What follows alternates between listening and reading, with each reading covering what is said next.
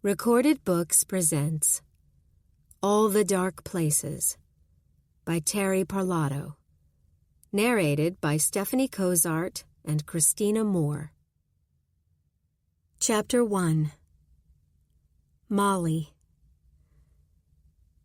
Sometimes I want to capture a happy moment to keep forever. Not like a picture or a video, but a feeling. A feeling that I want to relive for the rest of my life. Why is it that nightmares insist on the same treatment? I shudder and move away from the dark hallway and into the light of the living room, where my husband stands in front of the blazing fireplace while he relates a funny story to our friends. They've gathered for his birthday celebration and laugh with honest mirth. Everyone loves Jay. No one more than me. The first week in January isn't a great time to have a birthday, but since we have no choice in the matter, I've done my best to make everything light and festive. Jay's 40th is going to be one to remember if I can help it. The Christmas tree still shimmers in the corner, and white candles glow across the mantel, setting the photos there alight. Jay and I smiling and posing, the pictures illustrating our happy 3-year marriage. There's a sharp contrast between inside and out. Dark falls early in New England in the winter. It's been as black as coal dust outside the windows for over an hour. Only the glow of a single streetlight across the road illuminates our snow-shrouded neighborhood. We've been in the house not quite a year, yet it feels like home. It's an older place, almost historic, and the nooks and crannies and gleaming woodwork appealed to me right away. Inside, the house is bright, alive with friends and my perfect husband. I feel safe here. The cake is a work of art and sits boxed in the fridge, hidden until the big moment. Jay didn't want a huge bash, just our best friends, good wine, and food. It should be a wonderful night. Should being the operative word. I'm praying I don't spoil it. I stand at the granite counter, arrange the finger foods I'd ordered from our favorite cafe on the square. Everything looks delicious. If only I had an appetite. Instead, I pick up my wine, a rich Malbec we picked up on a trip to California last summer, and take a sip. Jay comes up behind me and wraps me in his arms, rests his chin on the top of my head. I love his touch. His strong arms that make me feel safe and grounded, the smell of his woodsy cologne. I sigh, and a tear escapes and runs down my cheek. Hey. He turns me to face him and wipes it away with his thumb. None of that, okay? We've got this. I nod, sniff. Sorry. Don't be. He crushes me in his arms and skims his lips half on my mouth, half on my chin, a light, reassuring kiss.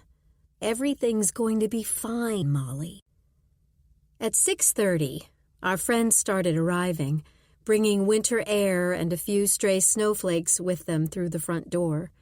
There were hugs and kisses, presents, although I told everyone Jay didn't want any. Kim, my best friend since 2nd grade, and her husband, Josh, an old friend of Jay's, sit on the sofa. We introduced them shortly after Jay and I started dating. Kim is petite, dark-haired, with big brown eyes, a former cheerleader. She's as extroverted as I am quiet, but we complement one another. Cal, Jay's hockey buddy, and his wife, Lakin, a tall, beautiful blonde, sit in dining room chairs carried in to provide more seating. Lakin owns a day spa in town, and at the door, she'd pressed a thick, cream-colored envelope into Jay's hand. A massage gift certificate, no doubt. Lakin and I've gotten to be good friends, too. And Elise and Scott. Dr. Elise Westmore is Jay's partner in a family therapy practice, and they round out our group. The Westmores are older than we are, both in their early 50s. Jay met Elise in grad school, and they hit it off. He calls her the big sister he never had. "Who wants what?" Jay asks, the Malbec bottle in his hand. Glasses are raised, and he pours, then slips behind the bar for a second bottle. "Cal, you want a beer instead? I just made a Trillium run." Cal smiles and stands. "You know me, my friend. I'll get it." He turns to Scott, who sits next to Elise like an elder statesman. "You want a beer?" "That would be great," Scott replies. There's an easy rapport among the 8 of us, and I smile as I carry a tray of mushroom and Gruyere crostini and place it on the coffee table. I refill my glass and try to enjoy the wine and the focus on Jay. I admire his total comfort with people. I guess that's why he's such a good psychologist. People trust him, know that they can. His easy smile and kind green eyes don't hurt either. We've had a few drinks, eaten through half the food. The conversation has moved past the what's new phase when Lakin leans back in her chair, her long legs extending to the edge of the coffee table. "So, Jay, how's the book coming?" He takes a deep breath. "It's coming, slowly." His gaze shifts to the fireplace, where the flames snap and flare. Jay's writing a book based on one of his grad school papers. He doesn't talk about it or his work much, really.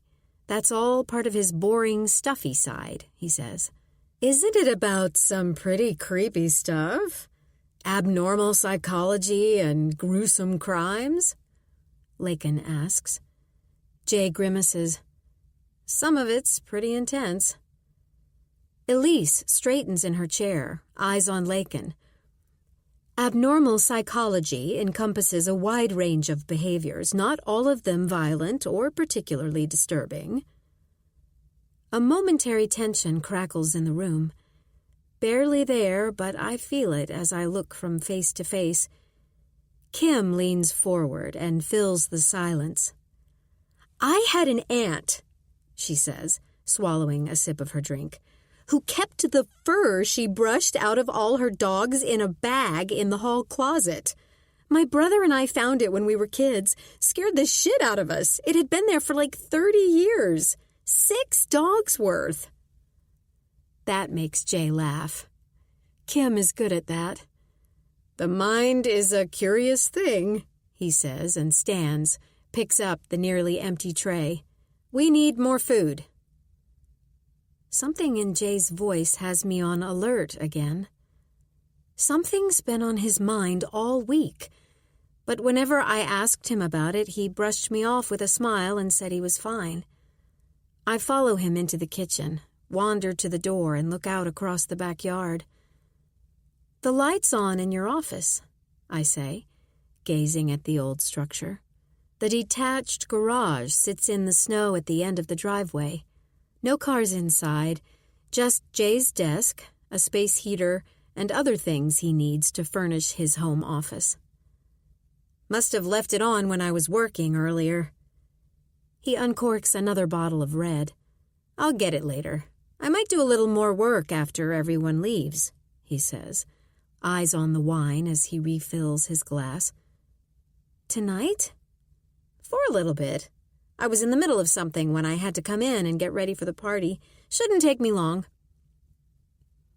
I move over to the counter, put a steadying hand on the edge. I finish my wine and hold out my glass to Jay. His eyes meet mine, and I smile, reassure him. "I'm fine, really." He fills my glass, sets it on the table, and wraps his arms around me. "I have everything I need right here," he says. Cal and Josh walk into the kitchen. Josh raises his empty glass. What's the holdup? He laughs. Can't keep their hands off each other, he says to Cal. Do you blame me? Jay says, brushing my long hair back over my shoulder.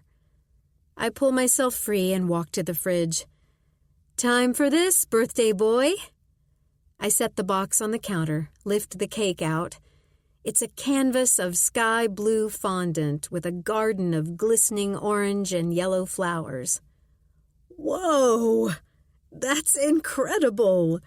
Be ashamed to cut it, Jay says.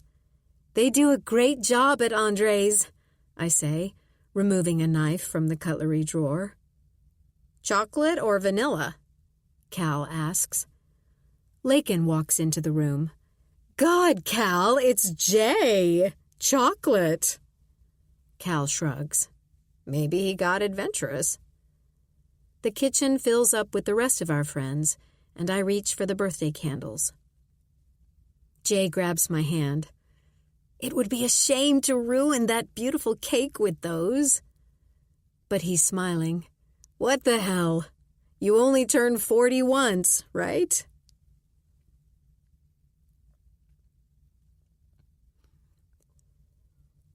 I know there is something wrong when I open my eyes and don't smell coffee. Jay isn't beside me in our king-size bed. He usually wakes before I do, but there's always the aroma of his favorite drink permeating the house. Jay's one of those people who sleeps only 4 or 5 hours a night. An inveterate coffee drinker, he downs 5 or 6 cups a day, enough to give most people a serious case of the jitters, but he thrives on it.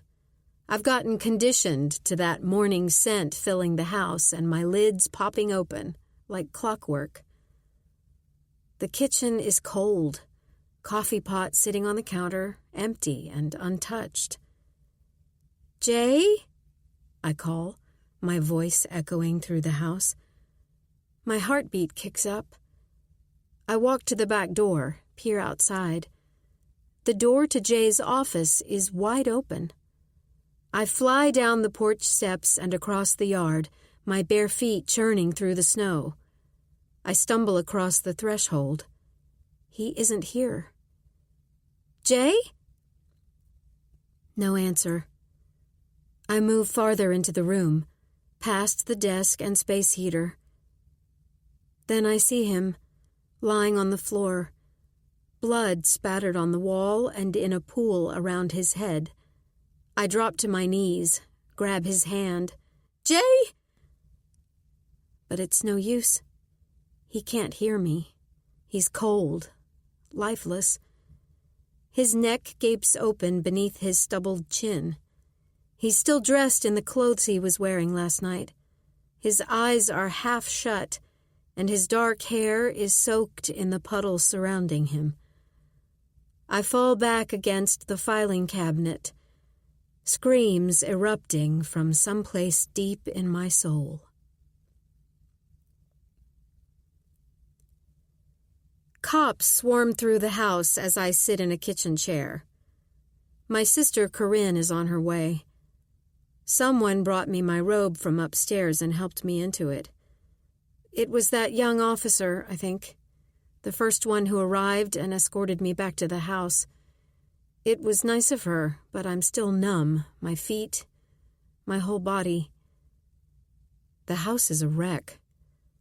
I peek up and look out into the living room. Beer bottles and wine glasses litter every end table, even the fireplace mantel. Leftover dips and finger foods are spread across the counter, congealing. A disgusting mess. But who'd have thought anyone would be here before I'd had time to clear it all away?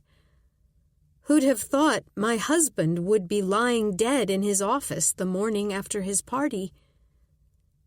I cry into my fleecy sleeve. Who would do this to Jay? My life is collapsing around me, and I feel like I've fallen into a dark pit. I hear Corinne's low, Lauren Bacall-like voice as she comes through the front door. She's talking to one of the cops.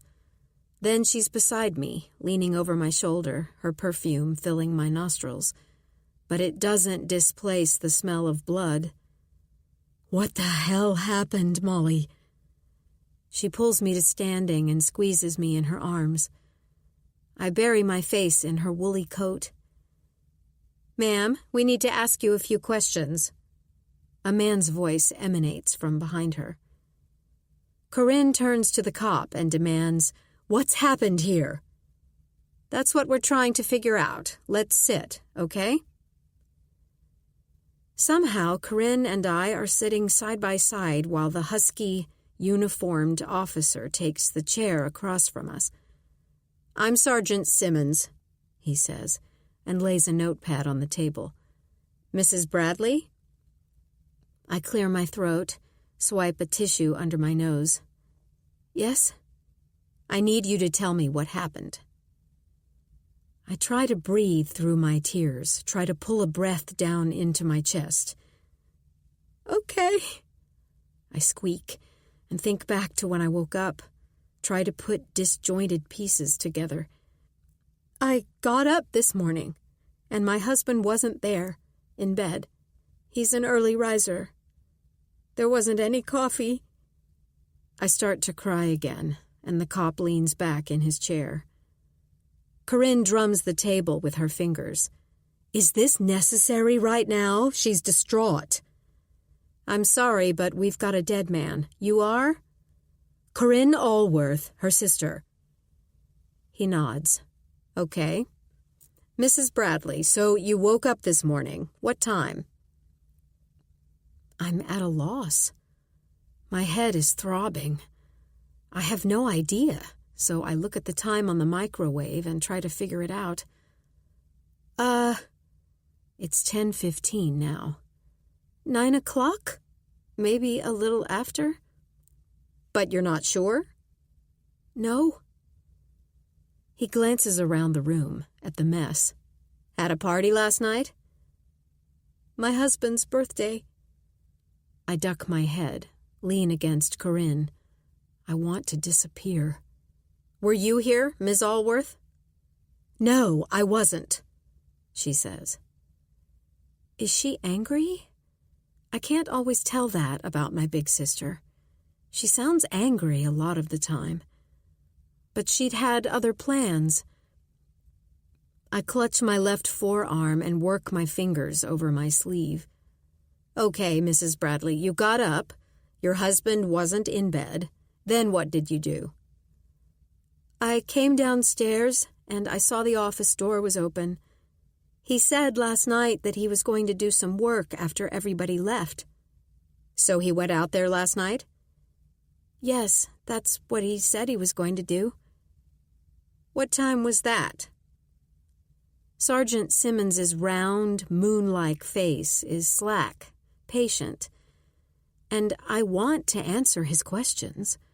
I want to be helpful, but anguished thoughts skitter through my brain like birds I can't catch. I don't know. Late? He always work late at night? Yes, actually, he does. Okay. Did you lock the doors when you went to bed? I honestly don't know. My recollection is cloudy. We'd really had too much to drink. I'd had too much to drink. I barely remember walking up the stairs, and I'm suddenly cognizant of clumpy mascara sticking my lashes together, the gummy, unpleasant taste in my mouth. I hadn't even washed for bed. I choke on a sob, clear my throat. I think Jay did. But you don't know? Sergeant Simmons tries to catch my gaze, but I can't look at him. I don't want him here. I don't want my house filled with police officers touching our things, writing reports. I want Jay at the stove, flipping pancakes, me beside him, frying bacon. I want to go back to yesterday. I shake my head, wipe my face with a tear-stained tissue.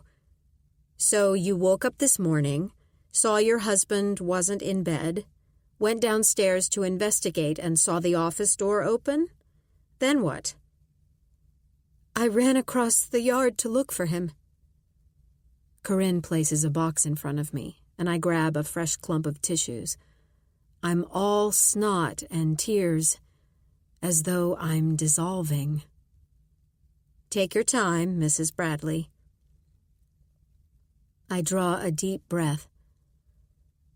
I went into the office and saw Jay on the floor. His neck. He was dead. I drop my head to my chest and cry. Corinne's arm tightens around my shoulders. I hear the buzz of voices, other cops talking to Simmons. Then they move off.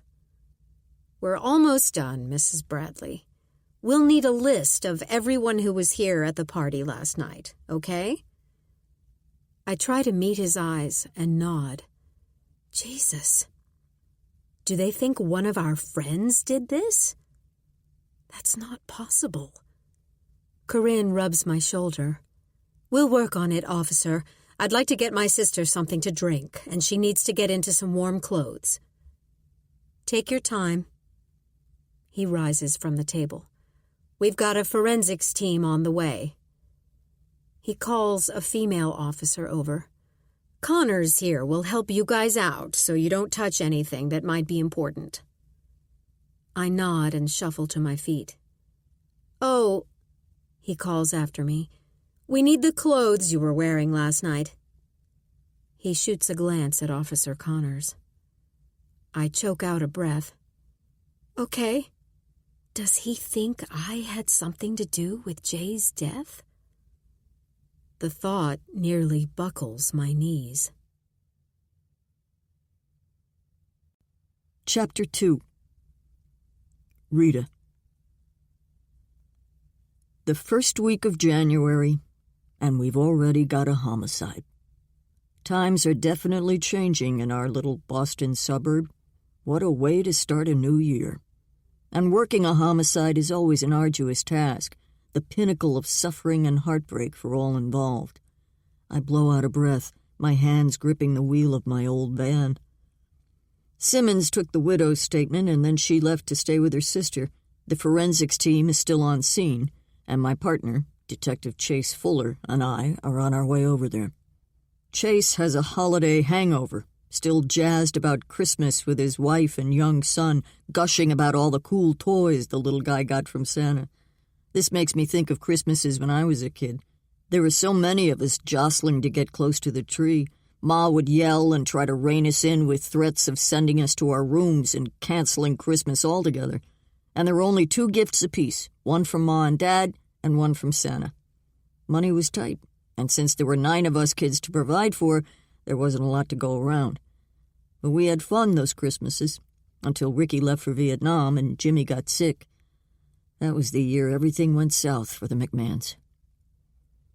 "How did Sarah like the necklace?" I ask, slowing my van as we approach the Bradley residence. I pull up behind a police cruiser. "She loved it," he grins. "This was the first time I was able to give her something nice, you know? Something without a cord. Yeah." Chase has been a detective for less than a year, and while we don't make a buttload of money, he's making more than he did as a patrol cop. I like working with the young detectives. It can sometimes take the edge off a difficult case because you're in that teaching mode and you have that focus. Even after so many years, it's easy to get lost in the pain and evil we witness.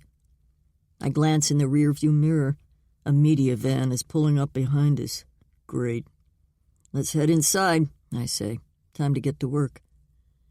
We jump out into the cold, my boots sinking into a pile of slush at the curb, and we move quickly up the walk to an impressive 2-story. The neighborhood is older, the lots bigger than most of these new subdivisions with their nearly identical houses and tiny trimmed yards. Simmons said the Vic was killed in a detached garage, but we head inside the house first. The M.E. is leaning on the kitchen island, writing in her notebook. She drops her pen and looks up. "Hey, Rita." I glance around. "Pretty messy," I say. Chase trails behind me, taking in the scene.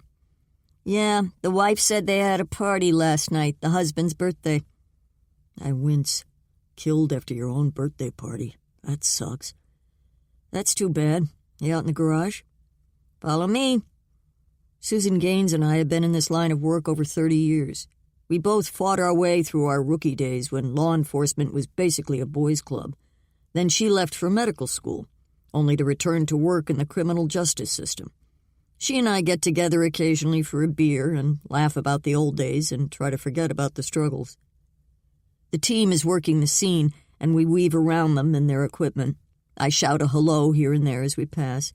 They've taped off a path of well-trodden snow that leads across the yard. The sun's shining, and their evidence is literally melting before their eyes, so they work quickly.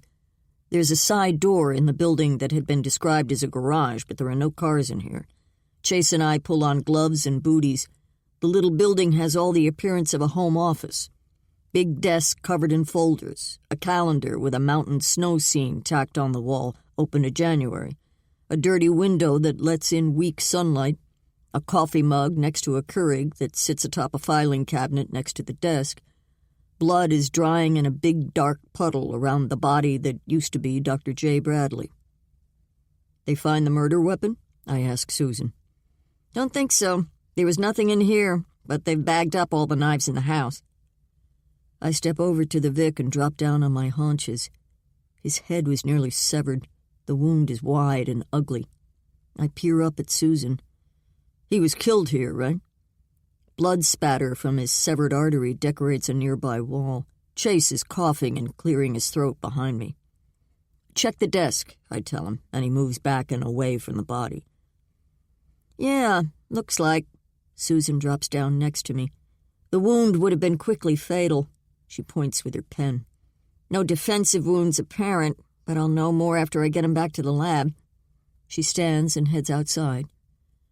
I walk through the room, circle back to the filing cabinet. One drawer is pulled halfway out, and there are bloody smears near the handles. It looks like the perp wore gloves. There are also scratches near the lock. I pull out my phone and snap pictures. The lock has been jimmied.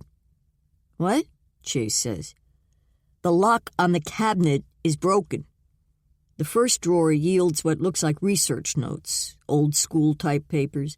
I lean over and check the bottom drawer. It's also crammed with odds and ends, news clippings, and articles cut from magazines.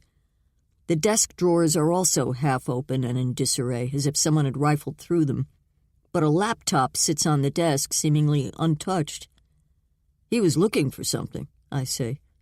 Chase turns around from the far end of the room, where packing boxes are neatly stacked. But left the computer. Not a robbery, then, Chase says. I shake my head. He was looking for something specific. I draw a deep breath, turn to Chase. Tell the team to take the filing cabinet to the lab. It'll be easier to sort through it there. Will do.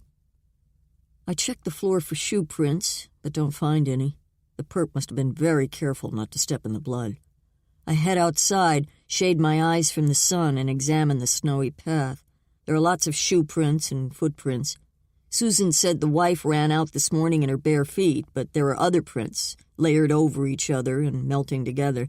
The snow is also churned up from the driveway to the office door. Chase is leaning against the side of the building and looks a little green. The smell in the garage was starting to get ripe. He joins me, and we walk back across the yard.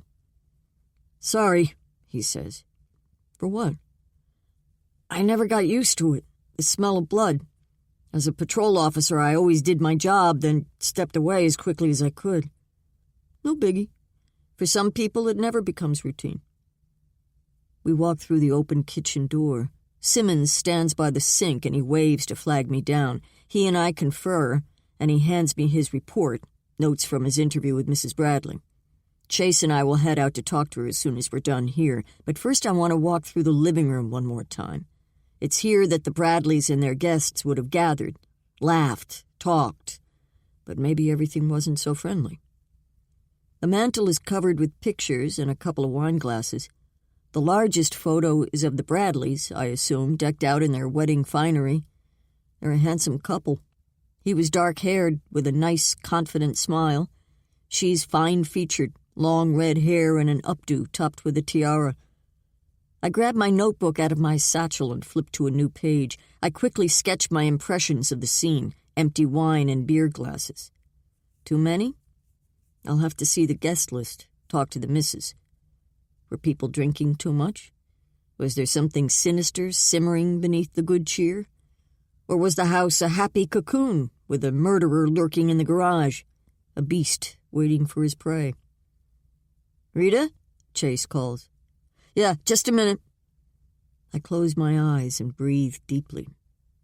Ma was a strict Catholic, but she believed in feelings. Intuition, most people would call it. Not sure I buy into that, but I don't discount it either.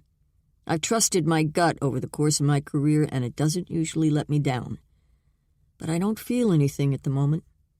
Only the sadness of the situation. A life lost. Loved ones forever changed. I blow out a breath and glance out the window. Susan is standing in the backyard, directing her team as they load Dr. Bradley onto his stretcher and wheel him away. I take a last look around. Who would want a young, handsome doctor dead? Chapter 3. Molly. The police allowed me to change my clothes and pack a bag before leaving with Corinne. My home is now a crime scene, and I'm banished, at least for a little while. It pains me to leave, as though I'm turning my back on Jay and our life together. When I return, even his body will be gone, and I'll be alone again, an idea that shakes me to my core. My sister and her husband, Rich, live in a Tony apartment building in Boston. They'd moved there last year after their son left for college.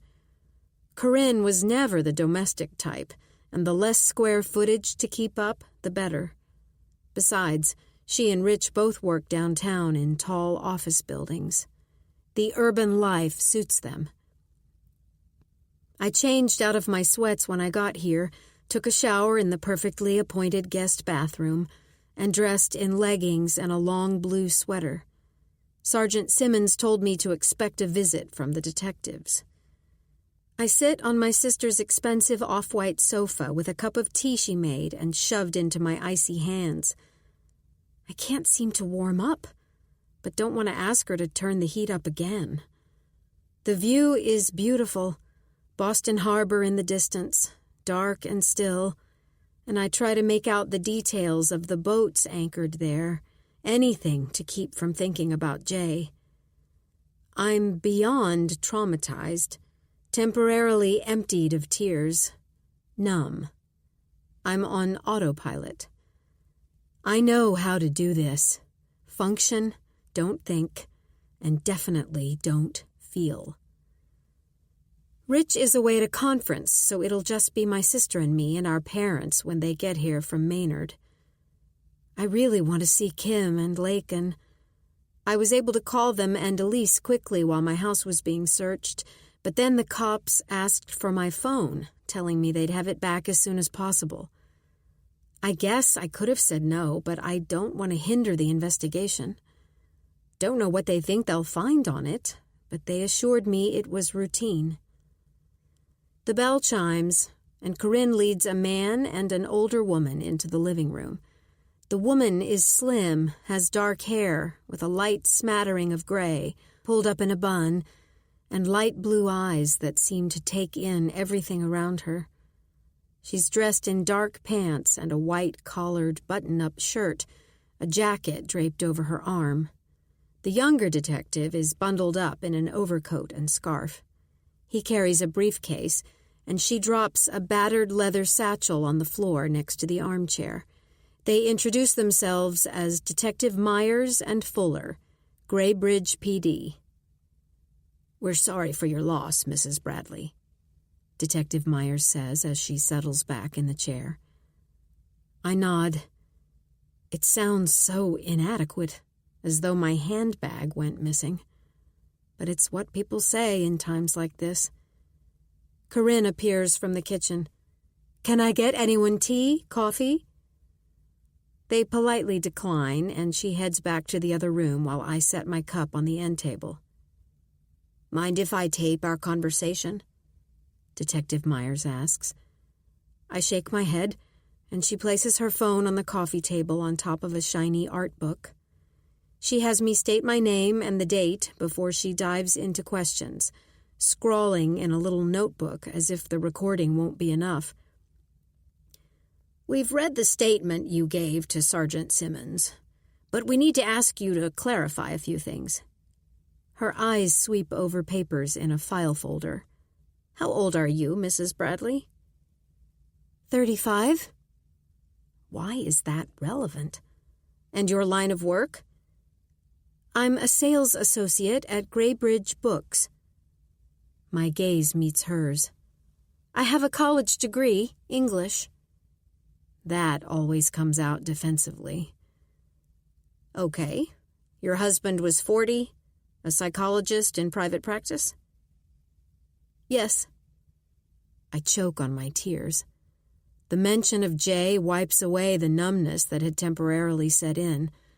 I feel a gurgling in my chest as if my pain were a living thing clawing to get out. "No children?" That stings, and I lower my eyes. "No." "How long were you married?" 3 years. "Happy years?" Detective Myers's eyes meet mine, and I push a clump of tissues under my nose. "Yes." "You and your husband weren't having problems?" "No!" I gasp.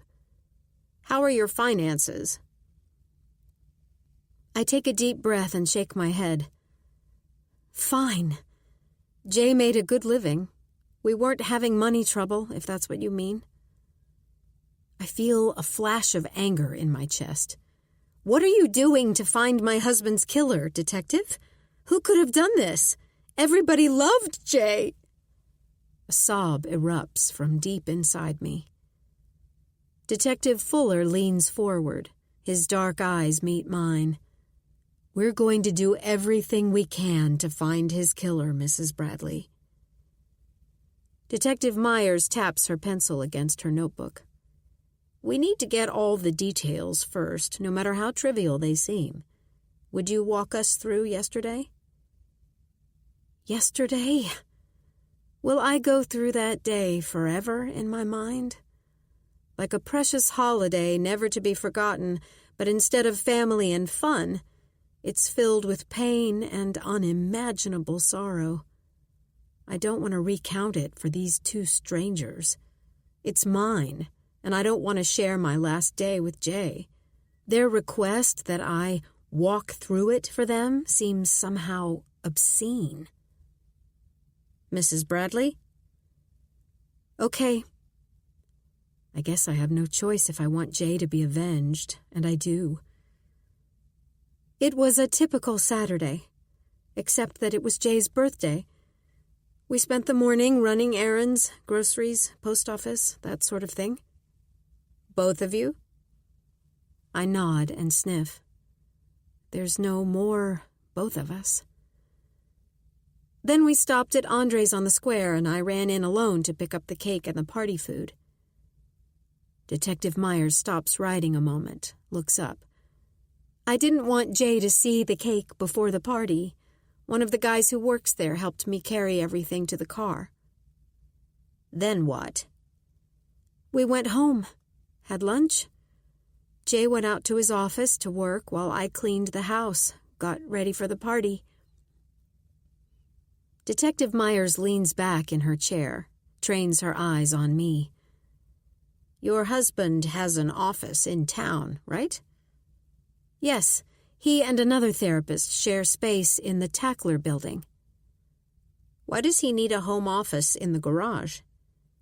"A lot of people have a home office." "Does he treat patients there?" "Of course not. He just—" I take a deep breath. I'm rarely in Jay's office. It's his intellectual equivalent of a man cave. He researches, he writes, but he definitely doesn't see any patients out there. "What's he writing?" "A book about psychology, scholarly stuff. He really doesn't talk too much about his work."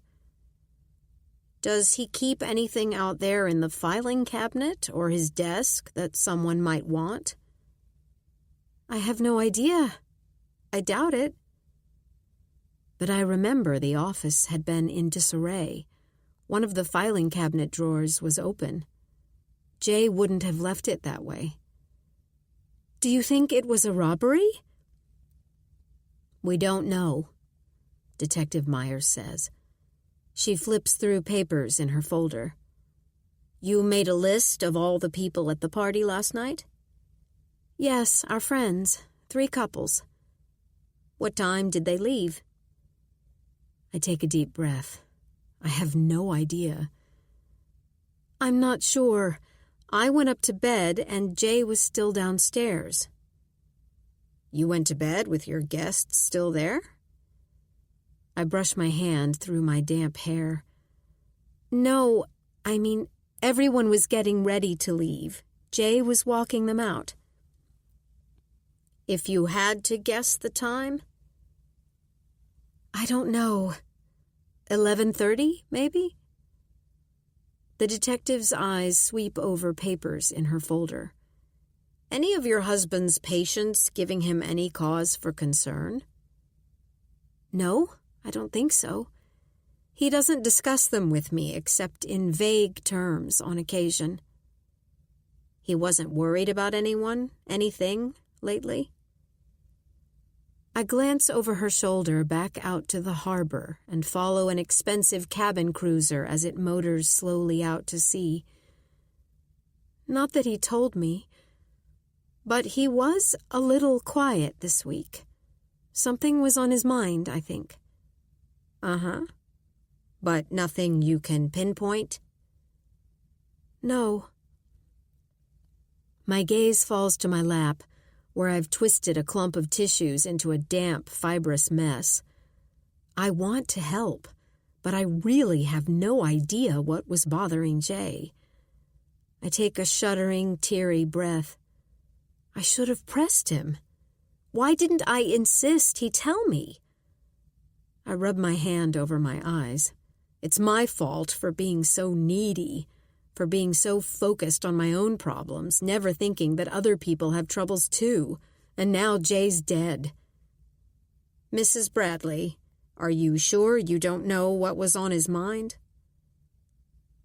I try to weed through the last few days, remember our conversations, but nothing emerges that explains Jay's preoccupied mood. I shake my head. I don't know what was bothering him, Detective, I say, feeling like a total failure. Okay.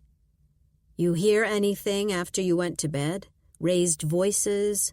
A scuffle? I was passed out. I can't even remember putting on my pajamas. No, I didn't hear anything. Detective Myers lifts a piece of notebook paper, looks it over through black-rimmed reading glasses. So you had 3 couples at your house for the party. What can you tell me about them? I describe our friends and wonder what the detectives are thinking. Are they looking for trouble among our little group? From my perspective, that seems a waste of time. Whoever did this to Jay has to be a monster. No one who knew him would have hurt him. But maybe a patient, someone so disturbed that he or she shifted their animus onto Jay, made him the bad guy. I'm sure there's a psychological term for that. Detective Myers nods as I talk. She writes in her notebook, her pencil scratching across the page, and I notice she's drawing, sketching a picture of me. I look up and catch her gaze, and she snaps her notebook shut. My cheeks are wet with tears, and I lean back into the sofa and wipe my face with my sleeve. Thank you, Mrs. Bradley, Detective Myers says. That's all for now. They stand, and Corinne pops up and walks them out. I wander to the window and glance down at the busy street below. I see cars, traffic, but no media, thank God. Not yet. I squeeze my eyes shut and pray they don't find me. Chapter 4. Rita. Dr. Westmore answers her phone on the first ring. She and her husband are home, so we head back to Graybridge. The house is a massive 3-story a few blocks from the Bradley residence. It sits back from the main road, obviously built 100 years ago or more, with a big wraparound porch and gingerbread trim. We park in the long driveway, head up the walkway. The door swings open and we're greeted by a thin woman with shoulder-length brown hair and swooping bangs. She's dressed like she's going to work, even though it's Sunday. Neat beige trousers, a white blouse, green print scarf around her neck. She's older than Mrs. Bradley by at least a decade. "Come in, detectives," she says after we introduce ourselves. She leads us down a dark, polished hardwood hallway. A large tabby cat darts from a side room, quiet as a prowler.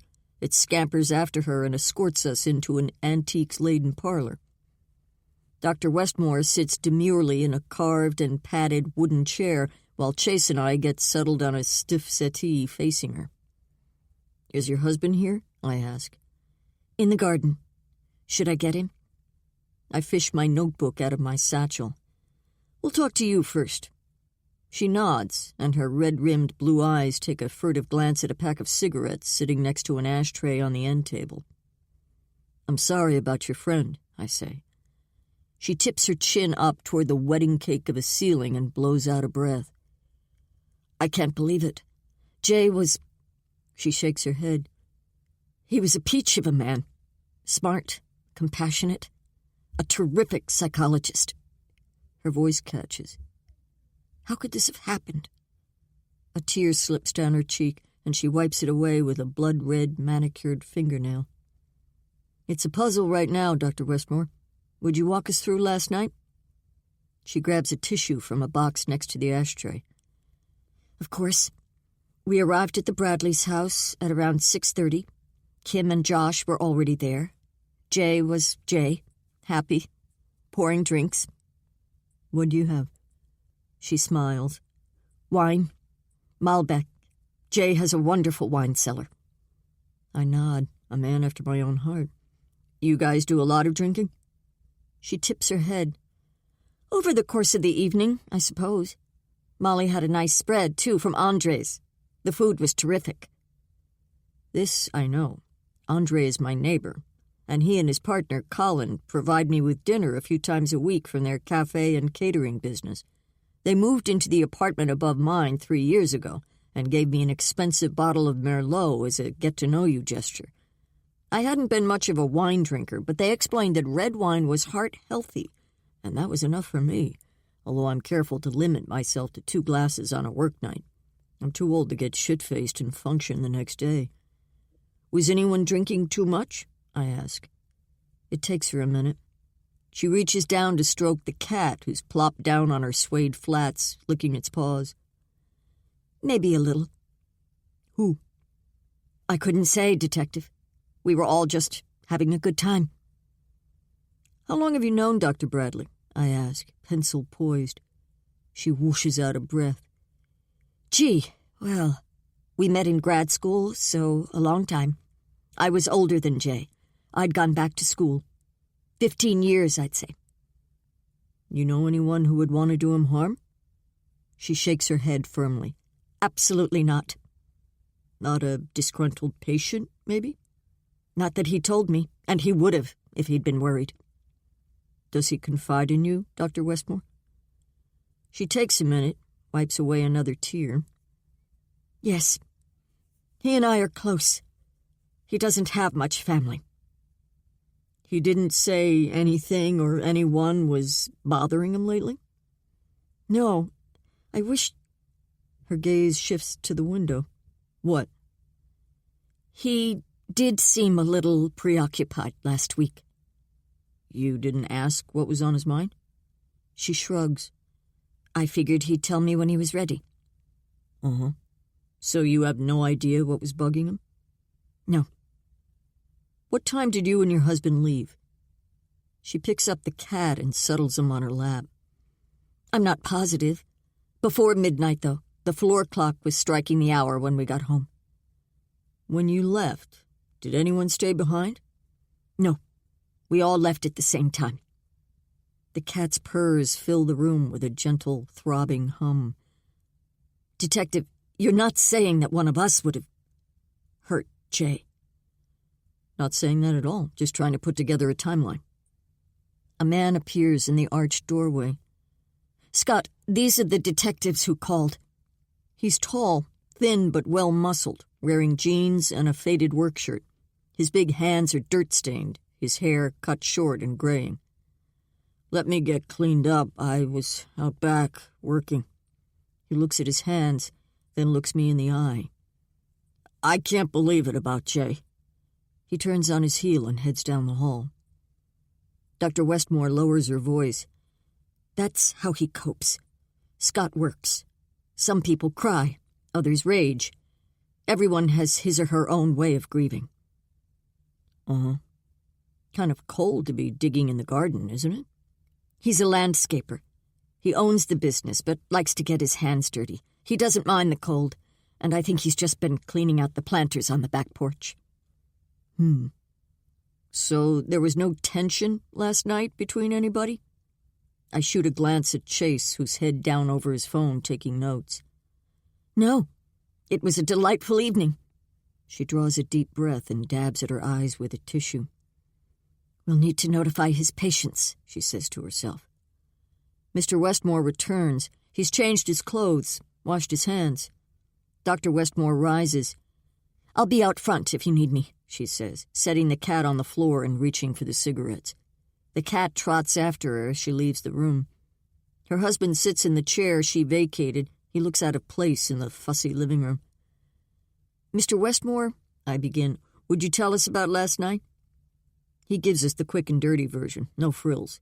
He seems like that kind of guy. Nothing he says deviates from his wife's account of the birthday party. How long have you known Dr. Bradley? I ask. He scratches the gray stubble on his chin with a calloused finger. As long as Elise has. She met him in grad school. We'd been married for a few years when she went back to school to finish her degree. He used to come over to the apartment sometimes. He smiles slightly at the memory. We had a tiny little place downtown. He clasps his hands in front of him, rests his elbows on his knees, and drops his head. Jay was a nice person. You think of anyone who wanted to hurt him? The heat rumbles on loudly like it does in some old houses. Mr. Westmore waits until the noise subsides. No, it doesn't make any sense. Why not? He was just a good guy, that's all. You spend much time with him? Through the bay window, I see Dr. Westmore pacing the porch, a cigarette clamped between her lips, smoke twirling in her wake. We went fishing occasionally. When was the last time? Mr. Westmore sits back, takes a deep breath. Last fall. October, before it got real cold. He say anything at all that seemed unusual, troubling, in the last few days? Not to me. He takes a deep breath, glances out the window where his wife leans against the porch railing, her back to the house. But I hope you find the bastard who killed him. Chapter 5. Molly. Corinne's apartment is smothering me. I can't seem to take a deep breath, to pull air down deep into my lungs. I feel trapped here. I want to go home. That's where I want to be. Home with Jay. The doorbell chimes and someone raps on the door as well. It has to be my parents. My mother is impatient in the best of times. I sigh and drag myself to standing. Mother and Dad sweep into the apartment, brush by Corinne, and Mom pulls me into her arms. Sweetheart, we just can't believe it. We can't believe Jay's gone. She stands back, her hands squeezing my arms, and looks me up and down. But you're all right? I nod, my gaze on the floor. Thank God. Her short brown hair is neatly combed, Her glasses gleam. She looks every inch the math professor she is, organized and logical.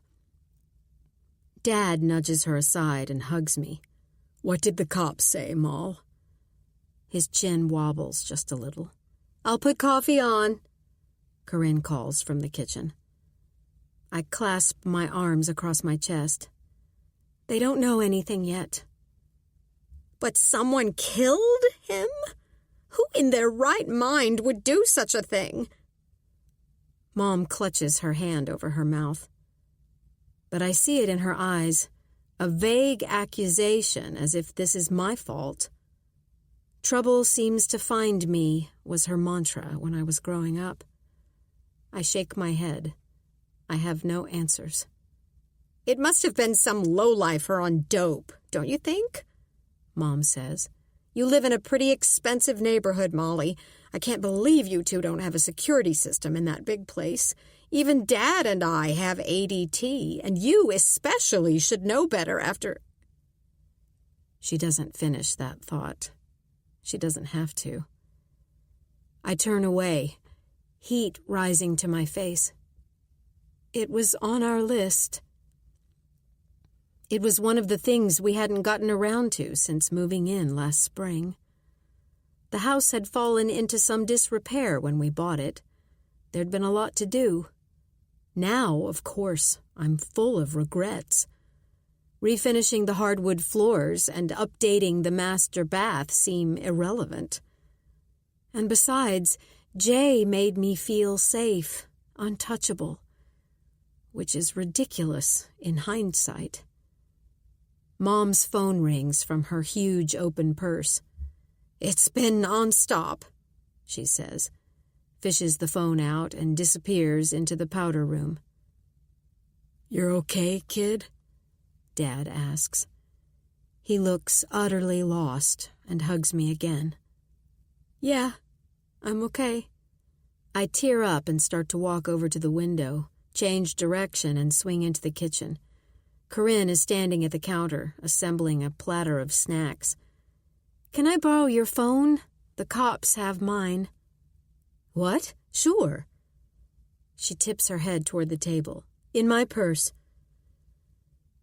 Phone in hand, I head to the guest room. I hear my mother talking in the powder room as I walk down the hall. Her loud nasal voice cuts through my head. I close the guest room door and drop down on the bed. Kim answers right away. "Corinne?" "No, Kimmy, it's me." "Molly, I've left you about a dozen messages." "The cops took my phone. I'm at my sister's." "Oh my God, are you okay?" Her breath hitches and she stifles a sob. "I didn't even get a chance to ask you this morning." I had to be quick. The cops needed to talk to me. I start crying. Again. I barely remember our conversation from this morning, just a teary, "Jay's dead. Someone killed him last night. The cops are here." "I can't believe it. Josh and I are devastated. Did someone break in? You could have been hurt too." "I'm fine. I didn't hear a thing. No one knows what happened." My voice comes out like a robot's. "I found him, Kim, in the office. Someone slit his throat." "Oh my God." The line goes quiet. Kim coughs and blows her nose. "You're staying with Corinne?" "Yes. I can't go home until the police are finished with the house." "Do you even want to go back?" she asks, tentatively. My first thought is, I never want to set foot there again. Yet it's my home. Jay and I were so happy there. It's the first place I felt totally at ease, settled, like an adult at long last. I honestly don't know, but I'm not going to stay with my parents, and Corinne's place is too small. "You can stay with us." "Thanks, but you guys don't need me underfoot. Willow needs you." Kim and Josh's daughter is only 4. She was born 7 weeks premature and suffers from developmental delays that have her in therapy twice a week. So Kim's got her hands full. Willow's fine. You know you're her favorite person. I don't want her to see me like this. I'm okay here for now. Do you want us to come over? I sniff back tears, nod, though she can't see me. Can you? Of course. We'll drop Willow off at my mom's. Thanks, Kim. We hang up, and I dial Lakin. Hello? Lakin, it's Molly. Oh, my God, Moll. She sniffles. How are you holding up? I'm okay. I was pretty out of it this morning. I don't even know what I told you. Someone killed Jay? How can that have happened? I can't believe it. Lakin takes a big, teary breath, mumbles something to, I assume, her husband. We can't believe it. Cal's been a basket case since you called this morning. I can't believe it either, I say. We were just all together. Do you want us to come over? Please. Kim and Josh are coming too. Of course, we'll be over as soon as we can. But we got a call from a detective. They're coming here to talk to us. We'll come after that, okay? I hear her blow her nose. Poor Jay, she mumbles. God, I can't believe it. Oh, I'm at Corinne's, by the way. My house is a crime scene. I drop my head in my hand. Did someone break in after we left? I don't know. The door to the office was open when I came downstairs. Lakin sniffs, lets go a deep breath. Did it happen this morning, do you think? I don't know. I run my hand through my hair and glance around at the green pastel walls with their expensive artwork. It seems strange that Corinne's apartment is just the same. Everything is the same except my house and my life, and I don't even know why. I hear noise in the background of the call, a doorbell. Wait a sec, Lakin says. A minute ticks by. Those detectives are here, she whispers. We'll come over as soon as they leave. Chapter 6. Rita. The Ferrises sit side by side on a gray sectional. Mrs. Ferris is tall, with long, straight, blonde hair, makeup perfect, glamorous even on a Sunday when her friend's husband has been murdered. Calvin Ferris is also tall, dark-haired, and wears scholarly-looking glasses, a handsome man, but in a studious, serious way. They don't look like they ought to be together, like someone got their wires crossed on a dating app. She's crying softly into a clump of tissues while he pats her back and looks utterly confused as if he'd just heard aliens had landed at Fenway. Chase and I sit across from them. I pull out my notebook. Chase, as usual, is taking notes on his phone, which even after months together I find strange. Most of the younger cops use their phones for this purpose now. But for me, I like the heft of my notebook, the relative permanence of it, and it allows me to make sketches. Mr. Ferris, you and Dr. Bradley are friends? I ask. Yes. Anything bothering him lately? He shakes his head. No, I don't think so. Mrs. Ferris leans forward. Do you think one of his patients did it? When we left last night, everything was fine. She half yells at us. Could be, I say. You have any reason to believe it was one of his patients? She retreats into the couch. No. Jay doesn't discuss his work with us. Mr. Ferris nods in agreement. But it could be, right? Two little boys skid into the room in their stocking feet. I don't know much about kids, but these two must be twins, carbon copies. Mrs. Ferris jumps up. Did you finish your lunch? She herds them back into the kitchen. You can each have one brownie. Come on. When they leave the room, Mr. Ferris drops his head in his hands. "Jay was my friend," he says dejectedly, working his fingers through his thick hair. He glances up and meets my eyes. "How's Molly? Is she okay?" "Doing as well as can be expected," I say. His phone rings and he reaches into his pocket and shuts it off.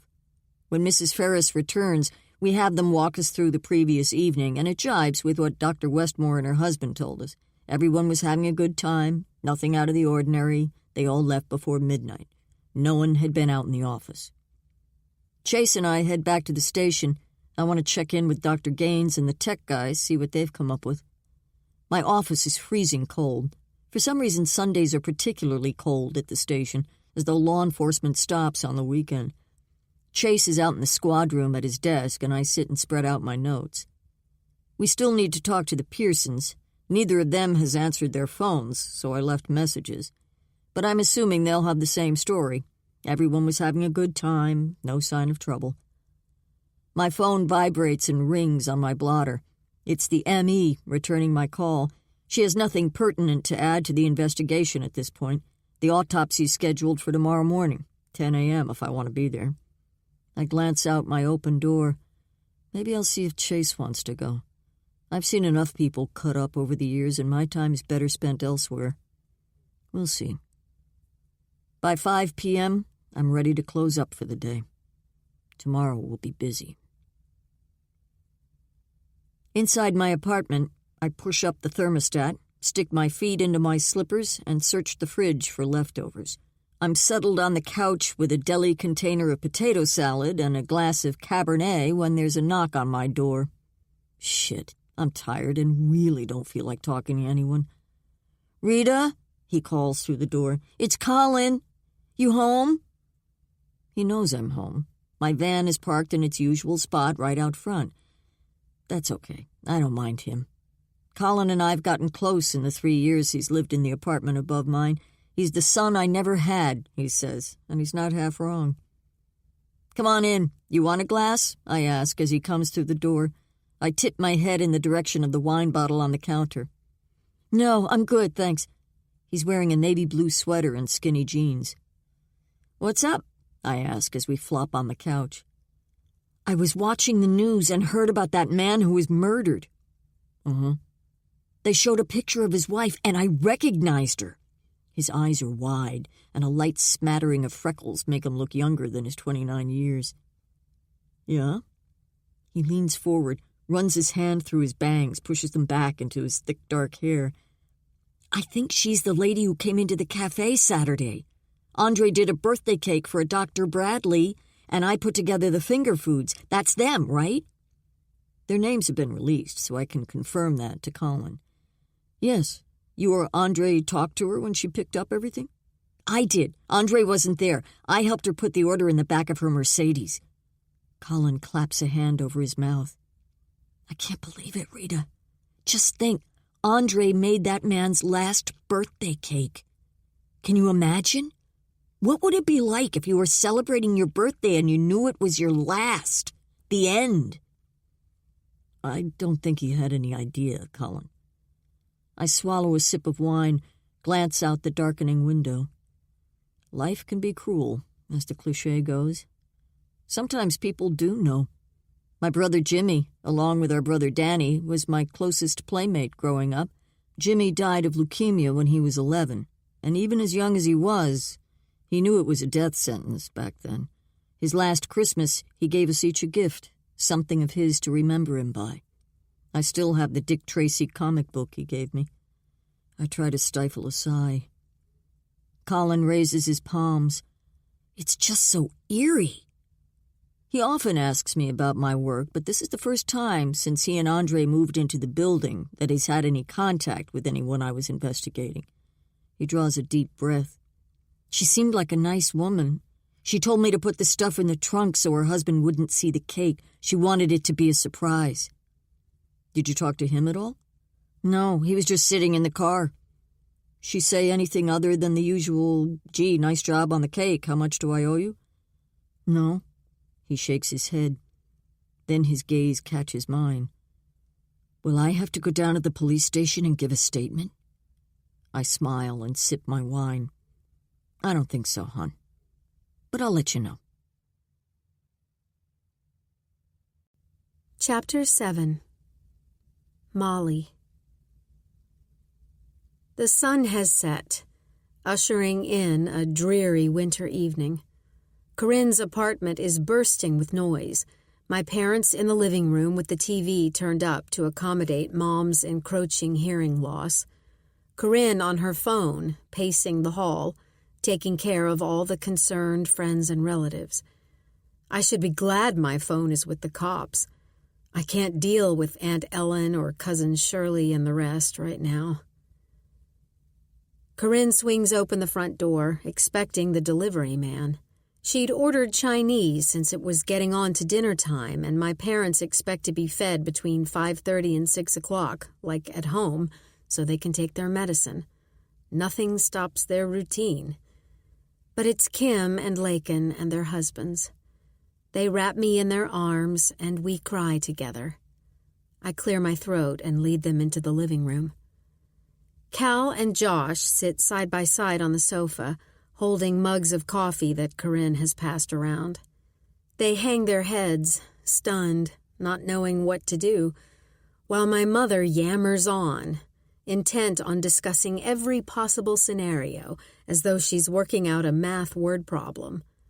If the murderer arrived at midnight and the victim... The evening news blares on TV, and I'm anxious to get away. I don't want to see Jay on the news. I shudder and catch Kim's and Lakin's gaze, tip my head, and we head down the hall to the guest room.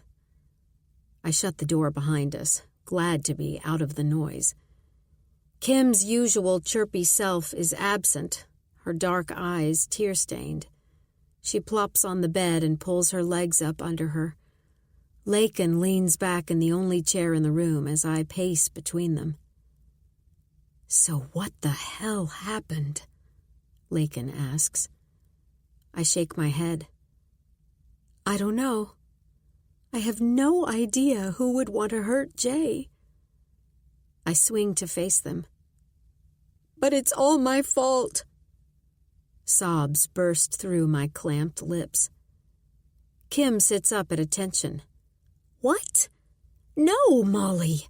How could it be your fault?" I wipe tears from my cheeks. "I was drinking too much. I just about passed out in our bed." My gaze meets first Kim, then Lakin. "I don't even remember you guys leaving. I didn't know what to say when the detectives asked me about it." "You were pretty trashed." Kim's mouth pops open. "Lake! I didn't mean to imply it was her fault. That's not what I meant." I shake my head. "It's all right. But if I hadn't been drinking, I might have heard something. I might have been able to help Jay, at least call 911. I drop my arms to my sides. "I slept through my husband's murder. I'll never forgive myself." I walk to the window, lean on the sill, and look down on the gray evening, watch the traffic crawl by under the streetlights. The story of my life, letting people down. Kim's arm steals around my waist. "You got your period?" she asks quietly. "Right before the party. Jay found me crying in the bathroom." I take a deep breath. "We figured," Lakin says as she stands on my other side, rests a hand on my shoulder. "We knew you wouldn't be drinking so much if there was a chance." "Another $12,000 down the drain," I say. Then it dawns on me that Jay and I will never raise a child together. We'll never have another chance. We'd been in our third cycle of IVF, and we were so hopeful.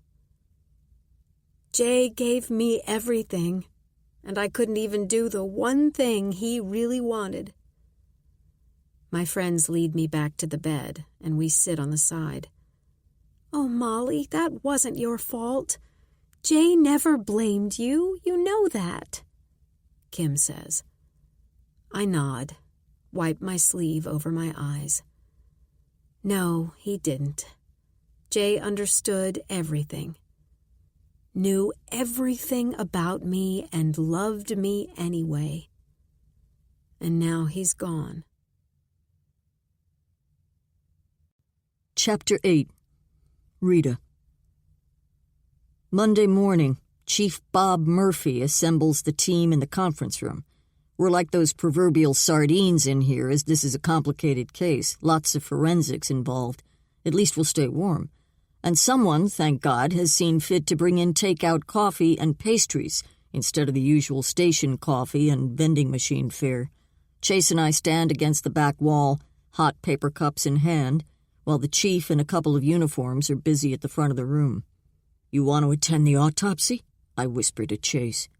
"Susan said it was at 10. We should be out of here by then." Chase swallows, eyes on his coffee. "If you want me to." I shrug. "It'd be good if one of us was there. Since I've seen my share, thought you might like the experience." "Like the experience?" "You know what I mean. It's not that bad. You'll be okay." "Shit, Rita," I think to myself. "Didn't he just tell me yesterday that blood made him woozy?"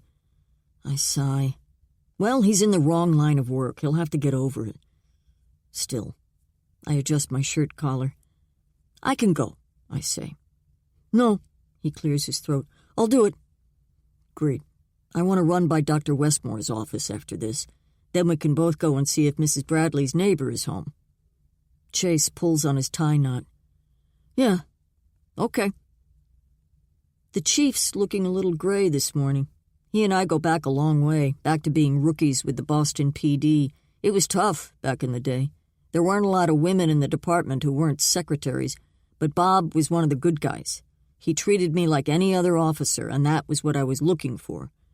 Our shared history and friendship included his wife Deb and my ex-husband Ed.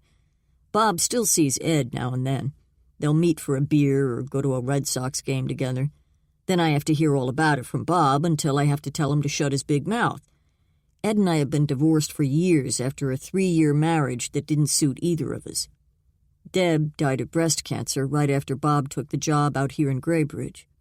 6 months later, he asked me if I was interested in making a change, and I jumped at the chance to be a detective in a smaller department where there wasn't so much jostling for advancement. Besides, the grind of the city was starting to wear on me, and a new challenge was just what I needed. Bob clears his throat, looks down at an open folder. He's been tired lately, and it looks like he's gained some weight over the holidays, which he doesn't need. I don't feel as old as Bob looks, really. And I know I look a hell of a lot younger. People are surprised when they find out we're nearly the same age. Makes me worry about him. "Okay, people," he says and wipes his mouth with his hand. "We've got a lot to go over." He runs through department business but leaves the Bradley case to me. "Rita?" I set my coffee on the table and walk to the front of the room. Chapter 9. Molly. It's morning, and Jay isn't here. Will never be here again. I didn't sleep all night. Just rested in bed listening to the sounds of the city and crying until my pillow was a soggy mess. I'm still wearing the leggings and sweater I put on yesterday to talk to the detectives. I decide to get in the shower. Not that I care so much about what I look like, but to warm up. Although the heat is on in the apartment, I'm freezing cold.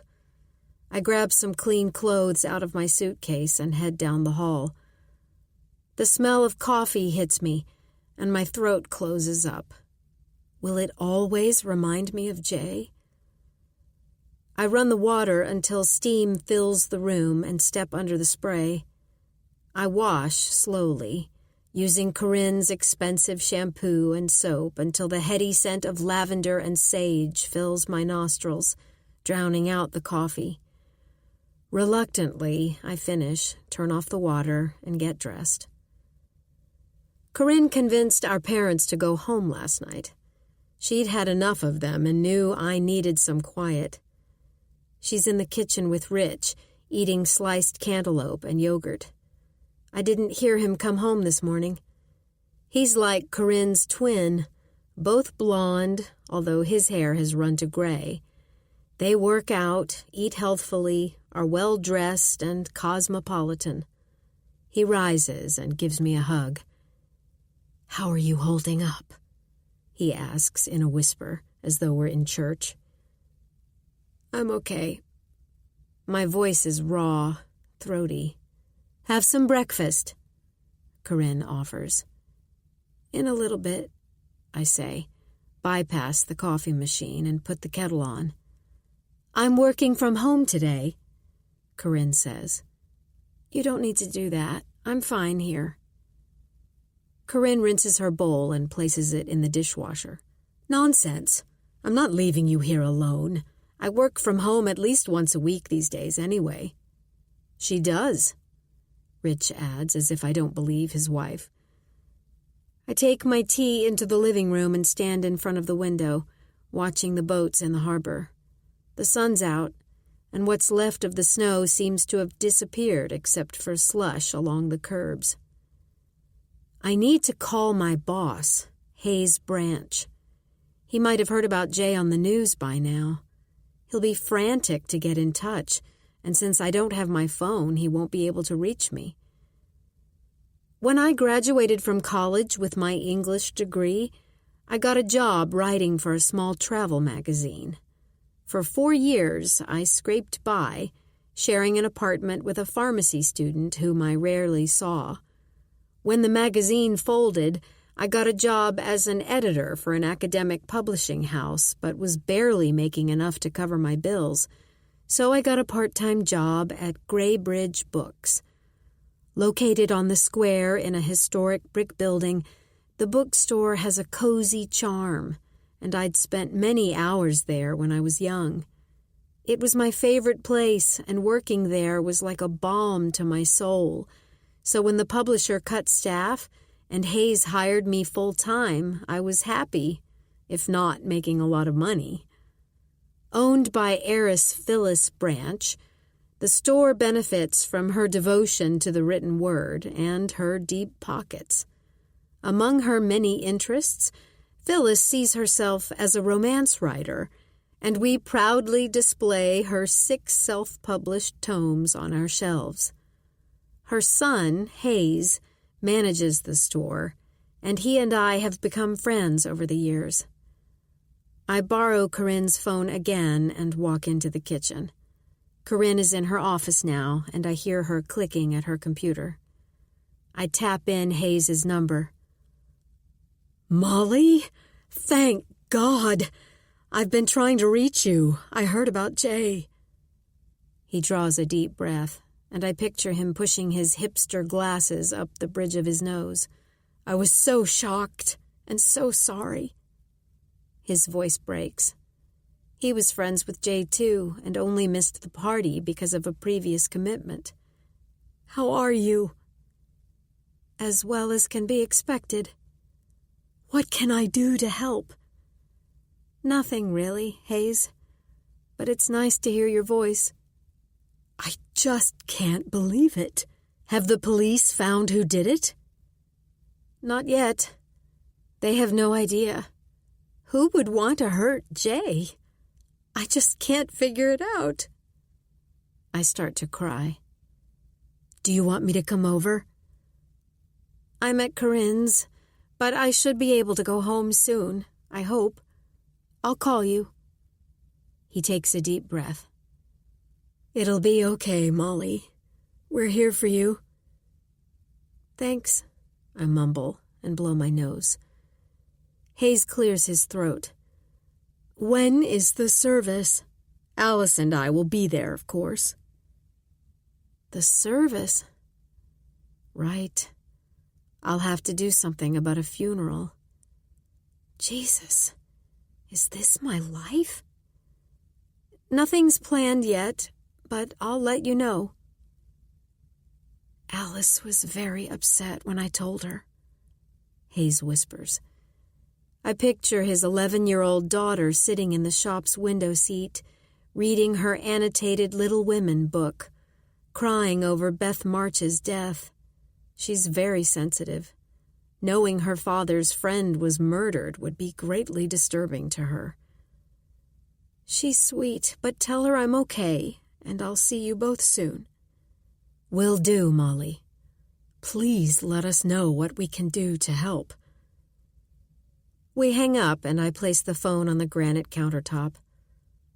I probably should try to eat something, so I peruse the fridge, but find nothing that appeals to me. So I pace the apartment instead. I need to get out of here for a while. But where can I go to avoid thinking of Jay? Nowhere. Chapter 10. Rita. The Tackler Building sits in downtown Graybridge, 2 blocks off the square. It houses a pediatric practice, a law office, a couple of nondescript businesses, and Graybridge Family Therapy. There's a small but comfy waiting room that's empty at the moment, and a counter where a young woman with sleek brown hair sits. She's on the phone and has a smooth, practiced, sympathetic voice. Her dark eyes shoot up to acknowledge me as I walk up to the counter. "We'll see you on Thursday," she says into the phone, ends her call, and smiles up at me. "May I help you?" "Yes, I'm here to see Dr. Westmore." "Is she expecting you?" "Yes, Detective Myers." Her expression changes. Eyes dart toward Dr. Bradley's closed door. But before she can pick up the phone, Elise Westmore walks into the waiting room. "Hello. Come on in." Her office is pristine but cluttered. Framed photos of what look like exotic vacations cover cherry-red walls. Books line floor-to-ceiling shelves, and there's a cozy seating area off to the side, a plump couch across from an armchair, a table between them with a box of tissues and a dish of wrapped mince on it. There's a soothing bubbling noise coming from somewhere. "Please, have a seat." She takes the armchair, so I have to sit on the couch, which makes me slightly uncomfortable, as if she can read my thoughts and discern my deep, dark secrets. The last place I want to be is on a shrink's couch. I was there once, years ago, when I was 32, still with the Boston force. My partner and I were called to a robbery in progress. When we got on scene, the suspect had already killed the liquor store clerk, who lay bleeding out behind the counter. The gunman swiveled, perspiration running down the sides of his face, and shot my partner in the shoulder, dropping him to the floor. Then the kid turned in my direction. Time seemed to stand still as he leveled his pistol at me. I don't remember shooting him. All I remember is his face, young and scared. I was on desk duty per department policy while it was sorted out, and I had to go see the department therapist, again, required protocol. I didn't like it. I don't have anything against people seeking help when they need it. I'm all for that. But for me, it ate away at something inside. Maybe the way I was raised. Don't know, but I like to keep my own counsel. Not saying that kid's face doesn't show up at night sometimes when I'm sleeping. I guess it always will, along with my brothers Ricky and Jimmy and others I've lost along the way. But I don't need to shrink to analyze my nightmares. I get it. Dr. Westmore leans back in her chair, tense her fingers. "What can I do for you, Detective?" "I just have a few more questions about Dr. Bradley. You seem to know him as well as anybody." She heaves a sigh. "Yes, as I said, Jay and I were close." "What do you know about his family?" My eyes follow a bright blue fish as it swims in an aquarium on a credenza behind Dr. Westmore, the source of the bubbling. "His mother died in a car accident when Jay was a little boy, 9, 10 years old." "That's too bad." "Yes. He told me he was pretty much left on his own. No siblings. His father worked all the time." She glances out the window. "Jay became pretty introverted." "He get in any trouble that you know about? A boy left to himself." She shakes her head. "Jay's a real straight arrow. He says he spent most of his time in the library." "Smart guy?" "Brilliant." She smiles. Why would anyone want to kill a guy like that? Dr. Westmore reaches for a tissue, takes her time. I have no idea. The fish stops swimming and looks straight at me, its gills and fins flapping. Do you think it's possible a patient might have been angry for some reason? She clears her throat and reaches for a mint. I don't think so. It's possible, I suppose. But Dr. Bradley didn't mention anyone in particular to you? I doodle in the margin of my notebook, drawing the blue fish. No. I have no idea how this could have happened. You still don't have any idea what was on his mind? Anything occur to you since we spoke yesterday? Nothing. She shakes her head. Okay. I shut my notebook. You mind showing me his office? We stand, and I follow her back across the waiting room. Dr. Bradley's office is sparsely decorated in cool greens and blues, but has the same couch chair set up off to the side. Molly called me, Dr. Westmore says. She said to give you access to anything of Jay's. Yes, I spoke to her earlier today. I pull latex gloves from my pocket, snap them on. There anything in particular you think I should look at? I'm walking around, trying desk drawers and filing cabinets, but they're all locked. Dr. Westmore removes a key ring from her pocket and shakes out a small key and hands it to me. I can't think of anything, she says. I unlock the desk and start sifting through drawers. I take out a red, leather-bound notebook. It looks like an appointment calendar, with last year stamped in gold on the front. I skim through the pages. This looks like personal stuff. Probably. Candace keeps track of patient appointments. I'd like a printout of those appointments going back 6 months. We'll need to talk to his patients. We'll need a warrant, Detective. We can't hand over patient information without it. You'll have it. I take an evidence bag out of my satchel and slide the planner inside.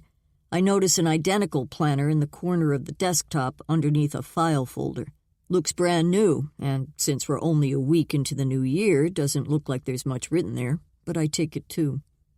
Has Dr. Bradley been in since December? We've been closed for the holidays until today, but he was here last week doing paperwork. He brought that fern in.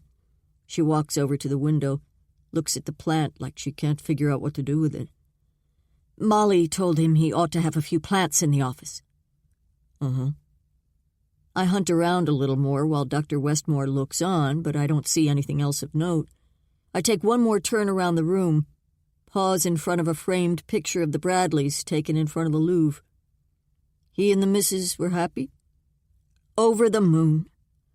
He adored Molly. What's Dr. Bradley got going on in his home office? I have no idea. Why? His wife said he's writing a book. You know anything about that? Jay has talked to me about it. About what? Abnormal psychology and the criminal mind, as a matter of fact. Interesting. Any reason why? She draws a deep breath, clutches her arms across her chest, and walks to the window, her back to me. Jay was a complicated man. He have any dealings with people for his book who might have violent tendencies? None that he mentioned. What piqued his interest in that subject, do you think? She turns toward me. Classwork, I guess. We learned about some very unusual aspects of the human psyche. He was fascinated with antisocial behavior. Why not go into that branch of work, then? Lots of opportunities in the prison system for a psychologist. It fascinated him and scared him at the same time, I think. And he liked family therapy. I keep my gaze on her, waiting. Detective, I told you Jay had a lonely childhood. It was just his father and grandfather. Both men were absorbed in their careers. Jay was kind of an afterthought. He'd listen to them talking in the kitchen late at night. He told me they spent a lot of time smoking, drinking, discussing their work. What type of work did they do? She smiles grimly. They were detectives with the Boston Police Department. Huh. I'm immediately searching my memory for any cops named Bradley, but I draw a blank. Bob might know. So, as a kid, he probably overheard some cop stories? Yes. And his grandfather had some pretty gruesome tales to tell. How's that? He worked on the Boston Strangler case. Chapter 11. Molly. Kim and Josh live in a new subdivision about 10 minutes from me and Jay. Kim works at Graybridge Elementary School, teaching 4th grade. Lucky for me, she's still on winter break. I park Corinne's BMW in the driveway and make my way to the front door. Kim wraps me in her arms. "Come on in," she whispers against my shoulder. The house, while fairly new and smelling faintly of paint, always looks lived in. Evidence of willow is everywhere. Tiny ice skates sit dangerously at the bottom of the stairs. Toys and picture books are piled on the foyer table. We walk down the hall to the kitchen, where dishes are stacked in a sink and art supplies lie scattered on the counter. But it's a comfortable place, welcoming. We sit with mugs of tea and an open box of ginger snaps between us. "It's so quiet," I say. "Josh took Willow to the mall," Kim says, her dark eyes glancing out the French doors that open onto the deck. "She knows something's wrong, but we don't know quite how to explain to her what happened." I can imagine. If Jay and I actually had children, how could I help them through something like this? I shiver and change the subject. "Josh didn't go to work?" Kim shakes her head. "He said he wouldn't be able to concentrate anyway, so Cal told him to stay home." Cal got Josh a job a couple of years ago at the medical research lab he runs downtown. Josh had just left the hospital where he had been working. He's one of those guys who never seems to stay in one place too long, always looking for something new and different. That's what Jay said. "Cal went in?" I ask. "Lakin said he told her work would help him keep his mind off things." "What's Lakin doing today?" "At the spa. She needed to square things away there. She was just driving herself crazy at home anyway. You know how she is." I do. Lakin needs to be busy all the time. Even when we've taken vacations together, she doesn't know the meaning of "let's just chill a while." Funny. Her business is all about relaxation. "When do you go back to school?" "Wednesday." Kim sighs and covers my hand with hers. "Have you heard anything from the police today?" "No. I guess I should call them." I almost don't want to. The cops are just another reminder that Jay is really gone. It's tempting to pretend, to hide at Corinne's and make believe that Jay is away at a conference or something. If only. But reality doesn't work that way. It slaps you square in the face, and you accept it or descend into la-la land. The doorbell rings and Kim jumps up. "Elise said she wanted to stop by and see you. I told her you were coming over. You don't mind, right? She had a gap in her schedule." "No." "Fine, I think, as long as she doesn't try to psychoanalyze me. I can't take that right now." Kim scampers down the hall, and I take a deep breath and stand, waiting. Elise is impeccably dressed, as usual, not a hair out of place, but her eyes are red, and there's a wad of tissues peeking from her jacket pocket. We hug, and she pats my back before letting me go. "How are you, sweetheart?" she asks. I nod and sniff. "Okay." We sit at the table while Kim goes to the stove. "Tea, Elise?" "That would be lovely." She turns to me. "Tell me what you need, Molly. Anything. Scott and I are ready to help." "Thanks. Jay thought so much of you." My voice catches in my throat, and Elise leans over and rubs my shoulder. She and Kim talk about other things, other than me and Jay, and it's soothing to listen to their quiet conversation. It almost seems normal. I can zone out, which is about the most pleasant thing I can think of to do right now. But with Elise here, I inevitably start to think about Jay's practice, his business. What do I do about that? What about his patients? I ask Elise. It takes her a second to switch gears from Kim's spring landscaping project that Scott's company is going to do to me and my problems. I'll notify them, Molly. I can probably take on a few of his if they're so inclined, but most I'll refer to other therapists. That's good. Jay would want them taken care of. What about his office? It'll have to be cleaned out, right?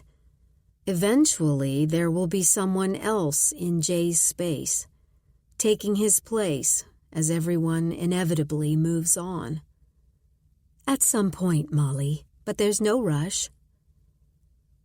I sigh and wipe my cheeks with my hands, pick at my sleeve, and pull it down over my wrist.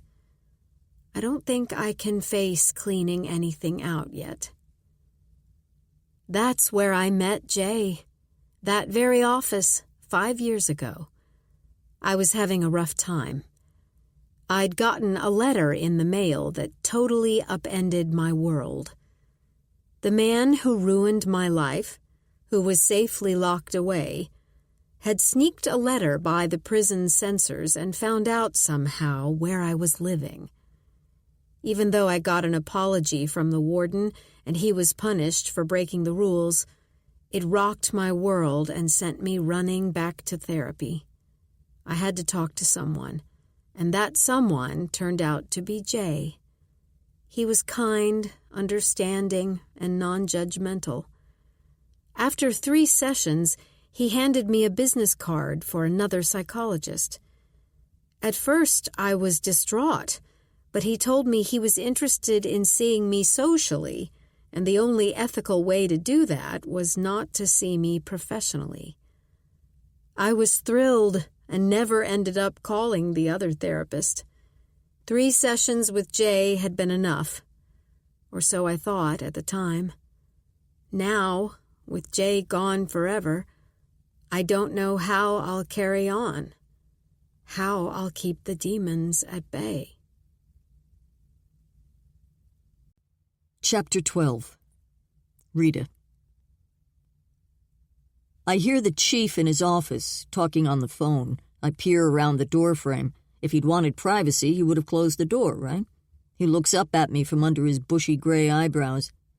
"I'll call you back." Bob drops the phone in its cradle. "What's up, Rita?"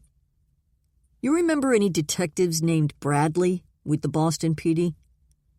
The chief leans back and threads his fingers together over his ample stomach. "Walt Bradley was a homicide detective. Worked the Strangler case." "Huh. I think I did hear Walt's name." "Yeah, he was a bit of a legend. He retired before we were there. Why?" "Well, apparently Jay Bradley's father and grandfather were Boston PD detectives." Bob blows out a breath. "No shit? Well, that's something." Bob scratches his head. "Walt must have been the grandfather. I don't remember his son, though." "Me neither. Dr. Bradley's partner said that Jay overheard some pretty gruesome stories when he was a kid." "I bet. Think he got himself mixed up with some unsavory characters? Maybe doing research for that book he was writing?" "Could be, Reed." The chief leans forward, drops his feet to the floor. "You see Chase yet?" "No, I just walked in." "He's got notes from the autopsy." I glance back at the squad room. "I'll find him." Bob's phone rings. "Let me know," he says as he picks up the handset. Chase is sitting at his computer, drinking a cup of black coffee that looks like mud, and he jumps when I call his name. "Sorry." "It's okay. Just inputting my notes." He tucks his phone in his pocket, saves his file, and swivels in his chair. We head down the hall and turn into my office. Chase sits across from my desk and draws a deep breath. Dr. Gaines said time of death was between 1 and 4 a.m. I hang my jacket on the back of my chair, pull out my notebook, and sit. Okay, I say. After the party, the wife said he was going to work out in his office after everybody left around 11:30. And he was wearing the clothes he had on at the party, so somebody came along afterward and killed him a couple hours later. And broke into the filing cabinet, went through his desk, I add. Yeah. What else? Chase scrolls through his phone. He did have some defensive wounds after all, just some small cuts on his right hand. Dr. Gaines said he might have made a grab for the knife, but she said the neck wound was pretty much instantly fatal. The guy didn't have a chance. So the perp came at him from behind? That's what the doc said. Whoever did this walked up behind Dr. Bradley, slit his throat, then went through his stuff looking for something. I lean back, drum my fingers on the desk. Any chance it could have been the wife, you think? Chase shakes his head. Dr. Gaines thinks the perp was a man, or maybe a tall, strong woman. Mrs. Bradley's not very big, and she said the angle of the cut makes it likely the perp was as tall as, if not taller, than Dr. Bradley. I'm 5'4", and Mrs. Bradley and I were about eye to eye. How tall was Dr. Bradley? Chase thumbs through his phone. 6'2", 176 pounds. Okay. Pretty safe to say she's low on the list, unless she hired someone. And she seemed genuinely distraught. Chase's eyes are soft, as though he's on Mrs. Bradley's side, defending her honor. Yeah, I sigh. There's still tons to slog through. Talking to Bradley's patients alone will eat up hours of police work. I glance at my phone. Let's run over and talk to the neighbor before the Pearsons get here. According to Mrs. Bradley, Mrs. Murray is an elderly widow who has lived in the house next door for more than 50 years. And the house looks it. Long neglected, the porch sags and the windows are dirty, not a total mess, but you don't have to look too close to see the decay. The house is an aberration in the otherwise pristine neighborhood. After we ring the bell 2 or 3 times, she answers the door, a huge German shepherd at her side. I introduce Chase and myself, show her my badge.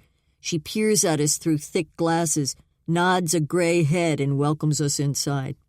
We sit in a dim living room that smells faintly of mothballs, mold, and dogs. The furniture is dark and worn, and the room is cluttered from years of living. She's a tiny woman, probably doesn't weigh as much as the huge dog sitting at attention next to her armchair. "Can I get you 2 any coffee?" she asks. "No, thank you, Mrs. Murray," I say. "Nice dog." "Percy?" "Yes, he's a good boy."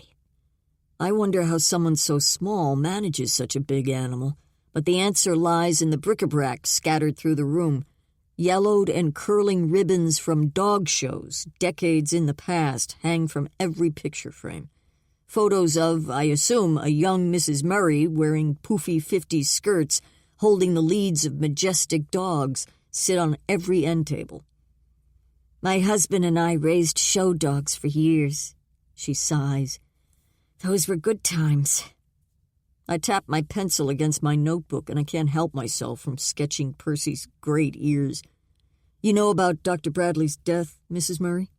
"Oh, yes, what an awful shame. I was at church yesterday morning. Then I went to see my daughter, so I was out when the hubbub next door was going on." She shakes her head and dabs a handkerchief under her nose. "I can't believe it." "Did you know the Bradleys well?" "No, not too. They haven't been here long. I waved when I saw them coming or going. He was real nice, took my garbage to the curb a time or 2, told me to let them know if I ever needed anything. A handsome man." "What about Mrs. Bradley?" "I didn't see her as much. She'd wave, but she always acted like she was in a hurry, no time to chat. I thought she was a little snooty, but my daughter says she just might be shy." Mrs. Murray shrugs. "I feel bad for her. My husband and I were married 52 years.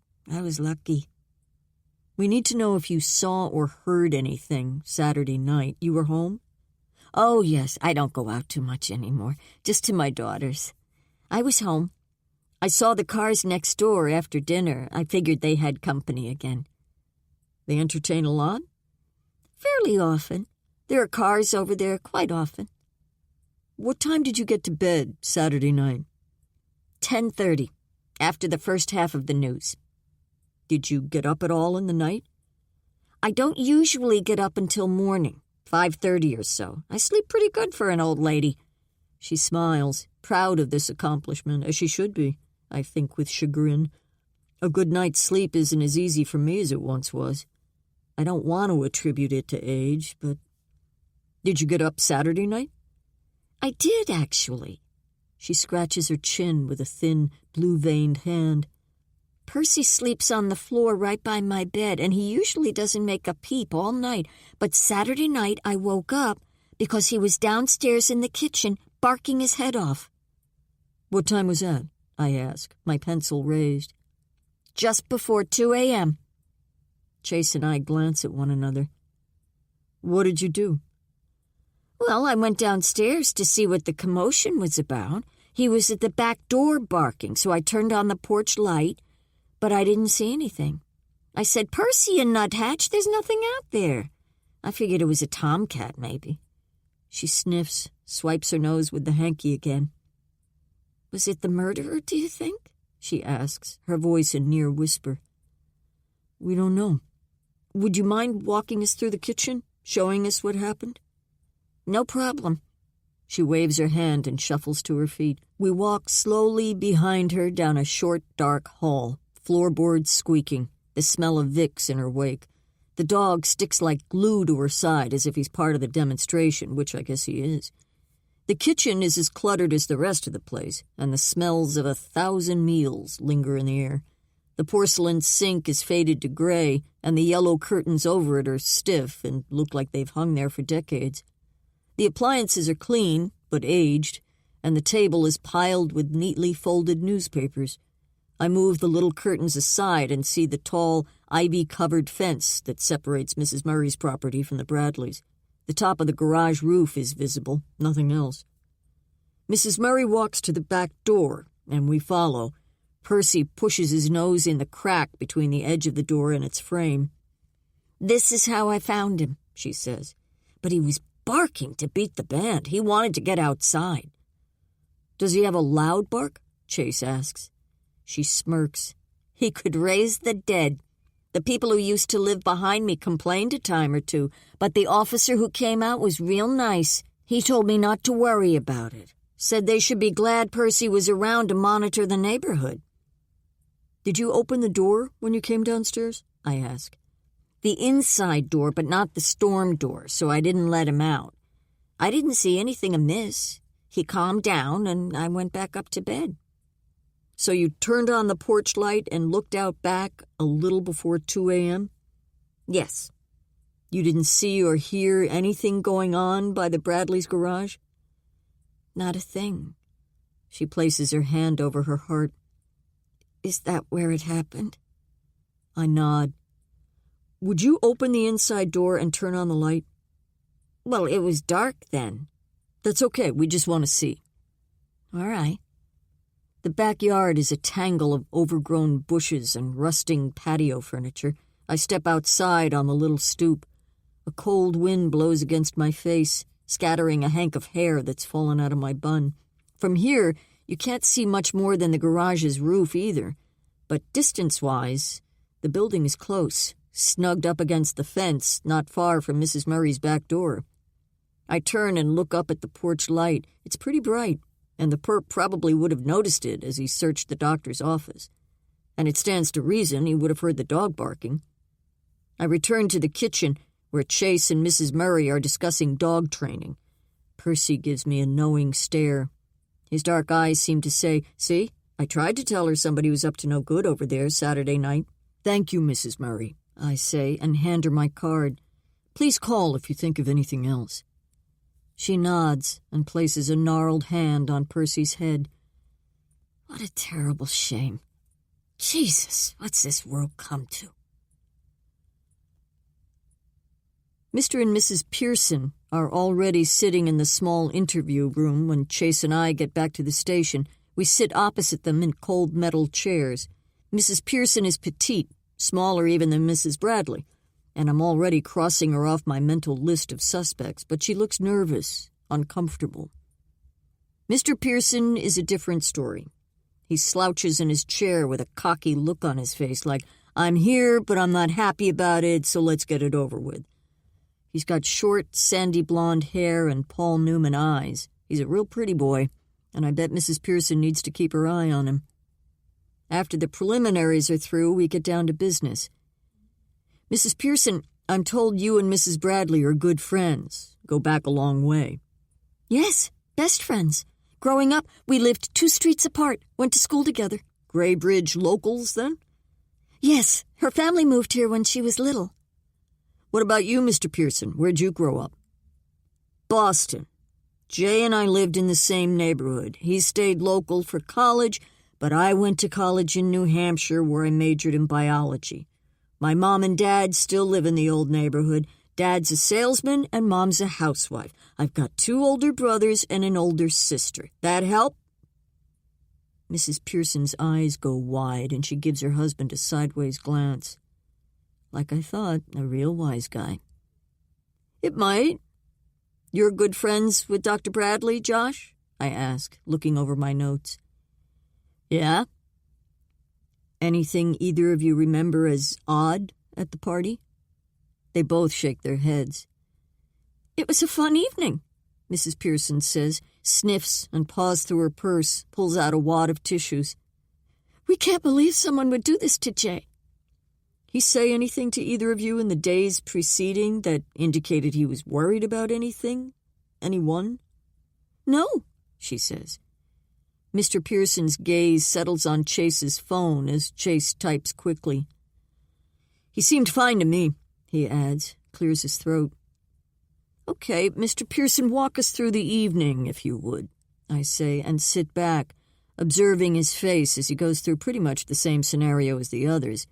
He loses some of the attitude as he tells his story, as if he realizes he sounded like a dick when the interview began.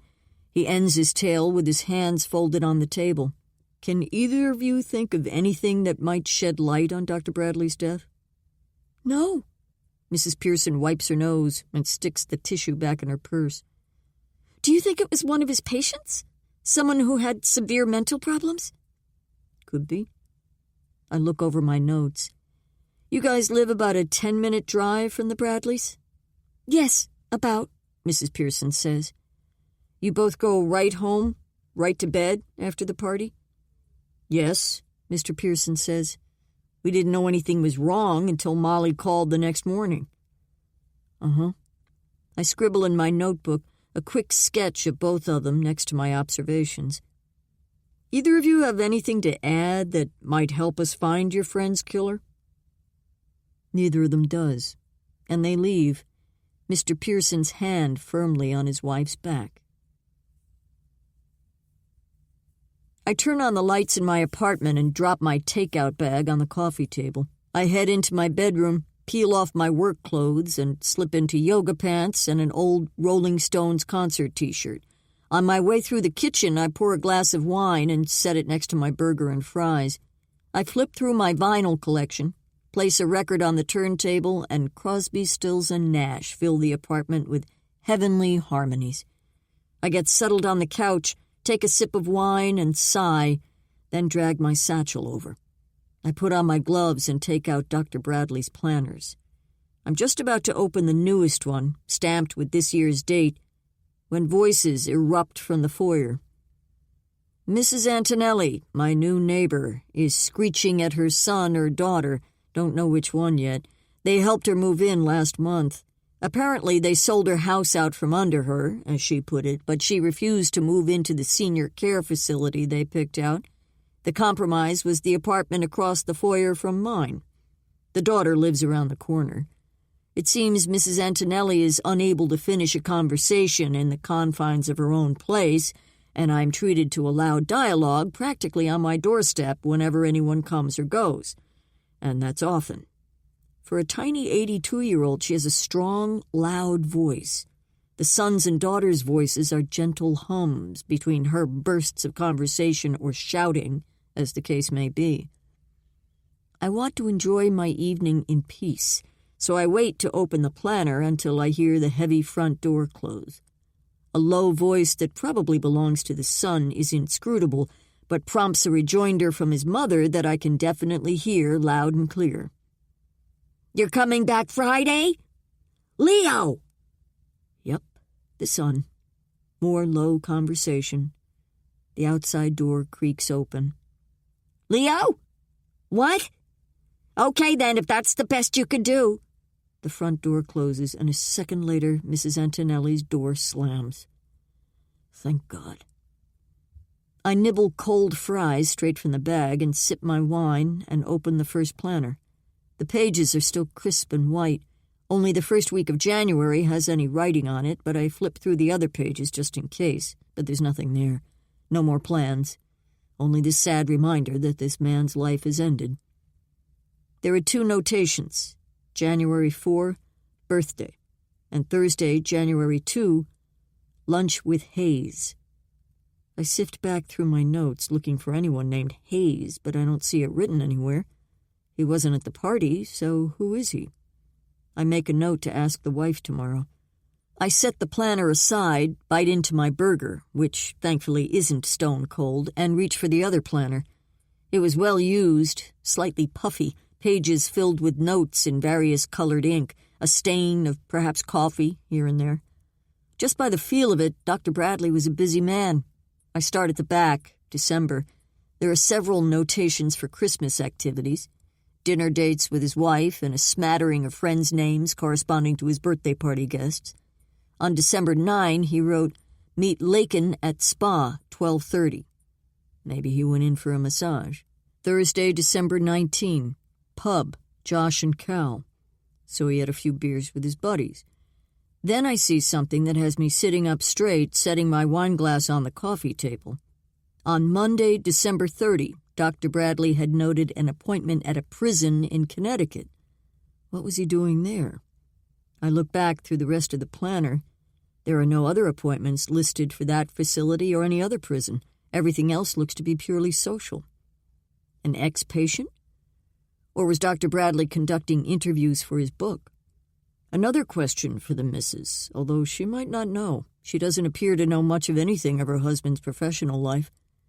Maybe a question for Dr. Westmore instead. I tidy my notes, outline my questions for Mrs. Bradley for tomorrow, and finish my wine. Chapter 13. Molly. Corinne drove me home in the morning.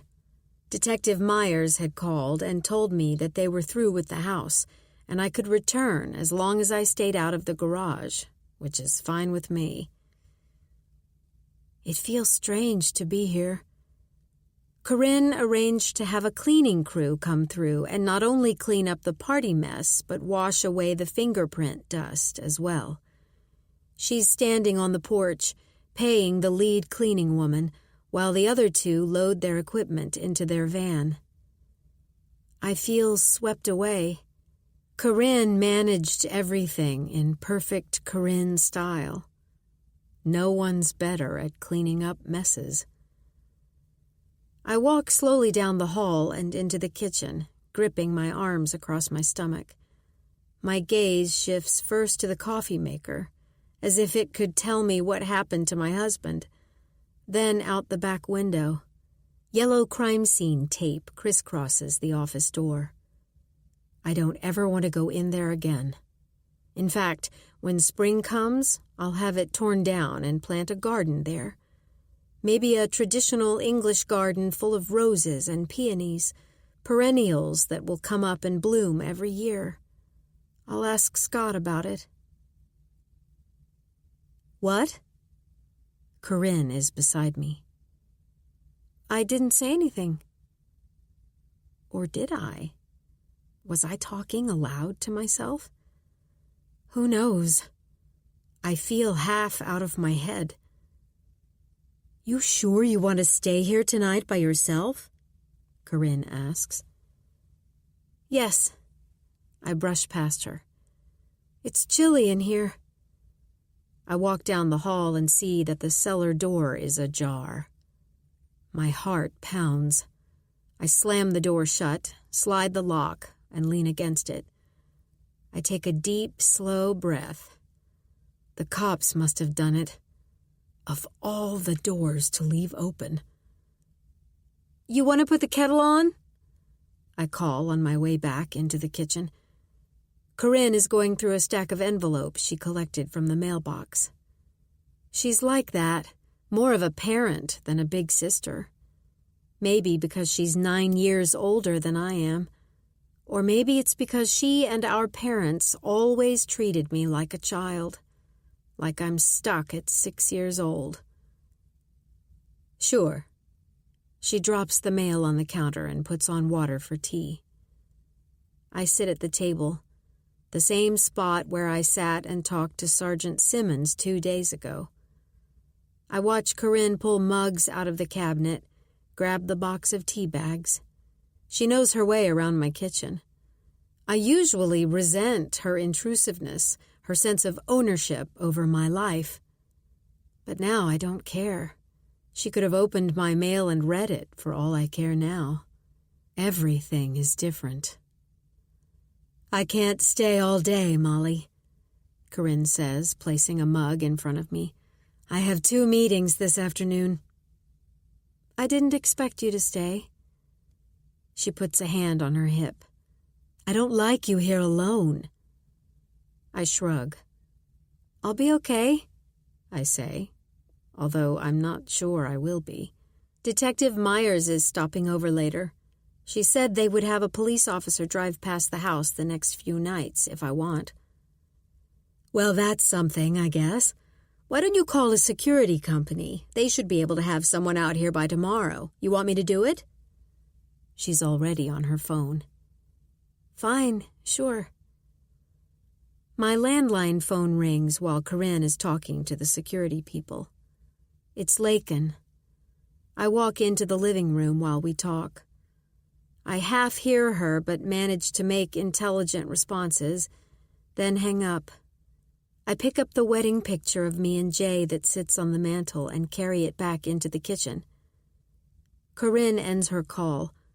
A guy will be here in the morning to install the security equipment. Great, I say, and walk past her to the counter, set the photo down, grab the coffee maker, and stash it in a bottom cupboard. Gee, thanks, Corinne, my sister says. Sorry. Yeah, thanks. I'm grateful. I am, too. I just don't have the energy to run my life right now. Just walking, breathing, takes everything. Oh, Lakin and Cal are coming over later, bringing dinner, so I won't be alone. That's good. She glances at her phone. I've got to get going in a few minutes or I'm going to hit lunchtime traffic. I walk her to the door and look both ways at the street as Corinne pulls away from the curb. No media. Thank God. But how long will they stay away? How long before they find me, like vultures looking for carrion? I slam the door shut and shoot the deadbolt. Chapter 14. Rita. I'm not the most patient person in the world, and police work has gotten so paper-heavy, so weighted down with documentation, that I sometimes have a hard time just sitting at my desk when I know bad guys are running around while I'm typing at my computer. I take a sip of coffee and keep plowing ahead. After about 10 minutes, I lean back in my chair and take a deep breath. The Bradley case is moving slowly. There's lots to dig through and few clues. It'll take a while to talk to all of the patients Dr. Bradley saw in recent months, and the lab has eliminated all of the knives removed from the Bradley residence as the murder weapon, so either the killer took it with him or it's hidden somewhere else on the property, so we don't have that. Officer Lauren Broderick knocks on my door frame, and I glance up from my notes. Got an initial report on Dr. Bradley's computer. She's our smartest cop, really. She turned down a scholarship to MIT to attend the police academy. Lucky us. Dedicated and driven, she's presently a detective in training. Unfortunately, she's slated to be someone else's partner, but Chase has grown on me since Bob paired us up last fall. I'll just miss Lauren's help when she's a full-time detective with cases of her own. Come on in. She settles on the chair across from me, flicks her long braid back over her shoulder, and reads from her laptop. He mostly had articles copied into files. Background research, I think. Not much else on it other than pictures, email, family stuff. But he's got a file titled Book. Creative, I say. How far did he get on the manuscript? Lauren shrugs. Not too. About 30 pages. You read it all? Yep. Of course you did. Last night. And? The working title is Abnormal Psychology and the Criminal Mind. He was writing about how lots of criminals have antisocial personality disorders. I could have told him that. And he makes the point that the more violent or perverse the crime, the more severe the disorder seems to be, and how environment, difficult home life, and other stressors might trigger criminal events. Give the guy a Nobel Prize, I say. Lauren looks up, grins. Her unruly brown hair, despite its braid, has sprouted little curls around her face, which is youthful, fresh-scrubbed, and sans makeup. Lauren is a no-nonsense girl in the beauty department. Sorry. I'm sure Dr. Bradley had some new theories to add to that particular subject. I lean back in my chair, prop my feet on a wooden slat that runs under my desk. He name anybody in particular? No. You think one of his patients killed him? I can't see that he really rocked anybody's boat in his book so far. There's nothing really damning. He doesn't name names, and the perp probably would have taken the computer if he was worried about that. Hard to tell at this point. We've got one more friend to interview, a guy he had lunch with a couple days before he died. Maybe he can throw some light on all this. I hope so. We need something. Lauren bites her bottom lip and clicks the keys on her computer. I flip the pages of my notebook, which lies open on my desk, settling on the interview with Dr. Westmore in her office. I can't resist adding some bubbles to the sketch of the blue fish. Lauren peeps over her laptop screen. Why do you draw in your notebook, Rita? She asks quietly, as though I might bite her head off. I don't know why these young cops think I'm so intimidating. I've explained a time or two over the years when someone's asked. No big deal. It helps me think when I'm questioning a subject, slows me down. And it seems to unnerve some of them, which can be helpful. I chuckle. Did you always draw? I take a deep breath. Yeah, since grade school, I guess. Didn't win any art contests or anything, but it helps me make sense of things sometimes. When I was a kid, I was a tomboy. Climbing trees, running around the neighborhood, getting into fistfights with the local kids. When Ma called us in for supper, I was often sporting a split lip or scraped knees. She would look at me with a soul-weary expression, turn and whisper under her breath, Jesus, Mary, and Joseph, I don't want to know. After raising 8 other rambunctious kids, I guess she hoped that I, number 9 and the last of the McMahon children, she'd had a hysterectomy after I was born, just to make sure, wouldn't drive her to an early grave. My 3rd grade teacher, Miss Hanson, suggested I needed a hobby. A quiet hobby. I was a little too rambunctious in school, too. She sat me down in a corner of the classroom one day while the rest of the kids were silent reading, which I could never quite take to, and plunked down a piece of sketch paper and a handful of colored pencils, and told me to draw a tree.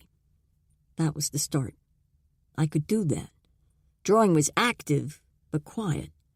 It took concentration, and I found I liked the process. I continued to draw at home, at school, on the bus, anywhere I needed to slow down and be quiet for a while. I never got great at it. No one was going to suggest I go to art school or think about a career in it, but I was pretty good, just the same. It's carried into my work in law enforcement, complementing my notes, giving me time to think and pauses for interviewees to stew, if need be. You're a visual learner, Lauren says. I glance up at her. Yeah, I suppose so. I've always thought in pictures. I guess that's what they call people like me nowadays when everybody's got a label or a collection of labels, whatever. Lauren stands, juggles her laptop in her arms. Oh, did you get a look at their social media? I ask. The Bradleys and their friends? Lauren leans against the doorframe, a furrow between her eyebrows. Yeah, typical stuff for the Pearsons and the Ferrises. Scott Westmore has a website for his business, but that's all. Dr. Westmore and Dr. Bradley have no social media that I could find. Just a business website and LinkedIn. But I think that's typical for their occupations. They wouldn't want any of their patients stalking them, you know. I nod. Seems prudent. But the funny thing is Mrs. Bradley. Lauren shifts the laptop to her other hip. She's relatively young. Women in her age group typically have Facebook, at least. Her friends have an extensive social media presence. But not her. Not a trace. Huh. Even I've got a Facebook page under my maiden name, although I hardly ever post anything. One of my nieces cajoled me into it a few years ago when she had her first baby and wanted me to see pictures. I guess no one actually prints them out and sends them anymore. Seems odd, Lauren says. Like she's hiding from the world, maybe. Mrs. Bradley answers the door, looking thin and peaked, washed out. She's wearing an oversized pair of gray sweatpants and a man's flannel shirt that looks like it's been pulled from the bottom of a laundry basket. She leads Chase and me down the hall and into the kitchen. The party mess has all been cleared away, I notice, as we sit at the table. The house smells of lemon and bleach and seems to echo in its stillness. We want to bring you up to date on the investigation, Mrs. Bradley. Do you have any leads? Not yet. She nods. When can I have my phone back? Soon. We've got a lot to process, but it's a priority. How times have changed. Cell phones are the number one thing people want back after a crime. I open a file folder. The autopsy is complete, so we'll be releasing your husband's body later today. She stares at me with round blue eyes that look like they've been bruised in a prize fight, but that look is typical too. I'll need to arrange a service, she says, almost to herself. It would be appropriate to go ahead with those plans. I wonder if she's up to it. Hopefully she's got family who can make the arrangements, because this woman doesn't look like she could handle planning a trip to the grocery store. How are you holding up, Mrs. Bradley? Chase asks, his eyes searching her face. Are you staying here alone? Yes, she says quietly. Do you want one of our officers to drive by while on patrol tonight? Yes, please. Someone told me they could do that. I'll make sure. Chase squeezes her hand, then inputs notes on his phone. He seems a little taken with our widow. He spent 10 years as a patrol cop, and while they see lots of carnage, deal with dangerous situations, they don't tend to spend the time with the victims that detectives do. They don't have an opportunity to develop a relationship with the people they serve, and that can sometimes get tricky for a detective. Professional distance is a must, even if that means being a little distant. That thought takes me back to when I was a young cop in Boston. One hot summer night, my partner and I were called to a nice neighborhood where someone had reported shots fired. We entered an upscale home to find a man sobbing and cradling his dying wife in his arms. Blood covered his shirt, and he mumbled about a man with a gun who had broken in the back door.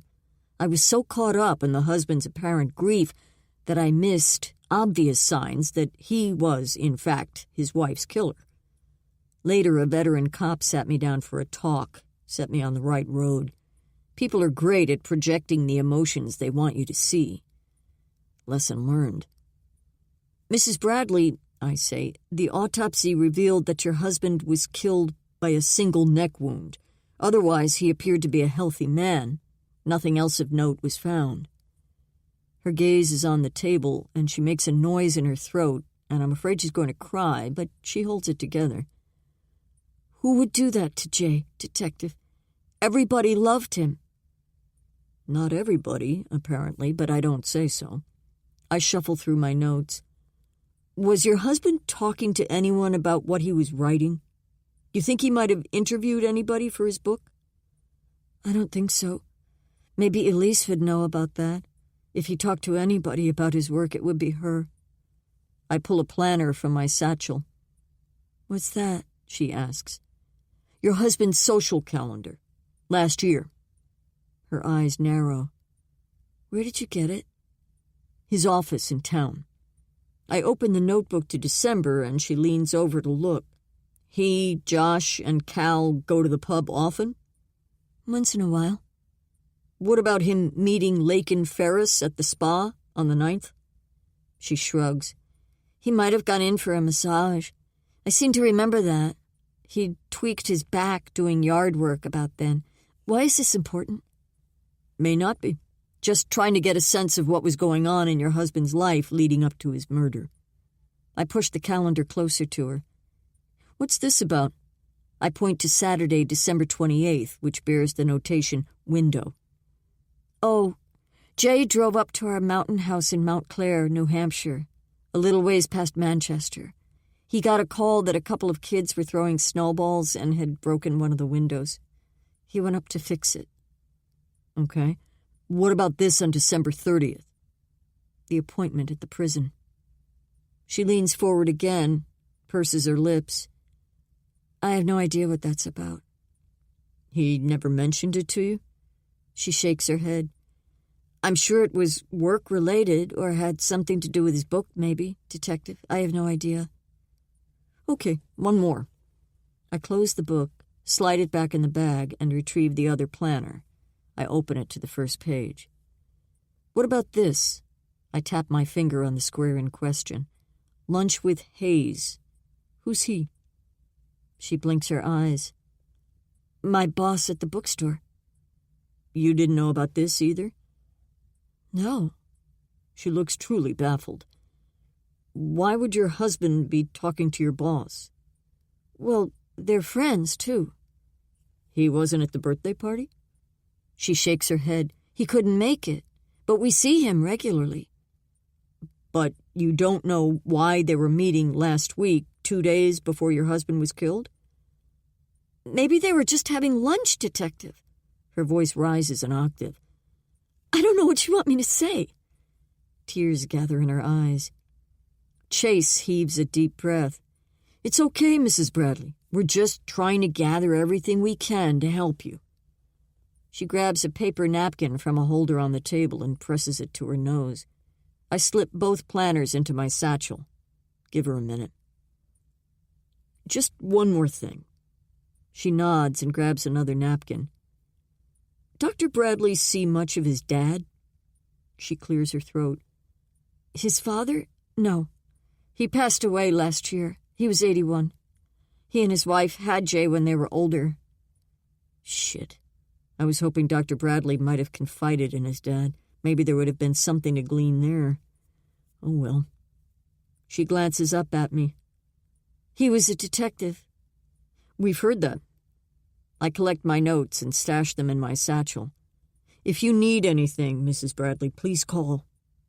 She stands and walks us to the foyer. Thanks, she says, as she closes the door behind us. A frigid wind has picked up. The mild weather of a couple of days ago is gone, and we're back to typical winter temperatures. I pull the lapels of my jacket up around my ears as we get into my van. The engine takes a minute or two to catch, and Chase throws me a look. We're fine, I say as I rev the motor. Don't you ever worry this old thing is going to go tits up, Rita, and leave you stranded someplace? I've got AAA, son. He laughs and searches through his phone. My old van is my home away from home. I like being able to have the things I might need in the course of an investigation. Tools, waiters, extra clothes. I drive it only on routine calls, knowing that if I need to chase a suspect, he'd leave me in the dust. Still, Chase has never been comfortable in my old vehicle. He's a pretty tidy guy, and my van, well, keeping it spick and span isn't a priority. We stop at Andre's cafe for a late lunch. Neither Andre nor Colin is here today. The counter is manned by a teenage girl with jet-black hair and a colorful sleeve full of fairies on her bare left arm. We take our trays to a round table that sits by a plate-glass window. "So, what are you thinking so far?" I ask Chase. He and Lauren are still learning, and I enjoy pushing them along. After being the baby in a big family, I get a charge out of being the older, smarter one when I can. He shrugs and rubs his chin. He's let a little stubble grow. "Well, I don't think it was a stranger, since he left the laptop sitting on the desk and the doctor's wallet was in his pocket. I think a lot depends on what his patients have to say, don't you think?" "Yeah, if it was a patient. But maybe it was someone he met doing research for his book. Someone his wife and friends don't know about. Are we going out to the prison he noted in his planner?" I nod. "Yeah, just waiting for them to get back to me. He met with an inmate. I'd learned that much when I'd called." "The perp couldn't have been some guy who was locked up." "No, obviously, but maybe he knows something useful. Maybe he knows who else Dr. Bradley was talking to, someone on the outside. Maybe the prison visit will be worthwhile, maybe not, but we've got nothing to go on so far." I sip my Coke and watch a woman jaywalk across the street, her red scarf fluttering in the wind. "What do you think the perp was after in the office? That's the key to this whole thing." "Don't know." Chase leans back, drums the table with his fingers. "But I was thinking..." His eyes meet mine. "What if one of Dr. Bradley's patients told him that he'd committed a crime? Then he had second thoughts." "Could be." I take a bite out of my tuna on rye, watch Chase ruminate over his clam chowder. "Psychiatrists have to report criminal behavior, don't they?" he asks. Dr. Bradley was a psychologist, but the same rules apply. I shake chips onto my plate. They have to report threats of criminal activity. Like, if I tell my shrink I'm going to shoot my annoying new neighbor with my service weapon, he's legally bound to report it. What if it's an old crime? Somebody's already dead? I tip my head. That's murkier territory. Doctor-client privilege still exists, since no one is going to be hurt if the doc keeps it to himself. You think someone might have confessed a crime to Dr. Bradley, but then worried he'd tell somebody? Chase asks. The perp might not have wanted to trust doctor-client privilege. It's possible. But what was he after in the home office? Chase shakes his head. My phone chimes. A text has come in from Lauren. We need to get back, I say, so finish your soup. What's the rush? He lifts his bowl, glances around to see if anyone is looking, and slurps it down. Lauren said they might have something, and the chief wants to update everyone. She said to hurry along. You can feel the electricity snap through the station as we walk in. People look up from their desks at me with anticipation. Bob's standing in his office doorway, a file folder in his hand and his cell phone tucked between his neck and jowls where it nearly disappears. He catches my eye and motions us toward the conference room. Everyone working the case, which is half the department in one way or another, crams inside the small space. Bob stands at the front, the whiteboard with its photos and red and blue lists and lines behind him. He pulls down a projection screen and nods to a young cop sitting with a laptop balanced on his knees. Connors just got surveillance footage from the Bradley neighborhood. Hit the lights, Chase. The room plunges into darkness, and the cop with a laptop starts clicking keys. So far, this is the only pertinent video we've been able to secure. It was taken by a neighbor's home security system the night of the incident. Which neighbor? I ask, pulling out my notebook. Bob glances at his notes on the table in front of him. 2 doors down from the Bradley residence. He draws a deep breath. Okay, people, I want you to take a good look. Then we'll send the clip to everyone who needs a copy for further review. He nods to the kid with the laptop. A grainy shot of the sidewalk and street comes into view in front of a wintry yard. There's a date and time stamp that counts off at the bottom of the screen. Excellent. 1:15 a.m. Nothing. 1:16. 1:17. And then there's a dim image. We all lean forward. A figure, tall, wearing dark clothing, a hat pulled low. Looks like a man, but that's not for sure. The video quality is too poor to really make out his features, and the light from a nearby lamppost doesn't help much. He walks quickly in long, smooth strides. His gaze is straight ahead, moving toward the Bradley residence. There's something that looks like a backpack slung over his shoulder. The chief signals the kid working the computer, and he freezes the frame with the figure dead center. Bob blows out a breath.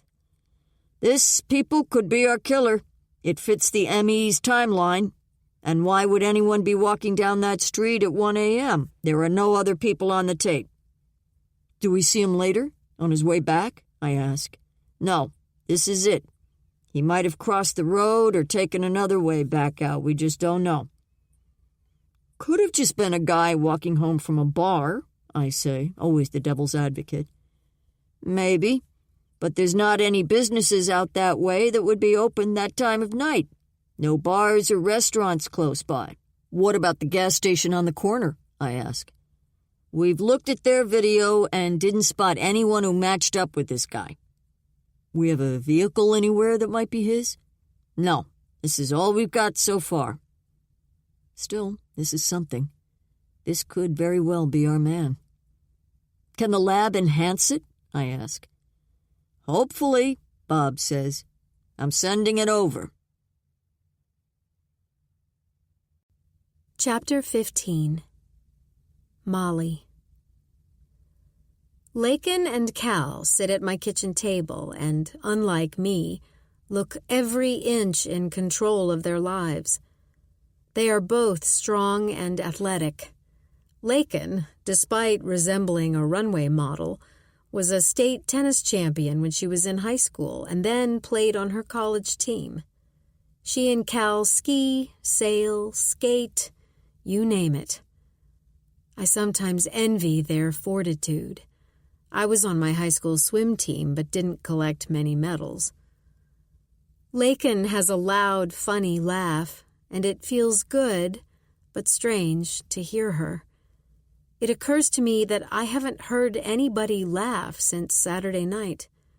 We've all gone along on tiptoe, whispering and sobbing quietly into wads of tissues. Her boys run around the house, making laps from living room to foyer to dining room to kitchen. Lakin grabs Liam, or is it Logan, by the collar, and he skids to a stop. Enough!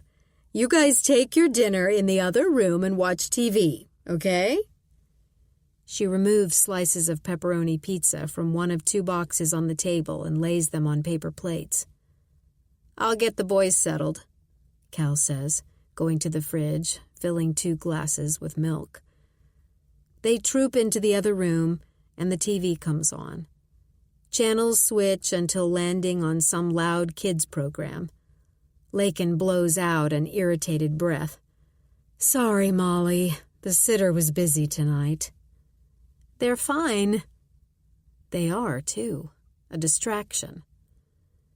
Lakin fills a paper plate with salad and adds a slice of veggie pizza next to it.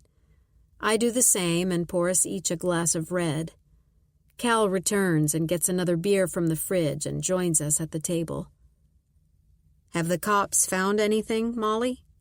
He asks. Not that they've told me. Cal heaves a breath and takes a long sip of his beer. They think it was a robbery, maybe? I shake my head. Who knows? Jay didn't talk to you about anything, did he? Anything bothering him? I really hadn't spoken much to him the past couple of weeks. I've been really busy at the lab, and Josh... Lakin throws him a look. What? I ask.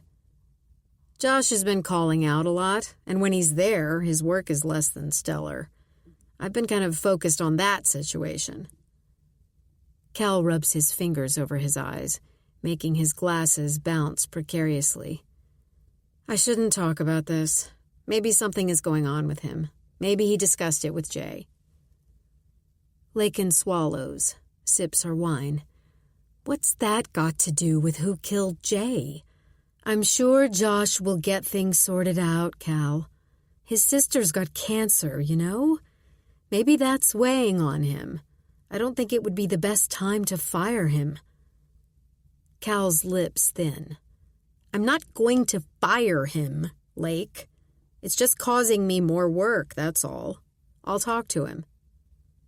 Cal clears his throat, stands, and throws his plate in the garbage. I'll check on the boys. So, Lakin says, you going to be all right here by yourself? Yes, I'm fine. Corinne's got a guy coming tomorrow to install a security system. Lakin nods. That's good. Make sure you lock the doors tonight before you go to bed. I'll be careful. You don't think whoever killed Jay would come back for me? She sips her wine, looks away from me momentarily. Of course not. I didn't mean to scare you. Whoever did this is probably 1,000 miles away by now. Does she really think that? Or is she just trying to make me feel better? Probably the latter, but that's okay. I don't have the energy to worry about it. In some part of my brain, I think that being dead alongside Jay wouldn't be the worst thing that could happen to me. Hey, why don't you come into the shop tomorrow? How about a massage and a facial? I don't know. Maybe. Lakin shrugs. What'll you do all day? You've got to get out. She glances around the kitchen. You'll go crazy if you stay in all the time. I'm thinking I'll go back to work in a few days. That's what you want to do? I don't want to do anything. I want to stay in the house, burrow on the sofa and pull a blanket over my head. That's what I want to do. What else can I do, Lakin? Go back and live with my parents? I'd rather die. Her dark eyes widen under her perfectly sculpted brows. Sorry, I say. That was melodramatic. You know what I mean. Going back to live with my parents is not an option. She places her hand on mine. I read you shouldn't make any major life decisions right after a traumatic event. I manage a thin smile. Exactly. So going back to work might be the best thing. Lakin, Cal, and the kids left at 8. I watched them from the porch pile into their big SUV and disappear into the night. I stood outside a while, my arms clutching my sweater around my chest, and shivered in the dark. Sleety snowflakes pinged against my face like small razors. When I turned and went into the house, I felt utterly alone, knowing that Jay was truly gone forever.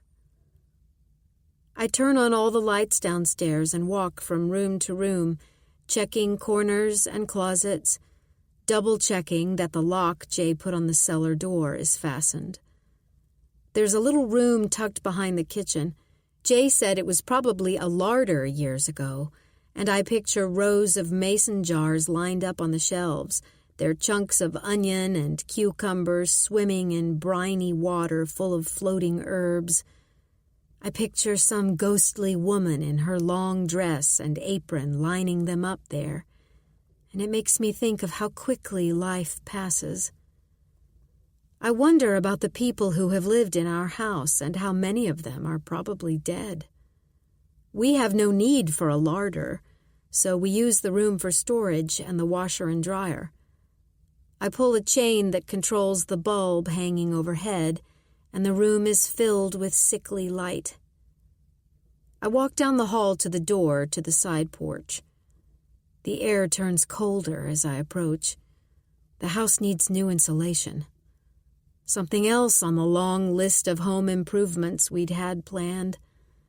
The enclosed side porch with its rows of louvered windows is my favorite spot. Last spring, a couple of months after we moved in, white lilac bushes bloomed right outside this little room, providing a fragrant hiding place to read or relax.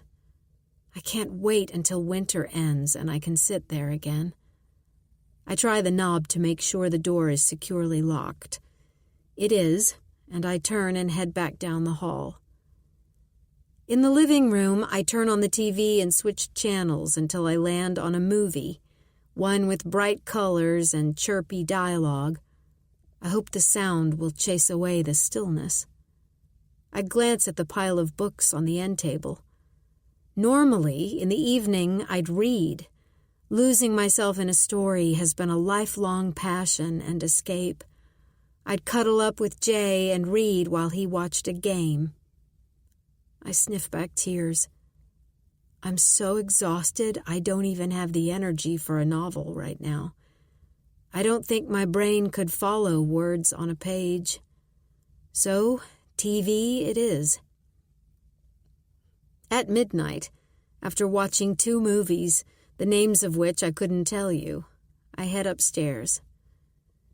Standing in the doorway of the master bedroom, I see that the cleaning ladies have made the bed and folded the clothes that had been scattered throughout the room.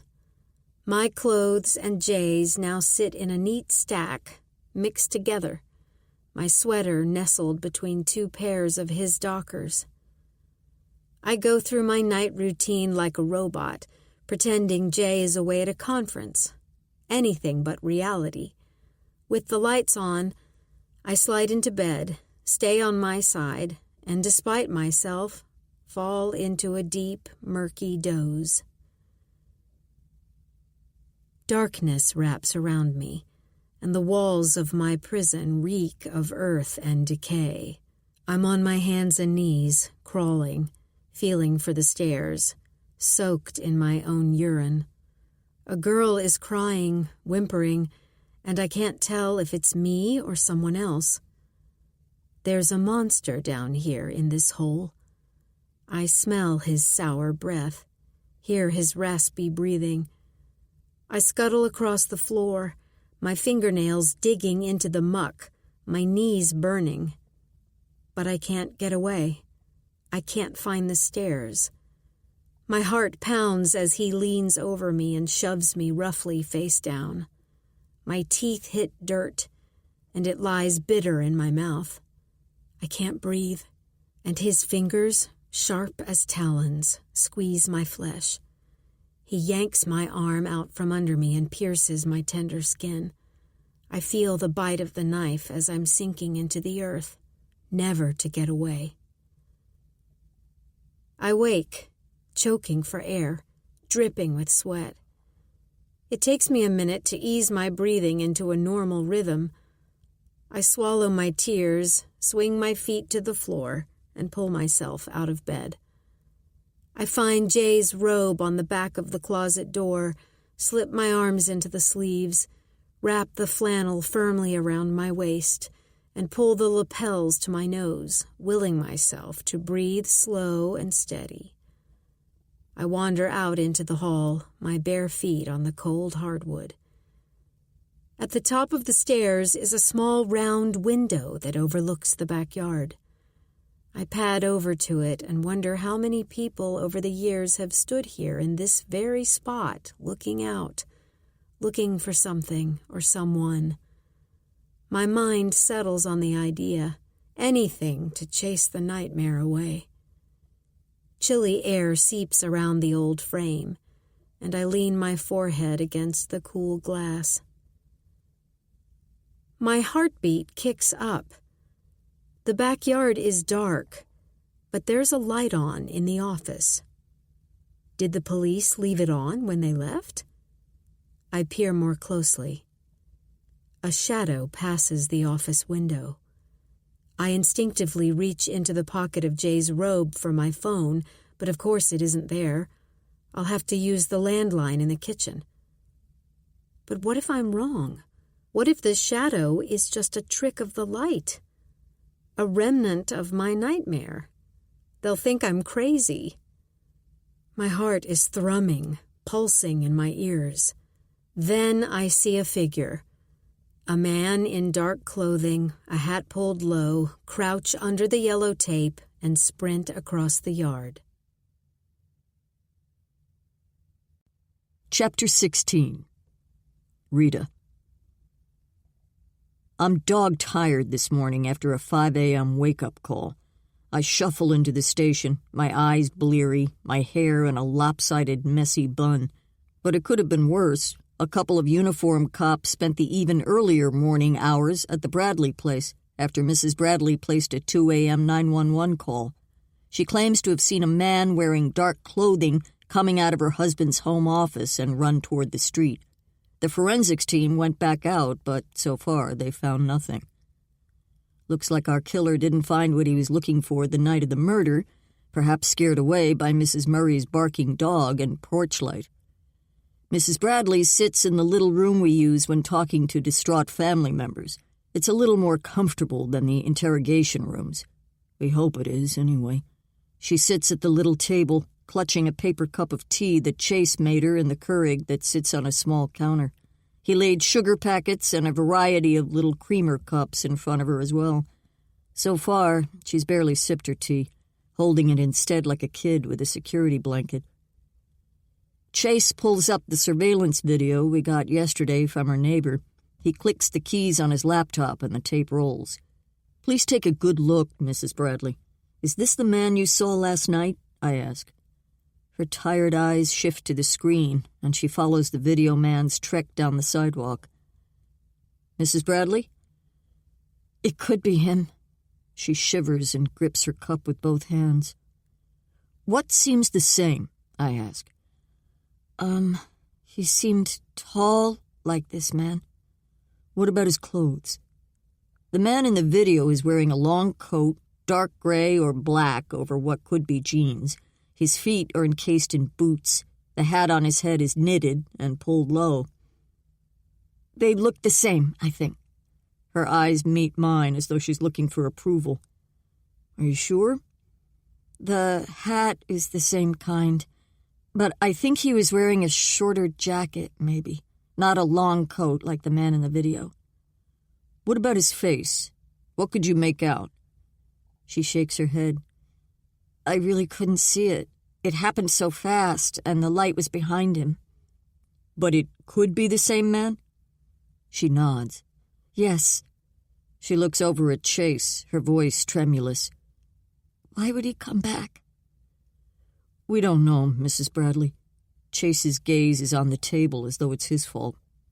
"Was he carrying anything?" I prod. "Not that I could tell," she says, her eyes back on the video of the man. "I don't think the man I saw had a backpack." "Okay." I lean forward in my chair.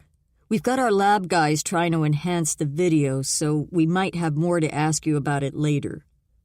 We stand, and I collect my notes. Chase opens the door. "Do you need a ride home, Mrs. Bradley?" he asks. "No, I'm okay. I drove myself. My sister is at my house. I've got a guy there installing a security system." "That's a good idea," Chase says. "Will you have outside cameras?" I ask. "Yes. My sister ordered it." She almost smiles. "Cameras inside and out, all the bells and whistles." Chase says he'll walk her to her car, and I head back to my office. I've got my notes spread out on my desk, the video pulled up on my laptop, when Lauren walks in. "We found something, Rita." She holds up an evidence bag with an envelope inside. She drops into the chair opposite me and lays the bag flat. "The guys found it wedged in the back of one of the filing cabinet drawers." I grab my reading glasses from my jacket pocket and lean close to the bag. Lauren lets go an excited breath, pulls on a latex glove, and reaches inside. She lays the envelope on top of the bag. "It's a power company envelope, like the ones your bill comes in." "Okay." I glance up at her. She pulls a folded white tissue out of the envelope. unwraps something shiny, and drapes a delicate necklace over her palm like an anxious jeweler. She runs her thumb over the round disc of a pendant. There's a chip of topaz set in the middle with Scorpio inscribed beneath it. Interesting, is all I manage. Doesn't look awfully expensive. It's not, Lauren gushes. I lean back in my chair. You think the perp was coming back for that? He was coming back for something. But a fairly worthless pendant? The necklace might have some meaning for him. Lauren licks her lips. I think we ought to at least look into it. Why take the trouble to stash it in a locked filing cabinet? And here's the best part, she says, and flips the pendant over. Initials. I sit up, push my reading glasses up the bridge of my nose, but shit, I still can't see them. A.R., Lauren says. It could have been in that drawer forever. Lauren taps her finger against the envelope. There's a postmark. The bill was mailed 2 weeks ago. Huh. That changes things. Dr. Bradley hid the necklace recently. Okay, I see your point. It's worth looking into. I think so. Lauren folds the necklace back into the tissue, replaces it in the envelope and bag, and jumps up. I'm going to start digging. Chapter 17. Molly. When I get home, the security guy is pulling away from the curb. Corinne is in the kitchen, laptop open, cycling through screens. "How'd it go?" she asks without looking up. "Okay. They showed me video they got from the Ferguson security camera. It shows a guy walking past their house headed in our direction Saturday night. They wanted to know if he was the same man I saw last night." "Was it?" "Might have been. It happened so fast." "Well, look." She tips her computer toward me, and I see my backyard in black and white, startlingly clear. Corinne clicks through screens, and I see the office, with its yellow tape a sickly gray, one piece fluttering in the wind. Then she switches to the backyard, fence and trees, the side yard, the driveway, and finally the front porch and street view. She clicks more keys, and all shots shrink into tiny rectangles and fill the screen. "You can see everything at once," Corinne says, "or one shot, or a couple at a time." She stands, runs a hand through her hair. "Same for inside. Wherever you have your phone or computer, you can see both inside and outside." "Wow. Secure as Fort Knox." "Will they bill me monthly? How does that work?" She blows out a breath. "Rich and I are paying for it." "I can't let you do that." "Not an option. It's done." She picks up her Coach purse and swings the strap over her shoulder. I appreciate her generosity, but feel unsettled. This is just another thing she thinks I can't do for myself. "Look, Molly, it's no big deal for us, okay? We want to help." This I know. They both earn big salaries, and Rich has family money besides. "How are you set financially?" Corinne asks. "Mom and Dad are worried, and I told them I'd talk to you." "I'm fine. You guys don't need to be concerned about me." "Now that Jay's income is gone, did he have life insurance? Savings?" "Yes, of course.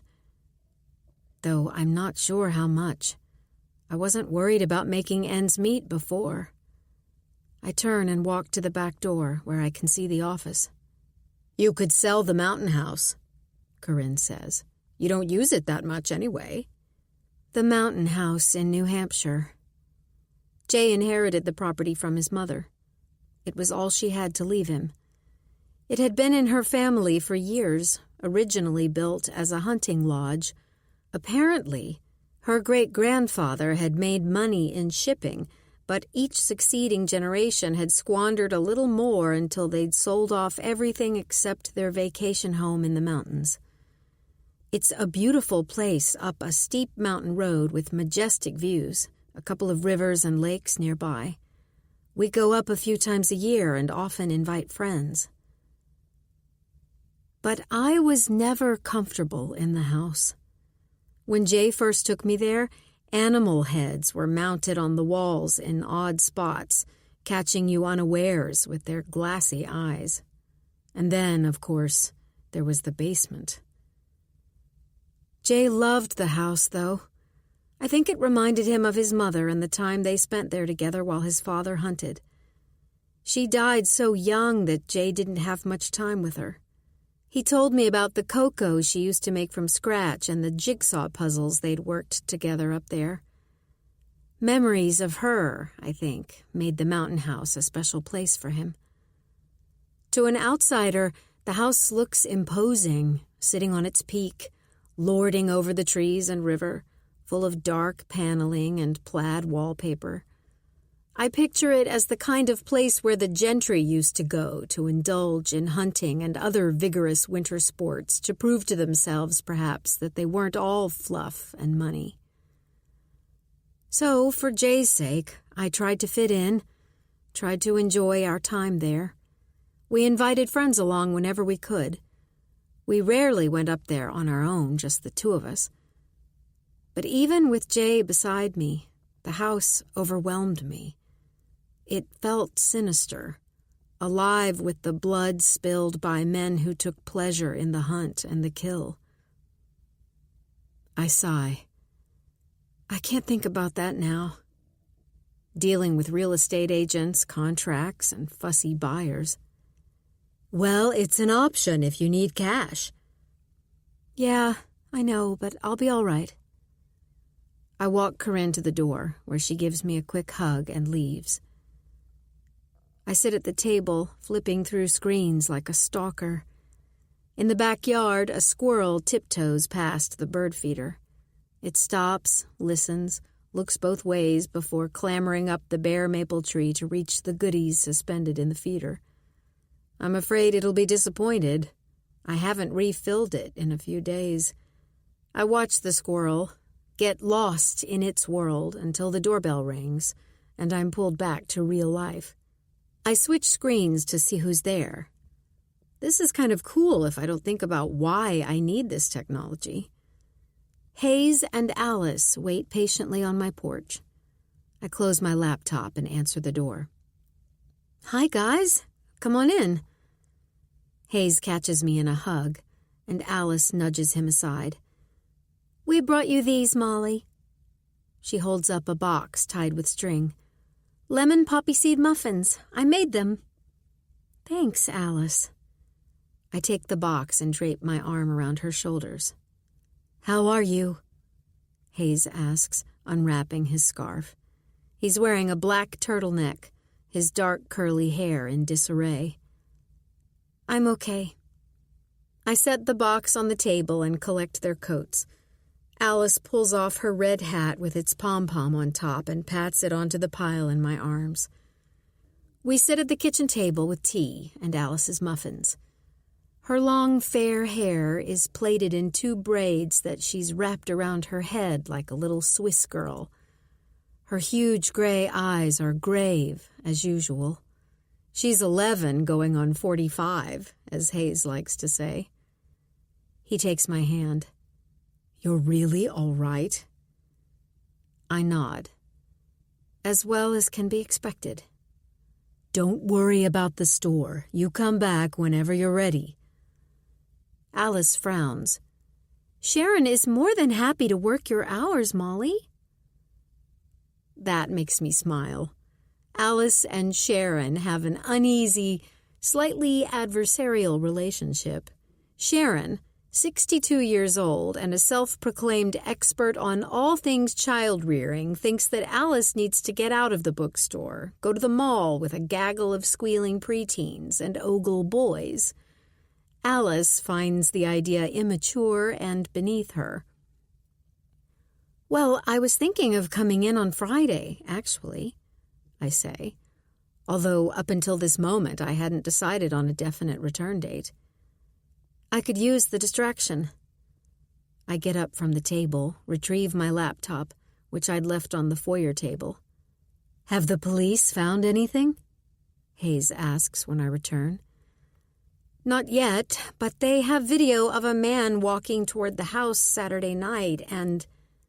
I swallow. I saw a man in Jay's office last night. He ran toward the street, and I called 911. Oh my God, Molly! You should have called me. I would have come right over. It's okay. The cops came and stayed with me until morning. Then I went to the police station and gave them a statement. You must have been so scared, Alice says. What's that? She points to the images on my screen, which I've pulled up and am clicking through like a kid with a new toy. My security system. Now I can see if anyone's near the house. Inside, too. Hayes sighs. That's good. He runs his hand through his hair, which only serves to dishevel it further. It makes me feel better. But I'm thinking of getting a dog, too. Yes, Alice says. A dog would be even better. Hayes, I clear my throat. The police showed me Jay's calendar, and he had lunch with you noted last Thursday. What was that about? He colors slightly, adjusts his dark-framed glasses. Jay wanted to talk to me about your anniversary. Oh, right. It's coming up, I say, and that thought has my heart sinking. Jay and I got married on Valentine's Day. Kind of hokey, I know, but we decided quickly. Didn't want a big wedding that involved months of planning, so we decided to have our friends and family up to the mountain house for the ceremony and reception. I wasn't crazy about getting married up there, but Jay's townhouse and my apartment were definitely not going to work, and we didn't want to go to the trouble of finding a venue at the last minute. Jay thought the mountain house was a great idea, and I was trying so hard to be like everyone else. A house, no matter its original purpose, shouldn't faze the me I was trying to be, someone for whom old structures and dark basements held no power. So I readily agreed to the plan. Why did he want to talk to you? I ask, my voice hoarse. He wanted to surprise you with a trip. He thought I might have some ideas. Hayes is our most well-traveled friend.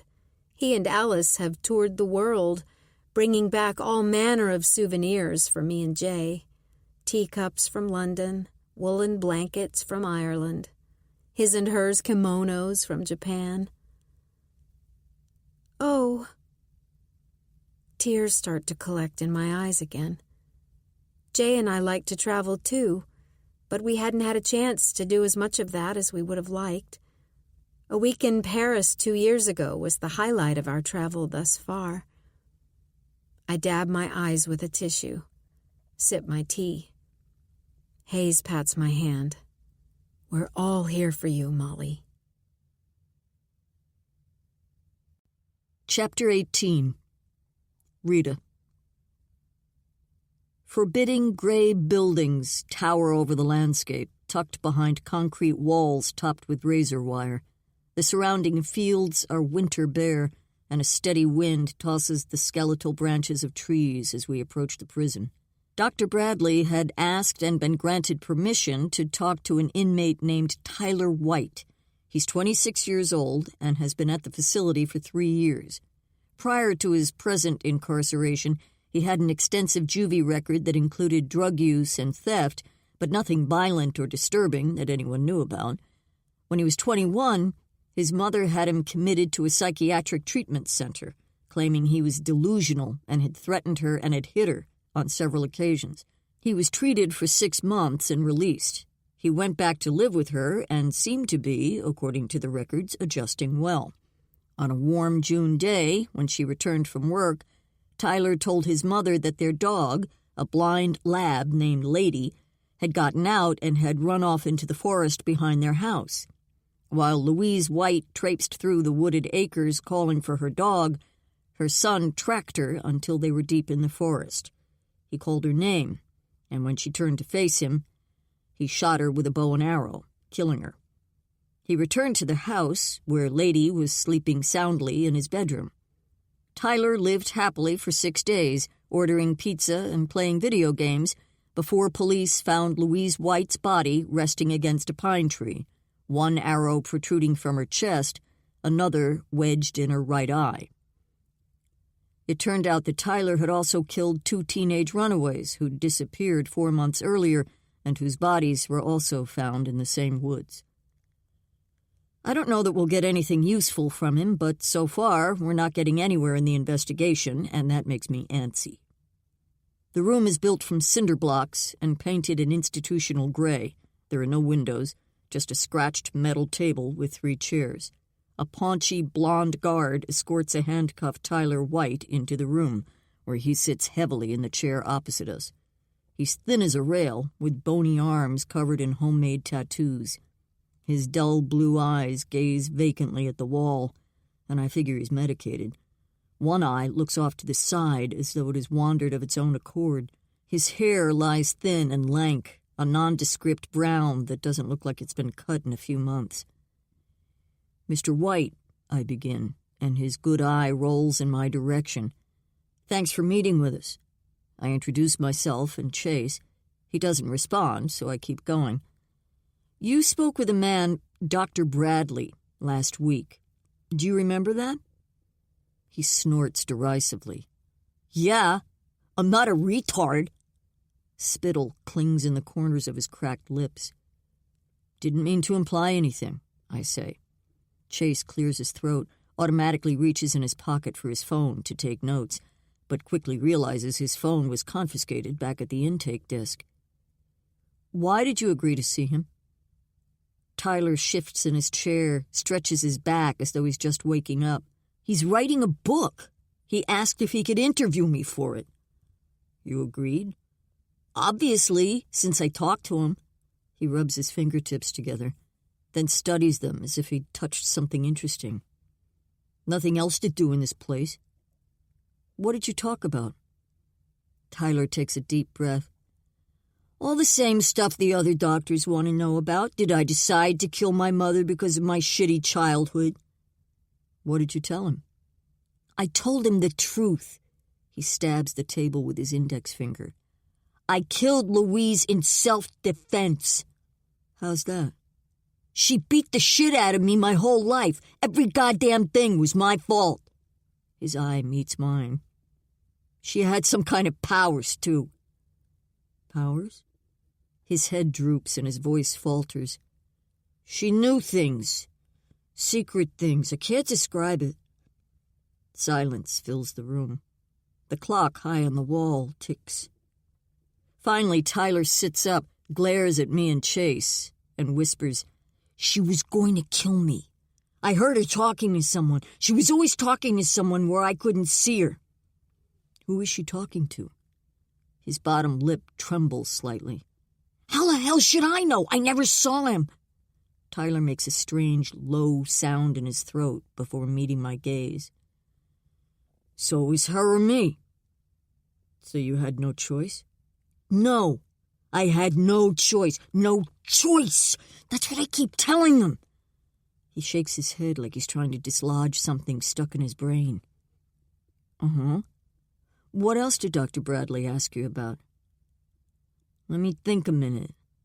He closes his eyes, and a slow smile spreads across his face. His good eye pops open and pins me in my seat. "He wanted to know when the switch flipped." "What do you mean?" "When I went from being a regular guy to a killer. What changed?" He looks off at the wall, his eyes fixed and unblinking. "Like I knew. I didn't change. I've always been the same person. I didn't know what he was getting at, if you want to know the truth. Then he asked me if I fantasized about killing my mother before I did it." "Did you?" He shrugs one thin shoulder. "I don't want to talk about that. I told him that was private. A person's fantasies should be private. Don't you think? What goes on in your head is nobody's business." I don't know that this is getting us anywhere. Did he say that he'd interviewed other people for his book? Tyler's thin lips turn up in a smile. He said I was the first. He picked me first. I lean back in my chair, glance at the clock. Did you know that someone killed Dr. Bradley last Saturday night? You're shitting me! He grins, practically bounces in his chair, and his body odor wafts over me. They know who did it? No. You have any idea? He mention anything to you about someone he was afraid of, maybe? This is a long shot, but who knows? Tyler leans back and folds his hands, cuffs jangling. He nods his head as though he's thinking. Nope. He didn't say nothing like that. Suddenly he's animated again, like his medicine just wore off. That's a trip, huh? He's researching murderers and he ends up getting murdered. That's fucking crazy. So he's dead? Well, shit. Yes. Ironic. What else did you two talk about? Tyler takes a deep breath and drums his fingers on the table, tapping a metallic melody. He's getting bored. So I'm not going to be in his book, then? I don't know. Maybe his colleague will finish it, I say, hoping to regain his interest. He nods, turns to the guard. Tyler? He looks back at me. Did he ask you about the 2 girls they found in the woods behind your house? His brow furls. I don't want to talk about them. I had nothing to do with that. Okay. Anything else you can remember from your conversation with Dr. Bradley? He shrugs again, both shoulders this time. It's nearly dinner time, he says. Pizza night. We're almost done. Anything at all you remembered Dr. Bradley saying about other people? Tyler gets to his feet and the guard walks quickly to his side. I'm ready to go back. Wait, Tyler, anything else you remember from the interview? He shakes his head and turns to the guard. Chocolate pudding tonight, Tom. With sprinkles. And they're gone. Chapter 19. Molly. I stayed up half the night watching the camera feeds. I didn't see anything interesting, but I couldn't seem to look away. The man didn't come back, from what I saw, so that was a relief. Hopefully, whatever he was looking for, he found, or realized it wasn't there.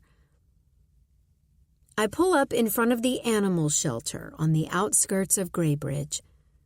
When Jay and I met, he had a chocolate lab named Winston.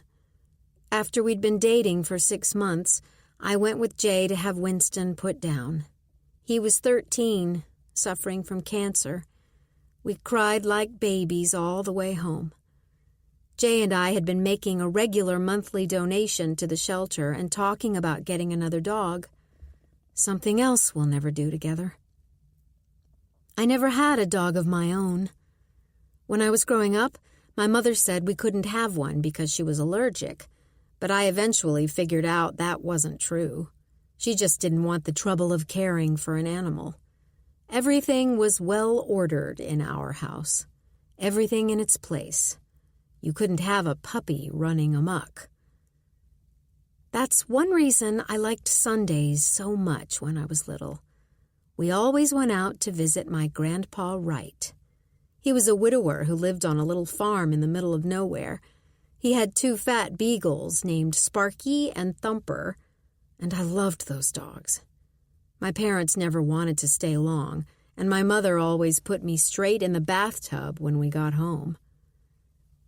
I take a deep breath and head inside the shelter. The woman at the desk is middle-aged, wears faded jeans and a sweatshirt decorated with black paw prints. Her hair is pulled back in a graying ponytail, and she wears no makeup on her moon-like face. I'd like to adopt a dog, I say. Okay. She points to a clipboard full of papers. Fill out the forms, please. She hands me a pen with a big plastic flower taped to it. What type of dog are you interested in? Not a puppy. I'm too worn out to train one at this point. One that's a couple years old, maybe, already housebroken? Okay. She stands and puts her hand on her ample hip. A bigger dog, too. One that has an intimidating bark would be great. We don't adopt out guard dogs, she says, narrowing her eyes. I look up from the forms. Oh, no, I'm looking for a pet.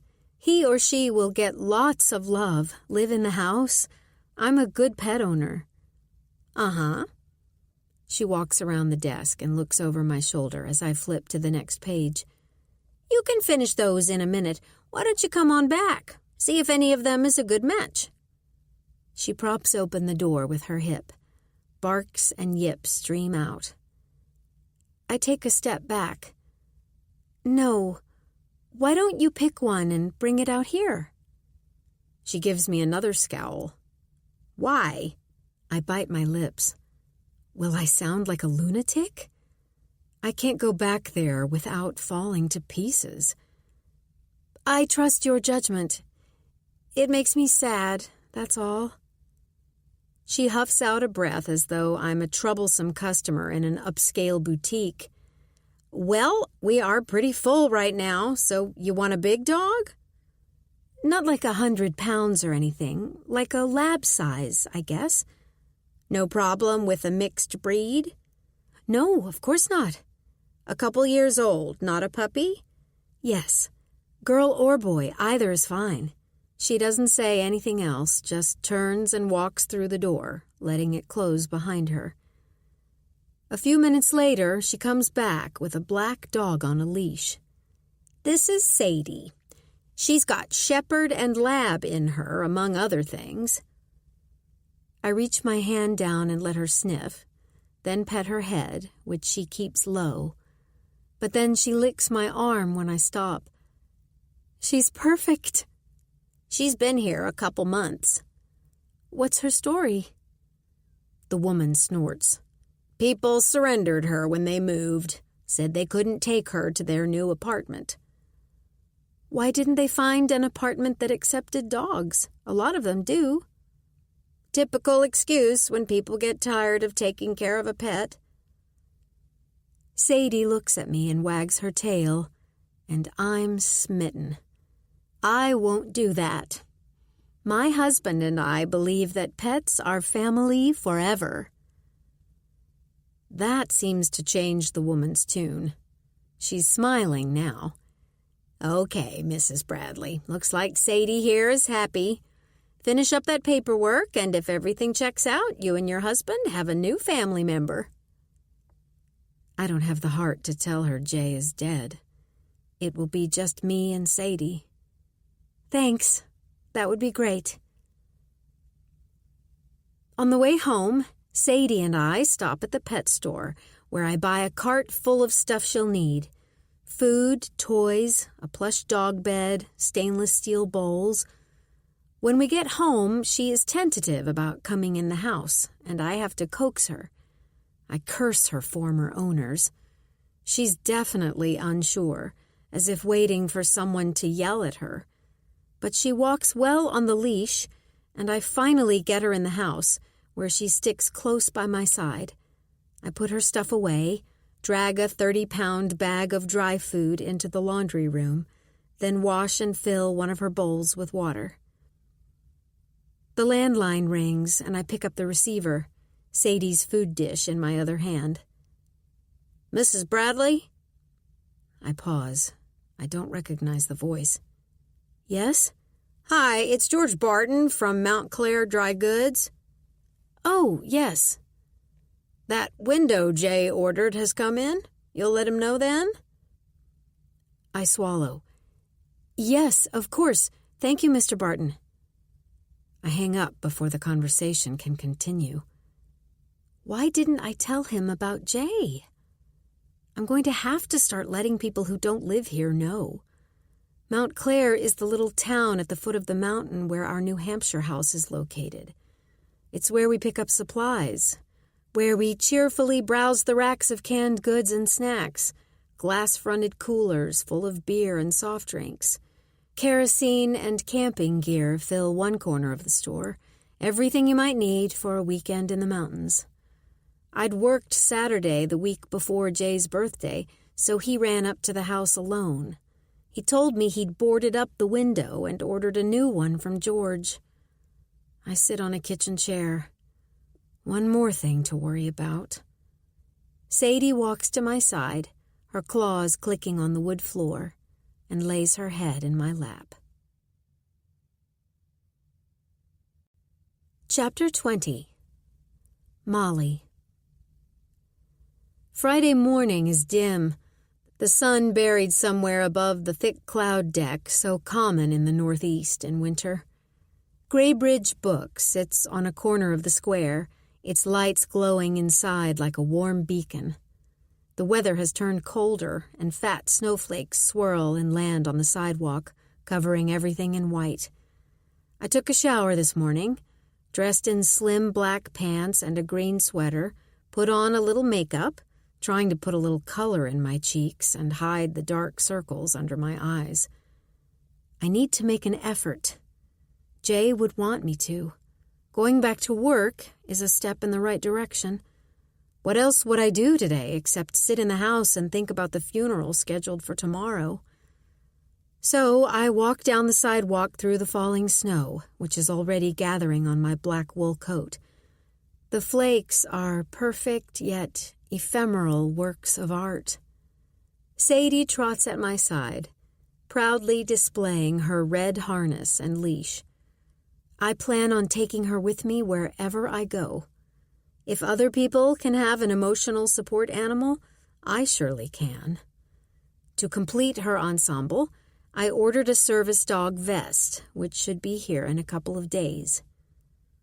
I see Alice behind the plate glass window, peering out beneath the gold script that spells out the shop's name. She opens the heavy door before I can reach for the knob. "Molly! Dad said you'd be back today, but I wasn't sure." Her voice trails off, as it so often does. She's wearing a purple sweater with layered handmade beaded necklaces around her neck.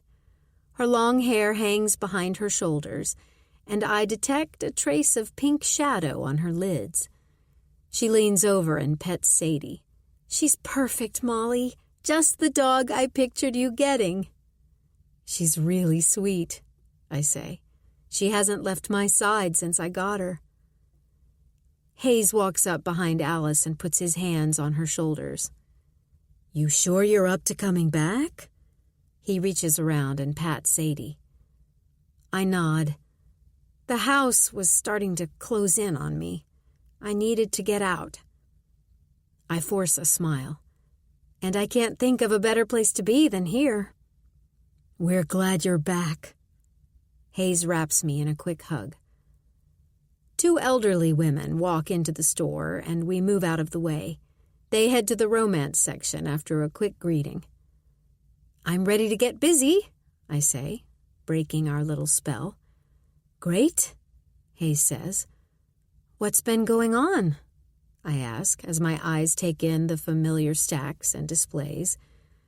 "We've been a little slow, post-holiday letdown." "Excuse me," one of the women calls. "I need help finding the latest Nora Roberts." "Be right there, Mrs. Curtis." Hayes turns and heads in her direction. "I'm starting a new social studies unit, Molly," Alice says. Hayes homeschools her, and she goes to work with him every day. She's often on the computer in the kids section, doing her homework, or if it's busy, she retreats to the office, where she sits at Hayes's big antique desk.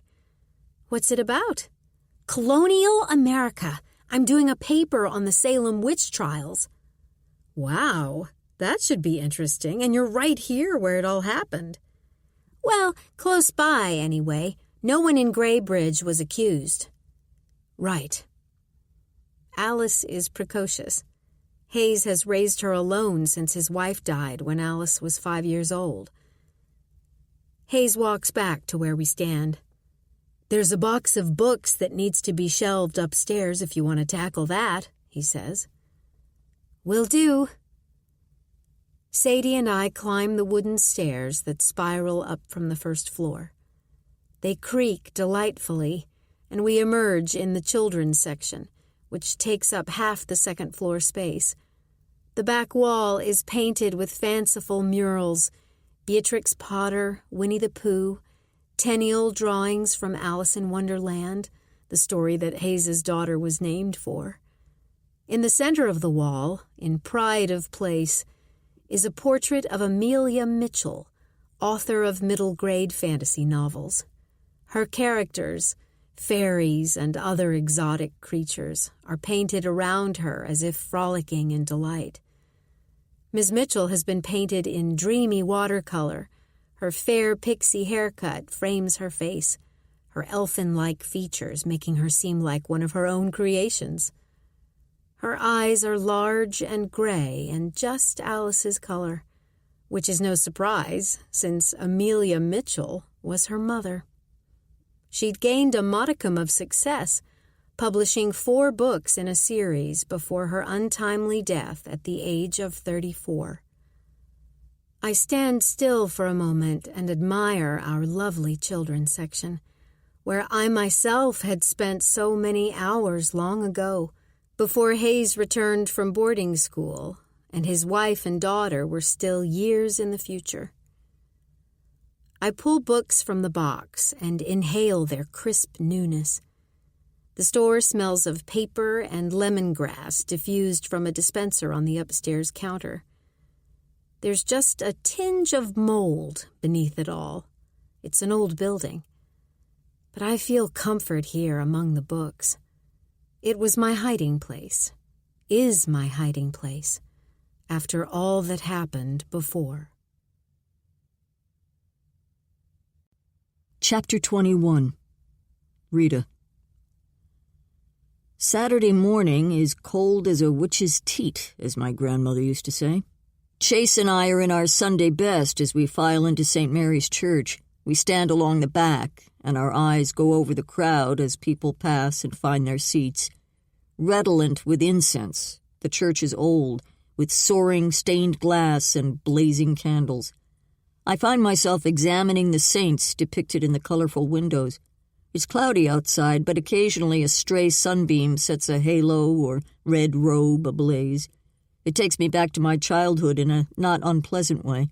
When Grandma would come down from Maine for a visit, Ma would be on pins and needles, hoping for a good showing, especially at church. Like most of the other families in our Boston neighborhood, Sunday Mass was a tradition in the McMahon household. It took 2 hours of fighting over the one bathroom to get us all presentable. By the time we were squished into a pew in the back, my sisters were angry, my older brothers annoyed, and I was pouting, sitting between Danny and Jimmy. During the most sacred part of the Mass, when the priest elevated the host, they would poke me in the ribs to try to make me laugh until Dad would smack them in the back of the head. Despite the monumental task of keeping 9 kids quiet, we went to church like clockwork. Ma didn't intend to raise heathens. Chase clears his throat, brings me back to the task at hand. We're here to pay our respects and to observe, based on the age-old cop tenet that a murderer often likes to take part in the aftermath of his deed. The trip out to see Tyler White didn't yield anything helpful, except to confirm the fact that Dr. Bradley had started interviews for his book, and if what Tyler told us was true, he didn't get very far. I glance over the congregation. Maybe there's a killer in this church somewhere. Mrs. Bradley sits in the front pew with her sister, brother-in-law, and parents. She's a thin figure in a black dress and long dark coat, her hair tied back in a ponytail. The casket rests up front and is covered with an impressive spray of white flowers. The priest and his attendants are busy, and the organ, upstairs and behind us, roars to life with heart-pounding resonance. The congregation stands. It's a big crowd. Dr. Bradley was a popular man. The priest's deep voice echoes through the church as my eyes search the people standing before him. The Bradleys' friends, the ones we've interviewed, are all accounted for. I try to figure out who the others might be. It's just a guessing game, of course, but one that could possibly provide a smidgen of insight into what appears to be a totally senseless murder. When the service is over, the family leads the exiting mourners up the center aisle. Mrs. Bradley catches my eye, but her sister hurries her away. Chase and I remain in our seats, allowing us to observe the faces of the people leaving the church. Once the place is empty, save the priest's attendants working up front, Chase turns to me. "You notice anything interesting?" "No." "You?" He shakes his head. I'm reluctant to leave and wander slowly down a side aisle past tapestries that hang between the stained glass windows. They depict the 12 Stations of the Cross. While St. Mary's is a beautiful church, I remember the comfort of our parish church in our old neighborhood. It was where my siblings and I had our first communions, where my 2 oldest sisters got married, and where my brother Ricky's funeral was held. I was just a kid when Ricky was killed in Vietnam. The memory sweeps over me and fills me with an aching sadness. It was an early lesson in the unfairness of life. To my child's mind, it was inconceivable that the big, strong brother who used to carry me piggyback was never coming home again. For months, I listened for the front door, for his booming voice in the hall. I still had the last letter he wrote me from Vietnam. He was already dead by the time it arrived, so Ma grabbed it from the stack of mail. She kept it tucked in the pocket of an old cardigan she wore. Even though it was addressed to me, Ma kept it with her until she died. She'd sit at the kitchen table, drink her tea, and slip her hand into her pocket periodically and run her fingers over the envelope. It was the one thing I wanted when Ma died. My sister Maureen, the oldest girl in the family and by far the bossiest, was in charge of doling out Ma's few possessions. Maureen made a stink about it until Danny and I cornered her in Ma's kitchen and she handed it over. Maureen never liked the fact that I was the youngest and, in her eyes, a spoiled brat. But Ricky had sent the letter to me, and as Danny told her, Ma would have wanted me to have it. I sigh, shake my head. "Want to head back, Rita?" Chase says. "What?" "Yeah, in a minute. You think the perp was coming back for that necklace?" "Could be.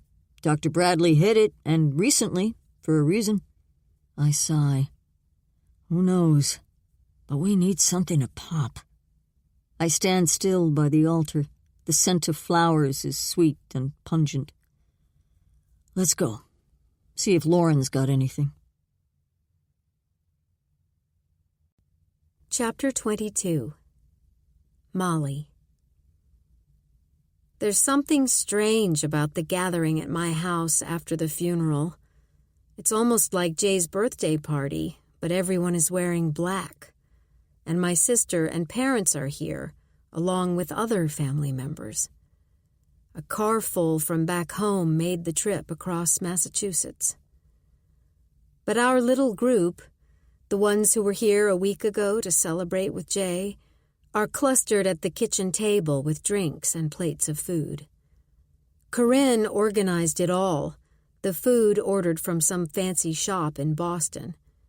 Rich is manning the drinks, and he catches me coming down the hall. "Aunt Ellen asked for a glass of white wine, Molly." Sure, in the cellar." He stands still for a moment. He's rarely at my house and isn't familiar with its layout. "I'll show you." He follows me to the door, where I stand on tiptoe and slide the lock open. He gives me a quizzical look, but I'm not going there. Not today. Not with him. "Downstairs, turn right. You'll see the racks. There's a light switch to the left." I walk briskly away and into the kitchen, which is full of conversations mingling together in a subdued cacophony. "Hayes said you went back to work yesterday," Lakin says. "Yes, it felt good to be out of the house, doing something normal." "Good for you," Lakin replies. "You need to keep busy." "Speaking of busy," I say, "some kids broke one of the attic windows at the mountain house. Jay went up a couple weeks ago to check on it, and he ordered the window from Mr. Barton. He called me and said it was in. I guess I'll need to go up there." although I'd rather not, especially by myself. Scott, who's been leaning against the kitchen doorframe, holding a bottle of beer, straightens. "I can put it in for you, Molly. There's no need for you to worry about it." "I appreciate that." Kim takes a deep breath. "It seems like a lifetime ago that we were all there." I half smile. Jay and I'd hosted our friends for a big 4th of July week and my birthday celebration rolled into one. "I can give you a hand, Scott," Cal says. "I can handle it," Scott replies. "But either way." Hayes gives me a look. "Don't take on too much right away, Molly. Jay said he boarded up that window." Hayes's gaze falls to the table. "He told me about it when we had lunch." Josh, who's sitting next to Kim, his arm draped around her shoulders, says, "That road gets slick in the winter, and with the snowfall yesterday, you might want to wait." I shrug. "I guess there's no rush." And I'd just as soon not deal with the mountain house at all. I fill my wine glass from the bottle sitting on the counter. Alice walks into the room carrying a tray of cookies. She's wearing a lacy black dress and matching gloves that look like something out of early last century. She probably bought them at the vintage clothing store she likes so much. "Are you going up to the mountain house, Molly?" she asks. "At some point, I might have to." Alice sighs. She and Hayes were there last summer as well, and she spent her time sketching on the deck and collecting wildflowers by the river. "I could go with you if you want company." "That would be nice. I'll let you know." She sets the platter on the counter. "Sadie's at the back door. You want me to take her out?" "Yes, please." "Molly?" My mother calls from the living room. Alice grimaces, and we exchange a smile. I'm pulled into the group from back home. My aunts, uncles, and a cousin who drove in from Albany. It's not a group I'm close to or am comfortable around. My mom, who's sitting on the sofa, reaches up a hand and squeezes mine. "Are you all right?" she whispers. "I haven't seen you since we got back from church." "I'm fine, just busy in the kitchen." My dad gets up and grabs Uncle Jim's glass. He pats my shoulder as he passes behind me. I sit next to my mother, feeling obligated to make conversation, which I do, but I steer the conversation to the bookstore and the weather and how much I like Graybridge. Sadie. Anything to keep talking while I know what's running through their minds. How is she coping? Is she going to be able to hold it together after what she's been through? How could anybody? After catching up with everyone, I feel safe to retreat to the kitchen. It's like my friends and my Graybridge family are in one place, separate from the people from my past, and it needs to stay that way. But as I walk down the hall, I change direction and head toward the side porch. I need a minute, so I unlock the door and cold air rushes to greet me, but I don't care. I just need a break. I sit on the glider, an old piece of furniture left by the woman from whom we bought the house. It's a relic from the past. Plastic upholstery covered with faded yellow flowers. It crackles beneath me as I sit and look out on the gray afternoon. Fat snowflakes float lazily past the windows, and I let my gaze follow one, then another on its trip to the ground. "Molly?" Corinne stands in the doorway. "You okay?" I swipe a tear from my cheek. "Yeah." She moves into the room and shuts the door, takes a seat in a rattan chair across from me. "It's really cold out here." "I'll come in a minute." She clears her throat, pulls on the hem of her Vera Wang dress. "I know this is hard, especially with everyone from back home here." "They won't say anything, will they?" My heart is in my throat. "No, Molly, you know that. They know better." Dad has made it clear for years that when they're here in Graybridge, the past is totally off limits. But I still worry. I take a deep breath and watch the snowflakes. Don't you think it would be a good idea for you to talk to someone? Corinne says. I know what she means by this euphemism. I've spent half my life in therapy. Probably. Does Elise know? I shake my head. No one here knows, Corinne. No one except Jay, and that's the way I want it. That was the reason we moved to Graybridge, wasn't it? So that we could live a normal life, so that no one knew who I was. I can't bring myself to say it. The moniker given to me by the media. The girl in the cellar. Yes, of course, but now that Jay... I'll ask Elise for a referral. I'll tell her that I need help with Jay's death. Which I do, but I'm not convinced that therapy is going to help anymore. Like I've run out of sessions. Like I've had my share. Time to accept my life as it is. For the past 5 years, I've had Jay to talk to hold me in the night when I had a bad dream, to dry my tears when something triggered a memory. But now that he's gone, I'm alone and will have to carry on by myself if I'm to survive. Corinne takes my hand in hers. You're freezing, Molly. Let's go inside. I rise with her, and she puts her arm around my shoulders. She's a good big sister, really. Her past is twined with mine, and it hasn't been easy for her either. Chapter 23. Rita. I didn't feel like swinging back by my apartment to change my clothes, so I show up at the station in my funeral attire. As I wend my way back to my office, I nearly bump into Doug Schmidt, the other lead detective in our department. Hey, Rita, nice dress. Gee, thanks, Doug. I almost look as fashionable as you do. He stands like a GQ model in his dark tailored suit, holding a cup of coffee. Doug's big on appearances, as though his favorite part of the job is trying to look like some suave movie detective. He starts to walk with me as I make my way down the hall. Heard you've got a homicide cooking, he says.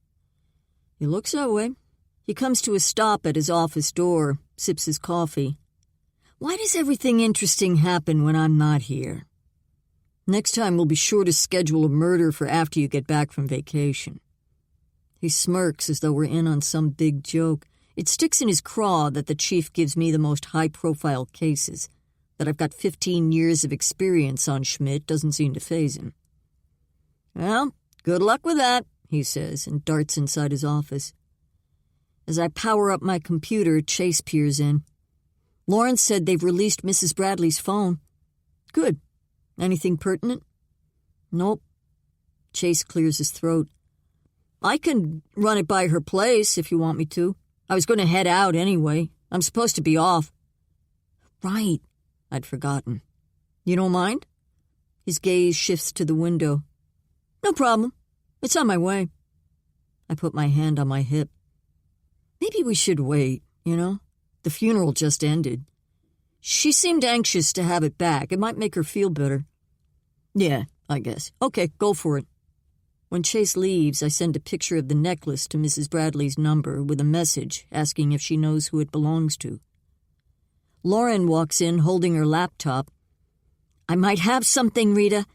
She drops down on the chair facing me. Lauren doesn't usually get too excited, so her exuberance has my full attention. What? Okay.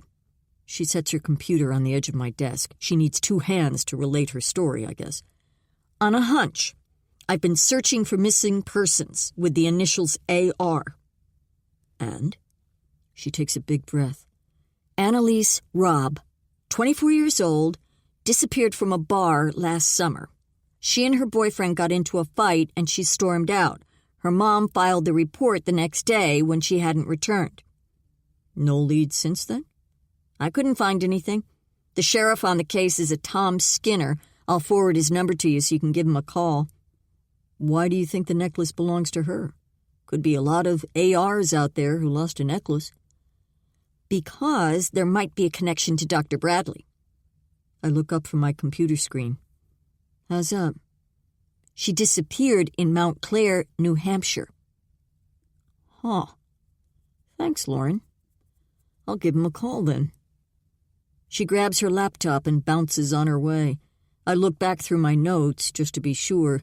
Sometimes those innocuous questions bear fruit. That's why I ask them, despite people's impatience. I grab my reading glasses and skim down the page, stop where I've sketched a little house, and find what I'm looking for.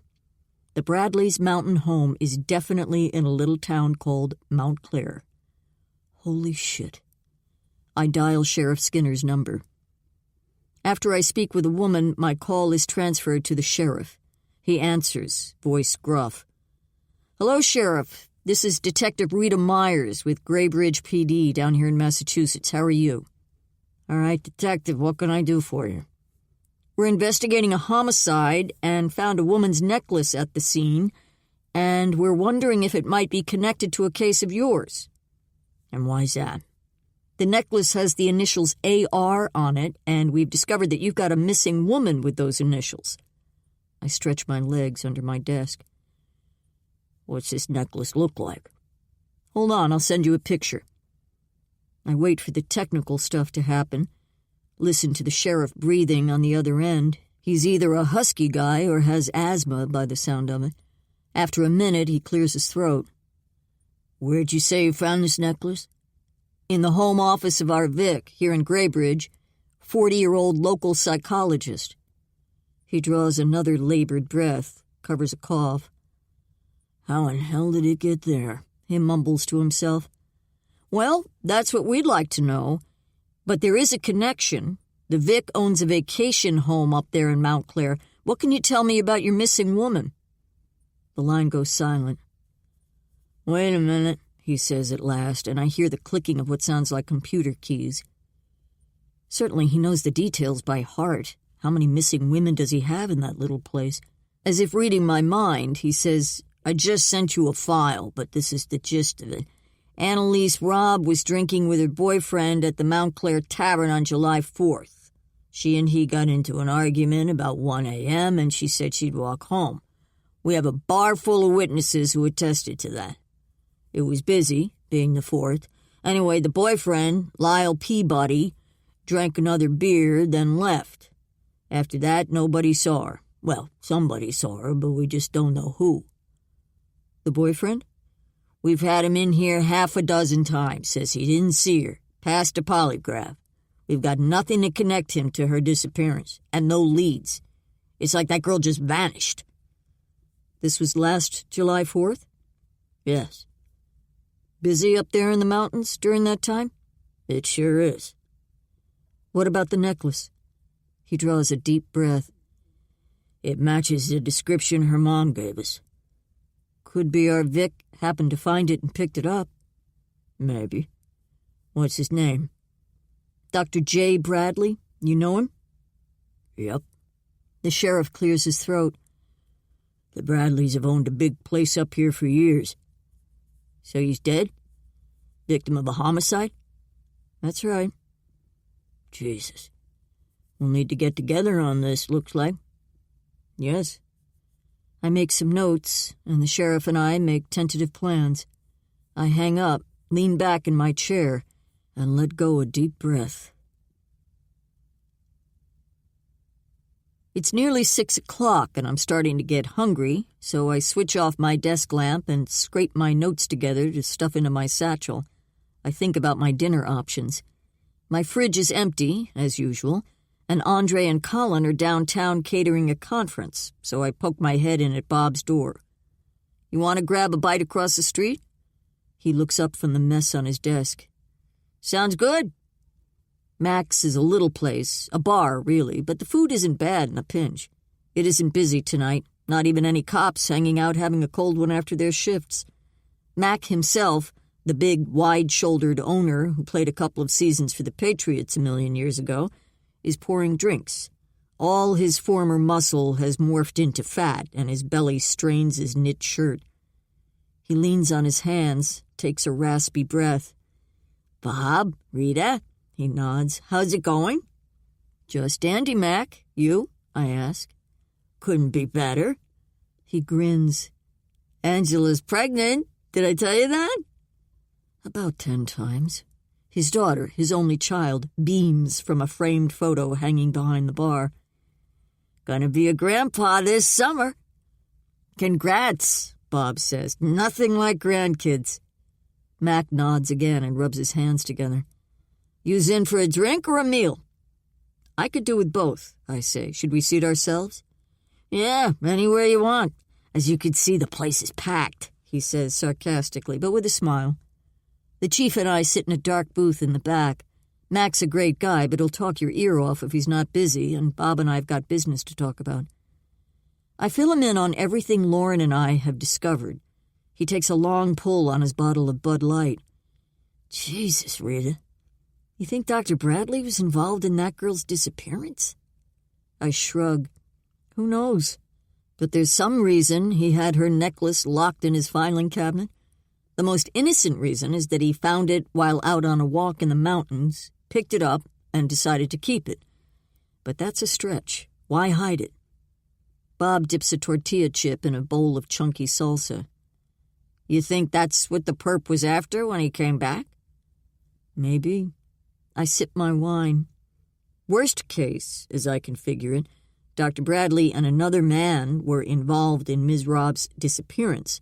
The killer was worried that the good doctor was growing a conscience and going to turn them in, and so he killed him. The necklace was what tied them to the crime, so the perp wanted it.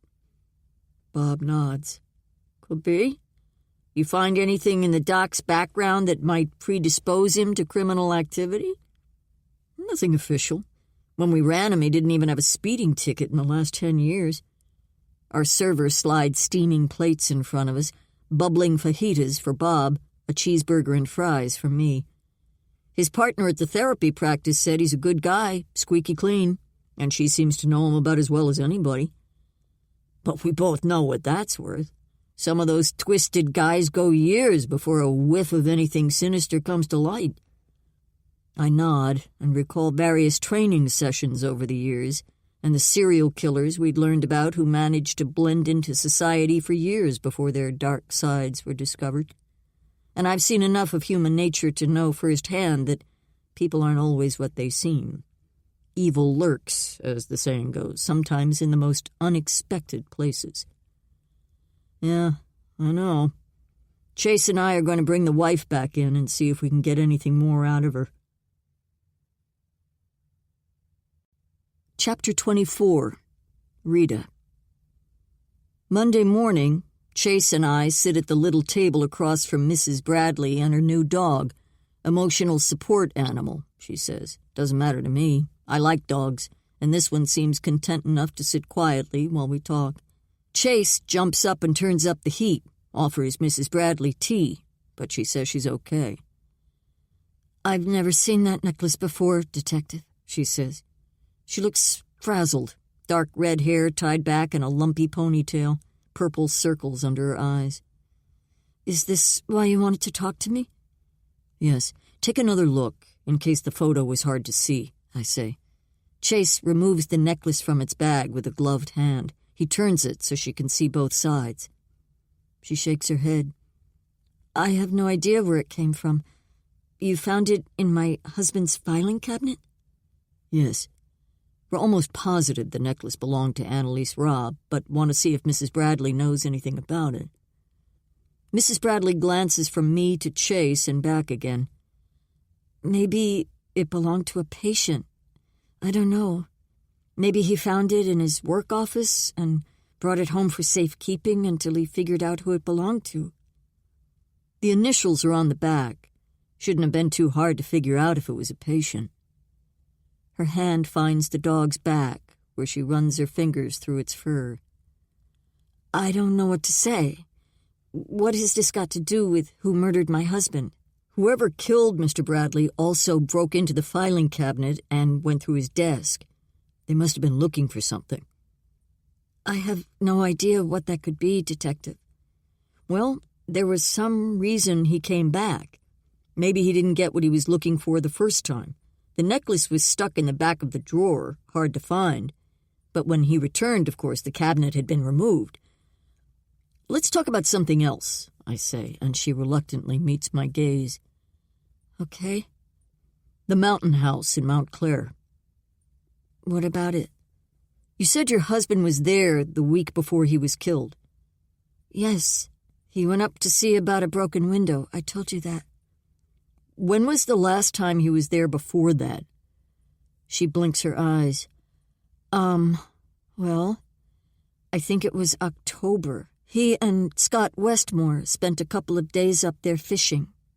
You didn't go? No. I was working that weekend and... She shivers. I don't like fishing. Blood sports. I arch my eyebrows. I grew up in a small town, she explains, a rural area, and a lot of people hunted and fished. I never liked it. Thought you were from Graybridge. She pulls on the neck of her sweater, her thin fingers worrying the yarn. We moved here when I was 7, so it feels like home. It is home. Okay.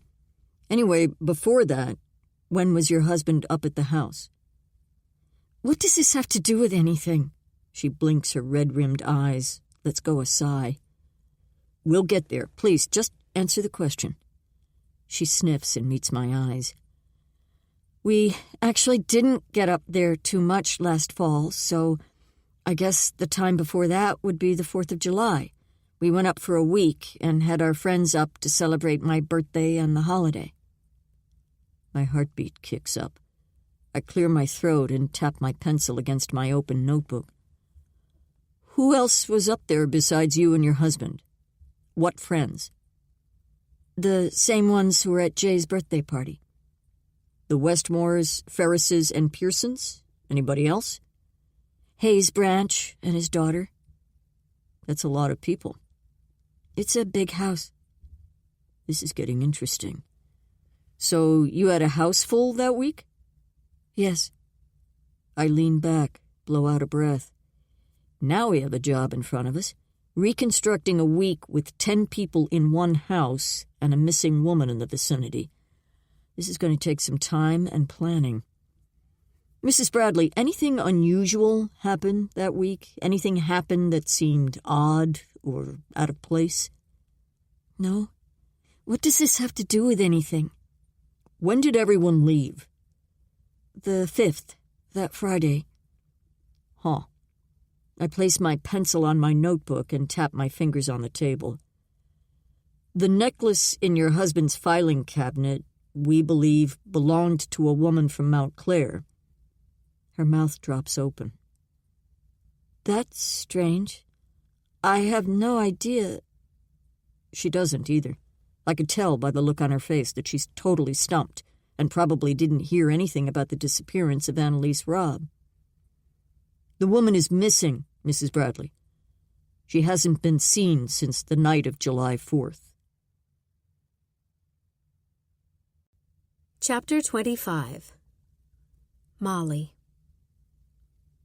Andre's cafe is busy at lunchtime, and Lakin, Hayes, and I huddle around a small table penned in on all sides by other diners. Moms with kids in strollers, men and women who work nearby, block every escape route. But this is our favorite place, convenient for Lakin's spa and the bookstore. I get a dirty look from an elderly woman at the next table as Sadie pants near her elbow. Too bad. I just don't care. What did the cops want? Lakin asks, flipping her hair over her shoulder. They found a necklace in Jay's filing cabinet, and they hinted it might have been what the killer was looking for. A necklace? Was it valuable? I don't think so, but the weird thing is, they think it belonged to a woman from Mount Clair. She went missing the night of July 4th.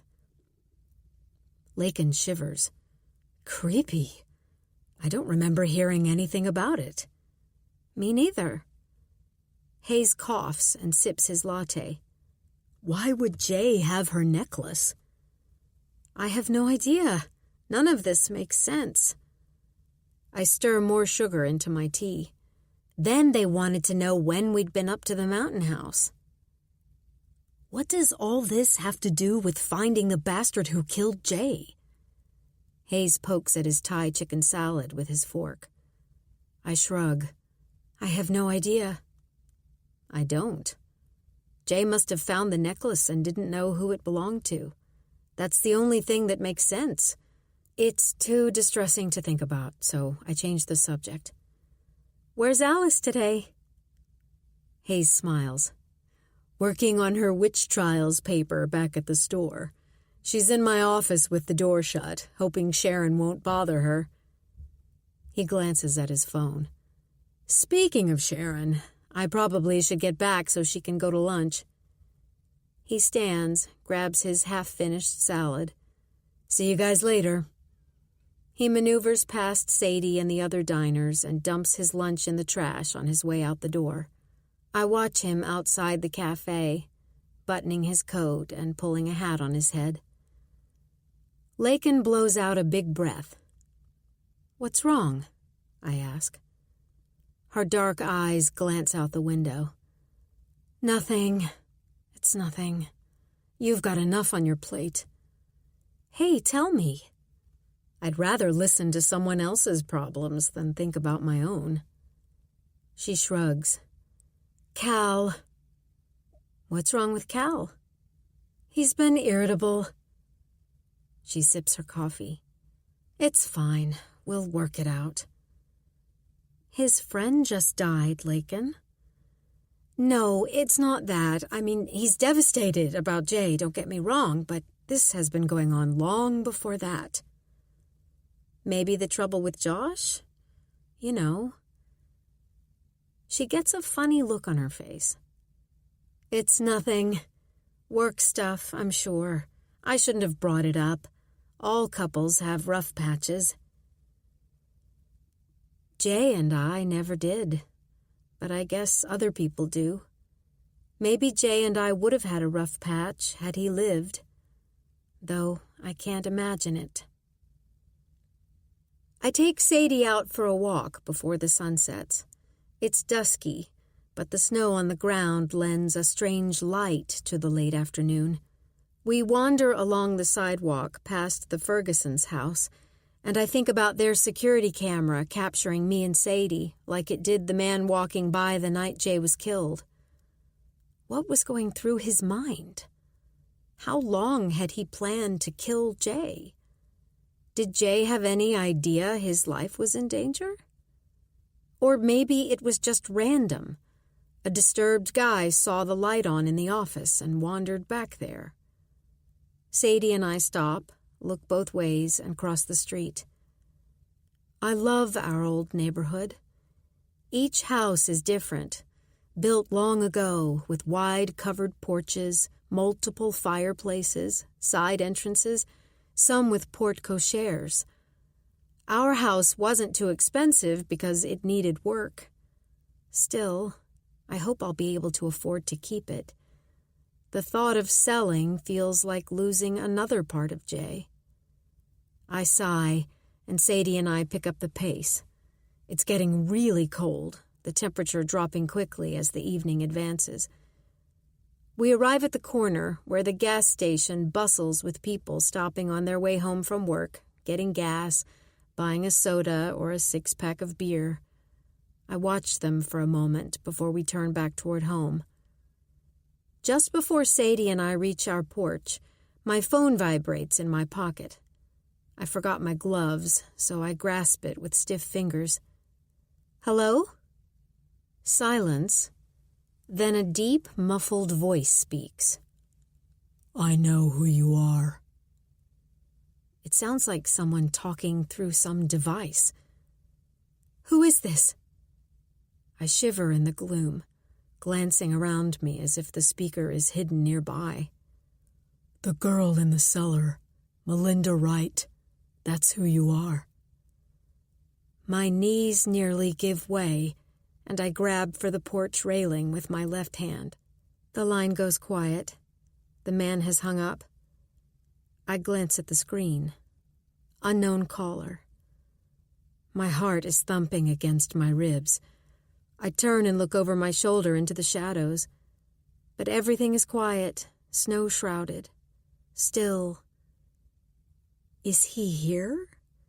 Has he found me? I shake my head. That's not possible. He's in prison. He can't get out. Or can he? Hold it together, Molly. It was just a crank call. Someone trying to upset me. I grip Sadie's leash tighter, and we run up the porch steps, slip inside, and I lock the heavy door behind us. Chapter 26. Molly. I stayed up most of the night watching the video feeds from the outside cameras. I wrapped myself in an old quilt and sat in the living room with my computer on my lap, flipping screens.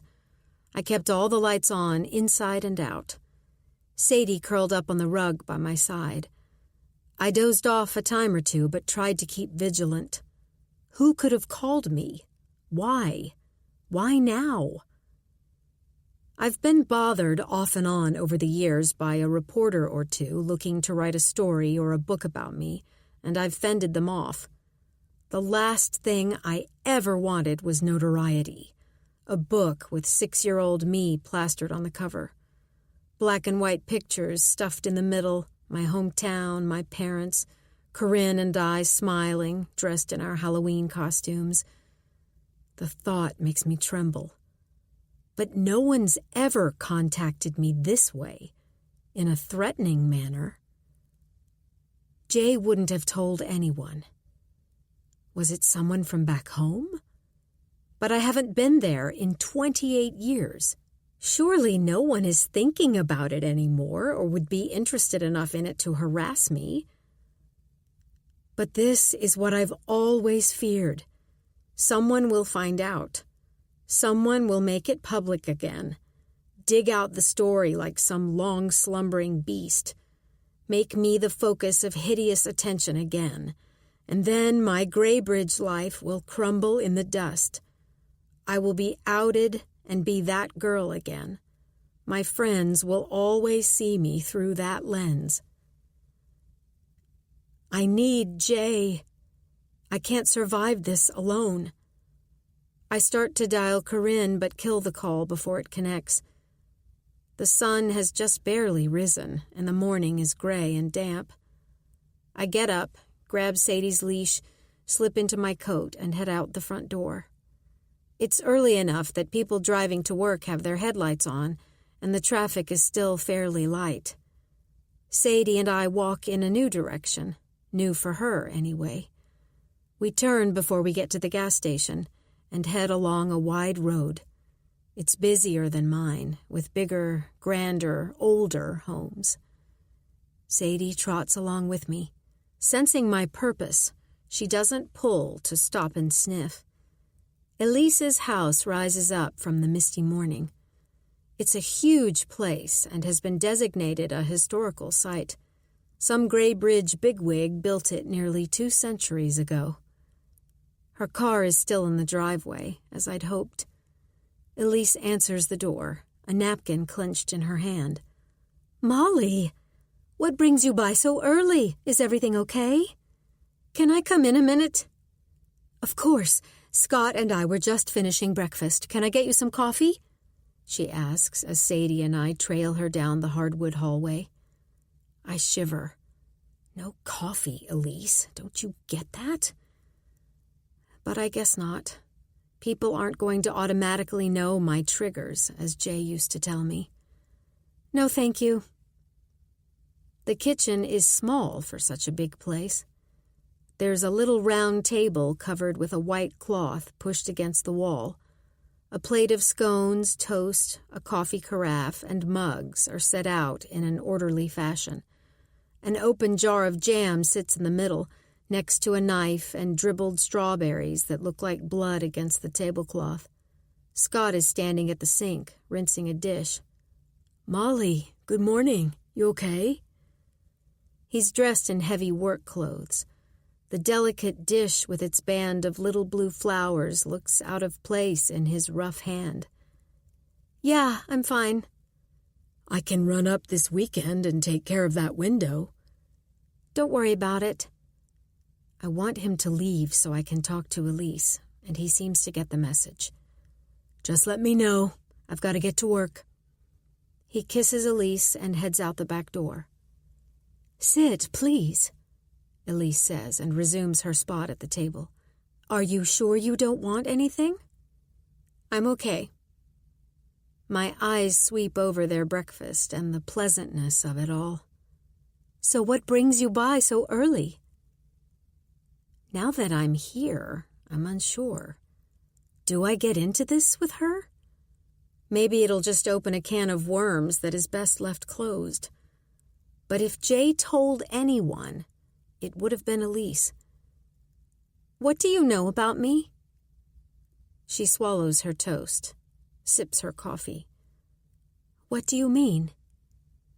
I take a deep breath, glance at Sadie for support. Did Jay ever talk to you about me and my past? It comes out almost angry. A nervous look drifts over Elise's face. Jay told me that you'd had a difficult childhood, traumatic. I don't like this. Why did Jay say anything? I shake my head. He had no business. You were at our practice for treatment, Molly. Well, yeah, okay. Did he say any more than that? Did he give you details? Tears catch in my throat. No, of course not. She looks away, and I don't believe her. He had no right to tell you about me. She squeezes my hand, then lets go. He didn't. He never gave me any specifics. I try to ratchet down my feelings, but I'm exhausted as well as angry. I work my right hand over the sleeve of my left arm. Elise rises from the table and sets a cup of steaming water, tea bag submerged, in front of me. Why don't you tell me what's going on? I dunk the tea bag and feel foolish. It's nothing. It's just not having Jay. Do I tell her about the man who called me? What would she know about that? What would that have to do with her? It was stupid to come here. You've been through hell, Molly. Why don't you let me refer you to somebody? She's at the counter, digging through her purse. Morgan Blanton is wonderful. You'll be comfortable with her, I guarantee it. She turns to me, lifts a business card in the air. And you know you can always talk to me. Always. Her cat has silently entered the room and twines around her legs. Sadie sits up, but doesn't seem too interested. Elise sets the card next to my cup. Why don't you have some breakfast? I don't have to be at the office for another 30 minutes. We can talk about whatever you want, Jay or not Jay or the weather. She smiles. I nod and sip my tea, but the man's muffled voice flutters through my mind. I know who you are. Chapter 27. Rita. The little town of Mount Clair is bisected by two main routes, two-lane highways that get a fair amount of traffic, people cutting through on their way to somewhere else. We meet Sheriff Skinner in the parking lot of the Mount Clair dry goods store on the corner. He's a burly man, late 40-ish and well-fed. His eyes are dark and direct and convey a sense of let's get this done. After introductions, Chase and I hop back in our cruiser. He insisted we drive a department vehicle, not trusting my van to make it through New Hampshire mountain country. The air is raw, damp, and cold, but at least it's not snowing. We follow Sheriff Skinner. There are a few businesses on either side of the road, a car repair place with old tires piled along an outside wall, an ice cream shop, a small pink motel, a gas station with 2 pumps, and a bar. We turn into the Mount Clair Tavern lot and jump out. This is where Ms. Robb was drinking with her boyfriend the night of the 4th, Sheriff Skinner says. It's a small place, painted gray, reasonably new, with unlit neon beer signs in the 2 big front windows. It's dim inside, not open this early in the morning, but we follow the sheriff through the front door. There's a 30-something man behind the bar, stocking glasses.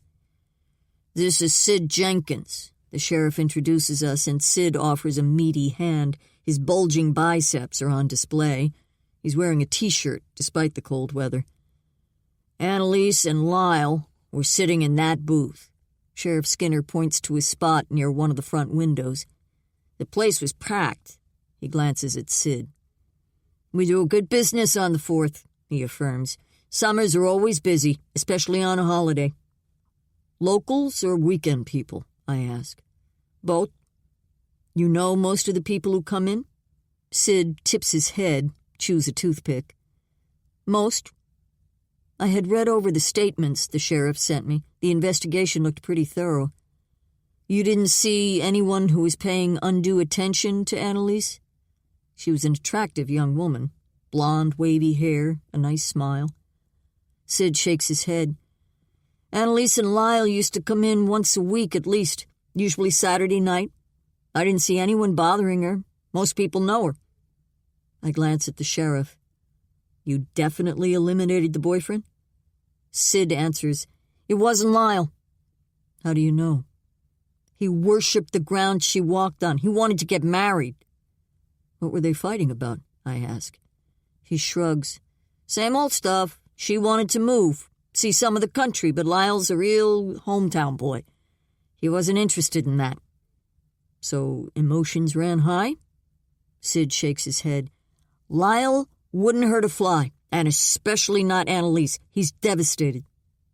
The sheriff clears his throat. We're pretty sure it wasn't him, Detective. It wasn't a townie, Sid says. He picks up a rag and starts wiping the bar. What makes you say that? He stops his cleaning, looks up. His gaze meets mine. Everybody loved Annalise. We all would have protected her. You can feel the hurt this woman's disappearance has had on him and the sheriff as well, like a heavy cloud before a thunderstorm. You get the feeling that Mount Clair is a tight-knit community. She left sometime around 1 a.m.? Said she was going to walk home? I ask. Yes, it's not too far, but the road between here and there is through the woods. Not too many people out that way, Sid says. But there's a lot of traffic in the summer. People up from the cities looking to cool off. Outsiders looking for a good time. We follow the sheriff out the door and get in his vehicle. I'd asked to see where Annalise was abducted, so we set off along the 2-lane road. We turn a corner, and I see what Sid means. There are woods on both sides of the road. There's literally nothing out here. Not a good place for a woman to be walking alone at night. Where's your house? I ask Sheriff Skinner. Up this way, about another half mile. What else is up this road? Nothing much until you get over the mountain. There's a good bit of traffic, though, between here and Anderson, the town on the other side. There's a turnoff to another road about halfway that heads straight up the mountain. Who would access that road? What's up there? 6 houses. Weekend places, mostly. The Bradley place? Yeah, that's up there. The sheriff told me earlier that everyone in the houses on the Bradley's road was questioned the day after Annalise's disappearance. No one was home at the Bradley place, but the sheriff had placed a call to Dr. Bradley, who said that he and his guests had all left early and that they had all been at the house and didn't hear or see anything out of the ordinary. That sent the sheriff and his department in other directions. They literally had a lot of ground to cover. Anyone driving the busy main road could have picked her up, and that became their focus. But now, with the discovery of the necklace in Dr. Bradley's filing cabinet, that has all changed. And it also means that Dr. Bradley knew about the missing woman. Either he had something to do with her disappearance, or the sheriff's call informed him of the fact. Either way, he knew. The sheriff comes to a stop in a nondescript section of road, slides the gearshift into park, and we jump out. This is where her cell phone was found, he says, by those 2 pine trees. Anything on her phone helpful? Nothing. Except a text to her mother saying she'd be home soon that we figured she placed right as she left the bar. There was also a small amount of blood on the road here, and fibers that probably came from her jeans. He lifts his hat and scratches his head. We think he knocked her down, then dragged her into his vehicle. That's our theory, anyway. Sounds reasonable. I glance at the trees standing silently in the snow, close my eyes, and try to get a sense of Annalise. But I feel nothing but a cold emptiness. Chase walks past us and heads up the road, turns. Her house up this way, then? Yeah, over that rise. There's a gravel driveway on the left. Chase cranes his neck, looking through the trees. You can't see it from here, the sheriff says. Sits pretty far back. The sheriff is standing still as if this is the end of the line. It doesn't seem like there's much else to see up this way. You want to head back and go through all this? I ask. That'd be good, he says, and leads us back to his vehicle. Chapter 28. Molly. Elise dropped me and Sadie off at home on her way to work. The house is still, quiet. I flip through my security screens and then carry my laptop up to the master bathroom and set it on the sink while I shower and dress for the day. The bookstore isn't busy on a Tuesday morning, and I settle in on the second floor with Sadie. I shelve books while she snores between the stacks. Childish laughter and women's voices trickle through to where I work behind a wall of books. Sounds like a couple of moms with their preschool-age kids. I sigh. To be one of them, a mom with a child to take care of. Jay home in the evening at the end of a workday. Dinner as a family. First steps and bedtime stories. I take a deep breath and reach for the next book to be shelved. Eventually, the women and their children leave, off to the next stop, I guess, and the floor becomes lonely and still. I work steadily, and the morning passes quietly. I try to keep my mind off Jay and off my caller. I play a game where I decide which book on any given shelf is my favorite. When my parents moved us to Graybridge, I'd beg Corinne to bring me here. She was 16 in a new town, missing her friends back home. The first few months, she was lonely and didn't mind hanging out with me. We'd both sit and read, then head to the candy shop across the square. The candy shop is long gone, replaced by a skateboard store. When school started in the fall, Corinne's life picked up where it had left off. She made friends easily and grew to be grateful for the move, and Graybridge became home. I found Kim that year, too. The harder I tried to disappear in the back row in our classroom, the more interested in me Kim became. She made it her mission to befriend the new girl, the strange, quiet new girl. She was outgoing and popular, even in second grade. The other kids, who might have found something in my oddness to make fun of, didn't dare with Kim at my side. And she never asked any questions, still hasn't all these years later. Whether she ever figured out who I was, I don't really know. But as long as no one brings it to light and makes it real again, I'm okay. At lunchtime, I head across the square to Laken's spa.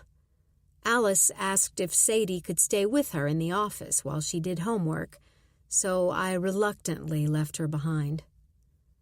Serene Lake Spa takes up 2 storefronts, and inside it's like another world.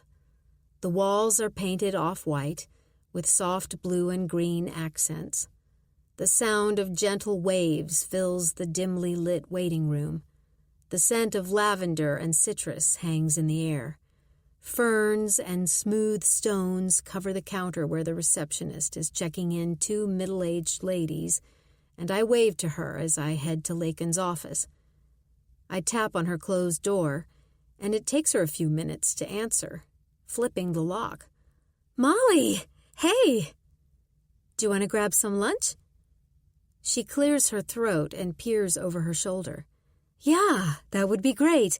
I was just finishing up some paperwork." She's acting oddly, but swings the door open, and I see Josh sitting on a sofa near the window. "Hey, Molly," he says cheerfully. "I was just taking a break myself and stopped to see if Lakin wanted to head over to Andre's." Lakin runs her fingers through her disheveled hair. 2 of her blouse buttons are undone, the lacy top of her bra showing. I feel as though I've walked into an improv skit. "Oh, sorry. Well, if you two had plans," I say, like an idiot. Josh jumps to his feet and tucks his shirt in his pants. No, you guys go. I'll catch up with you another time," he says to Lakin and practically runs out the door. Lakin and I walk across the square. I don't know what to say to her as she rambles on about business and her boys until we reach the cafe. We put in our orders at the counter, take a metal stand with a number attached at the top, and set it on our table.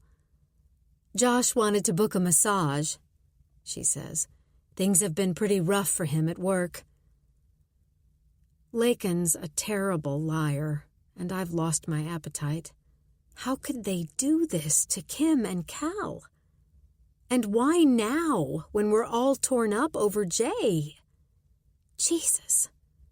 What am I supposed to do about this? Then I hear Jay's voice in my head.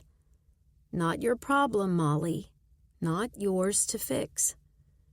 Which is funny because all Jay ever did, professionally or otherwise, was try to fix people.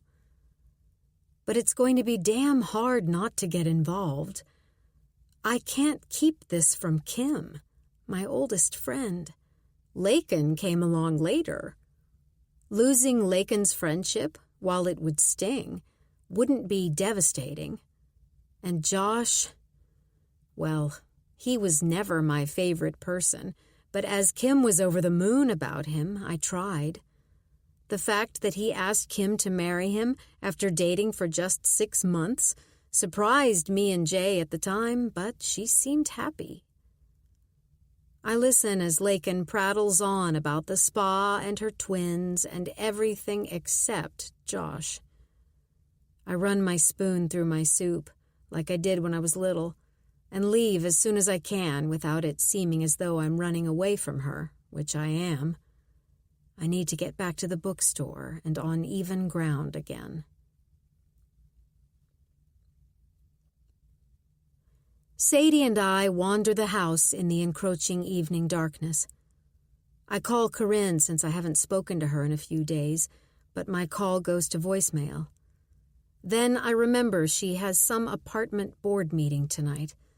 So I sit in the kitchen with a bowl of melting ice cream and my laptop, watching the video feeds from the outside cameras. The doorbell rings, and I switch to the front porch camera. A man stands there, hands jammed into the pockets of his jacket, moving from foot to foot. My heartbeat kicks up, and then I recognize Josh.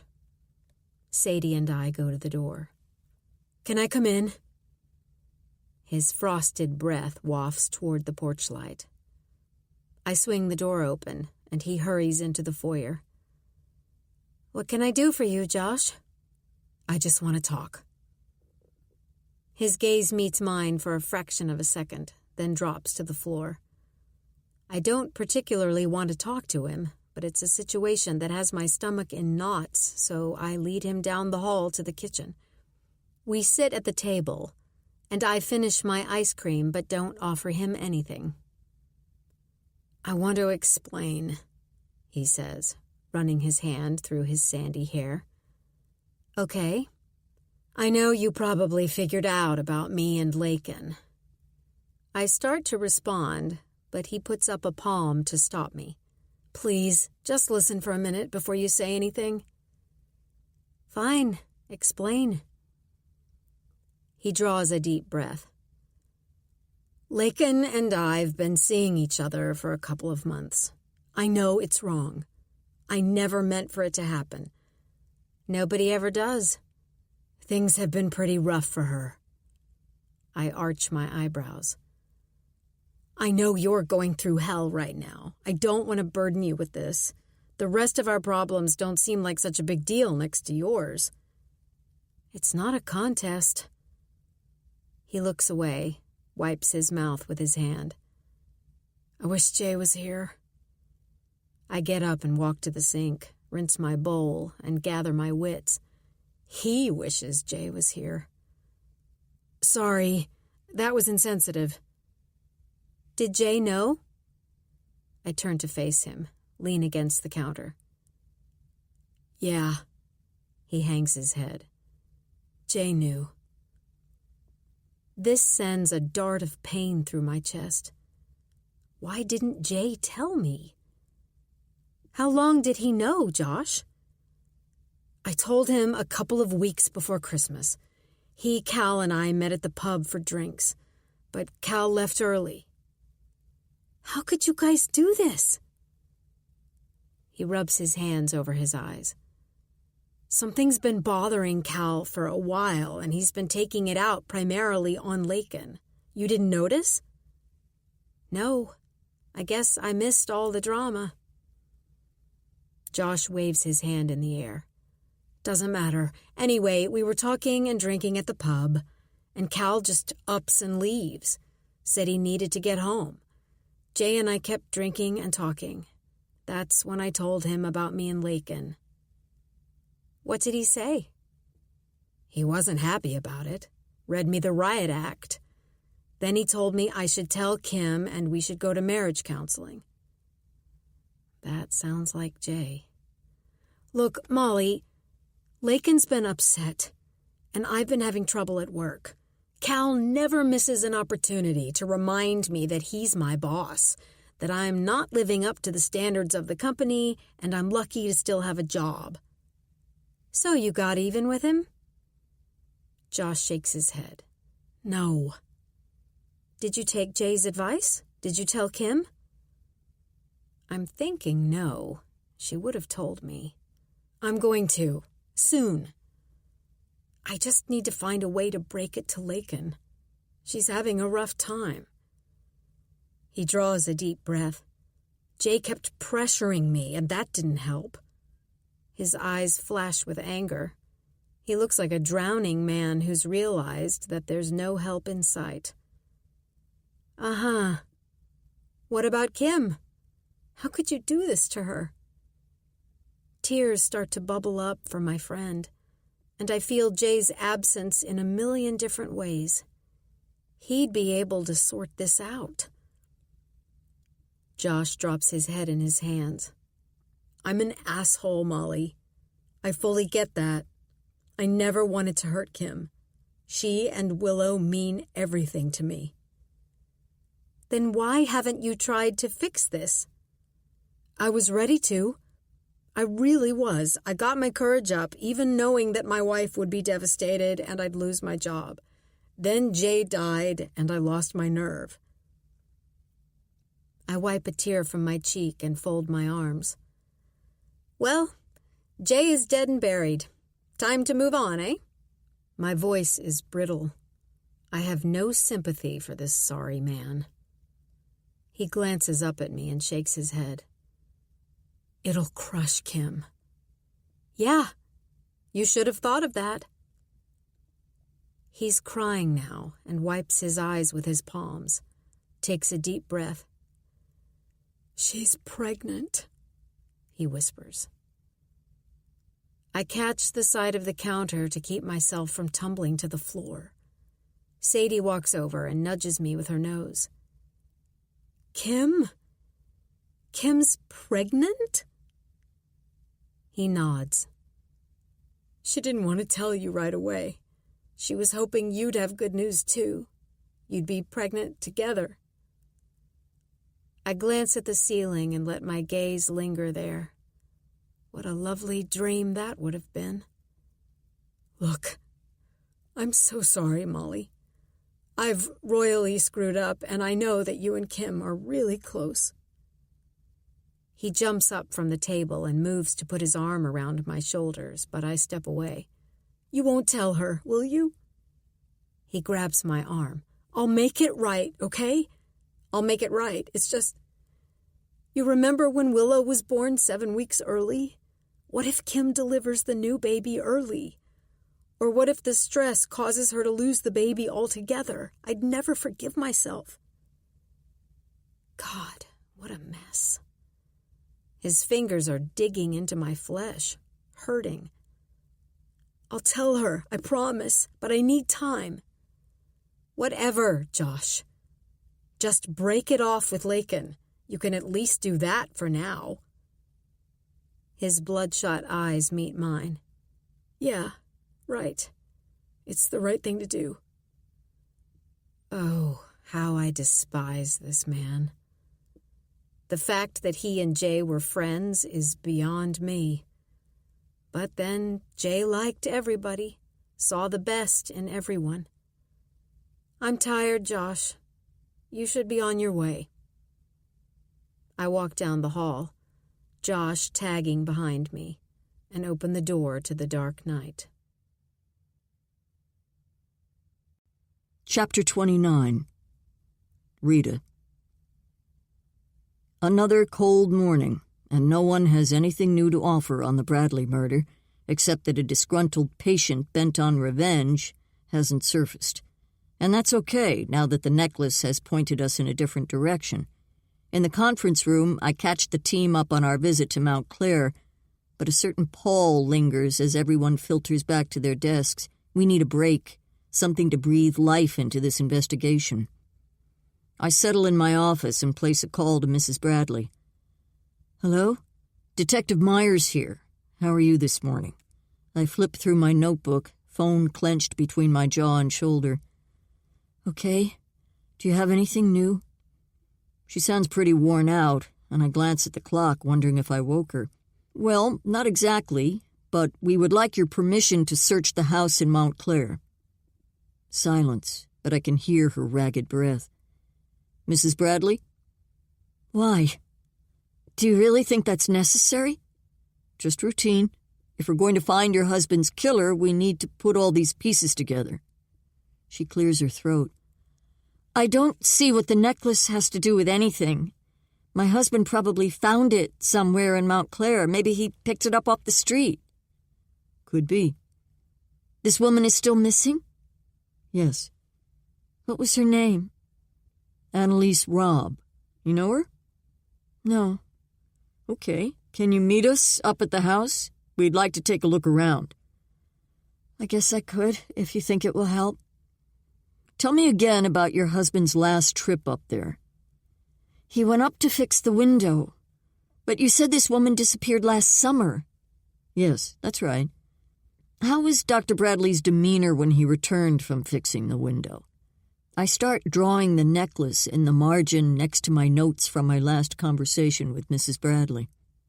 She sniffles. I don't know. He was fine.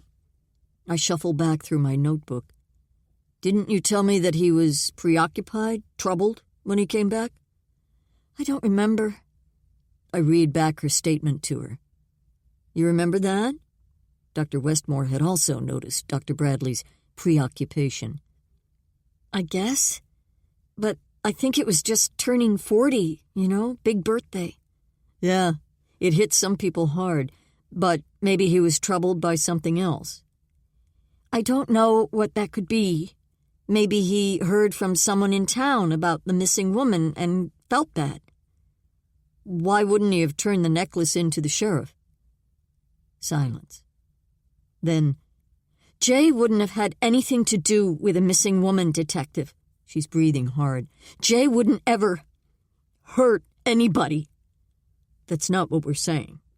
So, can we meet you up there? Yes, of course. We iron out the details and hang up. Her mood had swung from confused to desperate and fearful to resolve to vindicate her husband. That's fine, as long as she cooperates. Things will move along.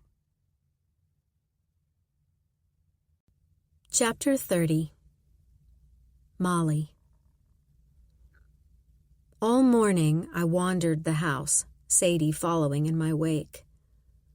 What does Detective Myers think happened to Annalise Robb?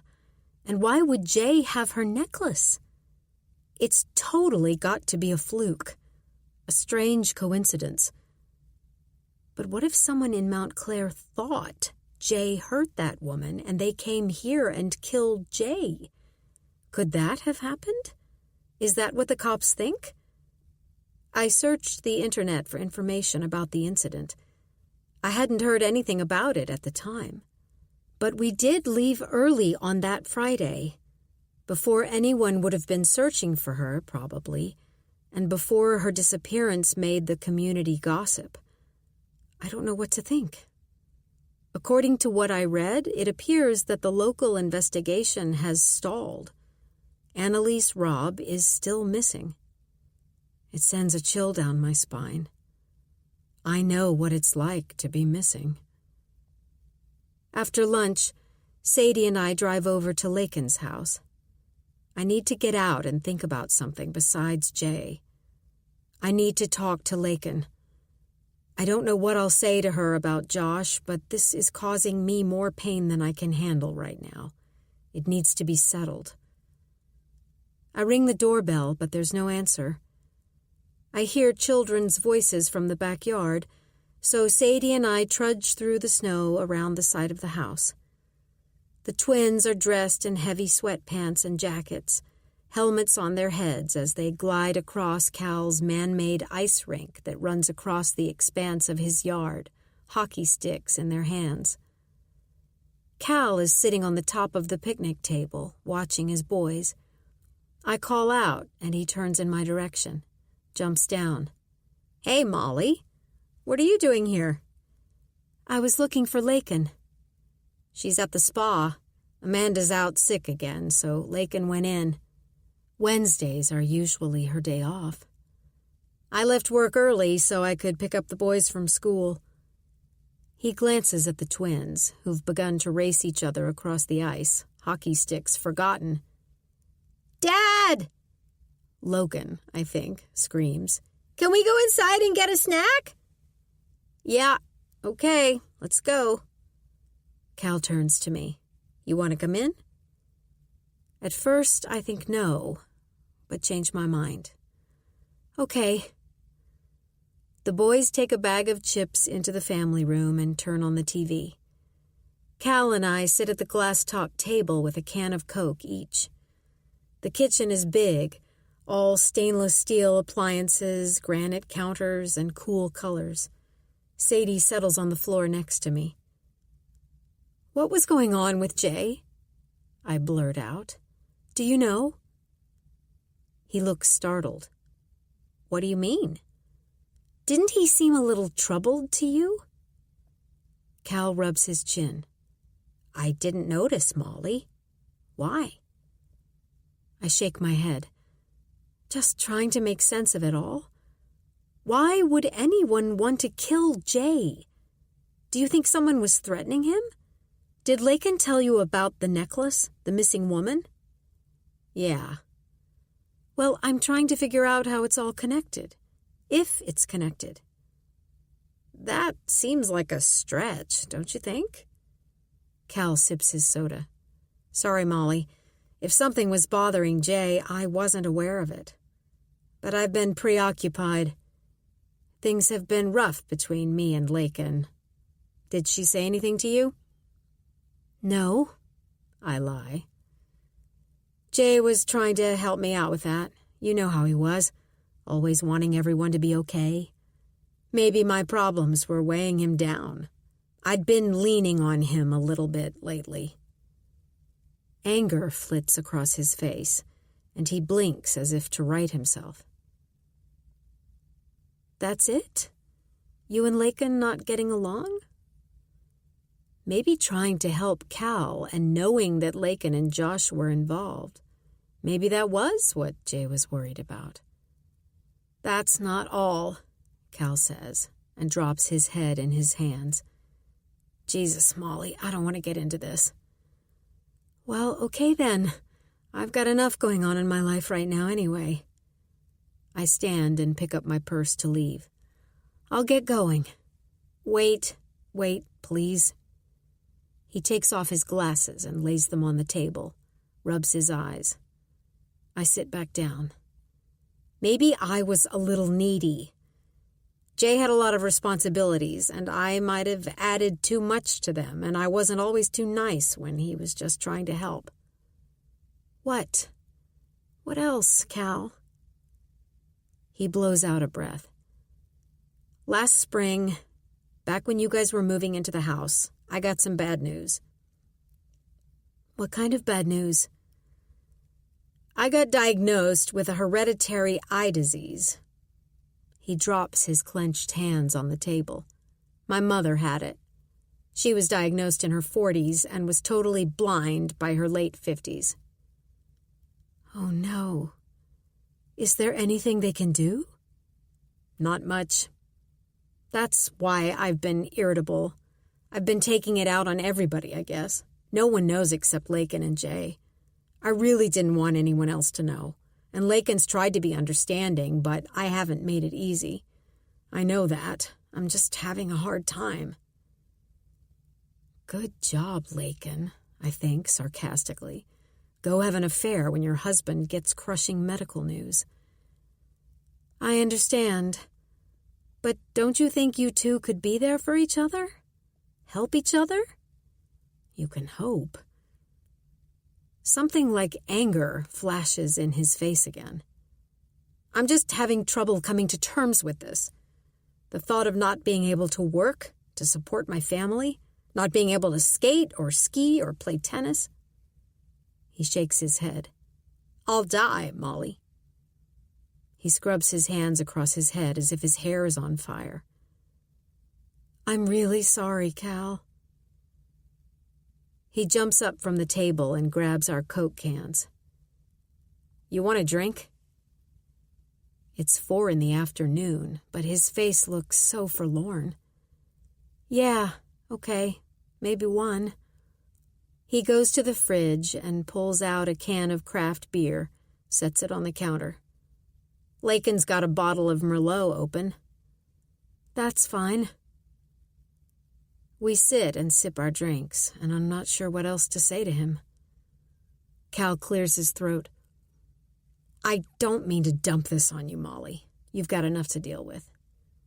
He squeezes my hand, but lets go quickly. How have you been coping? I'm trying to keep busy. I'm working as many hours as I can at the bookstore. He huffs out a breath. What's that for? I ask. Nothing. No, what? I clasp his arm. He squeezes his mouth with his hand. It's just that Jay always worried that Hayes had a thing for you. He wasn't jealous or anything, just kept a wary eye on him. My breath stops. That's crazy. Hayes and I are friends, period. Was Jay really worried? Cal tips his head. A little. But then he was super protective of you. You know that. The thought that Hayes is interested in me for more than friendship never crossed my mind. True, he doesn't date much, but I figured he was being sensitive about Alice. It's just too out there to comprehend. Well, I'm fine. Hayes is fine. I'm certainly not interested in a relationship with anyone. Just thought you should know. Forewarned is forearmed, as the saying goes. Cal jumps up and gets another beer out of the fridge. Have the cops found anything? He asks. I shake my head. I don't want to get into it. Nothing important. They're totally distracted by that necklace. He sighs and pops the top on his beer. His melancholy shows in his eyes, the set of his shoulders. I still can't believe it. I wake up every morning and have to remind myself that he's gone. Me too. Cal takes a long pull on his beer, looks out the back window to the ice rink. Who's going to keep us all sane now? I wish I knew. I guess we'll have to rely on each other and family, too. I sip my wine. Do you see your mother often? I've never heard you mention her. A grimace flits over his face. She died a few years ago. He points at my glass and stands. You want a refill? No, thank you. I'm driving. I get up, and Sadie rises too. Cal squeezes my shoulder. Stay well, Molly, he says as I let myself out. Chapter 31. Molly. Thursday morning, I head up to the mountain house. The road is covered in a light layer of fresh snow as I follow Detectives Myers and Fuller, who are driving a police cruiser. Coming up over the rise, I see several sheriff's cars lined up on the side of the road next to the house. It looks like more than routine, and I wonder if I should have contacted a lawyer. Corinne thought it would be a good idea. But we're here now. If I'd said no, they would have probably gotten a warrant anyway. Besides, if this can clear up the necklace mystery and get the cops back on the trail of Jay's murderer, maybe it will be helpful. Alice sits in the passenger's seat, and Sadie pants from the back, her head between us. It took some convincing for Hayes to let Alice come with me, but she managed to put it in educational terms. How often does one have an opportunity to witness a police search? She swayed him, as she usually does, and I'm glad to have the company. With Alice to look after, I'll be less likely to obsess about the house and think about Jay. The house looks bigger, more forbidding in the winter, standing among the drifts, snow lining the valleys of the roof. I shiver, remembering its original purpose, a place to rest between hunts, a respite where long-dead hunters could boast to one another and relive the moments of pursuit and kill over glasses of whiskey. Alice, Sadie, and I follow the detectives to the door, where they stand aside for me to unlock it. I want this over with as quickly and quietly as possible. The last thing I want is for the media to catch wind of it. That I couldn't bear. And for the first time, I'm angry with Jay. How could he have let this happen to me? He was my rock, the only reason I'd had to hold on to something of a normal, happy life. But now... Mrs. Bradley, Detective Myers says, we need you to walk us through the house. Yes, okay. We stop in the mudroom, and I automatically remove my boots and hang my jacket on a peg. The house is chilly, but the others follow suit. What do those go to? Detective Myers asks, pointing at the key ring hanging on the wall. The spare keys. We keep them there for guests. Which doors do they open? The front door, back door, the door to the deck, and the basement outside doors. Detective Myers scribbles in her notebook. We tread down the hall, and I point to Jay's den. They go inside the room and look around. Then we proceed into the kitchen. After a brief inspection there, we step out into the large great room. The tall windows at the back of the house look over snow-covered mountains, and I momentarily lose myself in their beauty before turning to the fireplace. It dominates the room and is made of local fieldstone and blackened by decades of use. When Jay first brought me here, there was a large deer head hanging over the mantel. He removed it and a collection of smaller heads from the den and other rooms at my request, and they're stored away in the attic. We wander through the downstairs. The detectives ask a question or two. Alice has a notebook out as well, making notations. Of what, I have no idea, but that's Alice. There are 2 bedrooms downstairs, I say, and 2 upstairs. 4 in all, then? Detective Myers asks. Yes. Where was everyone staying, Mrs. Bradley? I lead her into the master bedroom first. Jay and I were in here. It's the biggest room, has its own bath, and is the most private of all the bedrooms. We have our own fireplace and sitting area, so when you're in here, you hardly notice anyone else is around. The door to the summer porch is just beyond our room, and I point that out. Alice and her dad slept out there. It was really hot that week. The other bedroom on the first floor is on the other side of the house. This is where the Westmores stayed, I say. Detective Fuller walks the perimeter of the room, peers out the window that looks out on the back lawn. I watch Detective Myers write in her notebook, and I notice that she's drawing as well. Okay, she says. What about upstairs? I lead them to the staircase that runs halfway up, opening to the great room before turning on a landing and continuing to the upper floor. There are 2 bedrooms up here, with a shared bath between them. The Pearsons stayed in the room on the right, and the Ferrises were on the left. Any kids here that weekend? No, they were all with the grandparents. Well, except Alice.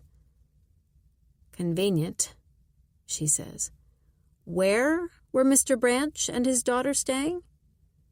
Downstairs, Alice says, totally at ease in the adult conversation.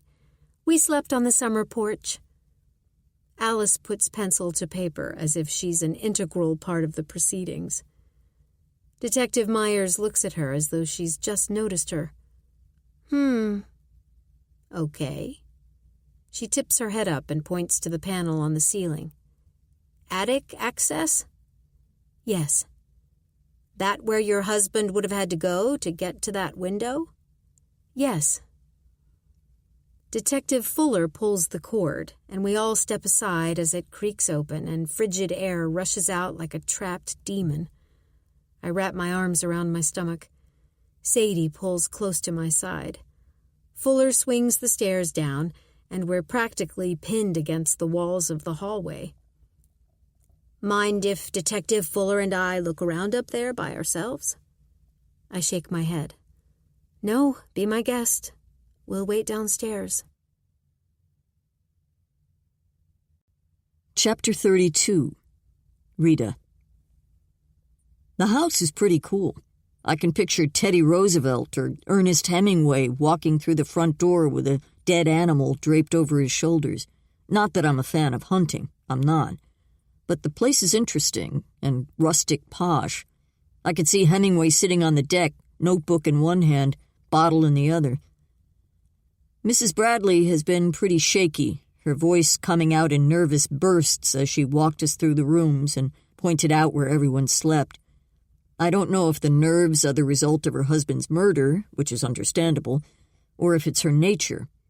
But there's something about her, something deeper that makes me think there's more going on, a latent hysteria that lives just under the surface of this woman. I've drawn a floor map and labeled each bedroom with its occupants.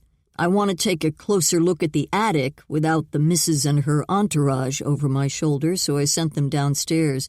As we reach the top of the folding stairs, Chase feels around for a light switch and the room comes into focus. It's still fairly dark since there's only one bare bulb overhead and one of the 2 windows is boarded up. Chase puts his phone on flashlight and fans the room. He starts to walk forward when I grab his jacket. Wait. I stow my notebook and fish my flashlight out of my satchel, thumb it on, and bright light illuminates the attic. I sweep the beam across the wooden plank floor. The windows would look out on either side of the house to the side yards. There are boxes and trunks, dust-covered, packed tightly in the corners. The light lands on the back wall, and I bobble my flashlight. Dark eyes shimmer, and it takes me a frightened second before my brain registers the stares of dead animal heads, dozens of them, stacked like the relics of an ancient hunt. That's freaking scary, Chase says. I take a deep breath. Yeah, creepy. I swing my light beam over the other side of the attic, where dust lies in a pretty heavy blanket, away from the broken window. I swing the beam back. Over here, the dust's been disturbed. You could see where Dr. Bradley worked. When we approach the boarded-up window, chunks of glass shimmer on the floor and crunch underfoot. The plywood is neatly nailed into place, but he didn't bother to clean up. Why leave a mess? Chapter 33. Molly. Alice and I sit on the sofa that faces the backyard toward the mountains. Several sheriff's deputies are trudging through the snow back and forth. "What do they think they'll find out there?" Alice asks, standing, hands on her hips. I'd told her about the necklace and that the detectives think it belonged to a local woman who disappeared last summer. "I don't know." "They're making a mess," she says, and she's right. When we first got here, the view was like a postcard. Mountains in the background, beyond our pristine snow-covered lawn that runs downhill until meeting a stand of pine trees where the river lies. "It was so pretty," Alice says. "So white and still. Can we go out and take a walk before they mess it all up?" I glance toward the staircase and don't hear the detectives. "Sure. Sadie probably could use a walk anyway." We put our coats on. Alice pulls her red hat firmly over her ears, and we head out and around the house. "Let's take the path to the river," I say.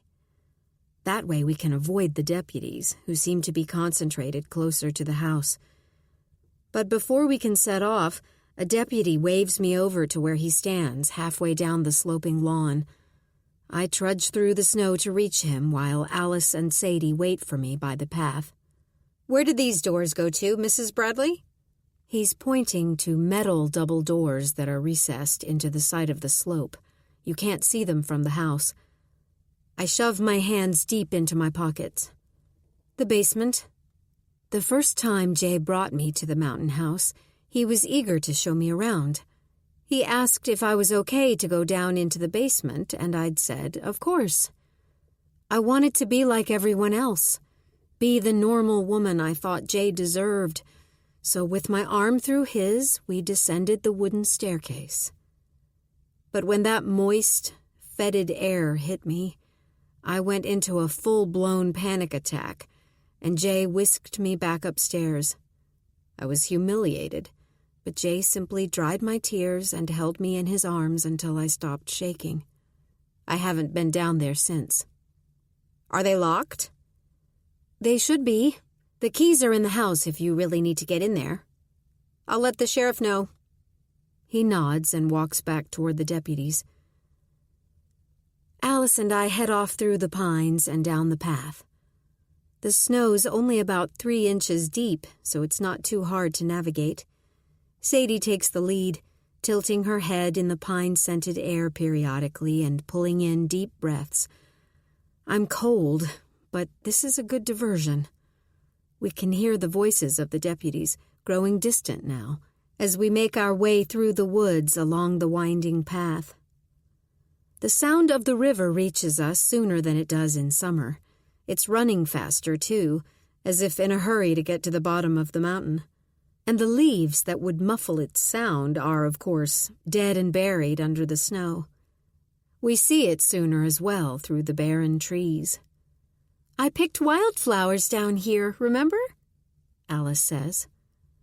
I smile. "You put them in a vase on the kitchen table, and Lakin had a sneezing fit."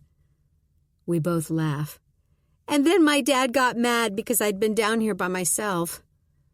"He was afraid you'd fall in, Alice. It's a pretty deep river, and there are waterfalls not far from here."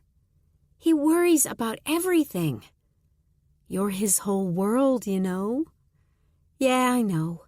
But I'm nearly 12. He's got to let up on me sometime."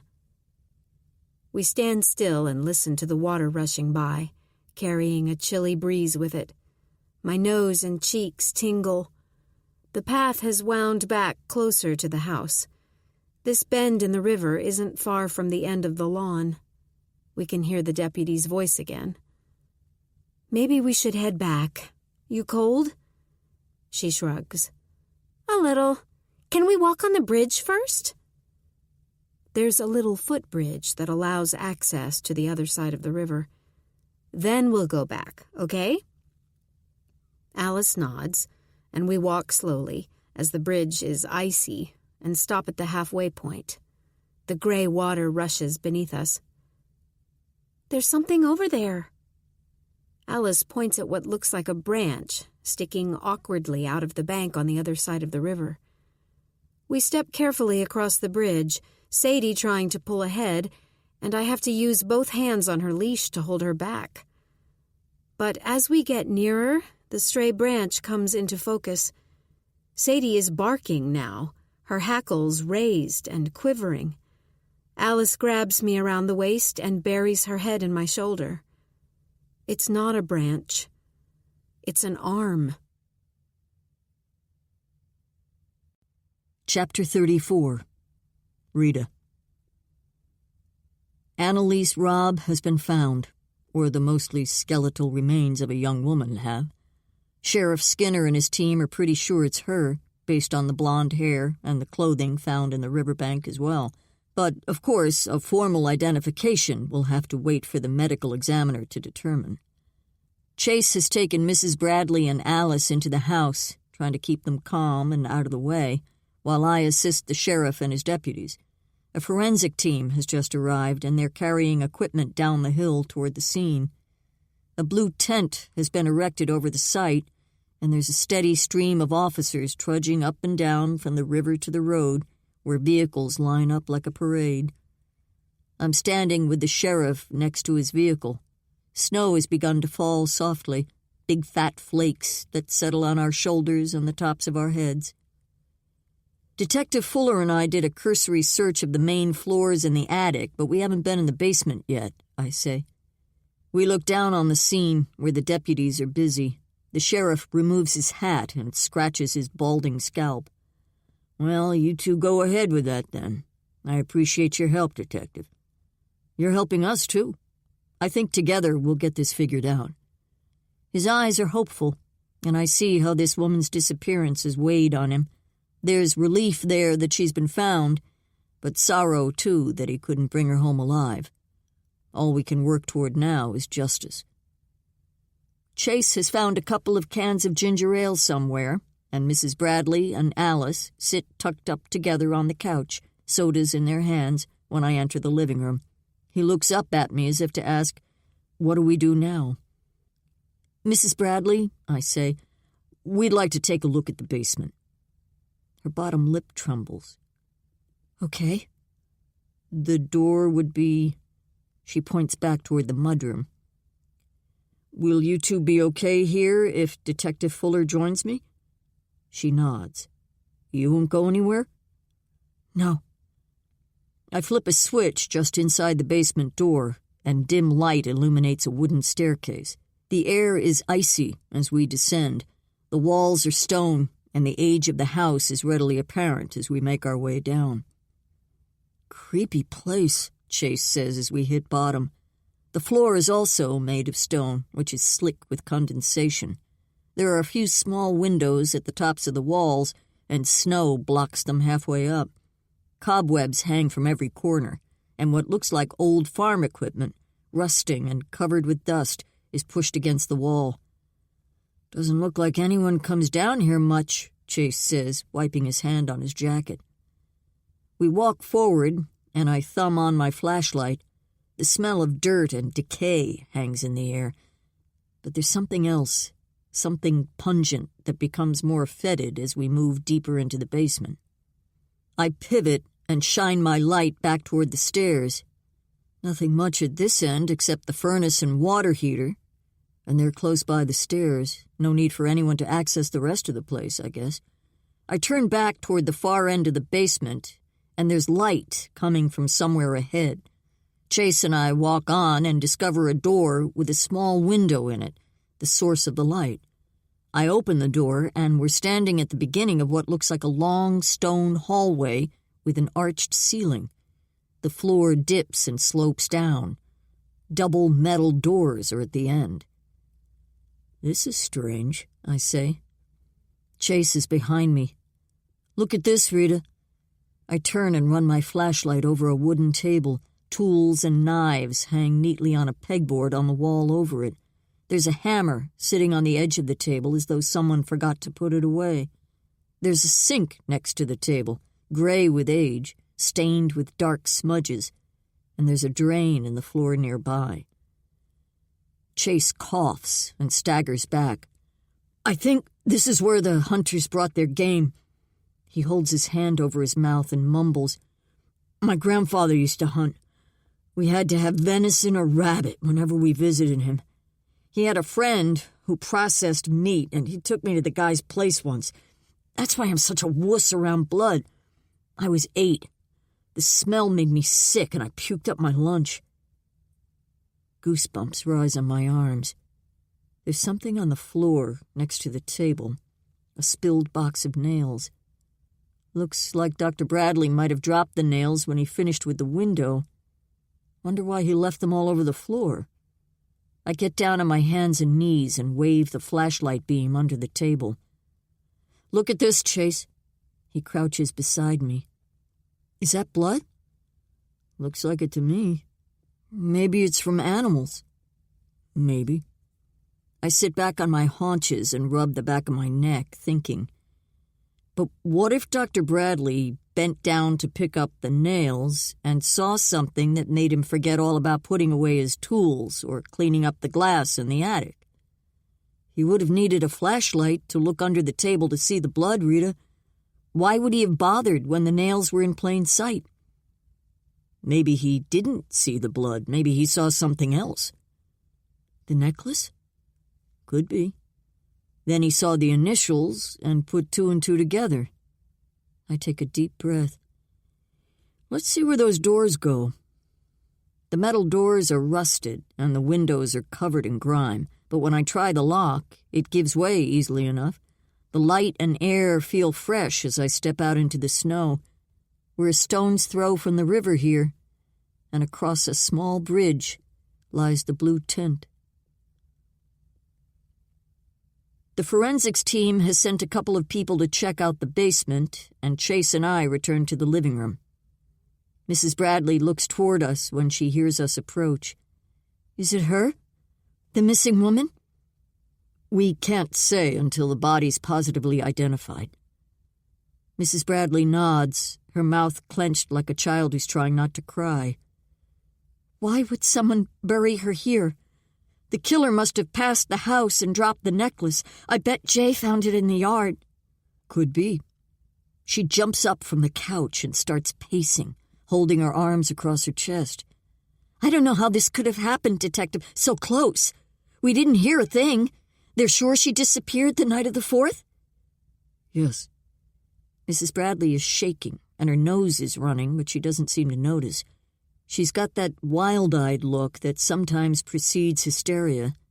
She stops walking and stands still as a pointer. "Is the media here?" she asks.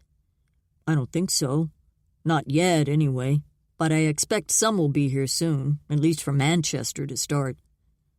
This seems to break her. She wraps her hand over her mouth and sinks down on the couch. "You okay?" I ask. Chase sits by her side and pats her shoulder. "I need to go home. I need to get out of here before they get here," she pleads, eyes on Chase, her hand squeezing his arm. But he looks to me. She's in no shape to drive. "Okay, maybe we can have Detective Fuller drive you and Alice back to Graybridge in your car. Would that be okay?" She nods, sending tears tumbling down her cheeks. "Can we go now, please?" "Yeah, give us a minute." I motion Chase to follow me into the hall. "You mind?" I ask. "Can you drive her car back? I don't think she should be on the road. Call the station and have one of the guys pick you up from her house. Will that work?" "Yeah, sure. You don't need me here?" "I'll catch you up when I get back. When you get to the station, you can fill the chief in and you and the team can work on what we've got. I peek around the corner where Mrs. Bradley is pacing again and wiping her eyes with her sleeve. See if you can get something out of her on the drive. She's really freaked out, Chase says. But I guess that's normal given there's a body in her yard. Yeah, I think. But there's something more here. Something else going on with Mrs. Bradley. I can feel it. Chapter 35. Molly. I'm finally home. Relief spilled off my shoulders as I walked through the front door. I don't ever want to see the mountain house again. Detective Fuller dropped Alice off first, and now he's waiting for Corinne to show up before he leaves for the station. I've switched on all the lights and turned on my laptop to check my security cameras. I can't seem to settle. At least we beat the media. We passed a white satellite truck going toward the mountain house as we left, and I breathed a sigh of relief that we'd missed it. "Are you sure I can't make you a cup of tea, Mrs. Bradley?" Detective Fuller stands by the counter, as if waiting for instructions, his brown eyes full of concern. "No, thank you. I'm fine." But I'm not fine, and he knows it. All the way back, he asked me questions about myself, but I deflected the best I could. I hope that doesn't make me look as though I'm hiding something, which I am, but nothing to do with that woman's murder. I tried instead to talk to Alice, reassure her. She was awfully quiet on the way back, and Hayes was upset when I spoke to him on the phone. But Alice rallied when we got close to her house, and she told me she was fine. She seemed pretty much back to normal. I hope so. With Detective Fuller gone, Corinne sits with me at the kitchen table. Although I'm not hungry, she brought takeout Chinese and drinks since I haven't eaten all day. "What happened, Molly?" They think that missing woman was probably killed the night she disappeared and buried by the river just down from the house while we were asleep inside.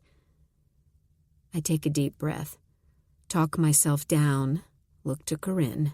Jay might have found the necklace in the yard when he went up to fix the window. That's what I think. I glance away from my laptop, the camera feed on Jay's office on the screen. It was terrifying, Corinne. What Alice and I saw.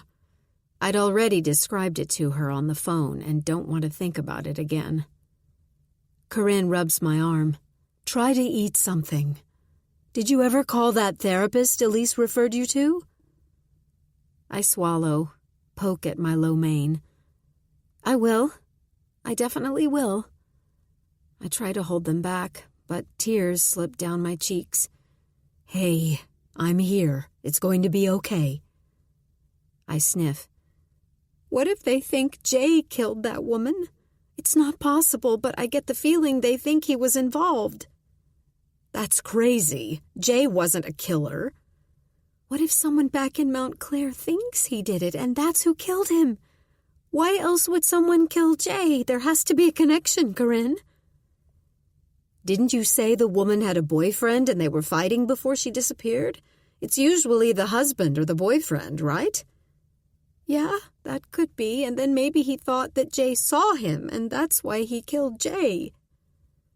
This is the scenario that makes the most sense. I know my husband wasn't a killer. I let Mom and Dad know what happened. Great.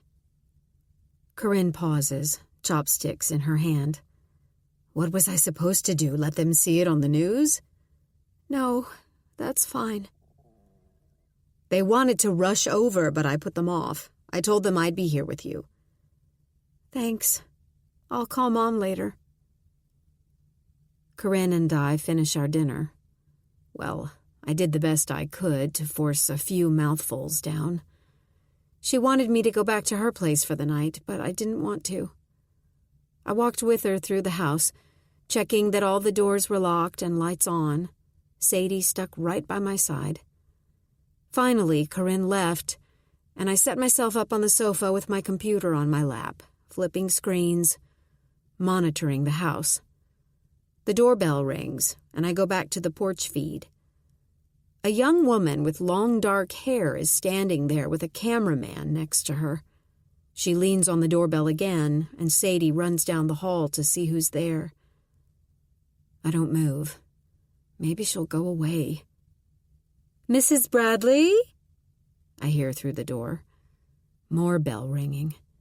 "Mrs. Bradley, it's Ashlyn Davis from Channel 2 News. May I speak with you for a minute?" "Go the fuck away, please," I say under my breath. "Please, please, please." "Mrs. Bradley?" I watch her take a couple of steps back. Then she walks toward the living room window, leans and shades her eyes. I go cold, sitting still as a statue, and pray she can't see me. Eventually she leaves, and I can breathe again. I set my laptop on the coffee table, pull the throw over me, and burrow into the sofa. My phone jolts me awake. It's dark outside, and I must have dozed off. The clock on the mantel says 1:30 a.m.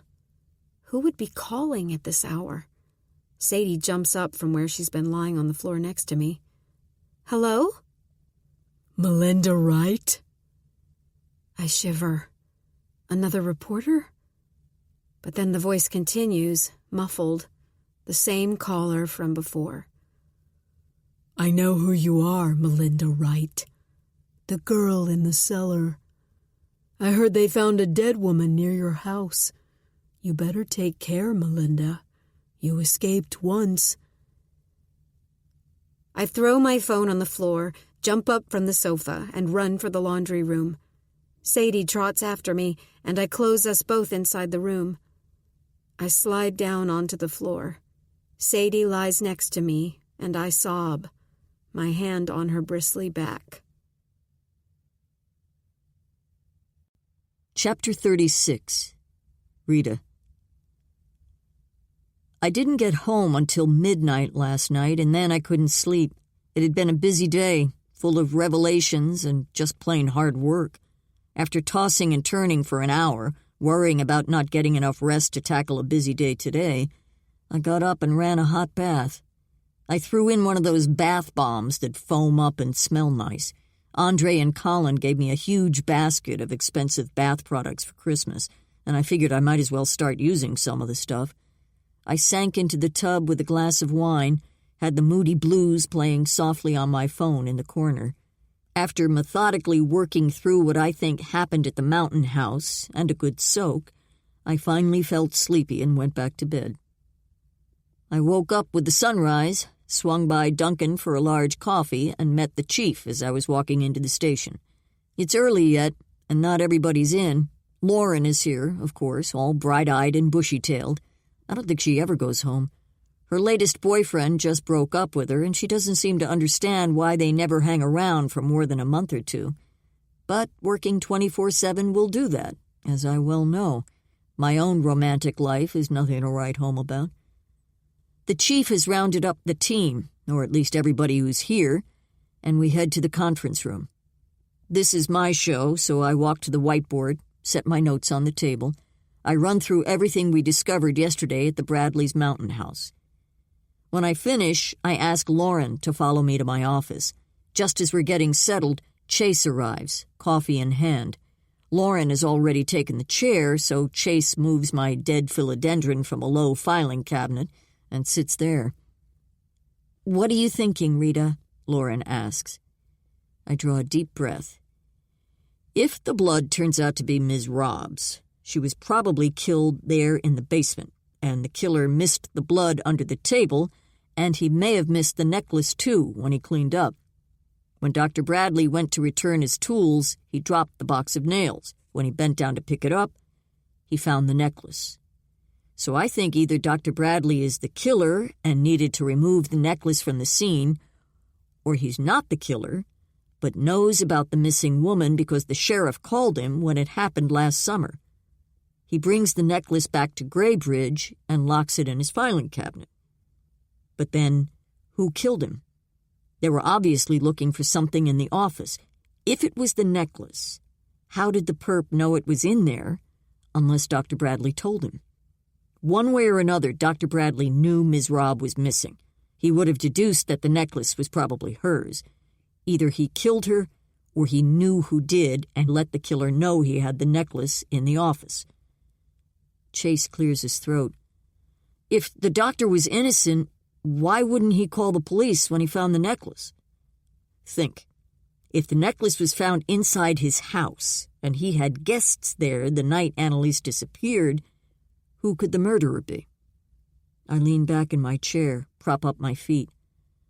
Dr. Bradley, I say, didn't call the police because he knew who the murderer was. It could only be someone who is in that house the night of July 4th.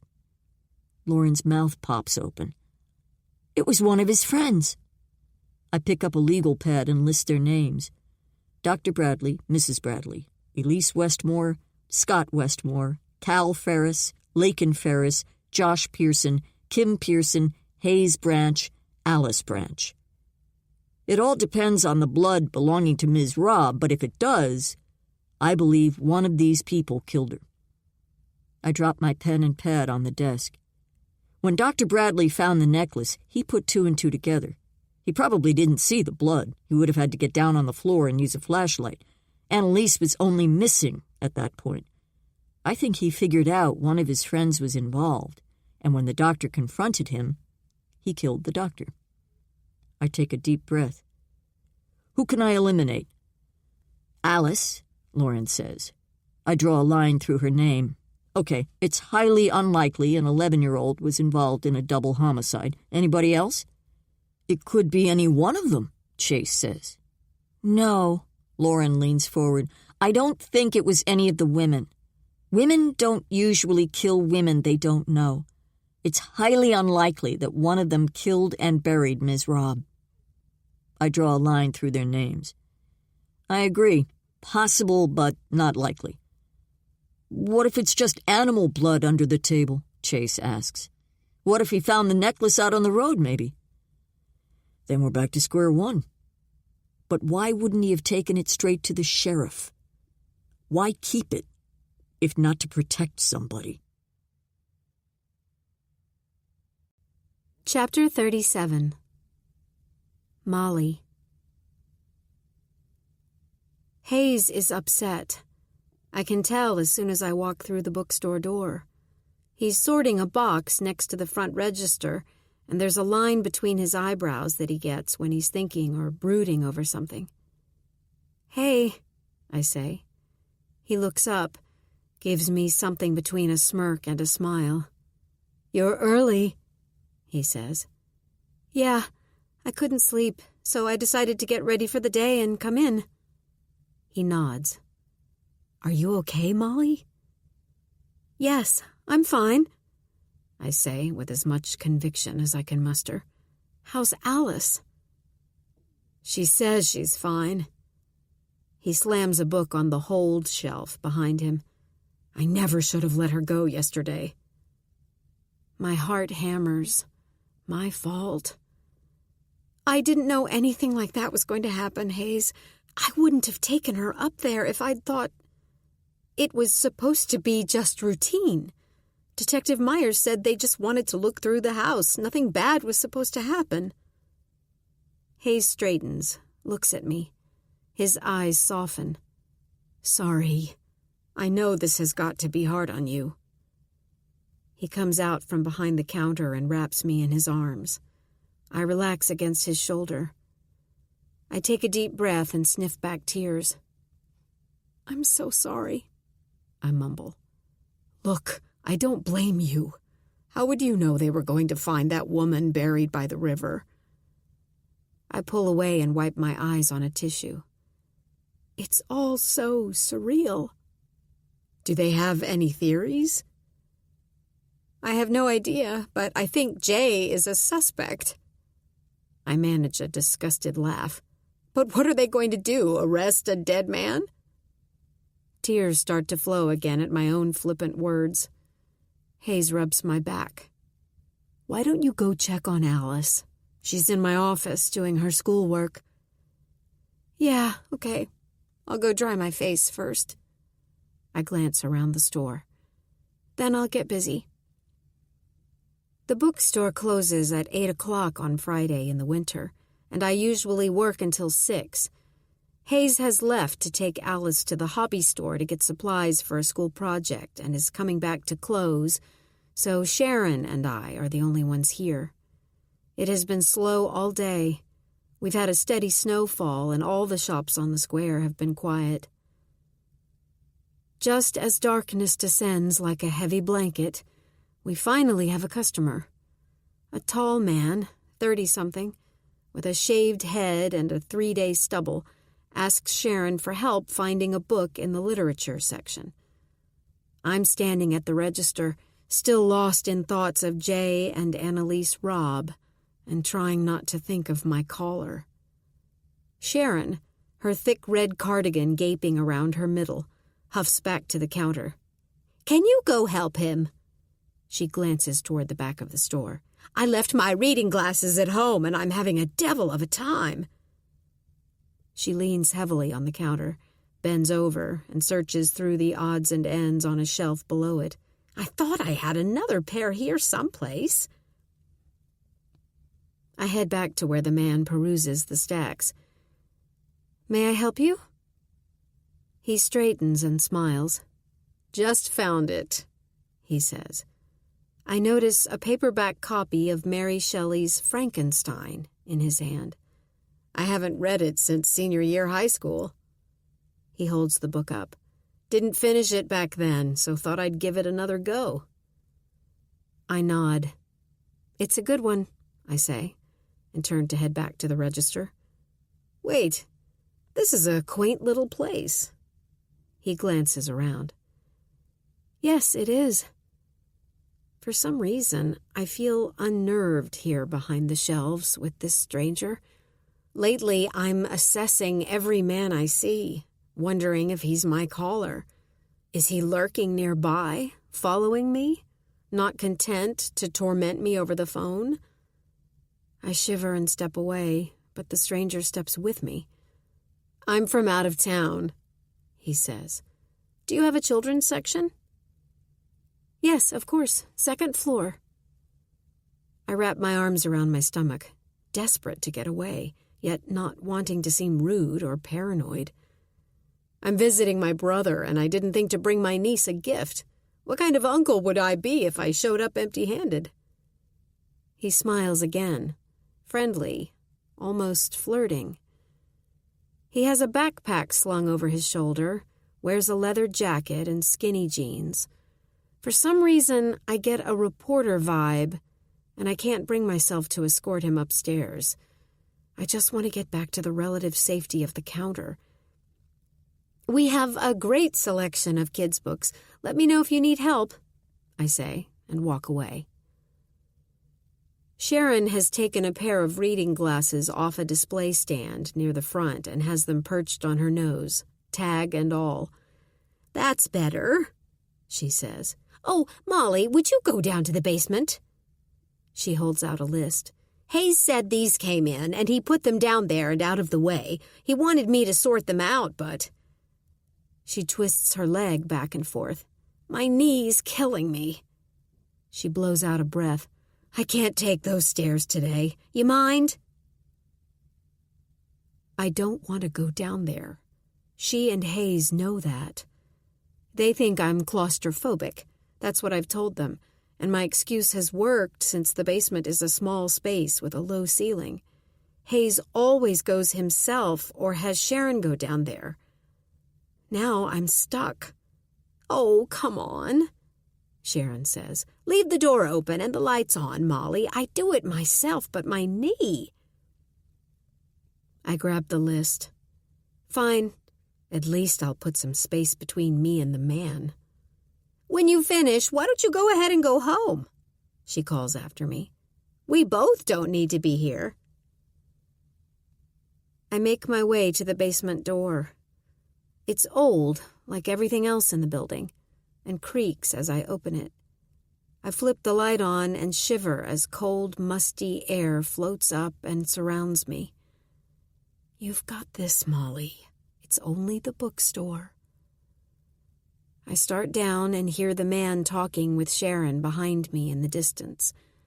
My footfalls echo on the wooden stairs, and I take them slowly, one at a time. There are no windows down here, just boxes stacked everywhere and a large table in the center of the room. "It's just the bookstore," I repeat in a whisper. I square my shoulders and make my way to the books piled on the table and set the list down. I get to work, concentrating on the task at hand, keeping my mind on the books. I'm nearly through the pile when suddenly the lights go out and the basement plunges into darkness. Fear ripples through my chest and I grab the edge of the table, holding on in a death grip. The basement door slams shut and the floor above me creaks as someone walks overhead. Why would Sharon turn the lights out on me? Maybe we lost power. Maybe the snowfall. My heart starts to hammer and my palms perspire. I take a deep, wavering breath and try to feel my way slowly to where the staircase should be, sweat gathering under my arms, my breath catching in my throat. I never should have come down here. Just when I'm starting to panic that I'll never find the stairs, I bang my shin painfully against the first step. "Sharon!" I climb on my hands and knees up the stairs, my pulse beating in my ears, fear coursing through my veins. I can't breathe.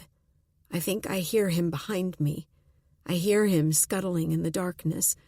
A gust of cold air hits the back of my neck as I rush up the stairs. I reach the top step, clamber to standing, and grab the doorknob, twist, but it holds fast. It's locked. I choke on my tears and beat against the door with my fists. It's like a flashback, a nightmare.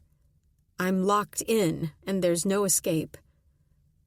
Finally, the door flies open, and Hayes is standing silhouetted against the light behind him. "Molly!" I nearly jump into his arms, shaking. "What the hell happened?" He brushes my damp hair off my face. "What were you doing down there? Sharon said you went home." He walks me to the counter and hands me his water bottle. Alice comes out of the office. "What happened?" My pulse eases down and I feel foolish. They're both looking at me, concern all over their faces.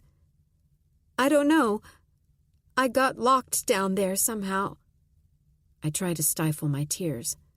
"Panic attack, I guess." Hayes hugs me, and I take a deep breath against his sweater. "After all you've been through," he says, "no wonder you got scared." I peep over his shoulder and out the plate glass front window. The man with the Frankenstein book is standing across the road under a street light looking up at the store. Chapter 38. Molly. When I wake up, it's nearly 11 a.m. Hayes drove me home last night and sat up with me until midnight. We shared a bottle of Pinot Noir and talked about books and movies, our favorite topics during normal times, while Alice watched a documentary on the rainforest on TV. Finally, I felt sleepy, like a child who'd cried herself out, and they went home. The afternoon is gray with thick winter clouds, but no snow other than what's already on the ground. I plug in the Christmas tree, and the white lights and colorful ornaments twinkle. I really should take it down, but I can't. Not yet. It'll seem like another way of putting Jay away, wrapping him up and moving on. My doorbell chimes, and I rush to my laptop to check the camera. Kim. Shit.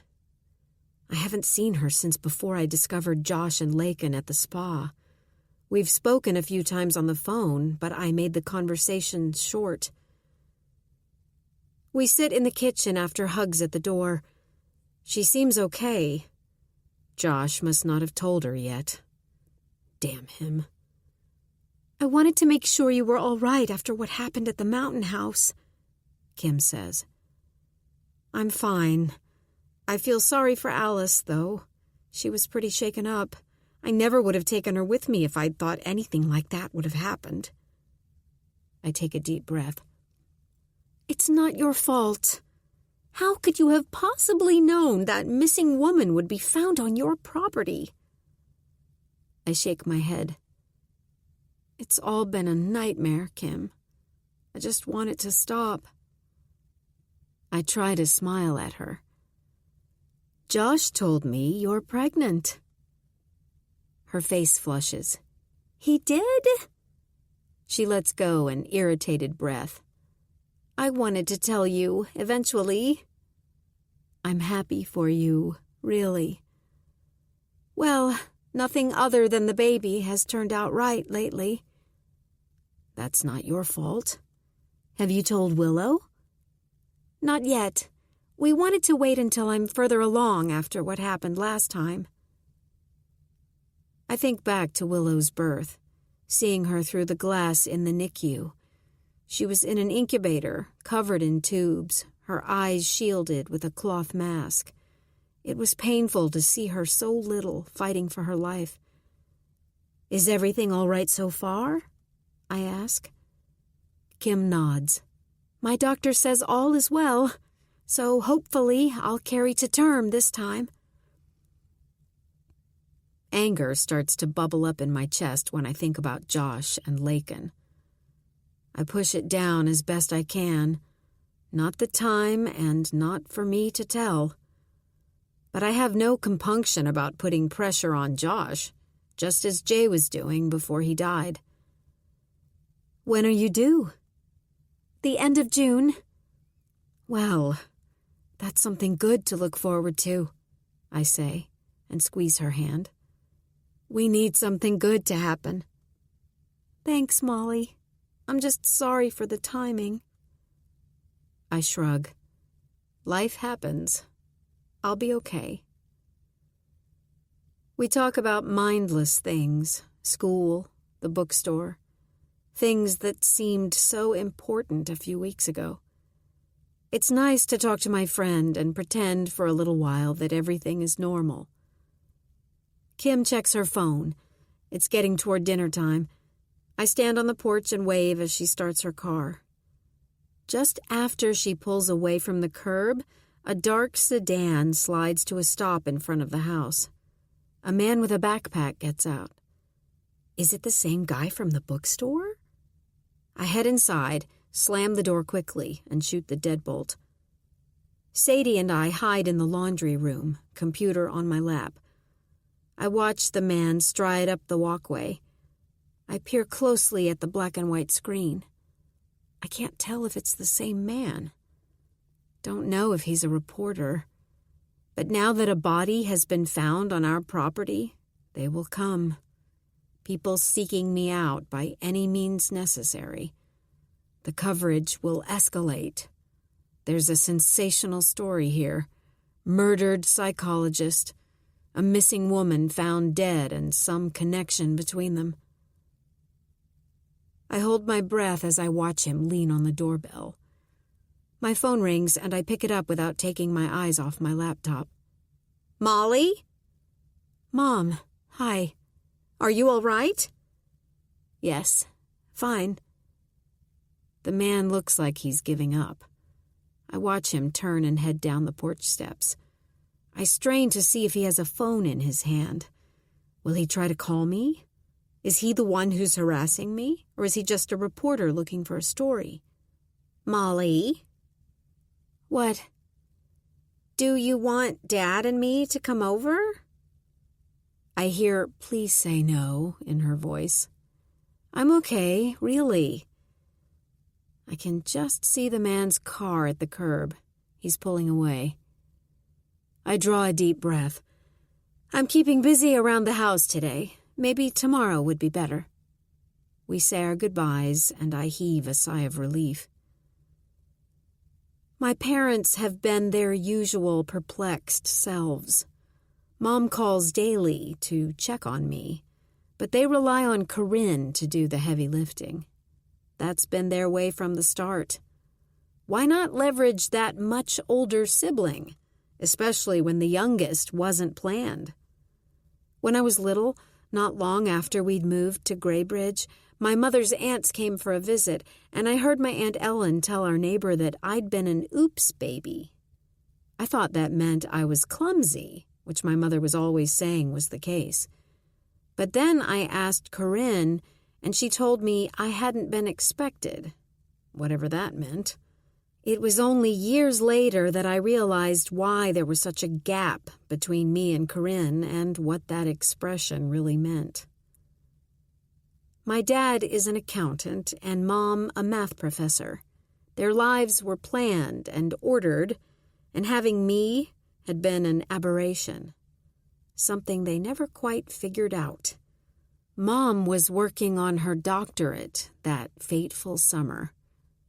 She was up at the college when she entrusted me to our neighbor, Mrs. Arndt, on the day that would change all our lives.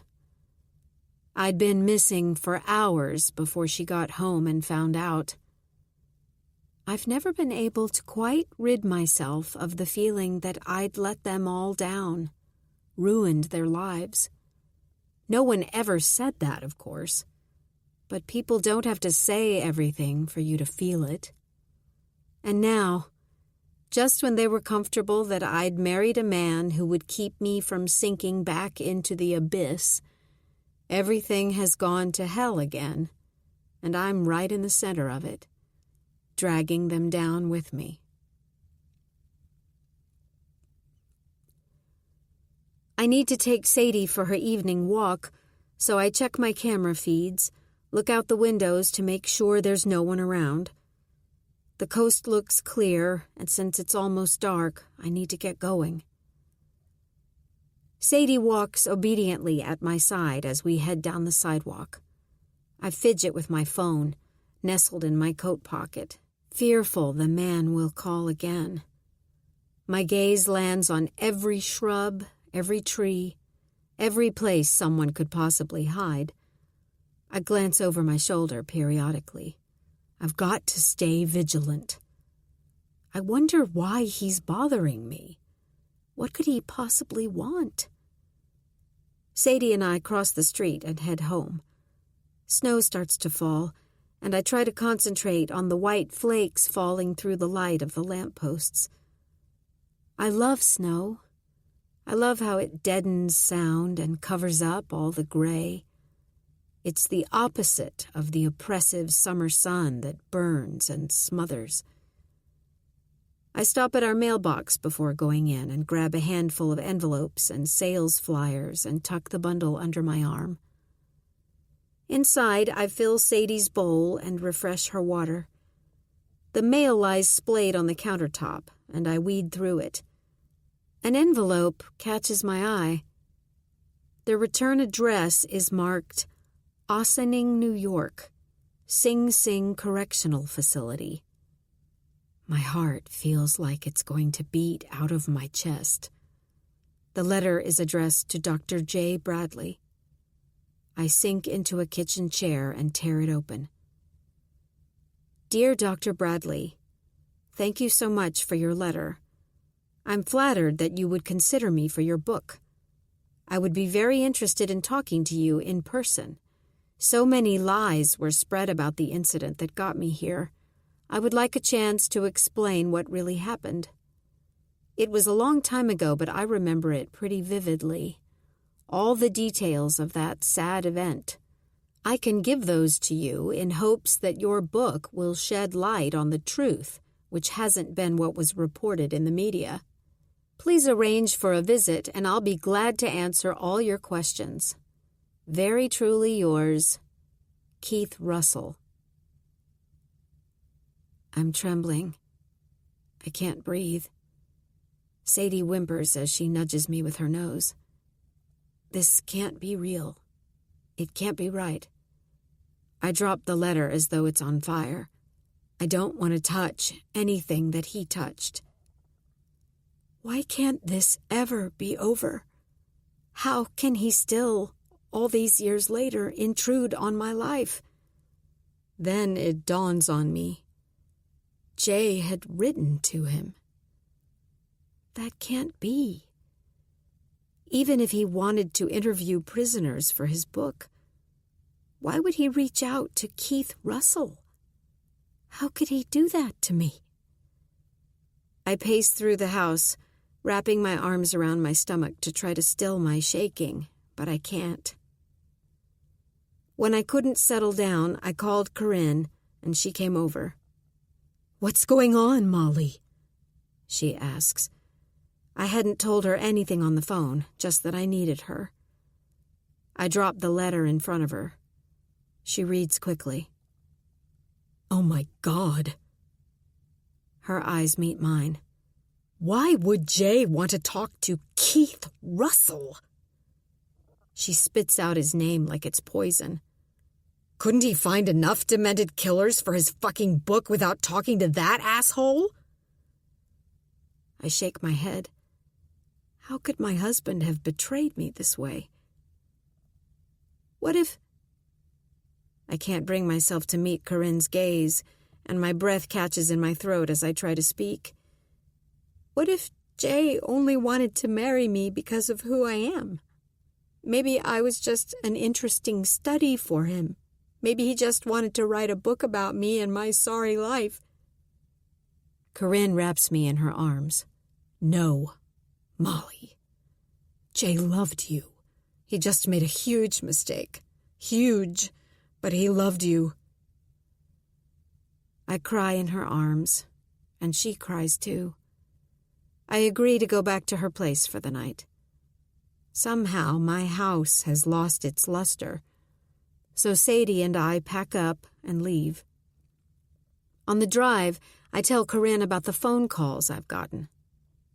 Why didn't you tell me before?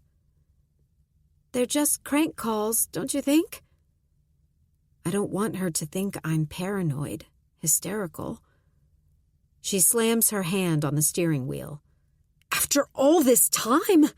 I don't like it, Moll. Why now, all these years later? I don't know. I lean my head against the passenger window, pick at my sleeve. Corinne drives quickly, making sharp turns until we get on the highway headed downtown. She cruises along in the fast lane, her brow furrowed. We're going to the police station tomorrow morning and telling Detective Myers about those phone calls, she says. I'll have to tell her about me, Corinne. Well, you'll just have to. It's not like she's going to tell anybody or call the newspaper. Maybe they can find out who's harassing you and why. Maybe they can talk to somebody at the prison. Check that bastard isn't causing any trouble. I've always been haunted by the possibility. Could he still hurt me somehow? Would a prison cell really hold him? By the time we reach the apartment, it's snowing again. Not the big fluffy flakes that have fallen lately, but small, hard pellets. I curl up on the guest room bed and listen to the sleet ping against the window. Too much has happened in recent days for me to process. One disaster after another, and I'm too weak, too beaten down to keep the nightmares at bay. Despite my best efforts, my mind goes back to that day. On July 3rd, a day after my 6th birthday, the sun blazed unimpeded in a blue sky. I was playing in the neighbor's backyard with their 4-year-old, Indy, short for India. She was a little young for me, but we were the only 2 kids in the neighborhood under 10, so we made the best of it. Her mom was watching us, or was supposed to be. She'd walk out on the patio every so often, but quickly retreat into the house to watch her soaps and sip vodka from a coffee cup. My mom was at the college, working on a paper in the media center before it closed for the holiday. Corinne had gone to the mall with a friend, and my dad was at work, so I was left with the neighbors. Summers in upstate New York can be cool or mercilessly hot. That summer was the latter. So hot your hair stuck to your neck where sweat bees menacingly buzzed by your ears, where your skin sizzled if you forgot your sunscreen. Indy and I had been on the swing set, pumping our plump legs and soaring to the metallic music of the chains as we swung back and forth. Tiring of that, we moved to the back of the yard, where a faded plastic playhouse sat among tall weeds that Indy's dad's mower couldn't reach, something my mother often grumbled about. "He needs to get in there with a weed whacker," she'd say. "He's drawing ticks." Indy and I knew less than nothing about ticks and tromped through the thick overgrowth, picking the wildflowers that fought their way through the tangle of vegetation, looking for the sun. With a sticky handful of Queen Anne's lace and blue daisies, I saw someone moving through the thin line of trees that ran behind the houses.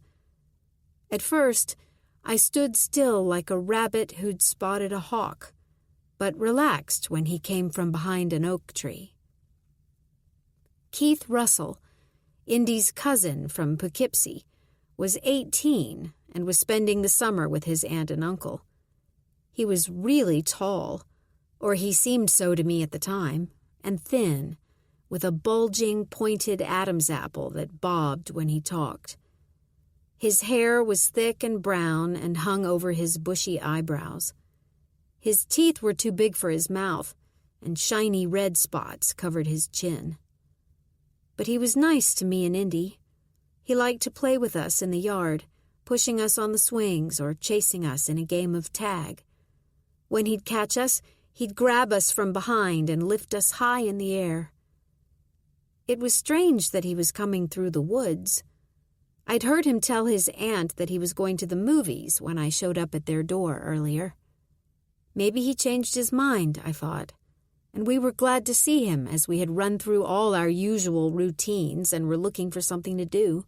Keith beckoned to us from the trees, and we eagerly climbed through the hole in the chain-link fence. "Let's go get ice cream," he'd said, and led us through the woods to his car, which was parked on the next street. The lure of adventure and ice cream trumped all worry about running off without letting anybody know. And it was Keith. He must have told Indy's mom. I remember everything clearly as we rode through the street in Keith's rusted blue car, the windows rolled down and hot, dusty air blowing over us. He gave us each a warm bottle of orange soda, and we drank eagerly.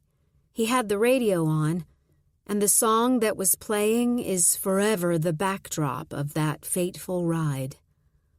A ride into a new life, something that could never be undone. But at the time, I anticipated a strawberry sundae topped with lots of whipped cream. I remember looking back over my shoulder as the ice cream parlor faded into the distance. "You missed it, Keith," Indy said. "It's back there." She'd stood up on tiptoe and was pointing. We were both crowded into the passenger's seat up front. He yanked her top to get her to sit back down, but kept his eyes on the road. "Keith!" Indy shouted, her long dark hair sweaty and tangled. "I'll turn around in a minute. Sit still. Drink your soda." His voice had become strange, so we sat, our little thighs sticking together in the heat, and wondered what we'd done wrong. Obediently, we sipped our drinks, and the hot day began to grow woozy around me. I don't want to tell this story to Detective Myers or to anyone else, for that matter. But maybe she already knows. Maybe she's already dug into my past. People do that. They pick and dig and peer into our most private lives as if it is their privilege to unearth our secrets. As always when I think of that day, I'm filled with anger. What right had Keith Russell to do this to me? What right did he have to destroy my life before it had barely started? Afterward, therapists had all pointed out that I was in control of my own life.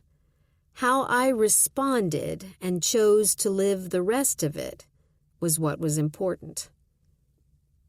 But I don't think that's entirely true. Like every other child who's been the victim of an abuser, your life is different, altered, and there's nothing you can do about that. I finally grow drowsy, with Sadie stretched out on the floor next to me, where I can reach my hand down and touch her back, feel her even breathing. My phone vibrates on my pillow. Unknown caller. I want to kill the bastard. Hello? Hello, Melinda Wright. What the fuck do you want from me? Big, raspy breath. I'm the one who knows, and I won't be happy until you're back in that cellar for good. Chapter 39. Rita. I'm supposed to be off today, but I was just driving myself crazy at home, so I came in. We need to get our suspects in for questioning, but better to wait until Sheriff Skinner gets back to me with what his forensics team found. That report will be key in our questioning. But I'm antsy as hell waiting. I've worked through files on my other cases, made a few phone calls, but the Bradley case intrudes on my thoughts, scenarios running around and around, squirrels in a cage. My phone rings. An unfamiliar number pops up on the screen. Rita? At first, I don't recognize the voice. Yes? Joe Thorne! I break into a smile. Joe and I go back a ways, but I haven't heard from him in a couple of years. He's an FBI agent I'd worked with on a case 5 or 6 years ago, and the memories of that case, or more especially what happened afterward, bring a flutter to my heart and a blush to my cheeks. He'd reached out a few times in the subsequent years, but I, coward that I am when it comes to relationships, had let things drop. Now here he is again, stepping back into my world, and I'm both excited and troubled at the prospect, but above everything else, I'm a professional. I can handle this. Great to hear from you, Joe. It's been a while. How are you? Fine. Getting old. I laugh with him. He doesn't sound old. Looks like we'll be working together on this Annalise Robb case. Sheriff Skinner turning the hard work over to you guys? Yeah. Since it looks like our focus is turning to several people of interest in Graybridge, he reached out, asked for our help. Has Sheriff Skinner told you guys anything new? Yeah. He clears his throat. The initial lab report on the blood found in the Bradley basement has come back. It's been identified as Ms. Robb's. I blow out a breath, sink back in my chair. So she was killed in the Bradley basement? Looks that way. Then we have a lot to talk about, Agent Thorne. We do, he says. Is he implying more than police work? I take a deep breath, drop my feet to the floor. Alrighty then, Joe, let's get to it. After arranging the particulars, I hang up. Chase is standing in my doorway. What did you hear? I ask, hoping that the blush on my cheeks has dissipated. Not much. Who's Agent Thorne? FBI. They'll be here Monday. I hear voices in the hall and loud footsteps. Someone's in a hurry. Mrs. Bradley and her sister burst into my office, Chase in their wake. We need some help here, Corinne Allworth says, slamming an envelope on my desk. What's this? I ask. It was in my sister's mail yesterday. Mrs. Bradley has dropped into the chair across from me, pulled up her legs, and practically rolled herself into a ball like a scared kid might. Her dog pants at her side, lolling tongue, perky ears. Emotion radiates from all three of them. I inspect the return address. Sing Sing. Read through the letter. This was sent to Dr. Bradley? Mrs. Allworth nods. She's standing behind her sister, a hand on her shoulder. I drop the letter on the desk. Just another subject for his book, right? I ask tentatively, but something's up. Mrs. Bradley chokes out a sob and covers her eyes with her hands. Something is very strange here. Mrs. Allworth draws a deep, angry breath.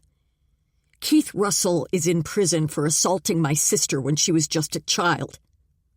I'm sorry to hear that. I get it. That sucks that the doctor would be interested in talking to him then. Detective! Mrs. Allworth is leaning over my desk, teeth bared. My sister is Melinda Wright. Okay, that name rings a bell. Think, Rita, I know this case. It comes back, bits and pieces. It was a very long time ago, but it was a national sensation. 2 little girls abducted and held in the cellar of an old farmhouse for 3 days. It was an ugly story. The realization hits me right between the eyes. I'm so sorry, Mrs. Bradley, I say, afraid we haven't been sensitive enough, afraid we've added to her pain. Jesus, she's a misery magnet. No wonder she needs a therapy dog. Why didn't you tell us? I ask quietly. Mrs. Bradley's bloodshot eyes meet mine. I don't want anyone to know. I don't want this. Any of it. Why tell me now? Mrs. Allworth clenches her fists. She's been getting crank calls since her husband was killed. I dig for my notebook. What kind of calls? Mrs. Allworth describes them, stopping occasionally to get corroboration from her sister that she's got it right. The caller is threatening you, Mrs. Bradley? Yes, the sister answers. Why? It doesn't really make sense. How does it fit in with her husband's murder? Maybe it doesn't. The perp had at least 2 opportunities to assault Mrs. Bradley, but he didn't. She was asleep upstairs when her husband was killed, and then when the perp came back, he went into the garage but made no attempt to get into the house, where Mrs. Bradley was alone and vulnerable. I don't know, she chokes out. Okay, we'll see what we can do. I tap my notebook with my pencil. Chase steps forward. I can handle it, Rita. I'll take Mrs. Bradley's statement and see if we can trace the calls. The 3 of them exit my office, dog in tow, and I take a deep breath. This case is getting more complicated by the minute. Chapter 40. Molly. I'm curled up on my bed at Corinne's. She asked me if I wanted to come out and eat dinner, but I don't. My stomach is in knots. When we drove up to the apartment, several news vans were parked at the curb.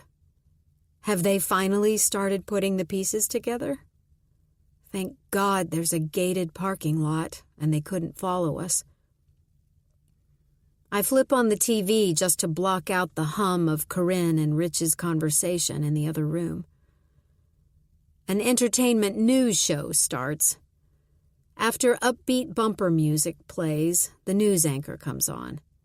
She's smiling broadly, and her slick blonde bob glistens under studio lights.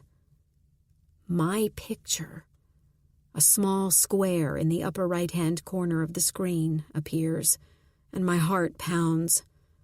There has been coverage on the local news of Jay's murder and the woman found at the mountain house, but nothing national so far that I've seen until now. The anchor's red lips part. Melinda Wright Bradley is no stranger to tragedy. On Sunday, January 5th, someone broke into her Massachusetts home and brutally murdered her husband, psychologist Jay Bradley, while Melinda slept upstairs. But that's not the first catastrophe to befall this hard-luck beauty. In 1991, the nation fell in love with little red-haired Melinda when she, along with neighbor India Arndt, disappeared from the Arndt backyard in upstate New York. After a 3-day search, the girls were located in the cellar of an abandoned farmhouse where they had been brutally assaulted by a disturbed teenager. Unfortunately, little India did not survive her ordeal. And now, if things weren't bad enough for Melinda, the body of a missing New Hampshire woman has been found on property owned by her late husband. Authorities are working to establish a connection between the woman's murder and that of Dr. Bradley. Corinne strides into the room and turns off the TV. I'm stunned and lie on the bed like a dead thing, feeling nothing. My phone is ringing, texts chiming. Everybody knows now, and I've got nowhere to hide. Chapter 41. Molly. I stayed in my room at Corinne's all day yesterday with my phone turned off. But today, Monday morning, I figure I'll face the fire. Either that or never leave this apartment again. I've got dozens of texts, and I hit delete without even looking at who they're from. As I'm clearing out my phone, it rings, and Kim's name pops up. I take a deep breath and answer. Hi, Kim. Molly, are you all right? I'm fine. I'm at Corinne's. Silence. She doesn't know what to say. I don't either. We're all worried about you. We saw the news, she adds quietly. I guess everyone's seen it by now, and I don't want to talk about it. I understand. But I can hear the hurt in her voice. We're best friends, and I didn't tell her who I was. I had years to do it, and I didn't. I understand her feelings, but no one seems to understand mine. Not any of the therapists I've seen over the years. Not until Jay, anyway. Tears fill my eyes. I guess I was wrong about him, too. Molly? Yes, sorry. I'm fine. We're all concerned about you. Please tell them I'm okay. I just don't want to talk right now. Maybe sometime, just not now. I'm here if you need me. Thanks, Kim. I hang up and toss the phone beside me on the bed and think back to my last days as Melinda. We stayed in New York the year after I was found, hiding in our house, reporters camped out on the lawn. My dad's Aunt Martha was a retired teacher, and she moved in with us to homeschool me and help keep me entertained since I rarely went anywhere. My parents eventually went back to work, walking the gauntlet of snapping cameras and microphones. Corinne insisted on going back to high school that fall, and I've always been in awe of her strength and resilience. The reporters began to fade away until the following spring, when the trial commenced. The media attention ramped up again. I remember peering through the curtains of the living room, frightened, feeling like a prisoner. Mom had asked her hairdresser to come over and cut off my long hair. She bought me new clothes in drab, nondescript colors. I remember feeling like they were trying to make Melinda go away, as if my parents wanted another little girl in my place. They started calling me Molly then, too. After Keith was convicted, the reporters started leaving, packing up their equipment and moving on to the next shiny thing. My parents huddled in the kitchen in the evenings, talking, planning. Corinne told me later, I don't remember it myself, that Mom and Dad decided we needed to move, to start over. My dad opened the phone book in the middle and stuck his finger on a random name, and we became the Morgans. The paperwork was filed, and the name change was official. Then Dad got a job in Graybridge, and we moved to Massachusetts. I do remember the drive to the new house, Mom turning around to where Corinne and I sat in the back seat. "Remember, Molly, your last name is Morgan, and we're from Pennsylvania. Don't forget. If you tell people our other name and where we're from, those reporters will come back, and you'll never be able to go outside or to school again." I was, of course, terrified, and managed to bury our secrets deep inside myself until I no longer thought about Melinda Wright or New York, unless I was very tired or upset. Then memories would flood back, and I'd retreat to my room and lie on my bed, crying until I could put Melinda in her place. And, of course, the therapy sessions continued. My parents hoped they would save me from debilitating anxiety and acting out, which our pediatrician back in New York warned them about. Mom dutifully drove me to see a therapist once a week in Providence. She didn't want me to see anyone locally. She didn't want to take a chance that someone would figure out who we were. I kept busy in the back seat on those long rides by reading. I lost myself in hefty chapter books while Mom listened to talk radio. I sigh and bury my face in my pillow. Then I hear the doorbell ring. Female voices in the hall. Elise. Shit. "Molly?" Corinne knocks on my door. "I'm coming."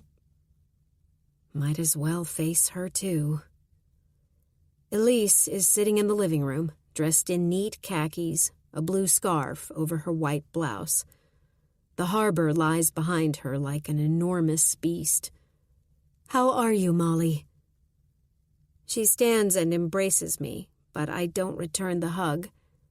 "I'm okay. Why are you here?" Corinne shoots me a look. "I called her. I told her what was going on, including the letter. I thought she could help." "I don't need anyone's help," I snap. "The cops are handling it. So if you're here to tell me what a great guy Jay was, Elise, you can save it, okay? I can't think about him right now." I pace the room in little circles. "I can't think about my husband right now. I need to take care of myself." "I understand." I stand still in front of her, shake my head. This woman doesn't understand. No one can possibly understand. "I'm sure you know all about me now, right?" "Yes." But she doesn't meet my eyes. "Jay told you, didn't he? You didn't just hear it on TV." "No, I didn't hear it on TV. I knew all along, Molly." I clap my hands together. "Great! I knew it!" "Jay didn't tell me," she says. I tip my head, wait for her explanation. "I read your file when you were at the office for treatment, before you and Jay were a couple." "What? Why? That was confidential. I wasn't your patient." Elise raises a palm. "I'm sorry. It was an accident. I picked up a file from Candace's desk. I thought it was one of mine, one I'd just handed her a moment earlier. I didn't read it all, Molly. When I realized my mistake, I put it down." "Oh, Christ, Elise. Really?" I nearly laugh. "But you didn't put it down before you read all the good stuff, right?" "I'm being honest here. I never told a soul. I didn't even tell Jay I knew. I wanted to respect your privacy." "Well, that's just great. So now that Jay's gone, you think you can help me?" Her eyes meet mine. "You went through hell, Molly. Most children need ongoing care after something like that." "I've been in therapy off and on for years." I think back to my first psychologist, Dr. Summers. She was an older lady who wore long skirts and sandals, had short gray hair and bug-like glasses. She kept a basket of puppets in her office, along with crayons and paper, props to get kids to reveal the monsters that peopled their lives. She worked with the police, and they taped my testimony, I was told. I don't remember it. But I remember feeling tricked. I don't remember her as a nice lady, but that's probably not fair.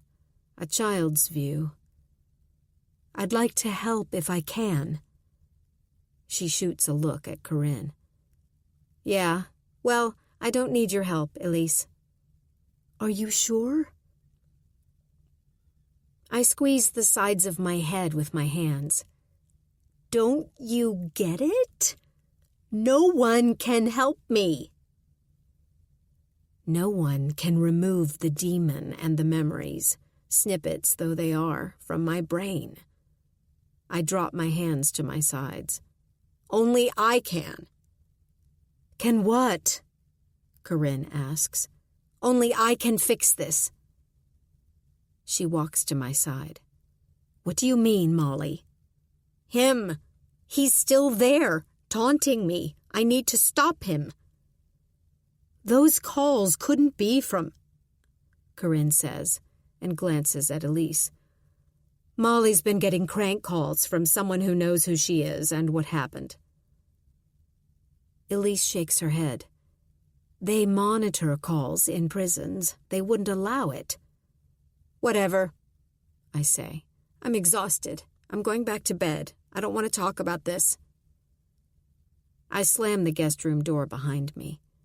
I meant what I said. I need to fix this. That or be lost forever. Jay's gone, and I'm utterly alone. But maybe that's where I need to be. Chapter 42. Rita. After lunch, FBI Special Agents Joe Thorne and Allison Metz arrive. I've had just enough time to finish my tacos when Chase comes to get me. I pop a breath mint in my mouth as I walk down the hall. They're already seated in the conference room when I get there. Joe stands and shakes my hand, which feels strange, awkward, but it's great to see him. Our eyes meet, and I look away first, clear my throat. Agent Metz is nearer Chase's age, light brown hair slicked back in a bun, a face full of freckles. After introductions, we take our seats at the table. All of our notes and photos pertaining to Dr. Bradley's murder remain on the front-facing whiteboard, but we've started another board on the side for Annalise Robb. Her murder is the first order of business. Get us solved there, and hopefully Dr. Bradley's murder will fall into place. Agent Thorne opens a file folder while Agent Metz hands around a folder to each of us. A copy of the autopsy is on top, Joe says. Let's start there. We all open our folders and the iconic diagram greets us. Ms. Robb was 24 years old, 5 feet 3 inches tall, approximately 120 pounds. He meets my eyes. Luckily, considering the state of the body, we have a probable cause of death. The room goes quiet. Blunt force trauma to the back of the head, which the ME said was probably not fatal but could have knocked her out. Then she was probably killed by strangulation, based on the damage in the neck area, ligature intact there as well. Sheriff Skinner thought that the perp may have knocked her to the pavement as she walked home, I say. Yeah. Her clothes were recovered, buried next to her. Her jeans were ripped and bloodied at the knees, matching the fibers and blood found in the road. I squeeze my chin with my hand. He saw her walking. Maybe he followed her in his vehicle, then knocked her down, and might have struck her in the head there as well. That way she didn't fight him as he put her in his vehicle, Joe finishes. That's what we're thinking. Chase says she was definitely killed in the Bradley basement? Yes, Agent Metz answers. Forensics has identified it as the scene. If you look at page 3, you'll see their report. We all turn over pages and read silently. And no DNA? I ask.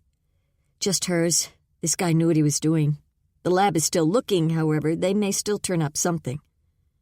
Joe continues, "The body was buried in the riverbank, partially wrapped in a blue tarp." "Like you put on a leaky roof?" Chase asks. "Yes." I lean back in my chair, eyes staring vacantly at the report. There's little doubt in my mind that Dr. Bradley or one of his guests was the perpetrator, unless an unknown person had gotten into the basement. But why would a stranger bring her back there with a house full of people, cars in the driveway? But someone who was intimately acquainted with the house would know how distant the basement area near the double doors was. It was a great place to get an unconscious Annalise out of sight and have your way with her. And the riverbank wasn't far, just over the footbridge, where the path wraps back around the property. And if a stranger had kept her someplace, then waited for the Bradleys and their friends to leave, there would have been some evidence of forced entry, and there wasn't. And why wouldn't the perp have taken her someplace farther away from town if he was going to keep her alive for a while? That just seems too far-fetched. I stand and stretch my legs. I direct the agent's attention to the whiteboard where Annalise's picture is taped, the names of the men in the house that night neatly printed beneath it. The women's names were listed in a separate column. "We've done an initial search into the men's backgrounds," I say. Chase stands and distributes our folders on the suspects. "These are the men who were in the Bradley house that night. Let's start with Dr. Bradley," I say. "He was a hometown boy, born and raised in Boston, 40 years old." I give them all the basics, including his father's and grandfather's backgrounds, which, of course, piques their interest. He was currently doing research and starting interviews for a book he was writing on abnormal psychology and the criminal mind. It seems the doctor was particularly interested in homicide. I go on to give them Mrs. Bradley's newly discovered background, which intrigues them as well. Joe leans forward. "Any criminal activity in the doctor's background?" "None. Just testimonials from friends and acquaintances that he was a good guy." We move on to Josh Pearson. He and the doctor were friends from childhood. Now, Josh Pearson does have an arrest in his past. When he was 23, he got into a bar fight and was arrested for assault and battery. Agent Metz shrugs. "Just a young guy thing?" I draw a deep breath. "One of the injured was a woman. She claimed that Pearson choked her and wouldn't let her leave the bar." Agent Metz grimaces. "How'd that turn out?" "He pleaded down and paid a fine. No jail time. He was a first-time offender and hasn't been in trouble since." We flip pages and come to Calvin Ferris. Mr. Ferris is originally from Hartford, went to college here in Boston. He and the doctor became friends through a men's hockey league. The only thing interesting in his background is that there was a restraining order taken out against him. "By whom?" Joe asks. I smirk. "His mother." "Huh. What did she say when you talked to her?" "She's deceased. This was 6 years ago. Next up is Scott Westmore. He's married to the doctor's business partner. He and Dr. Bradley were fishing buddies and occasionally went up to the Mount Clair house. He's a landscaper. There wasn't much in his background, no arrests. No one seems to know much about him. He did go to MIT for 2 years, but dropped out." Joe taps the table with his pen. "That leaves Hayes Branch. He one of the Boston branches?" "Yes, he's Phyllis Branch's son. Owns a local bookstore. Mrs. Bradley works for him." "Anything in his background?" "Nothing much. Went to boarding school, then Harvard, typical pedigree. Only unusual thing we could find is his wife's death. He found her dead in their home 7 years ago. She was 34. The death certificate states she died of natural causes. No autopsy." Agent Metz huffs out a breath. "Natural causes at 34? "So the paperwork says."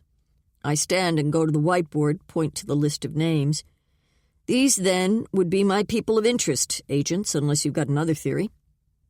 Joe is skimming back through his folder, shakes his head. "It seems unlikely that someone outside of that house would have abducted Ms. Robb, then brought her to the Bradley home's basement." Agent Metz pipes up. "But how did he manage to murder her in the basement while everybody else slept upstairs oblivious?" "Have you seen that basement?" I ask. "Allison hasn't been to the scene yet. Joe says. "I did a walkthrough with Sheriff Skinner yesterday." He looks at his partner. "You'll understand when you see it." "Can't wait," she says. Joe looks at me. "How much do these guys know?" "Just that Ms. Robb's body was found buried in the riverbank. The wife, and I assume the others, know that Dr. Bradley found her necklace, but they don't know where. We're not sure where. They don't know that the murder took place in the Bradley home. For all they know, the murderer was some local who carried her body past the house or through the woods." I look at the faces around the table. It's crucial no one goes public with that information. Joe nods. "I think we need to get these guys in here and find out what they have to say." Chapter 43. Molly. Elise finally leaves. I hear her and Corinne whispering at the front door before it opens and closes. I lie on the bed, on my side, petting Sadie. I feel totally exposed here in the Boston area. It had been my refuge since I was a little girl, someplace new and pristine, where Melinda didn't exist. And now this life is over too. Molly has been outed. Anger seeps up through my pores, builds in my chest, threatening to overwhelm me. What right did Keith Russell have to ruin my life, to haunt my dreams? This won't be over until I confront him. That's what has been nibbling at the edges of my conscience all my life. But therapists told me it wasn't necessary. I didn't have to confront my tormentor to heal. But what did they know? Nothing, it turns out. I'm in a worse place now than I was years ago. I burrow under a pillow, moan into the mattress. If only I'd said no. If only I'd gone into the house and told Indy's mother. If only I'd told Keith to go away. "Molly?" Corinne calls through the door. "Would you like a cup of tea?"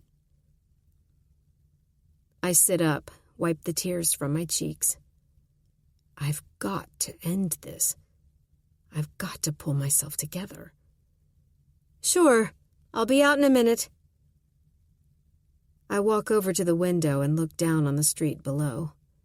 A couple of news vans are parked at the curb, but no one is standing outside.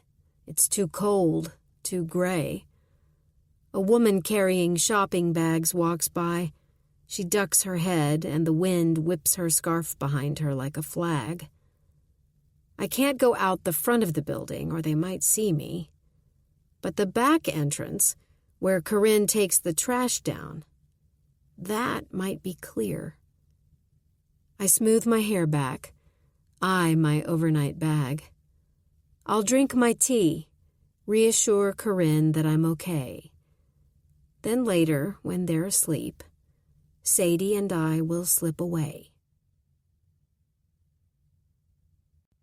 Chapter 44. Rita. As dusk edges out the winter light, we wrap up for the day. Chase has left for home, and Agent Metz has gone to meet up with friends, so Joe and I head across the street to Mac's. The lights are comfortably low, and no cops are sitting at the bar. We take a seat in a booth in the corner.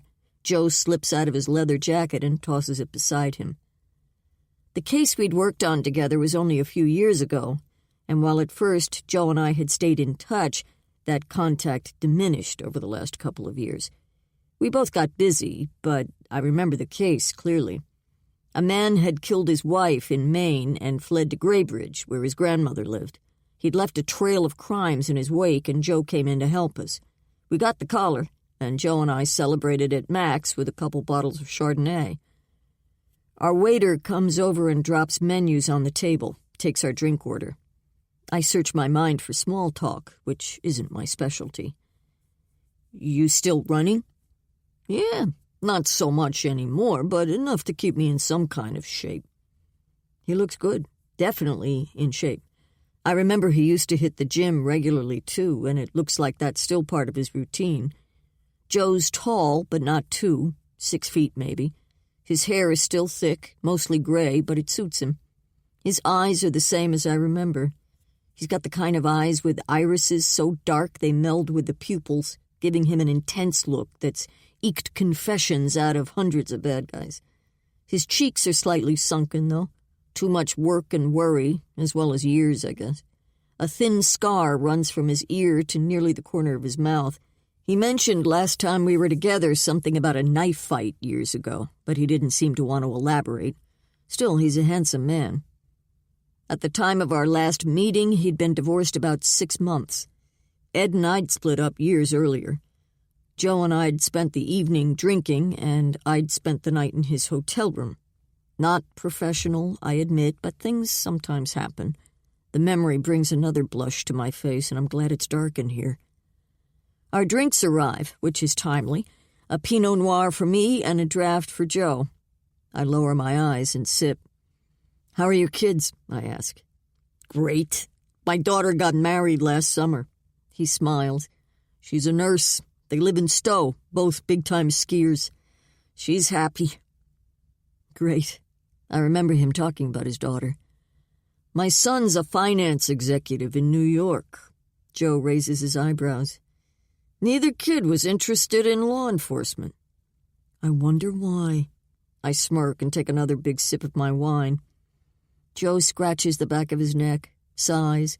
He'd seldom been home when his kids were little, and his wife had finally had it, a common enough story in our line of work. "It's been a whirlwind, hasn't it?" he says.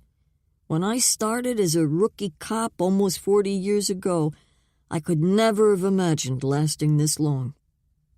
"Me neither," I say. But that's not true. From the moment I put on the uniform, I knew I'd found my home. My brother Jimmy had wanted to be a cop. He, Danny, and I were the youngest of the McMahon kids and spent a lot of time playing together. Cops and robbers was one of our favorite pastimes. They always made me be the robber, and I've probably been arrested more times than your average real criminal. Anyway, Jimmy died before he was old enough for the dream to become a reality, and I kind of picked up the mantle. I sometimes feel as if I'm living life for both of us. "I'll be 62 in August," Joe says, as though he's amazed such a thing could happen. I know how he feels.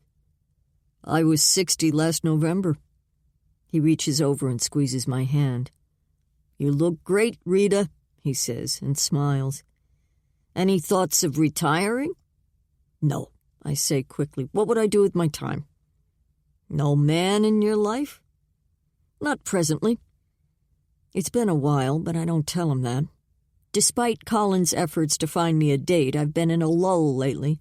Don't know why exactly. I fiddle with my collar and change the subject. "Besides, Joe, I like what I do. I don't feel 60, do you?" He shakes his head, takes a long sip of his beer. "Not most days." I stretch my legs under the table and feel a small ache in my hip. "I had a big case last fall. I had to kick in a door. Hostage situation." He grins. "No shit?" "Well, the door was pretty well rotted, but I kicked the fucker in." We laugh. He salutes me with his beer. I pick up my wine and drain my glass.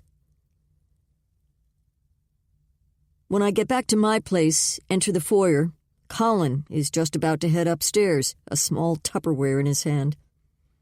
"Hey, Rita." He looks guilty. Of what, I have no idea. "What you got there?" Usually he's coming down the stairs with a Tupperware full of food for me. "Oh, this, Mrs. Antonelli invited me for dinner. Andre's out of town this week. That convention I was telling you about." "Thought you were going with him? Catch some rays in Miami?" He sighs. "I was, but Margot got the flu." She's their cafe manager. "Huh, so you had to stay behind." "Yeah. Anyway, Mrs. A's son canceled on her, and she had all this gnocchi." He raises the container. "Good?" I feel a dart of jealousy. Never had kids, and since Colin and Andre have lived upstairs, Colin and I have gotten close. "Yes, amazing." I asked her for her recipe, but she yelled at me. I guess old Italian ladies don't use recipes. He smiles. She told me she'd teach me to make it, though. Well, that's nice. But I've had your gnocchi. I don't think she could teach you anything. He tips his head. It's better than mine, Rita. I was so bummed. His brow furls. Where were you? Working late on that psychologist case? I fish my keys out of my purse, turn to my door. Yeah, it's gotten pretty complicated. It's really late. I keep telling you, you work too hard. Oh, I met Mrs. Antonelli's son, Leo, the other day. He's about your age. Pretty handsome, Rita, and he's divorced. I try not to laugh. I don't need you and Andre fixing me up, Colin. I told you that. Everybody can use some help now and then. I glance back at him.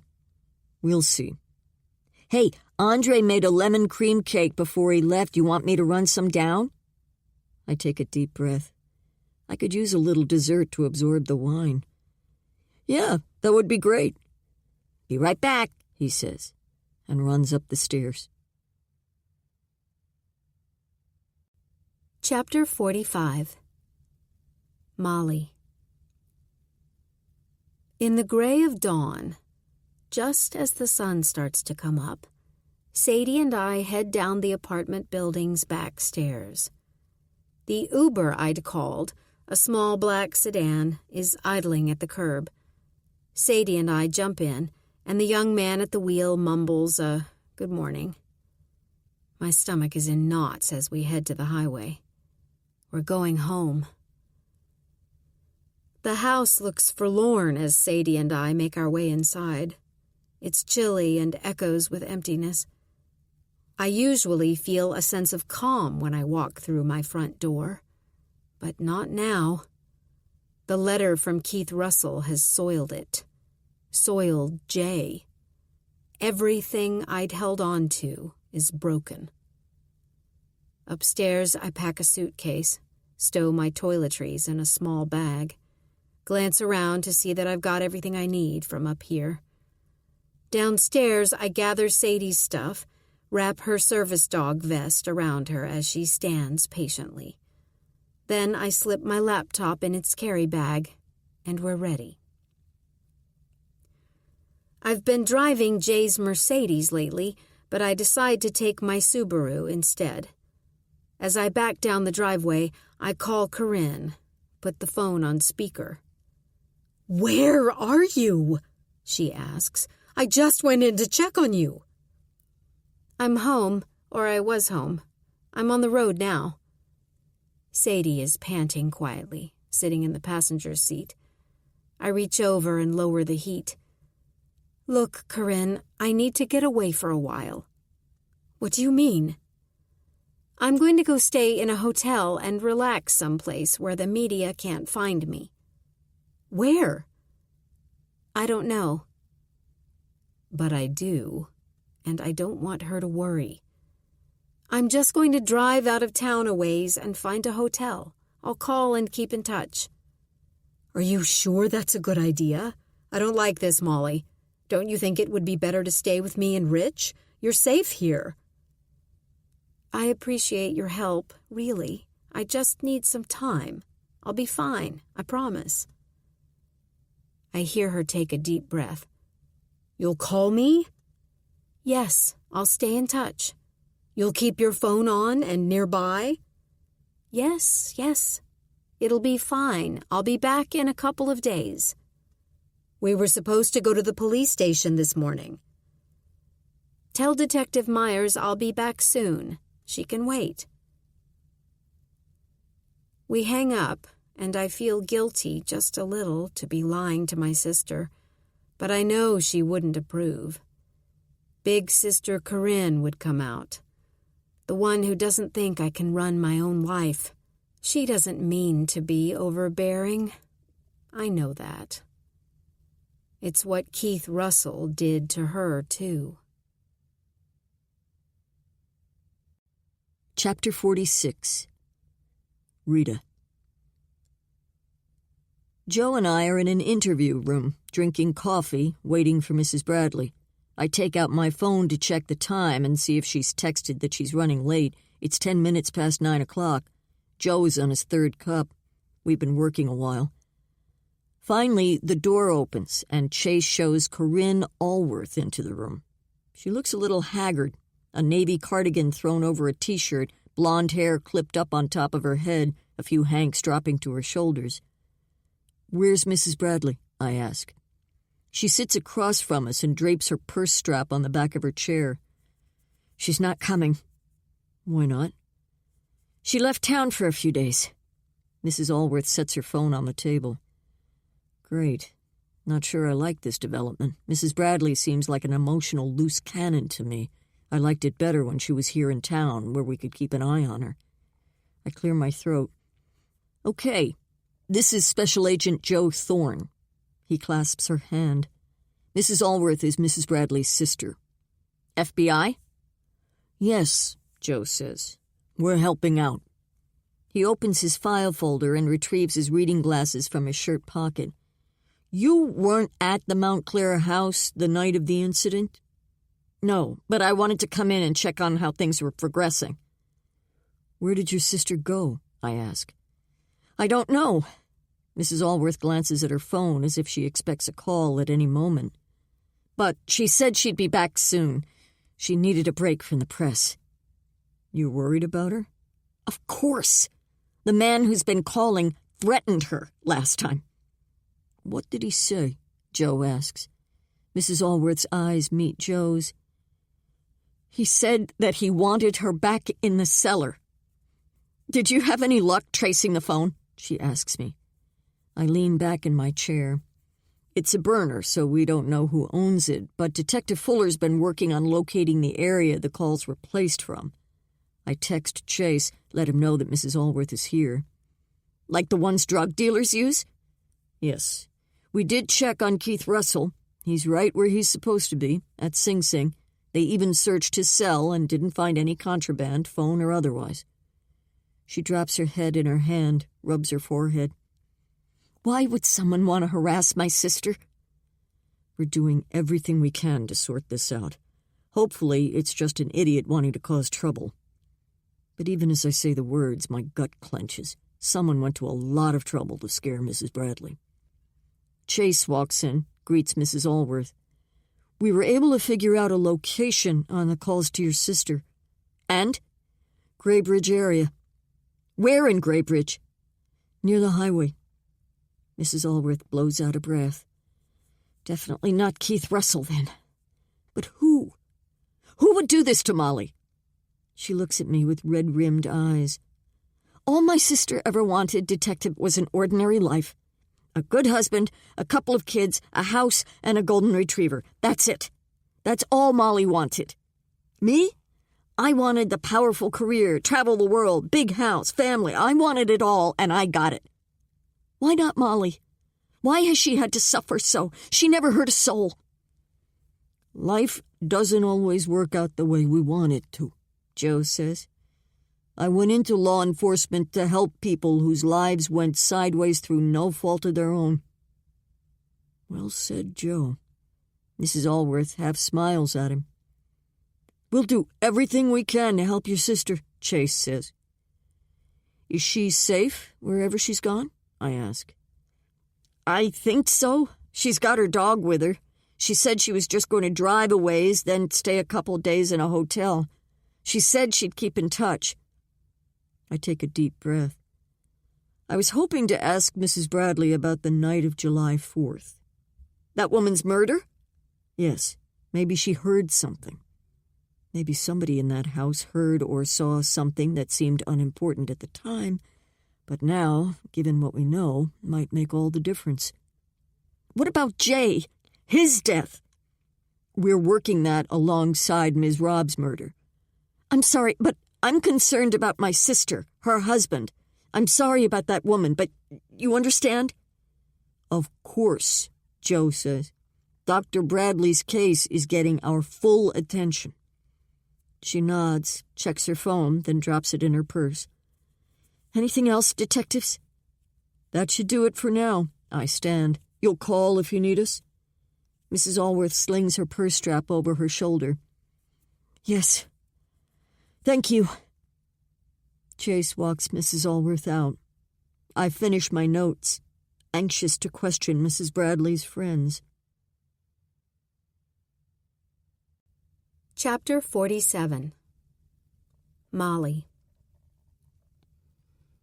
I'm on Interstate 84, heading southwest. The traffic is fairly light and the road clear. Snow in small banks lines the sides, and I glance up at the sky, hoping for a clear day. I didn't think to check the weather before I left, but that's what all-wheel drive is for, right? Most of my driving will be highway anyway, so I should be fine. It's only a 3-hour trip, and Sadie and I make good time. It's not quite 11 a.m., and we're already here. I guess I was more anxious to get going than I thought. Once I'd made up my mind, nothing was going to stop me. Not snow, not my family or friends. I'm in a desperate search to save myself. I can no longer hide or depend on someone else to do it for me. Sadie and I sit in the parking lot of the hotel I'd booked online last night, and I call the front desk to see if we can do an early check-in. The woman tells me to come on in. They've got a room available. I adjust Sadie's service dog vest and take her for a walk first. Inside the lobby, I pick up our card keys and head upstairs. The room is chain hotel nice, knobby carpet, white puffy duvet on the king-size bed, faux granite in the bath with a glass-enclosed walk-in shower. Perfect for a place to disappear, leave my life behind for a few days. And a perfect place to gather my strength and take a stand. I turn on the large flat screen and switch to a news station. I take a deep, slow breath as I listen to the latest political wrangling, but anything is preferable to my story. I search my tote bag and pull out a bag of Oreos and a bottle of water. Sadie stretches out on the floor and promptly goes to sleep. I pile up the pillows and get settled on the bed, switch channels, and find an old movie. The Creature from the Black Lagoon. Black and white, and suitably dramatic. No thinking, no worrying. Just me and an old classic with pseudo-scary music and no connection to reality. I want to relax a while, clear my head before getting down to the reason for my trip. Chapter 48. Rita. Kim Pearson squirms in the chair facing me and Joe. Chase and Agent Metz are taping all the interviews and are in the little room next door watching on screen. As each couple comes in, we are talking to the women first, while the husbands wait their turn. Mrs. Pearson, we're interested in the night of July 4th, last summer. You and your husband were at the Bradleys' Mount Clair home, correct? I ask. Yes? Is this about the woman they found by the river? Part of that investigation, Joe says. She seems to settle some, smooths the front of her sweater. I open my notebook. Can you run through that visit for us, please? Yes, sure. We were there since Monday. Molly invited us up to celebrate the 4th and her birthday on the 2nd. We'd had a fun week. What did you do? Joe asks. All week. We barbecued, walked in the woods, had drinks, watched movies. Anything out of the ordinary? He peers at her, his dark eyes unblinking. No. I sketch her face, the frown lines on her forehead. What about the 4th itself? We grilled hamburgers and hot dogs outside. You go out to see fireworks? Joe asks. He and I have slipped easily into our previous pattern, taking turns asking questions, quickly tossing the reins back and forth, hoping to keep our interviewee on her back foot. No, Molly doesn't like them. Why not? She shrugs. She's, I don't know, anxious. Loud noises bother her. We stayed at the house. So it was a quiet evening? I ask. Yes, we ate and drank, watched a 4th of July show on TV. What time did everyone go to bed? I don't know. Who went first? Mrs. Pearson blows out a breath. Molly, I think. She had a headache. Chase and I had pinned a diagram of the house on an easel in the corner. I stand and point to the first floor. Mrs. Bradley went to the master bedroom, here? What time? Gee, I don't know, maybe around 10? What about Dr. Bradley? I'm not sure. I went to bed shortly after Molly did, so I guess I was next. Pretty early, huh? Joe says. Where did you sleep? Show us on the diagram, please, I say. She gets up and walks to the easel. It takes her a minute to orient herself. Here, this upstairs bedroom. You go right to sleep? Joe asks. No, I read for a while. When did your husband come up? I think it was around 11. Were you still awake? Yes. You or he leave the bedroom all night? Her eyes open wide. No, we went to sleep. You hear anything in the night? Anything at all? I tap my pencil against my notebook. Oh, wait, I did get up. I heard cars driving by the house. What time was that? Joe leans forward.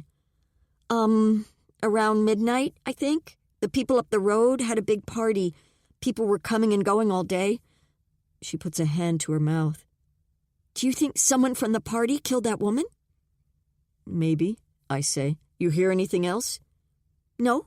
I went downstairs for a glass of water. At midnight? Yes. Was anyone else up downstairs? Joe clicks the top of his pen.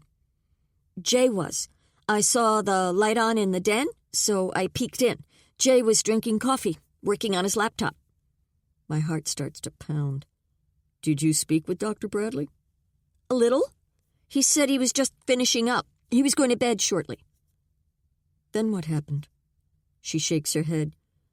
I got my drink and went back upstairs. Was anyone else awake? Not that I noticed. The house was dark. I add to my notes and sketch of the mountain house. Did you hear any more cars go by? Maybe. I don't remember. Joe leans forward. Did you fall back asleep right away? I think so. I don't remember lying awake too long. In the morning, was everyone there? I ask. She frowns like where else would they be? Yes.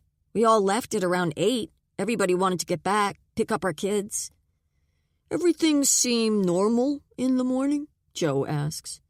Anything odd that you remember? No, nothing. Joe and I exchange a glance. Okay, Mrs. Pearson, thank you. I walk her out to the waiting room and beckon to Mr. Pearson before they can talk to each other and compare notes.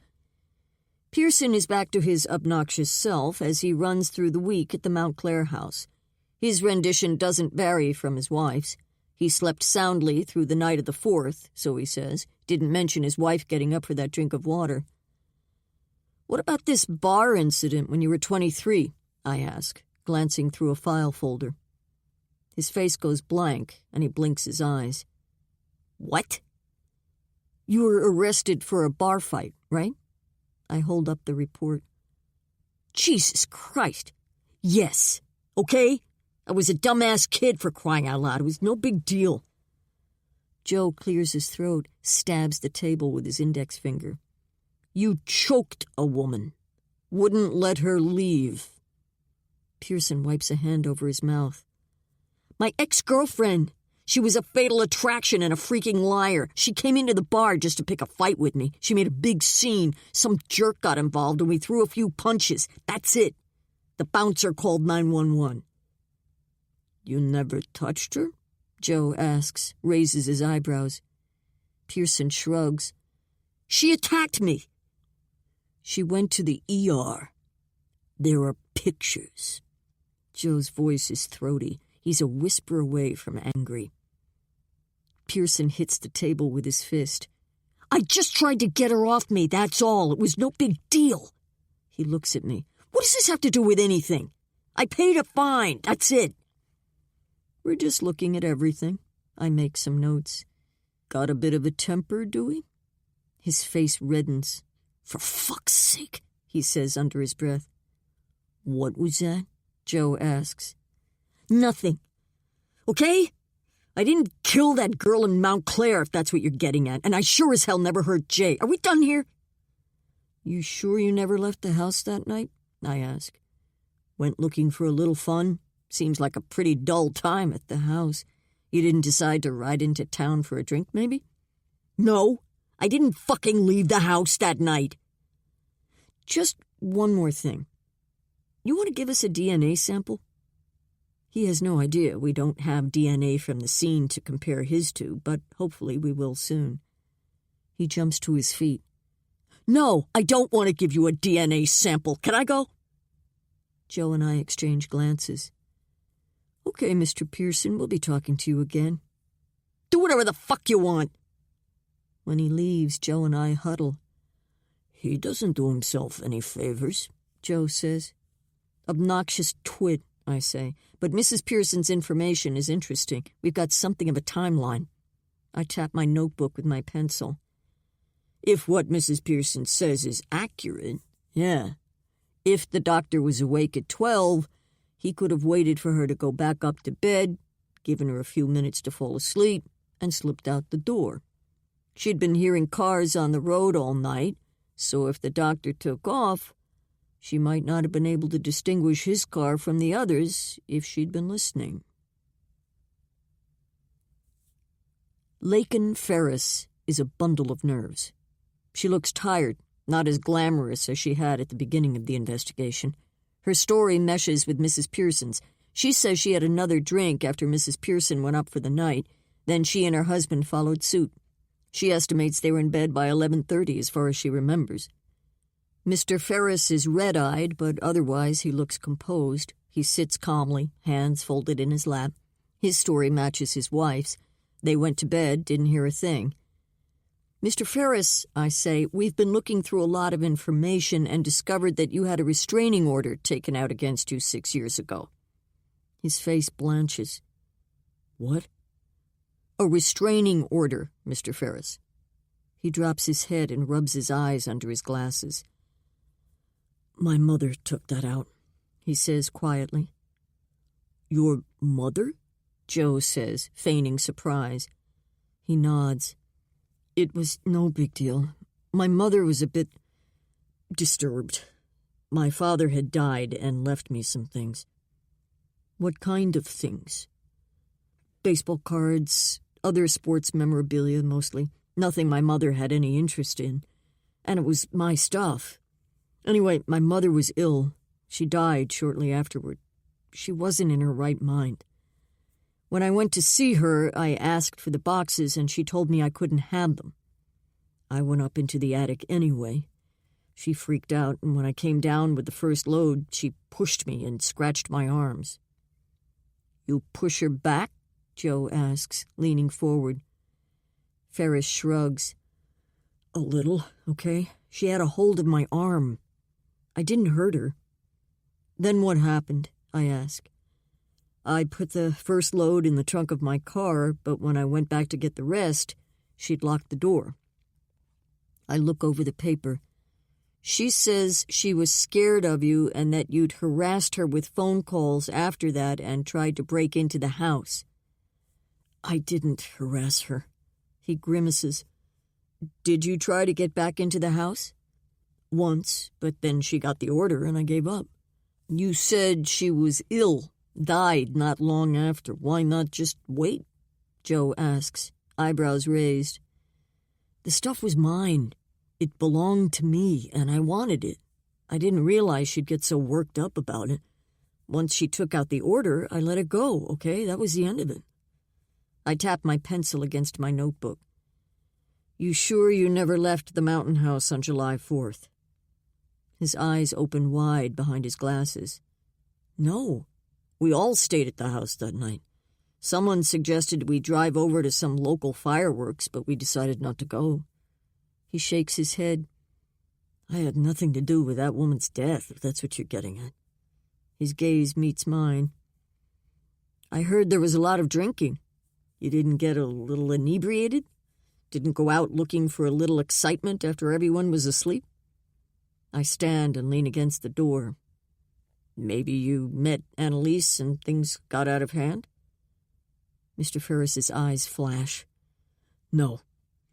No fucking way are you going to pin this on me. His face reddens. It wasn't one of us. Just because she was found nearby doesn't mean anything. Anybody could have dragged her down that hill. He turns to Joe. Somebody could have buried her there just to make it look as though one of us did it. Maybe, Joe says mildly, shrugs, goes back to his notes, then drops his pen on the table. You hear anything that night? His gaze meets Ferris's. Maybe you heard or saw something that could help us find the real killer. I don't know anything. I didn't do anything.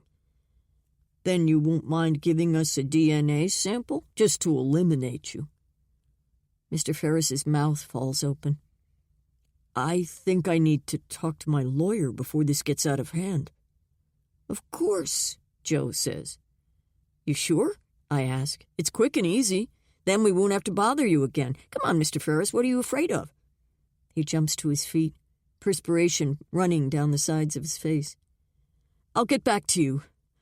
I need to get home to my family. He leaves, and we wrap up for the day. Joe asks if I want to grab a drink, but I'm tired, so I tell him we'll do it another time and hurry through the dark parking lot to my van. At home, I put on my oldest, rattiest T-shirt and a pair of faded gym shorts. I stand in front of the bathroom mirror and pull out the elastic from the top of my head. My hair falls down over my shoulders and I paw through it. There are definitely more grays than there were last time I really looked, whenever that was.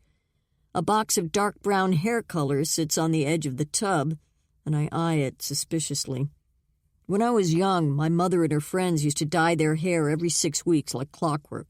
They'd sit in the kitchen on a Saturday afternoon with coffee and cigarettes, shoo us kids outside, and perform the ritual. They'd sit like statues, heads glistening with stinky goo. I want to think I'm not that vain, but maybe I am. When my mom was my age, she looked old. By then, she'd let the grays win and cut off her hair, wearing it in a neat, curled cap like all the other old ladies she knew. Like you had no choice. The calendar said you were old, so fall in line. I've kept my hair long, still enjoy wearing makeup, but I've been distracted lately and have let myself go a little. My exercise bike sits in the corner, covered with clothes like an extension of my closet. I usually use it 3 or 4 times a week and lift hand weights besides to stay slim and toned. But I've slacked off lately. I pick up the box, peruse the directions.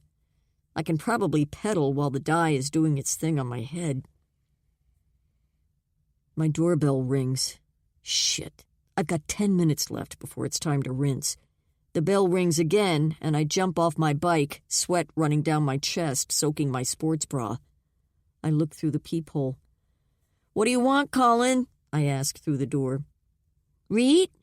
Open the door. I've got dinner. Leave it on the mat. I'll get it in a minute. Why? Do you have a man in there? No. It's eggplant parm. I flip the lock. Okay, fine. Come in. He gives me a sideways glance as he walks past me. Why didn't you call my stylist? I gave you his card. Those box colors are really harsh, Rita. I draw a deep breath. This was quicker. He wiggles his eyebrows. Have you talked to Leo? He's been visiting his mother quite a bit lately. No, I was just getting tired of looking at myself, Colin.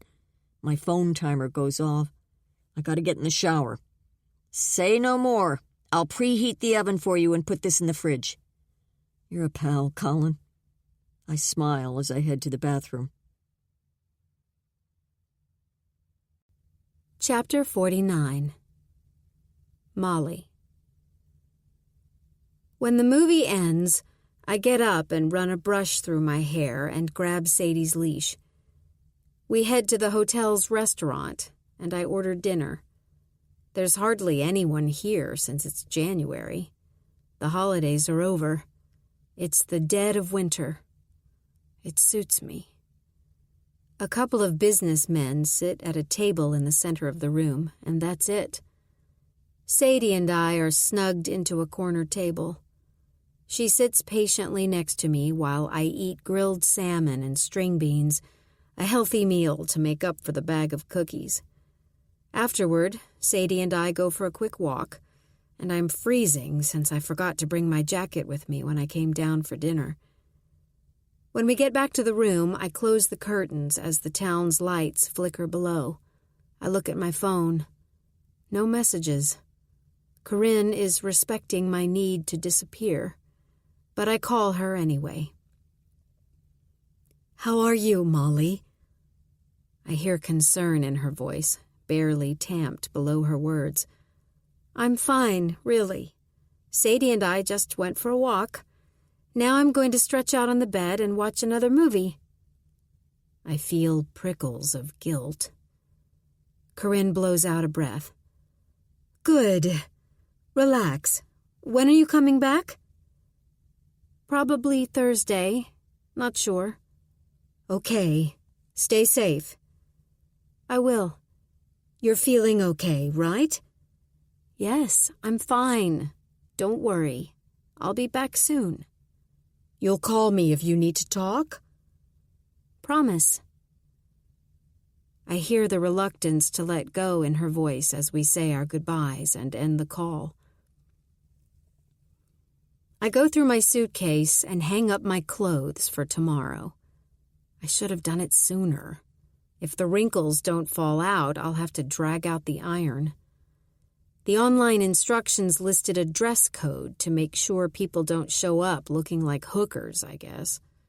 No chance of that for me. I brought my most businesslike clothes, not exactly a power suit, but the closest I have, gray pants, a white cotton blouse, and a black blazer. I double-check that the door is locked, take a look around the room and bathroom, open the closet door. I put on my pajamas and get into bed. Thoughts, scenarios of what tomorrow might bring, swirl through my brain, and it's difficult to shut them off. One of my therapists when I was in college was big on relaxation exercises. Close your ears, clear your mind, and imagine each part of your body, each muscle tensing, then letting go. I dutifully tried her techniques every night before going to sleep, with little success in actually relaxing, but I still do them sometimes. I try now, hoping to banish thoughts of tomorrow as I work from one muscle to the next. My phone vibrates next to me and startles me awake. The room is dark, and my phone's screen seems to pulse in the night. Unknown caller. I glance at Sadie, but she's sleeping contentedly. No bad guys lurking, I hope. Just some sicko who's getting a thrill out of scaring me. I turn off the phone, shudder, and stick it under a pillow. Chapter 50. Rita. In the morning, I run into Lauren on my way back to my office. "How's it going, Rita?" she asks. "Making some progress." I feel guilty that she's been shut out. After the FBI became involved, Detective Schmidt went to Bob and complained that he needed Lauren's undivided attention to help him with his cases, and wasn't she his partner in training anyway? Bob concurred and pulled Lauren, even though she'd been crucial in our investigation so far. But that's the way things sometimes happen. "Hey, why don't we head over to Mac's later? I'll fill you in," I say. She nods. "That would be great." Doug sticks his head out his door. "Morning, Rita. Running late?" "Go fuck yourself, Doug," I mumble under my breath. Joe, Chase, Agent Metz, and I meet in the conference room. Chase sets down a cardboard tray of coffees he picked up on the way in, and I place a tin of Andre's cookies next to it. We're all a little tired and need the caffeine and sugar. We review everything we've got so far on Annalise Robb, the autopsy report, the forensics, and what we've gleaned from our interviews. "What are you thinking, Chase?" I ask. He runs his hand through his dark hair. "It was planned. The guy must have had the ligature and the tarp ready to go." I nod. "But what about the victim? How did he know she'd be there if he was someone from the Bradley house?" Agent Metz clears her throat. "What if it was chance? He was out driving around, looking for a victim, anybody, and he ran into her." "Could be," Joe says. "Maybe our guy was thinking about this for a while. He was prepared for when the opportunity arose."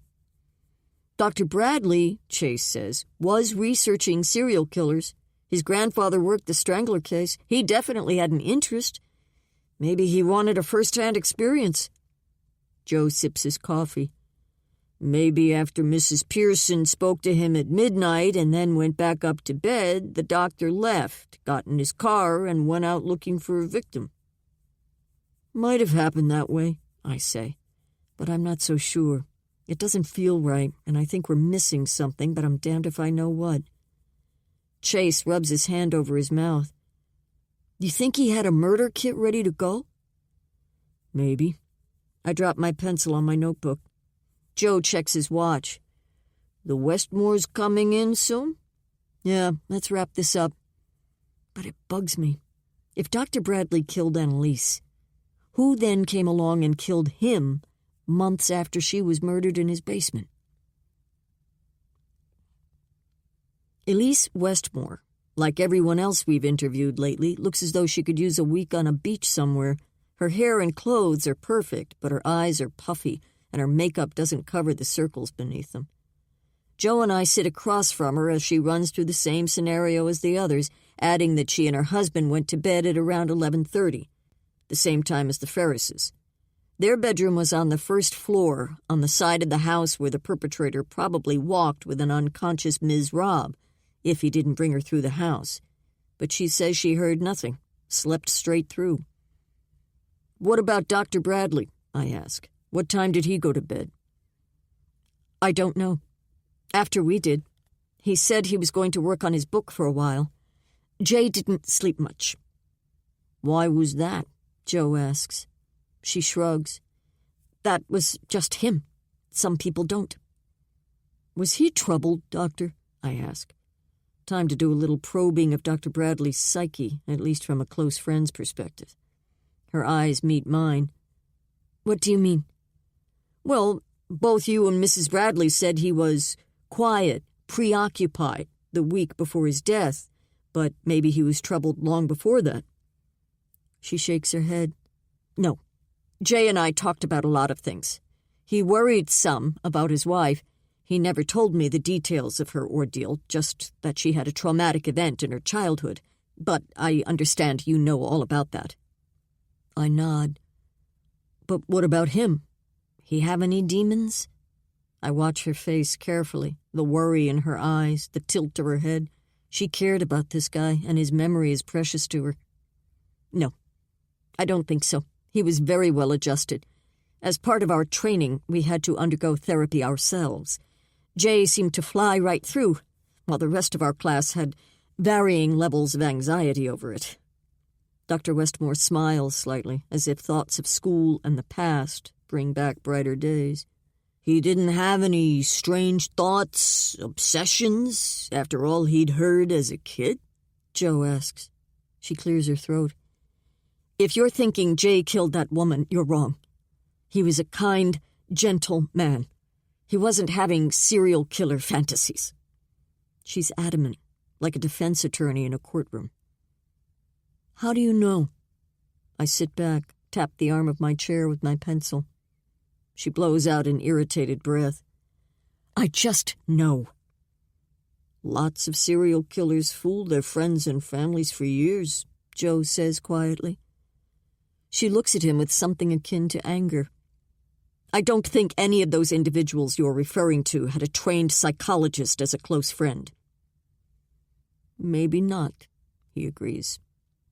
This isn't getting us anywhere, so we wrap up with Dr. Westmore and bring in her husband.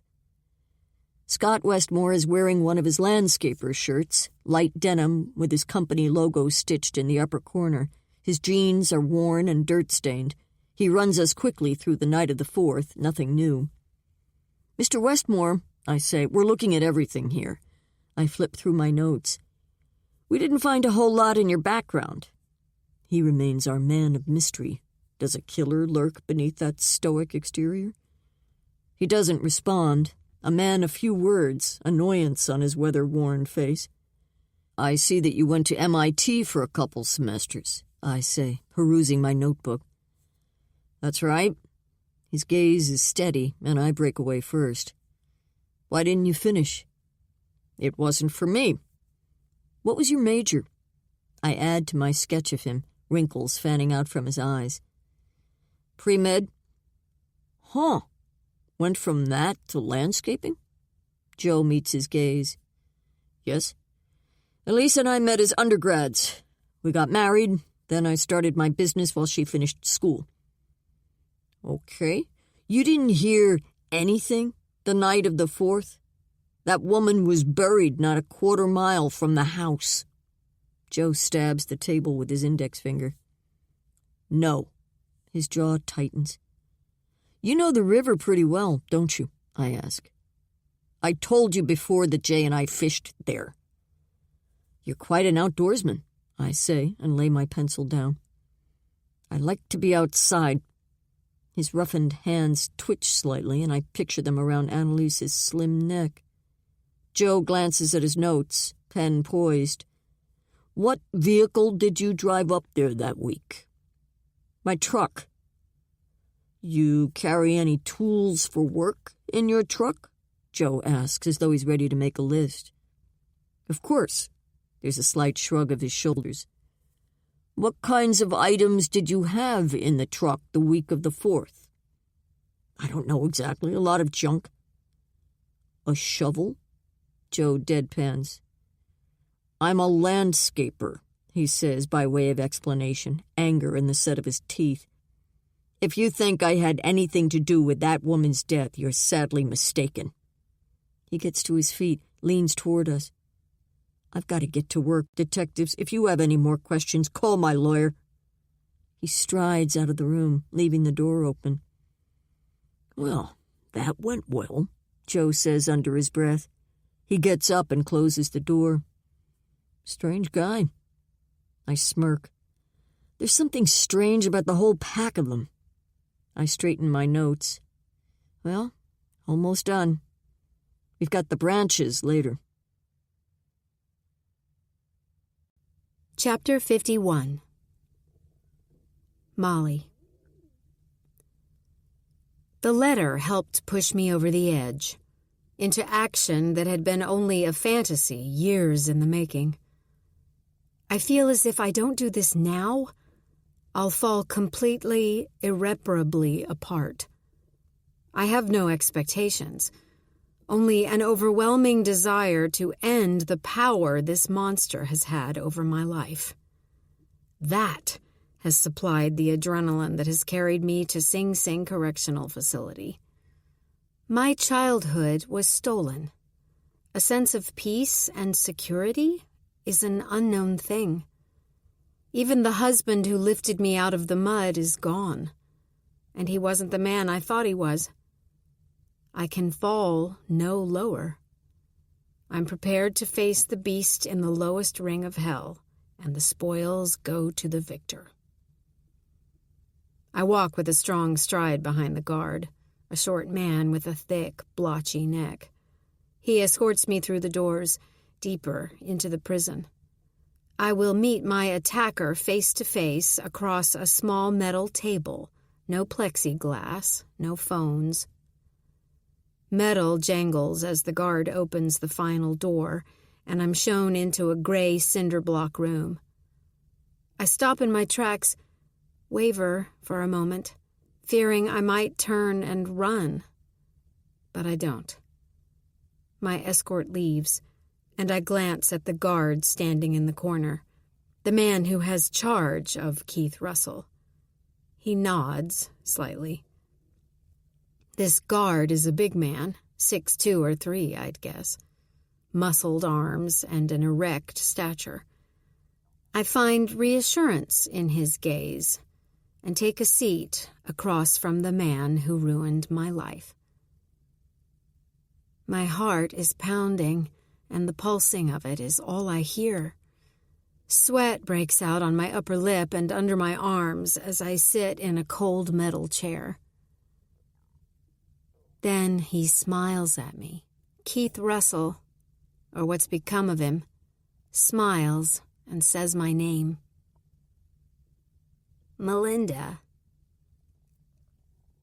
My adrenaline rushes back, flushes my face, and I sit up straight. I know the conversation must be civil.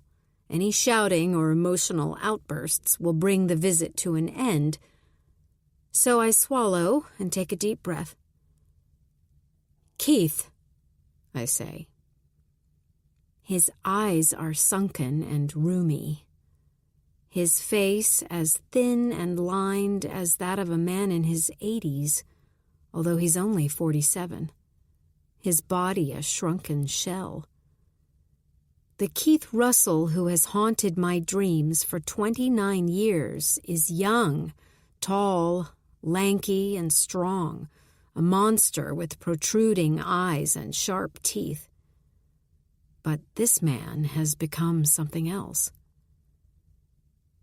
Child killers don't fare well in prison. As the lowest of the low, they are often attacked by other inmates, sometimes killed.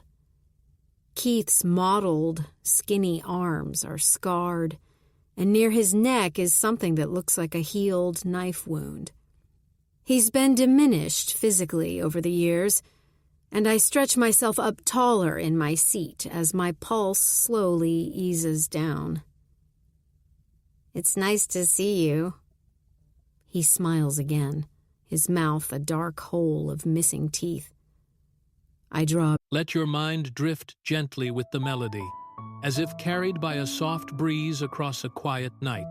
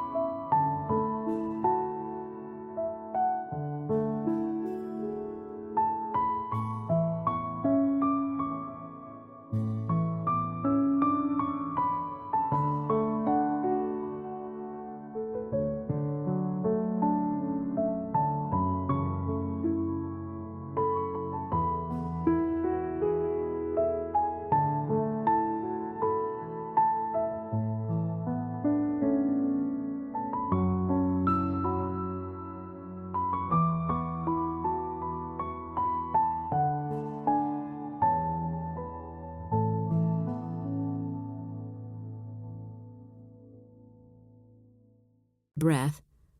My voice wavers. It's not nice to see you, Keith. Then why did you come? His voice grates. No one comes to see me, now that my mother's dead, except my miserable brother when the mood strikes him. A shadow passes across his face, and he shakes his head like a dog might. It's not a social call. His eyes, a light amber brown, all that remains of his physical self that hasn't changed, bore into mine. Then he drops his gaze to my left arm, and I instinctively cover the spot under my sleeve with my right hand. I hear him chuckle and curse myself for falling into his trap. He's looking for his mark, the brand he carved into my tender flesh with his pocket knife all those years ago. K.R. He marked me as his possession. When I was a teenager, Corinne took me to a dermatologist whose laser treatments reduced the scar to a few faint ripples on my skin. But both Keith and I know it was there. I feel my breath flutter, catch in my chest. They might let me out one day, he says, nibbles a fingernail. I doubt that. He'd been given life without the possibility of parole. He only nods, then leans forward. I didn't kill Indy, he whispers. I didn't kill anybody. I grip the edge of the table, and the room swirls around me. I feel his sour breath on the back of my neck, the pain from thick, strong fingers, pinching, shoving me into the dirt of the cellar floor, the burn of the knife on my flesh. The guard coughs, and I'm back to the present. My eyes settle on Keith's hands, locked together by the handcuffs at his wrists. They're not the same. They are thin and knotted, as if arthritis had rendered them useless. I take a deep breath and look him in the eyes. Tell all the lies you want, I say quietly. No one will believe you, and no one will ever hear you. He leans back slightly. Someday, Melinda. My breath catches again, and I clear my throat. My husband is dead, Keith, so any thoughts you had about speaking to him, being in his book, that's all gone. He'll never write to you again. He'll never speak to you. My voice is rising, and the guard gives me a look. I settle back into my chair. You can't hurt me anymore. You took away my childhood, Keith. You hurt me down to my soul, but I'm here to tell you that you've lost. I've won. I'm not only surviving, but I'm flourishing. I'm living a good life. Maybe not yet, not completely, but I will. When I walk out of here, I will live a good life. I clench my hands into fists. You're a nothing, Keith Russell. You're in here behind these walls for life, and I'm going to walk away. I'm going to get into my car and drive back to my wonderful life. He shrugs and glances at the guard. But the past can never be changed, Melinda. And I might just write a book about those 3 days. I can't profit off it. That's the law. But I can write it. Tell the truth. My heartbeat kicks up again, and I fight to catch my breath. My husband won't help you. The guard makes a move toward the table, but I sit back, fold my hands, and he retreats. Keith shakes his head. What husband? I don't know what in hell you're talking about. I blink my eyes. He wrote to you. My husband. He's writing a book, and you said you'd talk to him. You're crazy, Melinda. You know that? His lips curl, and he leans forward. You come in here, all high and mighty, but you're still a little girl who likes to tell tales. His sour breath wafts over me. You wrote to him. I read the letter. He snorts. I haven't written a letter in years. I got my hand broke in a fight. Can't even hold a pen. He flexes his right hand as if to prove his story. I watch the gnarled fingers stretch and then shrink back into a useless claw. My breath stops. You didn't write to my husband? Shit, Melinda. I didn't even know you had a husband. Why would I? The letter had been handwritten, the writing neat and completely legible. My heart pounds. He's telling the truth. Jay never wrote to him, never asked to interview him. I let go a long breath, lean back in my chair. The room goes silent, and I close my eyes. I hear the clock, which sits high on the wall, softly ticking. I look at the guard, and he nods slightly, as though he's on my side. I'm done here, I say to him. He unlocks the door, and the other guard is standing there to walk me out. I sit in my car in the parking lot and look at the winter sky. It's gray, but the sun is up there somewhere. I feel weak in a good way, like you feel after a workout. Jay never contacted Keith. My heart swells, and Keith Russell can't hurt me anymore. He's paid a steep price, as he should have, for what he'd done to me and Indy, and he'll never get out. I start my car and drive out onto the street. The only thing that still lingers in a dark place in my being is the fact that someone out there, some unknown person, is trying to scare me, would go to the trouble of calling me, harassing me, wrote me that letter. Someone who knows me well, knows what was going on in my life, and that Jay was writing a book. But I feel stronger than I have in a very long time. I can do this. Chapter 52. Rita. Mr. Branch comes in first, leaving his 11-year-old daughter in the waiting room. His curly hair is in disarray as if he needs a good haircut, and his glasses are smudged. He's wearing a slightly rumpled tweed sport coat, like a harried professor. The questions about the 4th of July week have gotten routine by now, and his replies are the same as everyone else's, and we hope for something more when we turn to his past. Mr. Branch, we've done a bit of poking around and discovered your wife died a few years ago. Yes. She was only 34? That's right. He clears his throat. His eyes flicker. That must have been tough, Joe says. He lets go a deep breath. It was awful. I lift a sheet of paper from a file folder. It says here in her obit that she died of natural causes. My eyes meet his. He glances away. Yes, she had a heart condition. I found her at home on the bathroom floor. That must have been traumatic. He nods. There wasn't an autopsy? I ask. No. Huh. I make a note. Her cardiologist verified her cause of death, he adds, his jaw muscles tense. Beads of perspiration gather at his temples. Okay. An autopsy is usually standard procedure in one so young. Well, it wasn't necessary. Everyone agreed at the time. He glances at Joe, then back to me. Why is this important? Didn't say it was, I reply. Look, I don't have anything to add to your investigation. I don't know anything about that Montclair woman, and I have no idea what happened to Jay.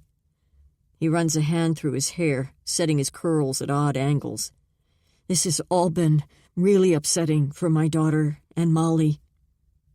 That's why we're trying to get it all sorted out, Mr. Branch, Joe says, leaning back in his chair.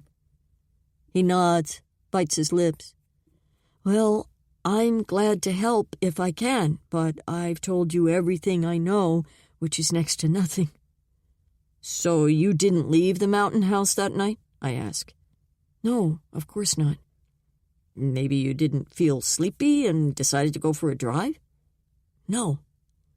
How about giving us a DNA sample, Mr. Branch? I ask. His mouth hangs open. Yes, of course. We can do it right now. Joe starts to stand, but Branch looks suddenly panicky. My daughter's here, right outside. I don't want her upset. Can I come back alone another time? Why is this such a big deal? I ask, leaning toward him. Your daughter's a bright girl. She surely would understand that this is just routine. He shakes his head. No, I'll come back another time. I don't want Alice involved.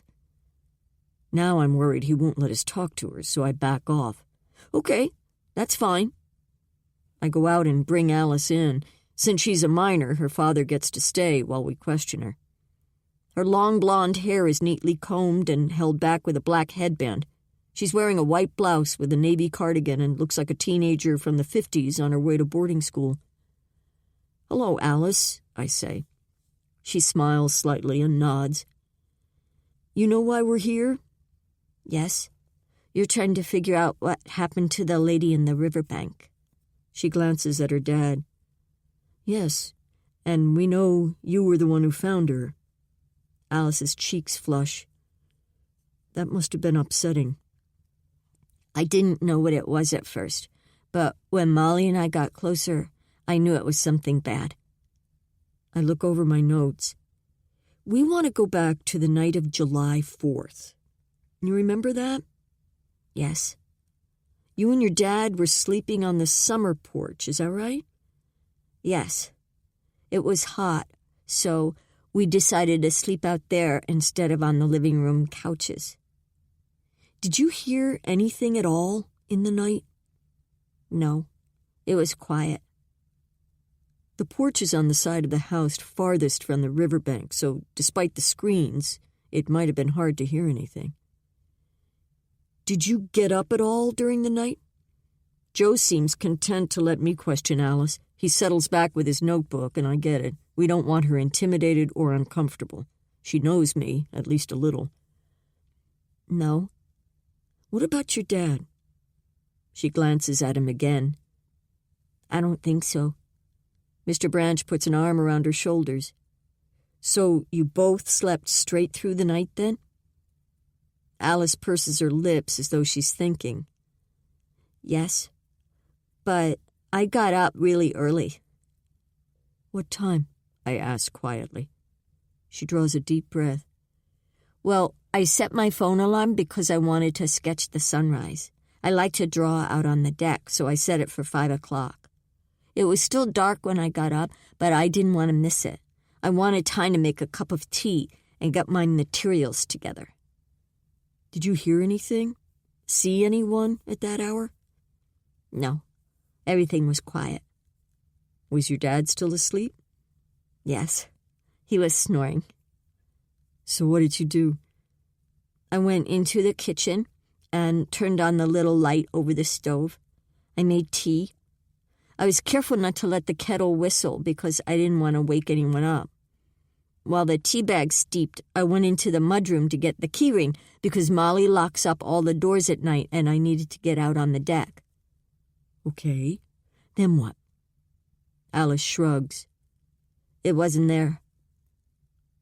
What wasn't there? I ask, pencil poised. The keyring. My heartbeat kicks up. Was it there the night before? I think so. It's always there. Then what happened? She sighs. I went back to bed. There wasn't any sense in staying up if I couldn't get out on the deck. Did you go back to sleep? Yes. I fell back asleep until 7 or so when my dad woke me up. Was the key ring back? Did you notice? I saw it there when we left. What time was that? She looks at her dad. We left a little after 8, I think, Mr. Branch says. Is that all, detectives? I've got a store to run. Joe and I exchange looks. I think we're done here. Alice, thank you very much for your help. Chapter 53. Molly. I'm back at the hotel, and Sadie greets me at our door. I'd locked her in with the Do Not Disturb flag hanging from the outside knob when I left for the prison. She's all wagging tail when I come in. I clip on her leash, and we head back out. We walk down the sloping hotel driveway and start down the sidewalk. Traffic streams by, people on their way to the grocery store or to school to pick up kids, maybe, oblivious to me and my dog. Unaware of the enormous lightness I feel as I stride along beside them. I'm just some woman walking her pet. I'm jittery, too, as emotions bubble through my body. I never thought I'd see my attacker again. Confronting him had been a strange dream, an idea that never seemed possible, discouraged by the professionals I'd talked to over the years. But the power I felt when the meeting concluded reaffirmed my belief that, for me, this was a necessary step, one a long time in the making. And Jay, he didn't betray me. Tears slip down my cheeks as the cold, gusty wind tosses my hair back over my shoulders. With one hand, I tug my knitted hat more firmly over my ears. I miss my husband so much it sends shudders of pain through my chest. I want to tell him what I did today like a proud child. That's the worst thing about death. You want to tell your loved one things, both trivial and life-altering. You start to form in your mind what you're going to say, anticipate his or her reaction, feel that warm glow of experiences shared between you. Death severs that most primal connection, and that leaves maybe the biggest hole of all. Still, I whisper to Jay and close my eyes a moment. I imagine his voice in the wind. Well done, Molly. Back in the room, Sadie and I relax. I need to decompress, let today's events settle through me. Then I'll go home. Tomorrow. I peruse the plastic menu that sits on the credenza and order room service. After Sadie and I eat, I watch TV, read a magazine, although my mind skims the words without them sticking. It's full dark now, but I'm not sleepy. I'm full of energy. I rifle through my suitcase and pull out my swimsuit, cap, and goggles. When I first started seeing Jay as his patient, he asked me what I did for exercise. At the time, I was working at the bookstore and basically going home at night, where I would watch TV, eat a microwaved frozen meal, and go to bed depressed and exhausted. But Jay, a great believer in the mind-body connection, encouraged me to exercise. In high school, I'd been on the swim team, so I rediscovered an old love. Since Jay and I'd been married, I'd gradually given up my trips to the Y, secure and happy with my husband, my mind on other things. The hotel pool is empty and the lights low, the blue-green water deep and enticing. The sharp chemical smell is welcoming. I slip into the shallow end, stand still a moment, and touch the scar on my arm. After I'd been rescued and taken to the hospital, I recall the doctor probing the cuts, which were infected and suppurating. I remember the pain and my tears as he cleaned and bandaged Keith's initials. My mother took care of the wound the next couple of weeks until it healed. She'd yank off the old bandage and clean it with cotton balls soaked in stinging alcohol. Then she'd apply ointment from a special tube and put on a new bandage. She never said anything while this process occurred, except, "Be a big girl, Melinda. It's not that bad." As though it was a scraped knee, an ordinary childhood mishap. I clear my throat. Seeing Keith today helped put that behind me as well. The scar is a battle wound, and I've finally won the war. I pull my goggles down over my eyes, feel the familiar suction as they cling to my face, and kick off from the wall. The water is perfectly cool, like silk, and I glide slowly, doing an easy crawl. It's quiet underwater, like being in another world. My muscles warm as my arms reach and my legs propel me across the pool. My mind clears as I turn and start back, lap after lap, one flowing into the next until time slips by and I'm ready for sleep. Chapter 54. Rita. "Okay, Allison, start walking," Joe says. He and I stand in the cold morning air in the Montclair Tavern's parking lot. Agent Metz takes a couple of steps, her phone in her hand, counting the minutes. She turns and walks backward. "Shouldn't I drink a couple of beers first, for accuracy's sake?" Joe smiles, and she turns back around and keeps walking along the side of the road. "Maybe later," Joe yells after her. "Work first." She waves at him over her shoulder. We want to see about how long it took Annalise Robb to walk from the bar to where she was abducted. Agent Metz is closest in age and size to our Vic, so she got volunteered. Chase stands at the side road where Annalise would have turned the corner to direct Allison. Joe and I drive up to the end spot where Annalise disappeared and wait for Agent Metz to arrive. We sit in his vehicle, heater cranking, coffees in hand. "Whoever did this had to leave the Bradley house sometime after midnight," Joe says, "or Mrs. Pearson probably would have noticed. Annalise left the bar anywhere from 1 o'clock to 1:20, according to witnesses. When we reread the statements gathered by the sheriff's department, there was some discrepancy as to when Annalise actually left. Still, it's a pretty good timeline. And the deed was probably done by 5 a.m., I add. Key ring wasn't back, according to Alice. Joe raises his eyebrows. True. But wouldn't she have heard something?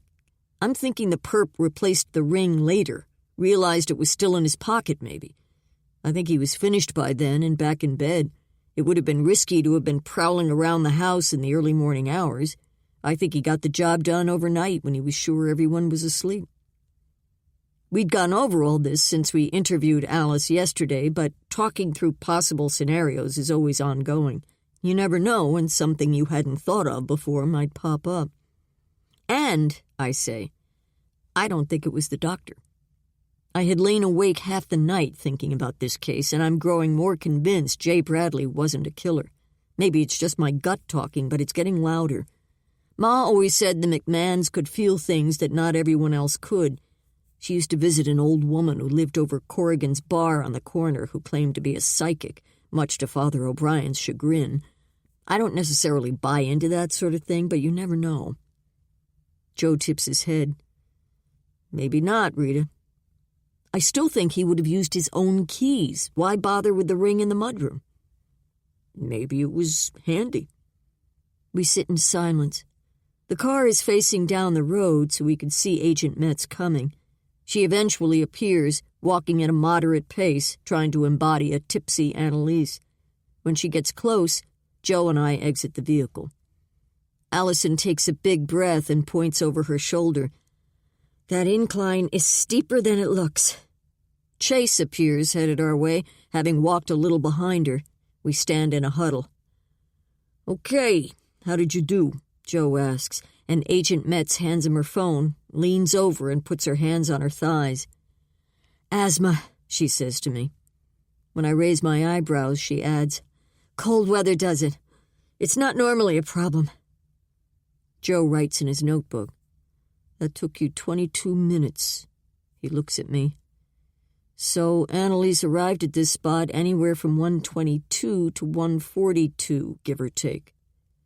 "Yeah, looks like." Chase arrives, also a little winded. "What now?" Joe stows his notepad in his pocket. "We drive from here to the Bradley place. Hop in."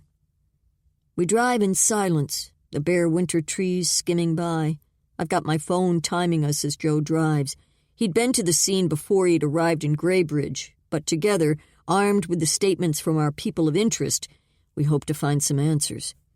Joe pulls up on the side of the road. The old hunting lodge looks dark, dreary in the snow like a huge dead beast. "How long did that take?" he asks me. 6 minutes. We get out, and he pulls a tarp out of the back of the car. "I don't have to get in that, right?" Agent Metz says. We'd run through our plan back in Graybridge and decided we weren't going to go that far, but we all laugh. "No, although it would help." Joe cocks an eyebrow. She snorts and steps back. "Okay, we know that whether he took her around the house from the outside or went through the house entrance to the basement, he had to carry her quite a ways. All of our suspects are big men," I say. "Mr. Westmore carries heavy objects in the course of his work. Mr. Ferris plays hockey and tennis. Mr. Pearson isn't any wimp." "Hayes Branch?" Chase says. "Okay, he's not Goliath, but he's not a 100-pound weakling either, and with adrenaline pumping." "The doctor was also a fairly big guy, and Ms. Robb was petite," Agent Metz says. "Right," Joe adds. "Anyway, let's walk around the outside of the house first." He lays 3 cinder blocks in the tarp and wraps it up, and we head down the sloping lawn.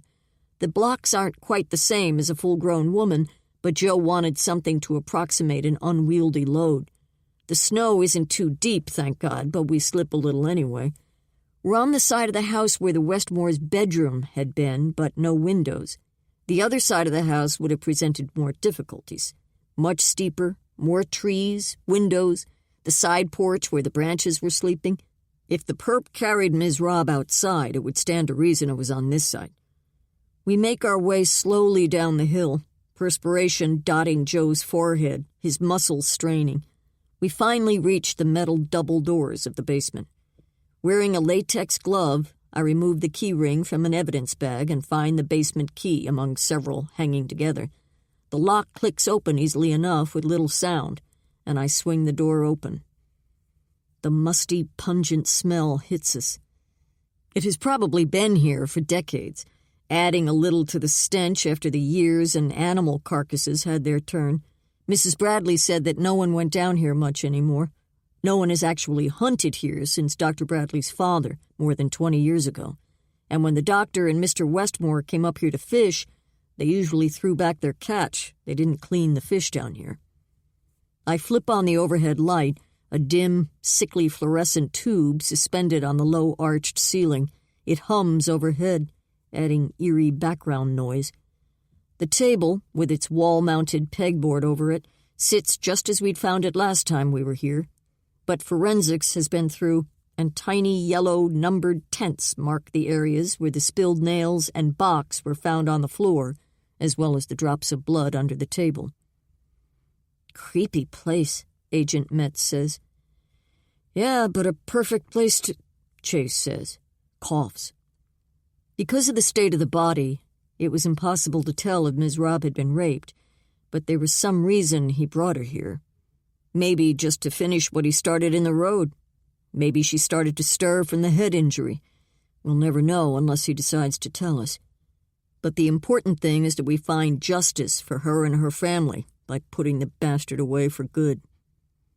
Joe has finished looking around and rejoins us by the doors. "Let's walk over to the burial site." He picks up his bundle where he's laid it on the concrete floor next to the drain. Outside, the air is cold but fresh, and I draw a deep breath. We walk down the lawn, slipping in the snow. The footbridge is slick with a thin layer of ice, and we've got to hold on to the handrail to keep from falling. The river below is gray and, as it's late January, running fast with melted snow. The sound of the current makes conversation nearly impossible, so we silently press ahead and make our way to the spot where Ms. Robb's body spent the last 6 months. Crime scene tape marks off a rough rectangle. Agent Metz wipes the sleeve of her jacket across her mouth and nose. Why bury her so close? Pretty sloppy, huh? Why didn't he go farther into the woods? It didn't take much erosion here to expose her. I shake my head. He might have been worried about time. He needed to get back inside, clean up, and slip back into bed before anyone noticed. The whole operation was pretty risky. Maybe that's what he liked, Chase says, doing this right under his friends' noses. Maybe, Joe says. The area has been pretty well canvassed by the forensics team, so we head back across the bridge and up the sloping lawn to our vehicle. Joe drops his weighted tarp, takes a deep breath, and wipes his hands on his jeans. Okay, let's try this through the house this time. We head down the driveway, and I unlock the door. I pause in the mudroom and point to the peg where the key ring would usually hang. Convenient, Joe says. Yeah, Mrs. Bradley said it was there for whoever needed it. Like a serial killer? Agent Metz chuckles. Here you go. Take the keys and go find a victim and end her life in our basement. The perfect host. We all groan. She's young, but she's got the gallows humor down pat. The first door on the right after the mudroom leads to the basement. The perp wouldn't have had to go through much of the house if he brought her through this way, Joe says. Let's take a look. We head down the basement steps. The light switch is easily accessible on the wall at the top. I'm in the lead, so I flick it on. The staircase isn't terribly steep or hard to maneuver. It looks like it was probably replaced in the last 20 or 30 years, not original to the house. At the bottom, the light peters out, and we're in darkness. Joe drops his tarp, and the cinder blocks make a scraping sound. He points to the faint light coming from the door at the far end. So, when he had her in the house and down here, Joe says, I doubt anyone could have heard him once he got through the door to the tunnel. We follow as he leads us deeper into the basement and through the door.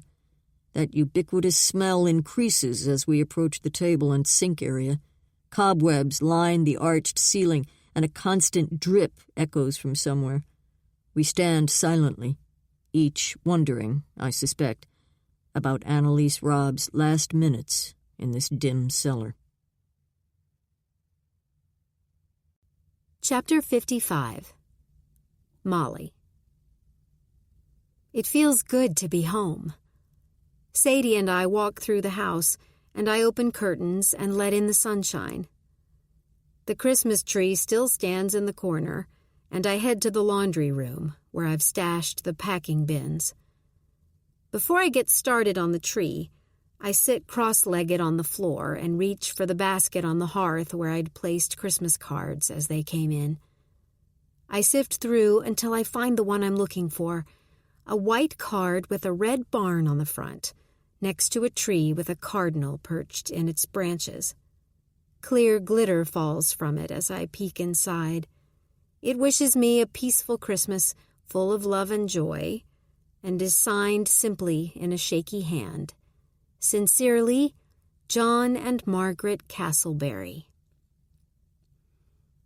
29 years ago, John Castleberry, a middle-aged farmer, had been out on an ATV checking his crops when he saw a blue car parked behind the abandoned house next to his fields.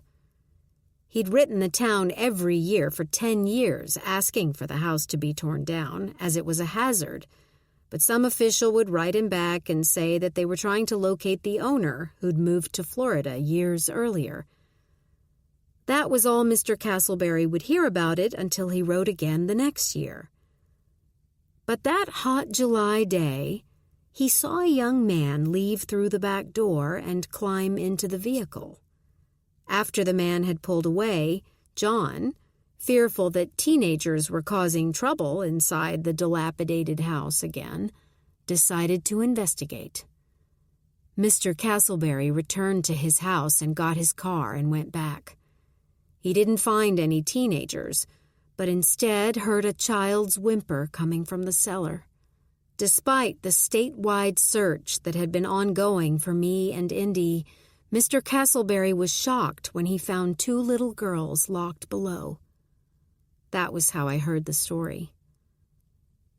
But I remember how the sunshine blinded my eyes when he carried me out, and the smell of his work shirt, dirt and sweat and tobacco. I clung to him and buried my face in his shoulder. I was tired and hungry and frightened. He deposited me on his wife Margaret's ample lap in the passenger seat of their old Dodge and drove me to the police station. I didn't know why he left Indy behind, and I tried to tell him that she was still down there, but the words wouldn't come. Mrs. Castleberry hugged me tight and murmured that I was safe now.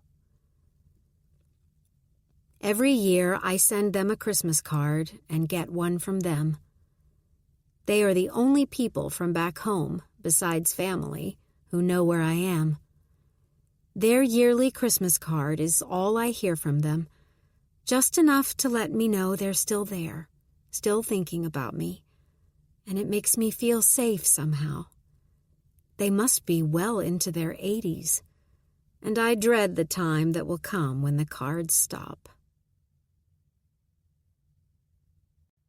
Chapter 56. Rita.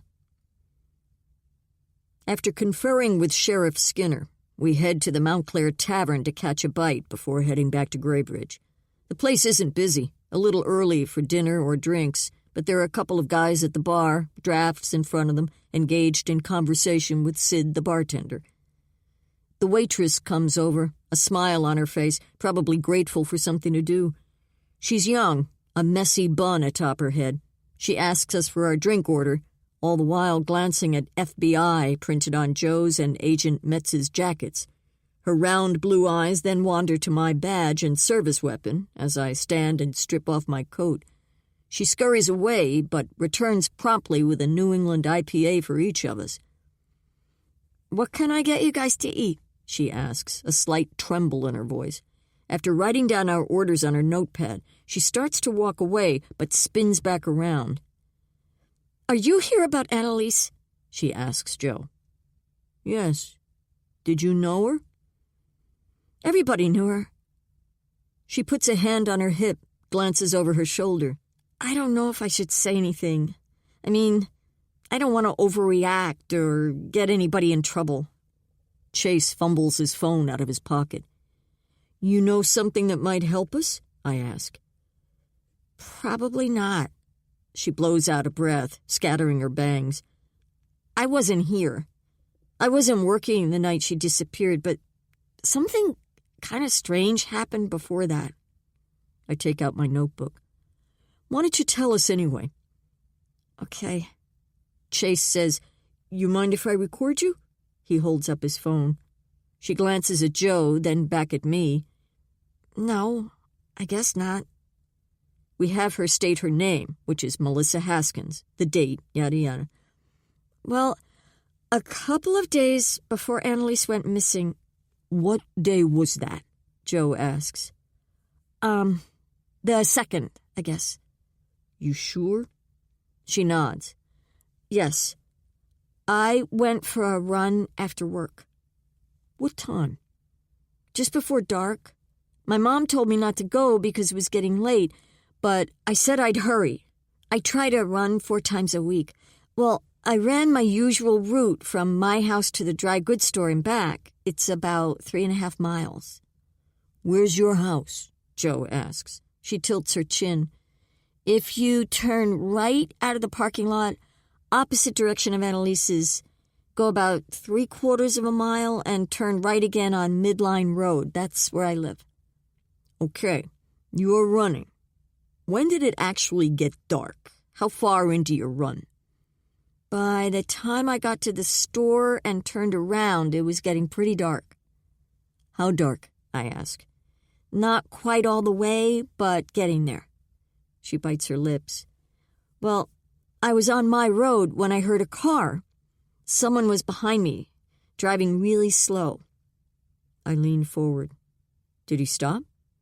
No, but he was definitely following me, going super slow. Her eyes start to tear up. Then what happened, Melissa? I jumped off the asphalt and ran on the dirt and picked up the pace. Did you look back at the vehicle? Just briefly. I was scared. What kind of vehicle was it? I ask. She takes a deep breath. I don't know. The headlights were blinding me. Joe leans toward her. Was it a car?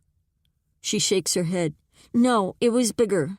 A truck, maybe, or an SUV. What color?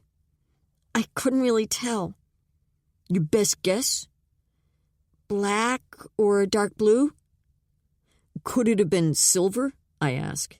No, it was definitely a dark color. I feel my pulse kick up. How about the driver? Was he alone?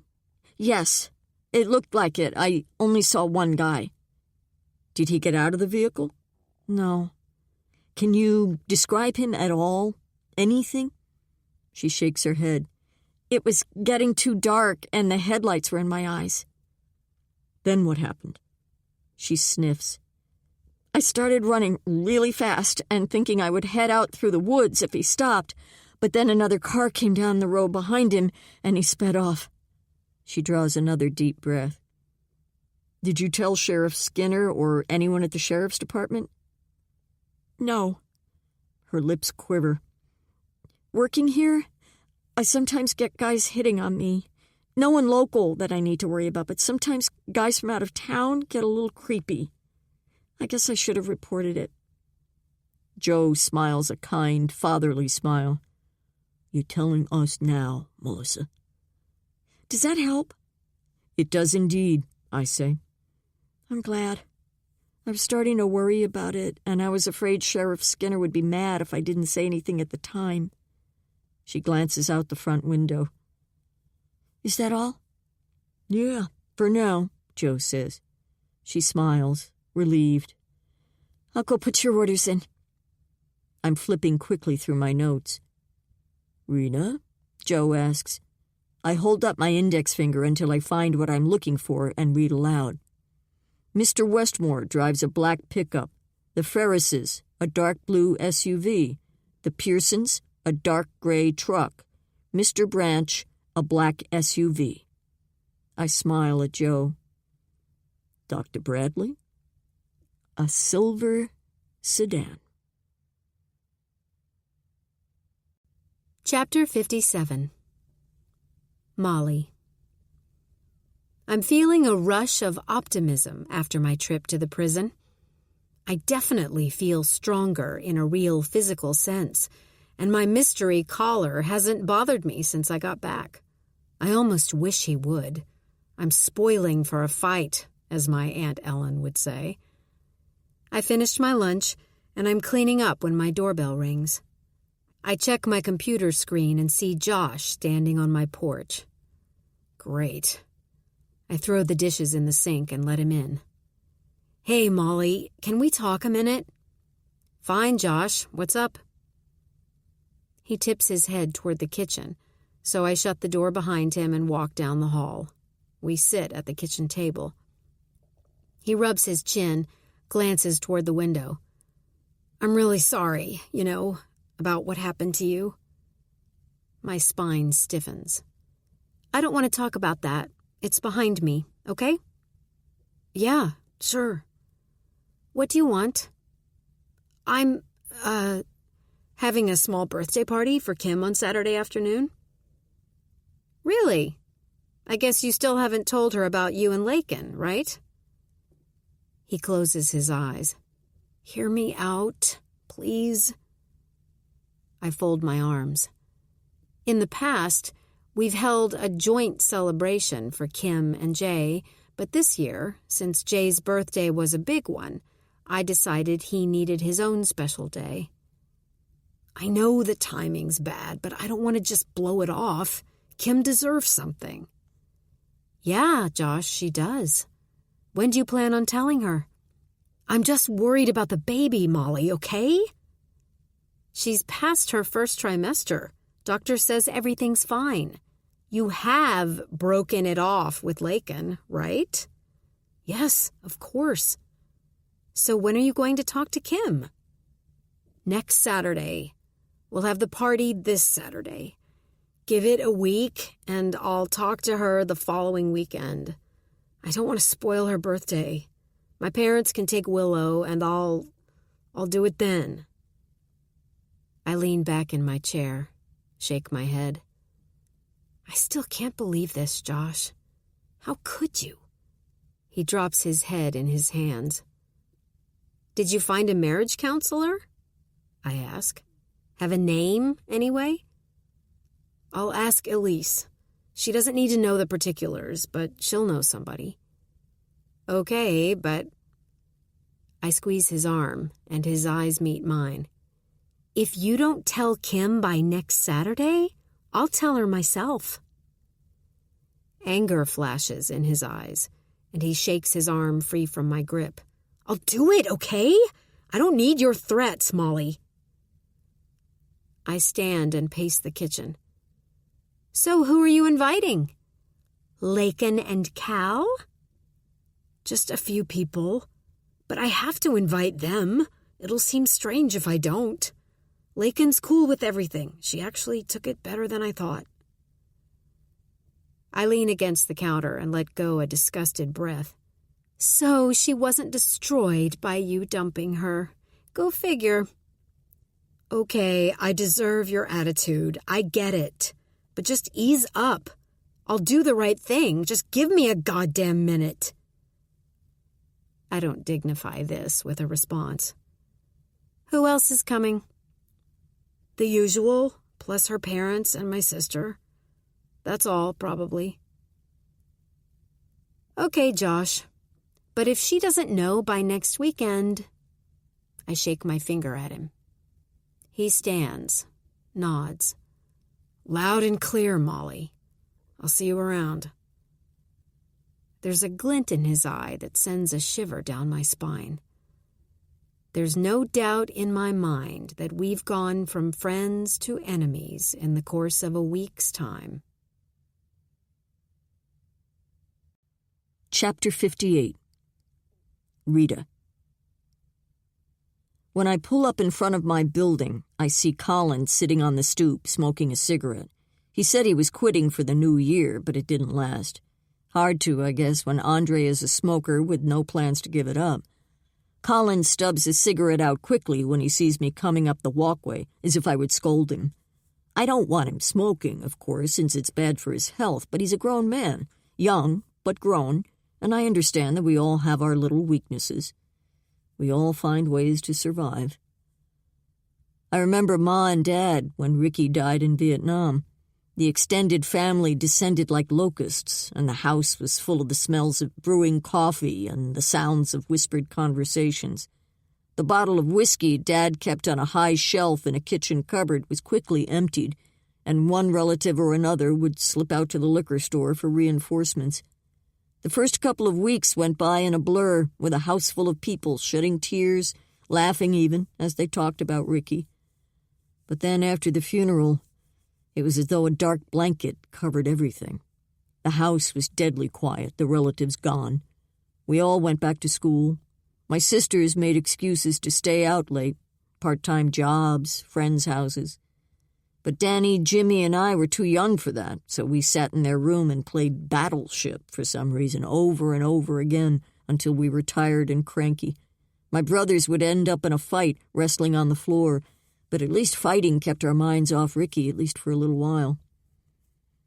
What we didn't know in the weeks after Ricky died was that another tragedy was on the horizon, another blow to the McMahon family, one that waited like a greedy beast, not content with one brother. In the spring, Jimmy started to feel tired all the time, and after a trip to old Dr. Doyle, nothing would be the same. "Hey, Rita." Colin jumps up and holds the door for me. "How is work?" "Fine. Busy." He follows me into the foyer. You want to come in? I ask. Yeah, I guess. For a minute. So, what's new? I drop my satchel on the couch and shrug out of my jacket. Haven't seen you around for a couple days. Yeah, I've been busy at the cafe, and we've got a couple big catering jobs this weekend, so we've been slammed. He moves a stack of newspapers and deposits himself in the armchair in the living room. I lean over and unlace my boots. You want something to drink? Only if you do. I slip my feet into my slippers, pad into the kitchen, and pour us each a glass of red. How is your case going? He asks as I hand him his wine. Slow, I sigh. With Joe here, I'd hoped to get a solve quickly, but the lack of DNA and other clues is dragging things out. That's too bad. I feel sorry for Mrs. Bradley. He sets his glass on the end table and leans forward. I saw a story about her on the news. Did you guys know who she was?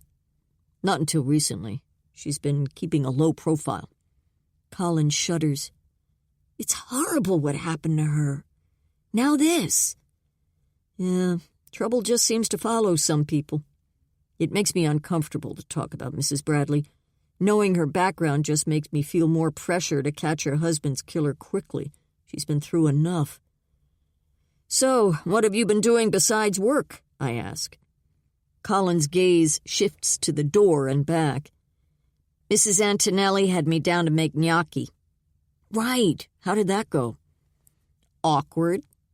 Why's that? She invited her granddaughter, a nurse from New York who just moved to town. I guess her longtime boyfriend dumped her. Ooh. Yeah. She was really sweet, though. I complimented her shoes. She was wearing these really cute Christian Louboutin pumps. Later, she cornered me in the hall and said, "Sorry about my nanny. She's clueless." I smile. Colin's sensitive and yearning, it seems to me. Like most of us, I guess.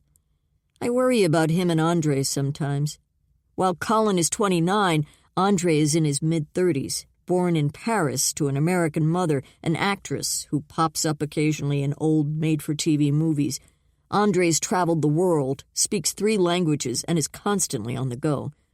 Sometimes in the warm weather, I open my kitchen window and I smell Andre's cigarette, hear him on the fire escape talking on his phone, switching from French to English to Spanish on the turn of a dime. He's a nice man, but there's a certain carelessness about him, and I can't help but worry that Colin's going to be hurt someday.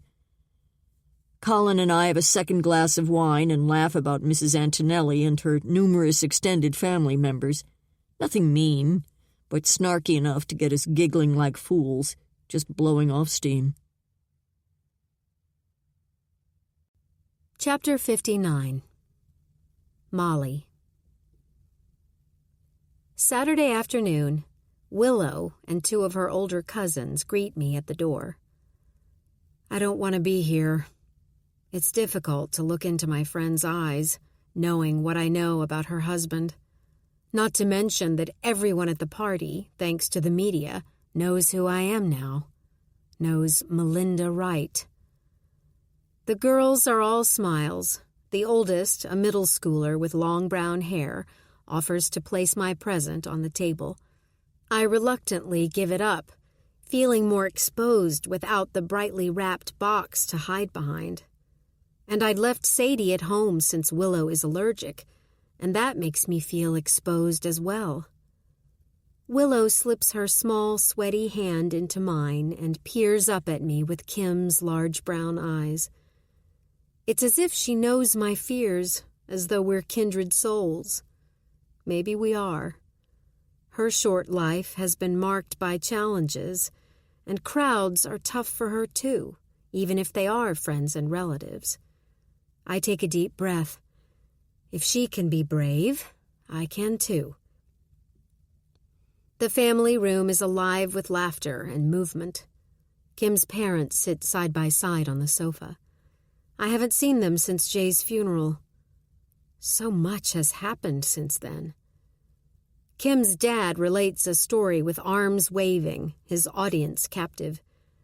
They're a happy family.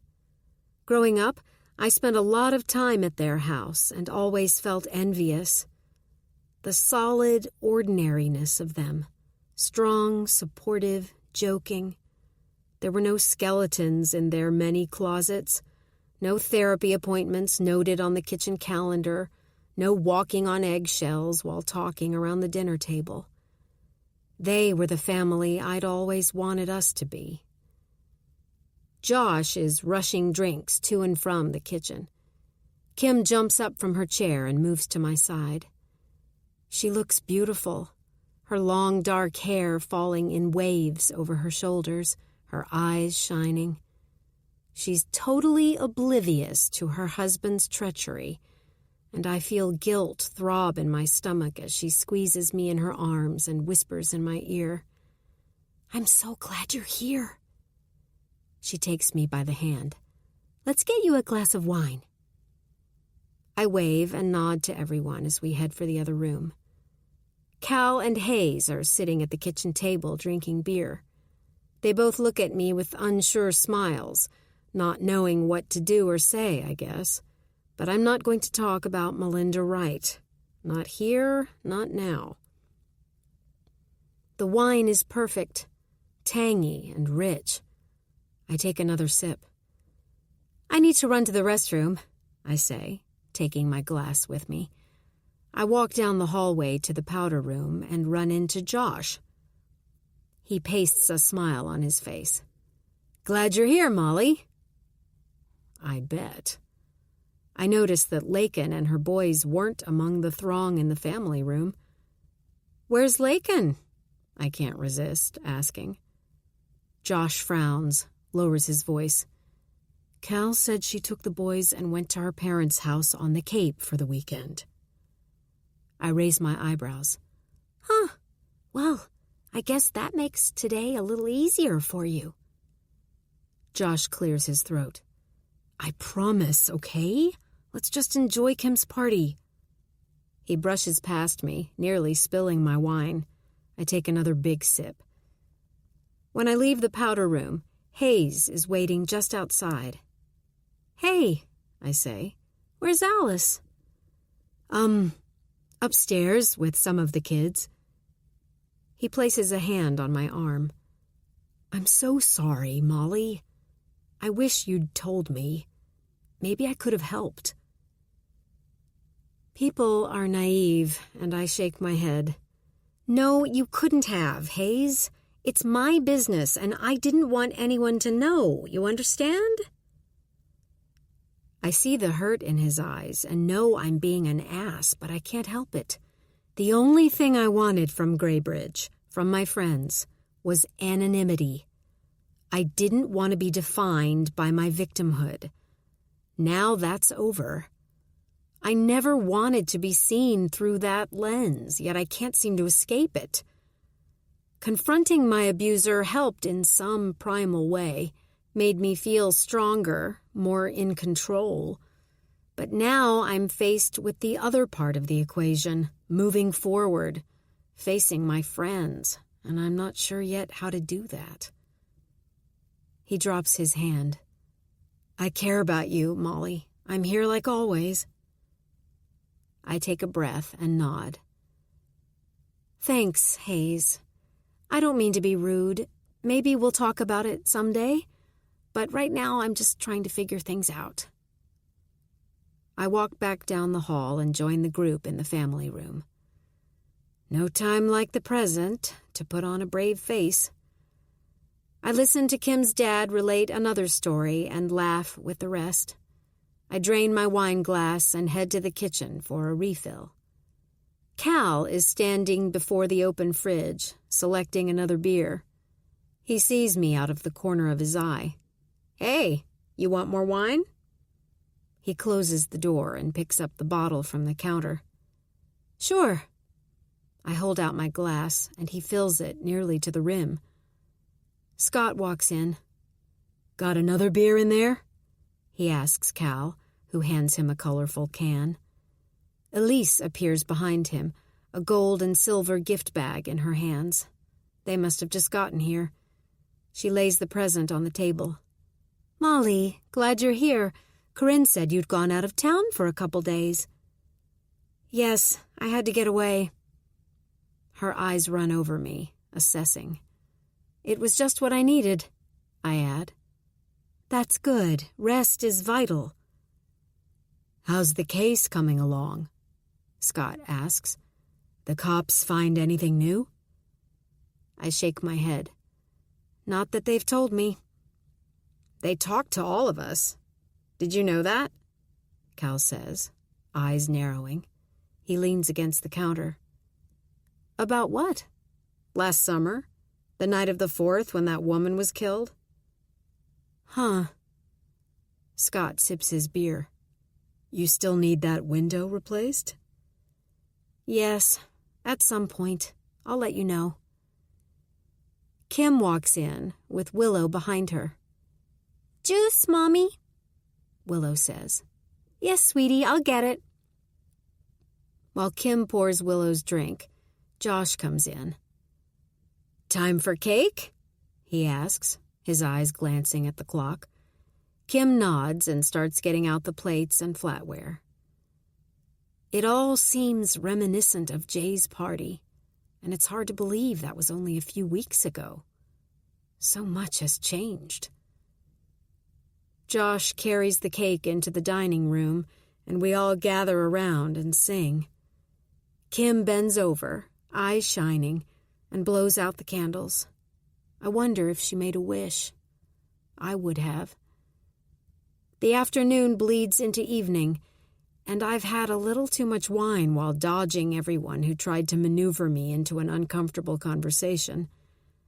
I give Kim a hug. I have to get going. I need to walk Sadie. She whispers, Call me any time if you need to talk. I will.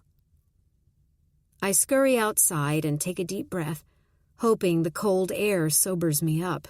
I'm glad to be out of there and on my way back to my house and my dog. Sadie and I hurry down the sidewalk. It's dark, and I don't want to be out here too long. At least the media hasn't realized I'm back yet, but that will probably change. Corinne said they were camped in front of her building for a couple days after I left, until they figured out that I wasn't there, or at least wasn't coming out. The traffic is light. It's dinner time, and most people are home or out at a restaurant. We approach the gas station, and I stand still for a couple of minutes. Maybe I ought to go in and pick up some snacks for the night. My pantry is just about bare. 2 young men exit the building and glance in my direction. They're muffled up in coats and gloves, hats pulled low. They light cigarettes, smoke tendrils wafting into the night, and jump into a pickup truck. I hesitate a moment longer, then Sadie and I go into the store. It's warm and a little busy. I wend my way to the snack aisle and select a bag of Oreos and a couple of giant-size Milky Way bars. Might as well go whole hog while I'm at it. I pay for my treats, and Sadie and I head outside. I hear a woman shriek behind me, and I freeze. But she's laughing, I realize. Sadie and I start back down the sidewalk, away from the lights of the gas station. There's an alley, then a vacant commercial building before the houses start up. It's full dark, and there are places between the streetlights, lengths of sidewalk completely in the shadow. I hurry Sadie along when I hear footsteps behind me. I pick up the pace, but the person behind me matches my stride. My heart drums loudly, and I walk more quickly. He's too close. I hear his heavy breath. Then a strong arm circles my waist and a gloved hand crushes my mouth. I try to scream, but my breath is trapped, my heart racing. Is he my caller or someone else? I drop Sadie's leash and struggle to pull away. I kick, but his grip only tightens, and he's pulling me into the alley. No, no, no! I won't let anyone hurt me. Not again. I make a sound like a rabid animal and reach back and tear at the man's face, but my gloves shield my fingernails. He rips my jacket away, and I take a step to run, but then I feel a sharp jab in my arm. Cold waves surge through my veins, and I know I'm sinking. I stagger a step or two, but he pulls me close against his chest. I slip through his grasp and tumble face first to the ground, unable to right myself, unable to move. I taste dirt, just like before. Chapter 60. Rita. I was in court yesterday and anxious to get back to the station and get back to work on the Bradley case. Unfortunately, I got tangled up in one thing after another, as sometimes happens, and Friday was a bust. So I came in this morning, hoping to make up for my unfruitful day yesterday. Joe came in after noon and worked in the conference room for a while. We all feel a sense of urgency over the Rob Bradley case, but a certain malaise, too, looking at each other for something, anything that'll move the investigation along. Nothing much has happened all day, and I collect my things to go home. Joe pops his head in my office. "Want to go for a drink, Rita? Saturday night, after all." "Sounds good. Let me clean up my desk first." I've got papers everywhere, my notebook open. Joe walks in and peruses my work, runs a finger over a sketch of Mrs. Bradley. "What's with all the drawings?" "I like to doodle. Helps me think." Seems to me he asked me that the last time we worked together. Noise comes from the squad room and we head out in the hall to investigate. Chase is leading a man toward the interview rooms. Joe and I follow. Chase meets us in the hall, having deposited the man inside. "Who's that?" I ask. "I found him lurking around Mrs. Bradley's house." "And you were there why?" He shrugs. "I was in the neighborhood and thought I'd drive by. I've been doing that on occasion," he adds quietly. "So who is he? You want to talk to him with me?" "Sure." I glance at Joe. "I'll let you two handle it unless you need me." "We've got it," I say.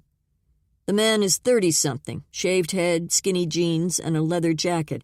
He slouches in his chair as though we're a big pain in his ass. I introduce myself, and we sit. "And you are?" "Brian Fleck." Chase says, "I found Mr. Fleck standing across the street from the Bradley residence. Then I saw him on her porch, looking in the windows."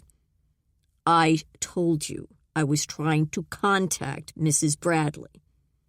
"For what purpose?" I ask. "Look, I didn't do anything illegal, okay? I agreed to come in and talk so we can clear this up." "All right, good deal. So answer the question." He sits up and purses his lips. "I would like to ask Mrs. Bradley if she'd be interested in collaborating on a book." "You're a writer, then?" He sets his backpack on the floor and fishes out his wallet, hands me a business card. It's decorated with red splotches that are supposed to look like blood. He apparently writes for a crime e-magazine. "Yes, I write articles on current crimes and old interesting cases, but I think Mrs. Bradley's story warrants a book, and I thought I'd be a good candidate to write it." "Okay." I glance at Chase. He said he's been in the area for a couple of weeks. "Have you called Mrs. Bradley?" I ask. "I tried a couple of times, but she hasn't answered. That's why I've been trying to catch her at home." Chase huffs out a breath. "Haven't been harassing her, have you?" "No, of course not." "She might not see it that way," I say. He leans toward us, the eager reporter. "Someone's going to write a book about her, and I think I'm the best person to do that. I feel for the woman. She's been through hell." "You got that right," Chase says. "She could make some big-time money on this, too." He slouches back in his chair. "She might need it, now that she's a widow." "Okay." "Look, I haven't done anything illegal. I'm trying to do the decent thing by talking to you guys. I don't want to be bothered again for doing my job." "Then don't bother Mrs. Bradley," Chase says, voice slightly raised. I nudge him with my knee. Just don't push her, Mr. Fleck, I say. Stay within the letter of the law. If she wants to talk to you, she will. If not, leave her alone, and we'll leave you alone. But if your attention turns to harassment, that's a different beast. He stands, slings his backpack over his shoulder. Fair enough?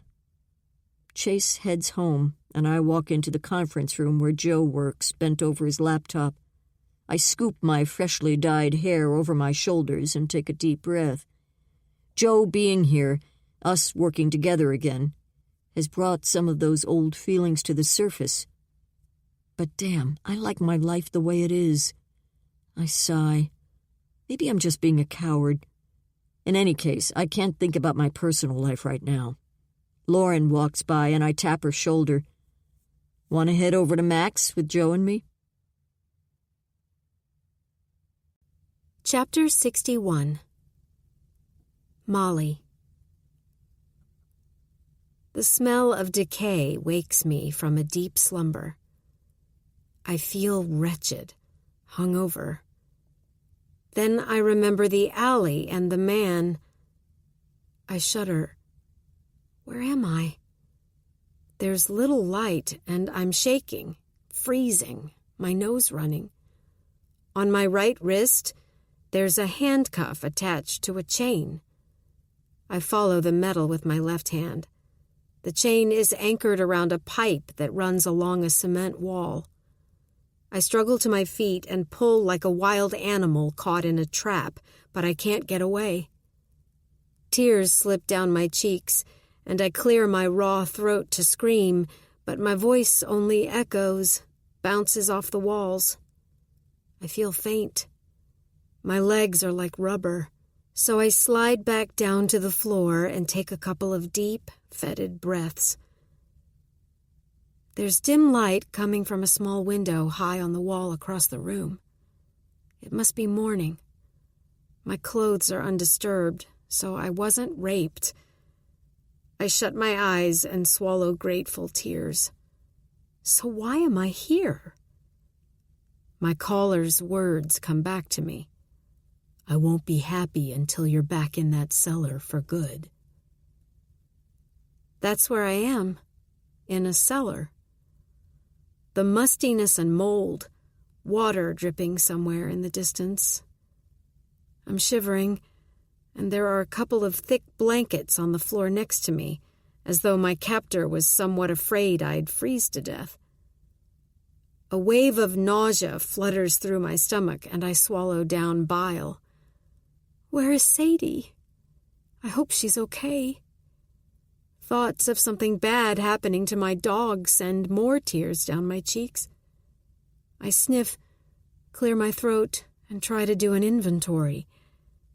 I don't have anything with me. No keys, no wallet, no phone. There's an old toilet and sink near where I'm chained. I pull myself up on the sink and turn the faucet handle. It screeches, but nothing comes out, and in the dim light I see rusty stains in the basin. The toilet bowl has water in it, but it's dark, as though it's been there 20 years. I walk in the other direction, as far as I can, away from the toilet and sink, until I reach the end of my chain tether. There doesn't seem to be anything else down here. Through the gloom, I look for the stairs, but don't see any. Only an open door high up where the stairs should be. The end of a ladder protrudes from the floor above. I'm trapped. Even if I can get the handcuff off, I can't get out. My stomach pitches. I feel sick and collapse back down to the floor. I'm woozy. Like before. Like when I was 6 years old. Then I remember when the man grabbed me, he stuck me in my arm with something. I wonder what it was and hope it isn't something terrible. I rub my face with stiff, cold fingers.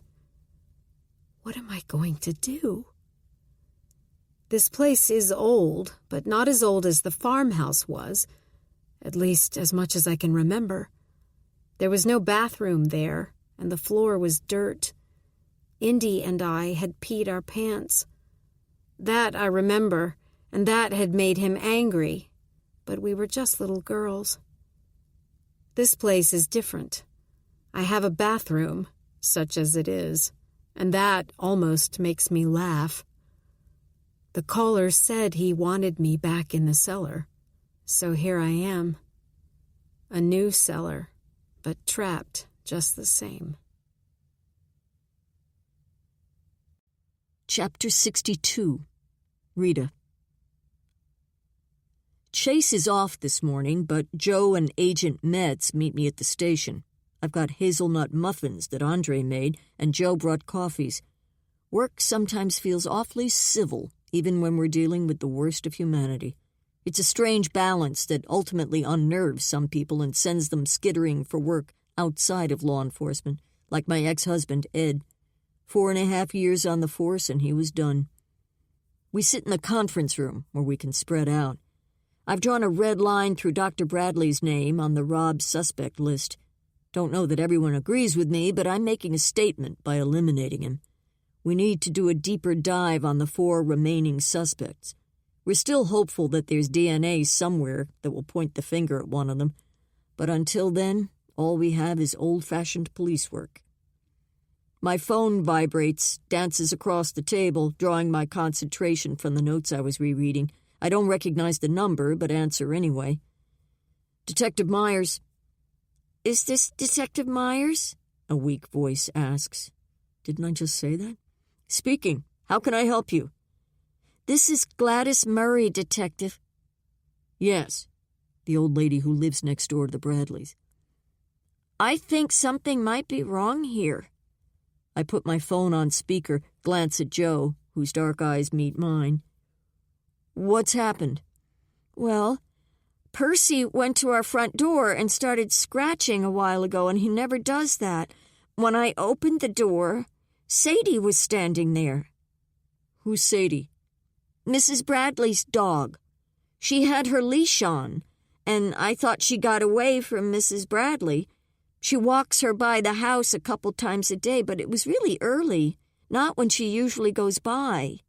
Anyway, Percy and I took Sadie over to the house. Mrs. Bradley's car's in the driveway. I rang the bell several times, knocked, but no one answered. She seems to take good care of her dog, Detective. I don't think she'd let her loose like that on purpose. You suppose something's not right? We're on the way, Mrs. Murray.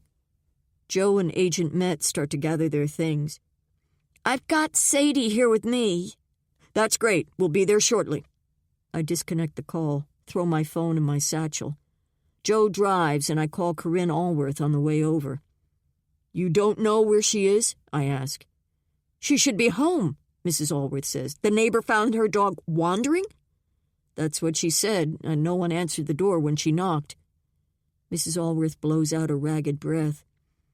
I talked to her yesterday. She was going to a party at her friend's house. Then she was staying home for the night. Where could she be? Her frustration and fear burst through in her words. Whose party? Kim Pearson's. Who else was there? Her regular group, I think. Okay, we're on our way to her house now to check it out. Call if you hear from her. Now I'm starting to sweat. Did we take the harassing phone calls seriously enough, especially with all that's gone on? Shit. I direct Joe to turn at the light, and we're heading down the Bradley Street. I try Mrs. Bradley's cell and landline again, but no answer again. Mrs. Murray, flanked by the 2 dogs, stands on her porch, leans over the rail to watch us as we knock on Mrs. Bradley's door. Agent Metz and Joe circle the house, but soon return to the front. Anything? I ask. Looks locked up, undisturbed, Joe says. Christ. We turn and look up the street as if Mrs. Bradley might come walking down the road. Maybe she will, but my gut tells me otherwise. There's an emptiness at the house, as though it's been abandoned. We walk over to talk to Mrs. Murray, and she verifies that Mrs. Bradley walks her dog no earlier than 9 a.m., and it's barely 7:30. We also see that the dog is gentle, easily handled. It's not likely she would have pulled away from Mrs. Bradley and run off. Joe drops down on his haunches, pets the dog, and examines her paws. "Looks like she might have been out a while," he says, standing. "Her feet are pretty muddy," and he runs a hand over her back.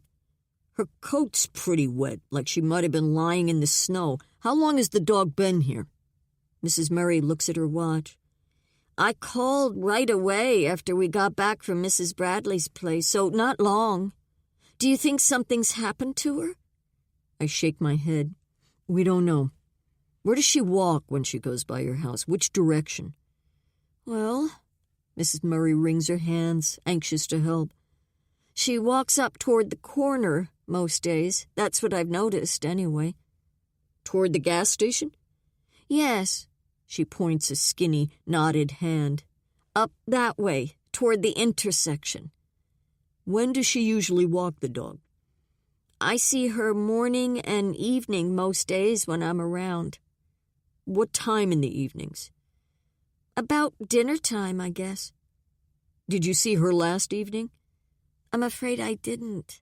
I'm not always in the front room where I can see her, Detective," Mrs. Murray says, as if she's failed in her duties somehow. "That's fine. We appreciate your help." We start down the stairs. "I'll keep Sadie here with me, if that's all right," she calls behind us. "That would be a big help," I say. We take off at a brisk pace, following the path we hope Mrs. Bradley took. "Allison, would you see if the Fergusons are home?" I point to the gray house next to Mrs. Murray's. "They have a security camera. See if they've got Mrs. Bradley on tape walking by." "Sure." Agent Metz peels off and heads up the porch steps. Joe and I continue up the sidewalk. Traffic is picking up, horns honking in the distance, engines rumbling as cars file past, leaving exhaust in their wake. The traffic light up ahead cycles through yellow to red to green. A moist, bitter wind picks up, and I wish I'd remembered my gloves. The gas station is busy, people streaming in and out. Dirty snow lies in piles along the edges of the parking lot. The young man at the counter is wearing a reflective vest over a lumpy hoodie and a knit cap pulled low over his ears. I show him my badge and identify us. "When did you start your shift?" I ask. 5. Is there a problem?" His lips are chapped, nose runny from the cold. "No, just looking for a woman walking a dog." I take out Mrs. Bradley's picture and show it to the kid. He takes a good look. "I don't remember seeing her." "She'd have had a black dog with her." He shakes his head. "Can we take a look at your video?" "Boss is in the office." He tips his head. We walk down a short hall past stacked cases of soda and rap on a half-open door. Mr. Armini is a short man with dark hair sprouting from the sides of his head, nothing on top. His forehead is a mass of horizontal wrinkles. He listens and pulls up the tape. Luckily, he's agreeable. We've helped him out a time or two with unruly customers. We view the tape quickly. Nothing this morning, so we back it up to last night, and there she is, perusing the snack aisle. At 6:34, she's paying for her items at the counter. She looks fine, not like anything is amiss. The dog sits placidly at her side. Then they leave and head across the parking lot toward home. We canvass the outside of the store. There's a bit of an alley behind it, but we don't find anything but some debris, styrofoam cups, and a few plastic bags blown against the back wall of the gas station.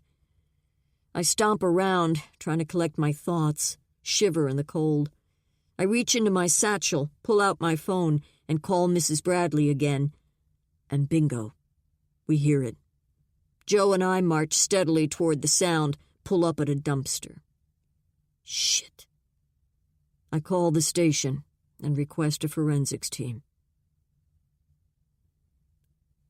After 2 hours of searching, Mrs. Bradley's phone and wallet are found, but no trace of the woman herself. So Joe and I head back to the station to regroup while the team completes their work.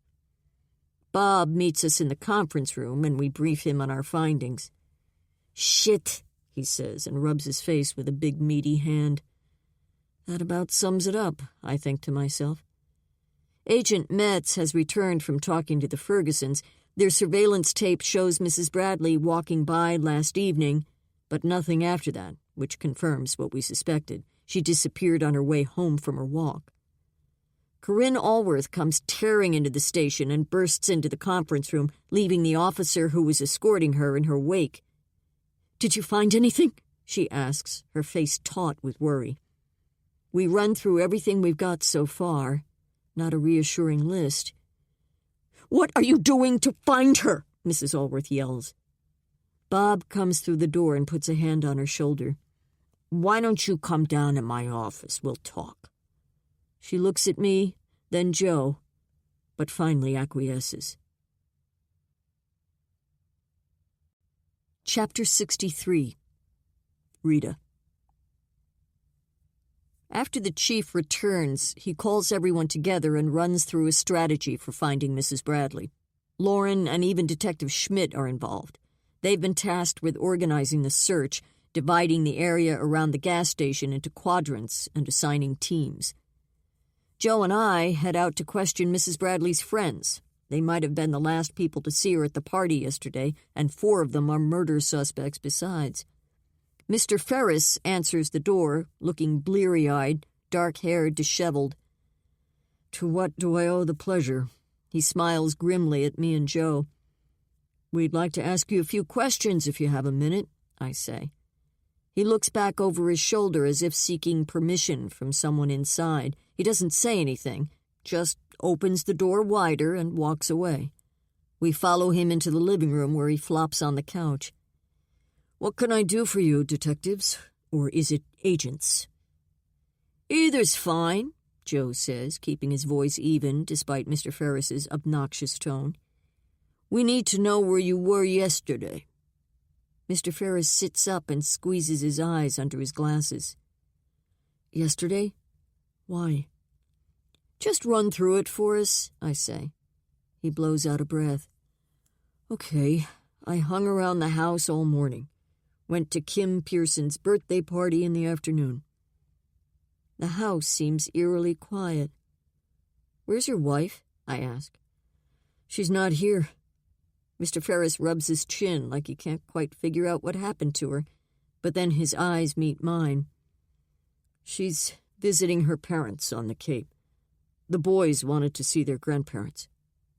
"Huh. They go to the Pearsons' party before they left?" "No.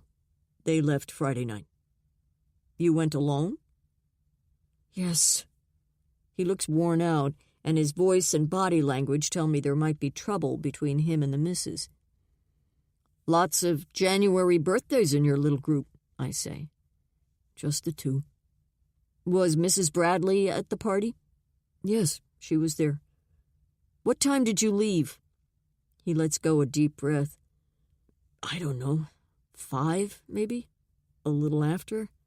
"Why? What's this all about?"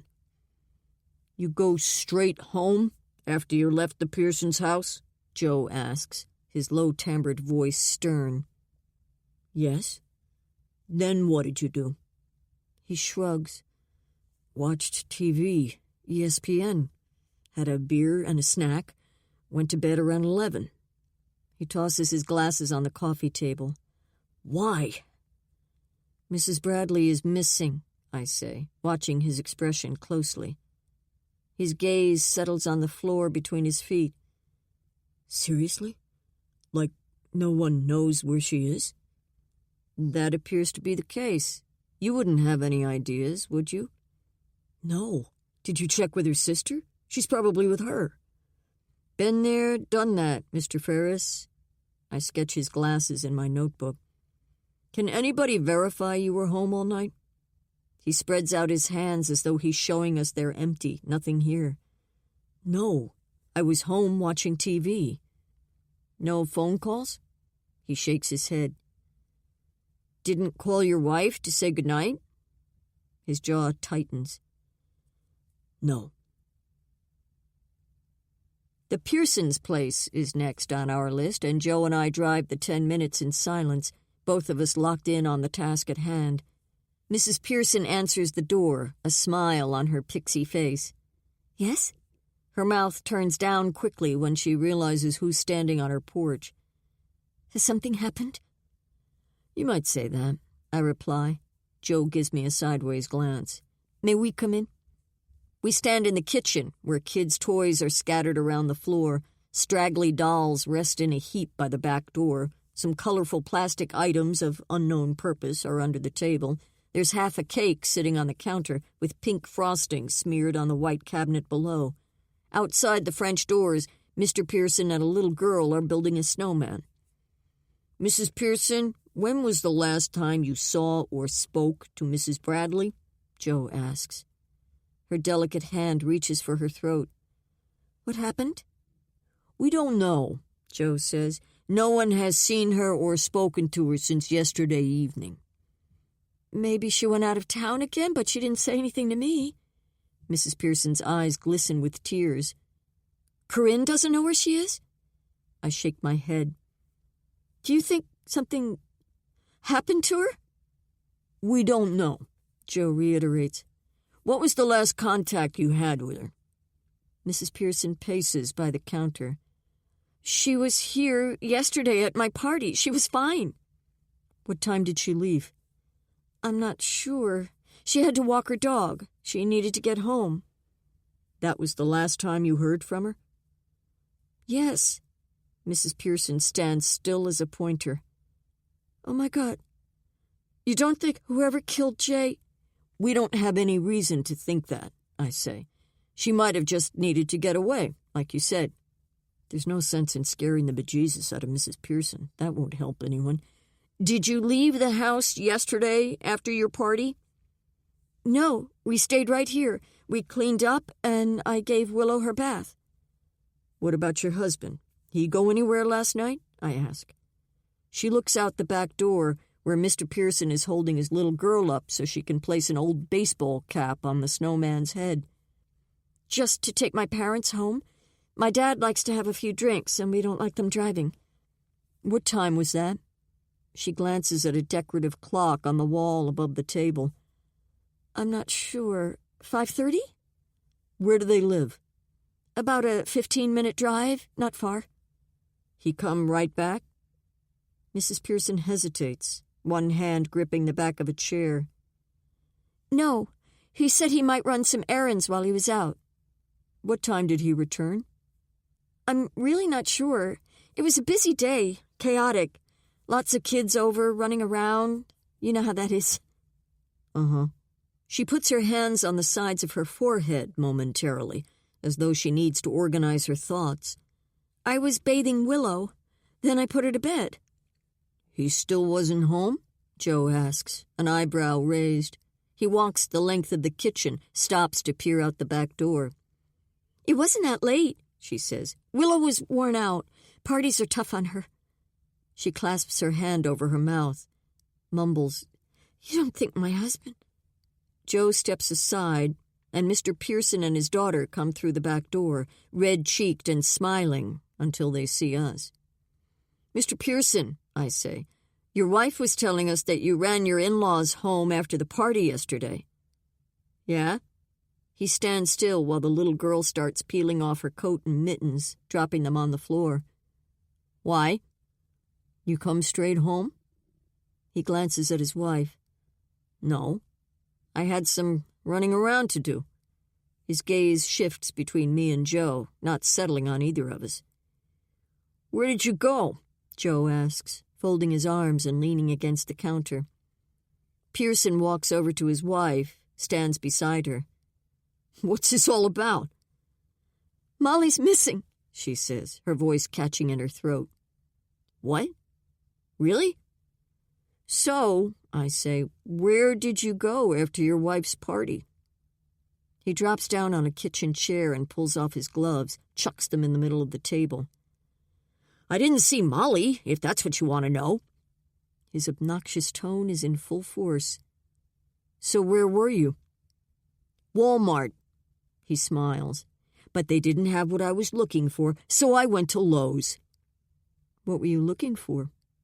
I tap my pencil against my notebook. This guy is lying through his teeth. Tools! His gaze shifts to his wife. Okay. What time did you get home? He rubs his hand over his mouth. I don't know, Detective. You buy anything? Joe asks. They didn't have what I wanted. So you don't have a receipt? No. Which stores did you go to, Mr. Pearson? I ask. We'll take a look at their security footage. He slams his chair back and jumps up. I don't give a good goddamn if you believe me or not. If Molly's missing, I didn't have anything to do with it. She's probably just out of town again. Jesus! He stomps out of the room. Mrs. Pearson's little girl has buried her face against her mother's stomach. No one is home at the Westmore's place, so I call Dr. Westmore as we sit in her driveway, looking up at her grand house. Detective, what can I do for you? We're looking into a new development here. Where were you and your husband yesterday? Yesterday? We were at Kim Pearson's house in the afternoon, then home. Why? You go straight home after the party? Stay in all night? Yes, Detective. What's this about? Mrs. Bradley is missing. I hear her breath catch. Her sister doesn't know where she is? No. Dr. Westmore's voice wavers. Oh, my God. Do you know something that might help us locate her? No. No, I don't. Do you think something's happened to her? We don't know. Can you and your husband meet us at the police station? We'd like to talk to you. Yes, of course, but I'm a couple hours away at my sister's house. And Scott, he was called out on a job. One of his clients had an emergency. A retaining wall collapsed or something. I'll call him and let him know. This is urgent, Doctor. I'm on my way. I end the call, and Joe backs down the long driveway. That just leaves Hayes Branch on our list of suspects in the Robb murder. Maybe Mrs. Bradley's disappearance is unrelated, but we need to make sure. Something tells me, though, that all of this mess is connected. Joe and I drive out of Graybridge and take the highway 2 exits west of town. The Branches own multiple properties in the Boston metro area, but Hayes and his daughter live in the old family estate. His illustrious mother prefers a Manhattan apartment most of the year. Mr. Branch greets us at the door. His face is pale, and his hair is a tangled nest, as though he tossed and turned all night and didn't bother with a comb this morning. He's wearing a faded gray Harvard sweatshirt and well-worn jeans. He escorts us to a fancy living room with soaring ceilings and large oil paintings on the walls. Embers glow in a huge fireplace that sits at one end of the room. We ask him the same questions we've asked the others, and he says nothing that helps other than he doesn't have an alibi. He says that after the party, he dropped Alice off at a friend's house for a sleepover, then came home. He was home by himself the rest of the night. He drops his head in his hands. Do you think she's all right? His voice is tight and teary. We hope so. Media trucks are lined up like soldiers in formation in front of the police station when we return. Joe and I drive around the building and go in through the back entrance. The place is buzzing like a hive, alive with anxiety and the smell of bad coffee. Bob stands in his office doorway, phone clenched between his jaw and shoulder. He motions us inside, closes the door, and throws his phone on his desk. Find anything? He asks, settling in his chair. We can't eliminate Pearson, Ferris, or Branch. We've still got to talk to Mr. Westmore, I say. But the wife says they were home last night. He's out on a job now. My eyes meet Joe's. She's calling him, and hopefully he'll be here soon so we can question him. Bob's face falls as though he was hoping, praying maybe, that we'd be back with the answers we need to find Mrs. Bradley. I shake my head. After the Pearson party, none of them has a solid alibi for last night. Joe leans forward. They all had opportunity. For Christ's sake, Bob says, you guys sure that one of those men abducted Mrs. Bradley? I sigh. We're not sure of anything, Chief. He rubs his face with his hand while his landline phone rings. Anything here? I ask. Any developments? Not a damn thing. Bob stands, his breath coming in deep, worrisome gasps. Okay, just keep at it. We leave as he answers his phone. Chapter 64. Molly. Melinda? My eyes slid open. I've been sitting here all day, huddled in the blankets, watching the faint light in the far window dim until it disappeared, thinking, crying, trying to figure out how to get out of here. Melinda? Keith? My stomach drops. How can that be? He's in prison. He can't get out. It's my imagination. Thoughts of Keith Russell have flitted through my mind all day despite my efforts to keep them at bay. It's as though he inhabits the mold and decay in this basement, caught here like a demon spirit. Answer me, little girl. His voice sing-songs. I stay quiet in the dark, leaning against the wall. My heart thumps so heavily my body shakes with each pulse. Melinda! I hear the ladder scrape against the floor above. I just want to talk, for now, he says. It sounds like Keith, but not. Someone else. Someone familiar. I hear his footfalls slap against the ladder steps. I hear him advance toward me across the cement floor. A flashlight beam sweeps the basement, blinding me. Then he switches it off. Despite the cold, sweat drips down my back. He's next to me now, breathing heavily, sitting beside me like two people just hanging out. I want to tear at him, fight my way out, but what will that get me? I close my eyes to push back tears and hope I don't have a heart attack from sheer terror. Does that really happen? Let's talk, he whispers. But don't scream. It's not worth the effort. Have you tried that already? I bet you did, and no one came, did they? Just like before. This whole street is deserted. This is an old row house. The whole neighborhood is going to be demolished soon, but it's perfect for us. His voice. I know him. He's sitting so close to me, my shoulder touches his arm. I start to hyperventilate and have to talk myself down. I can do this. I can survive. Again. He clutches my chin and turns my face toward him. Through the darkness, my eyes meet his, and my heart seems to drop out of my chest. My captor is my friend. Chapter 65. Rita. It's early evening by the time Dr. Westmore arrives at the station. We have her escorted to an interview room, and Joe and I join her. This is as frazzled as I've seen the doctor. Her hair looks like it needs a good brushing, her clothes are wrinkled, and she smells distinctly of cigarettes. "Any news?" she asks. "No," I say. "Where's your husband?" She pulls her phone from her purse, scans the screen. There's a furrow between her eyebrows as she types. "I've left him several messages." Her red-rimmed eyes meet mine. "He's not always where he has a signal, but he'll get back to me as soon as he can, Detective." She sticks her phone in her jacket pocket. Her fingers twitch as if yearning for a cigarette. I ask her again where they were after the party last night, and she insists they were at home. That's it. She's his alibi. Dr. Westmore clears her throat. "You must know something by now." Her voice escalates. "Corinne's frantic." "We're doing everything we can," Joe says, his dark eyes intently assessing her. "Well, I can't imagine where Molly could be." She wrings her shaking hands. "I need to go," she says, and stands abruptly. "I can leave, can't I?" "Yes, but call as soon as you hear from your husband," I say.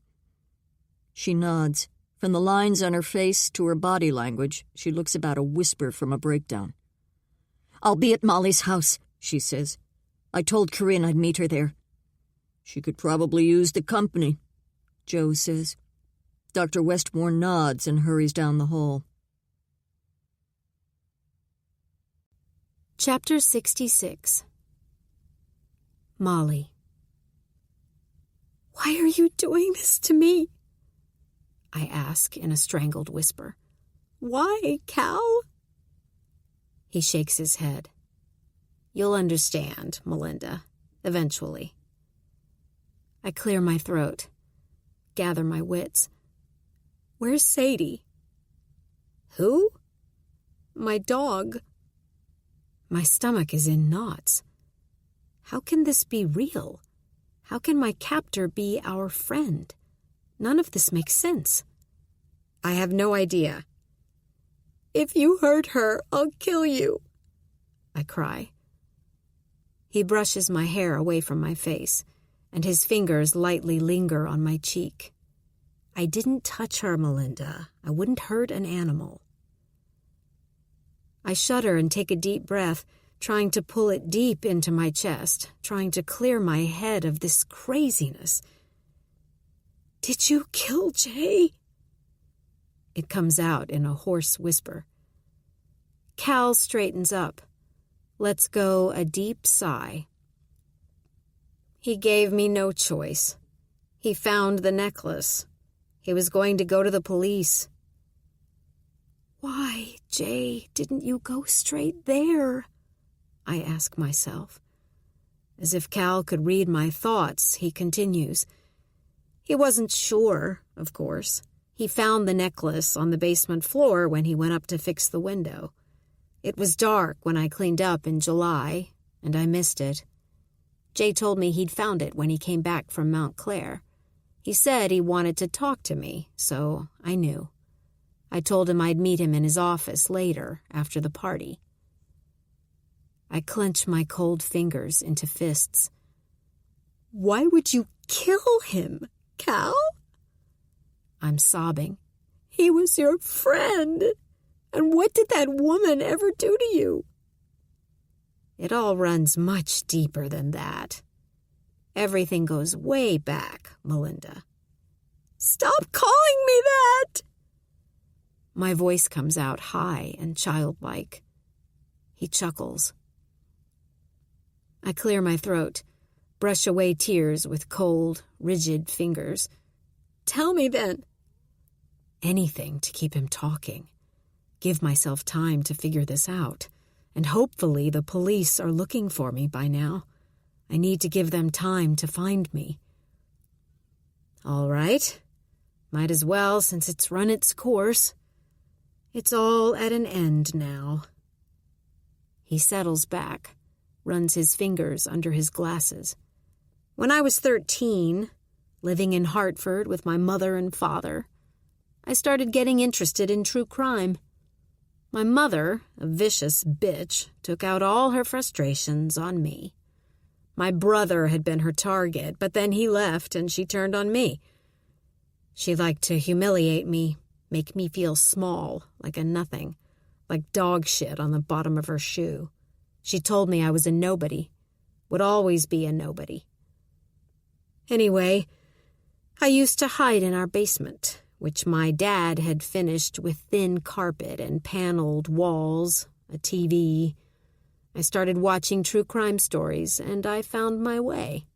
I found something that spoke to me. Women bound and dominated, then killed. It was satisfying. Anyway, I followed your story, and I was enthralled. I researched you, cut out every article, and found out you'd moved to Boston. When the time came for me to go to college, I followed you here. This was about me? I shudder. My mouth falls open. Oh, yes. His voice shakes. All for you, Melinda. I tried to forget you. I met Lakin in college, and we hit it off. She was the only woman who could beat me at tennis. He smiles. I decided that I needed to let you go. End my obsession. It wasn't healthy. Lake and I graduated, got married. Her family's pretty wealthy, as you know. It was a different life. A good life, far from my dark basement in Hartford. Lakin and I spent time skating, skiing, sailing. We were always active, busy, and I was happy enough. Then the boys came along, and I thought, I can do this. I can leave my depraved thoughts and fantasies in the past.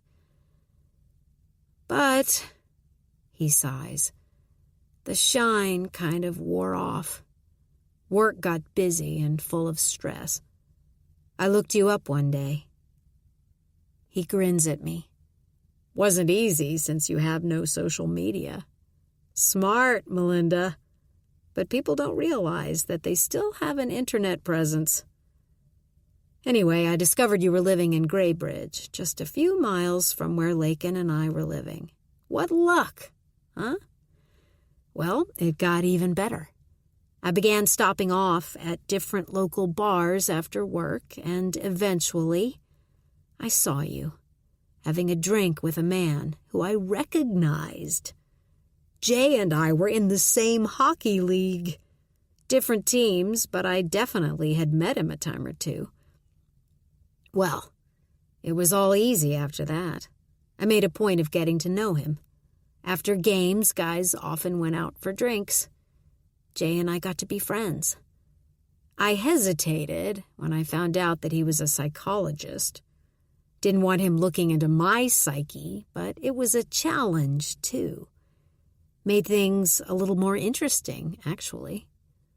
One night he let slip that his grandfather had been a detective on the Boston Strangler case. I was fascinated. He didn't like to talk about it too much, but after a few drinks and some coaxing, he'd tell us stuff. He insisted he only described what had been released to the public. Jay was such a Boy Scout. Anyway, in no time, Jay and I were buds. You weren't married yet, but I remember the first time I met you. I was blown away. This is Melinda Wright, I kept thinking. Wow. Anyway, you hit it off with Lakin, and the rest is history.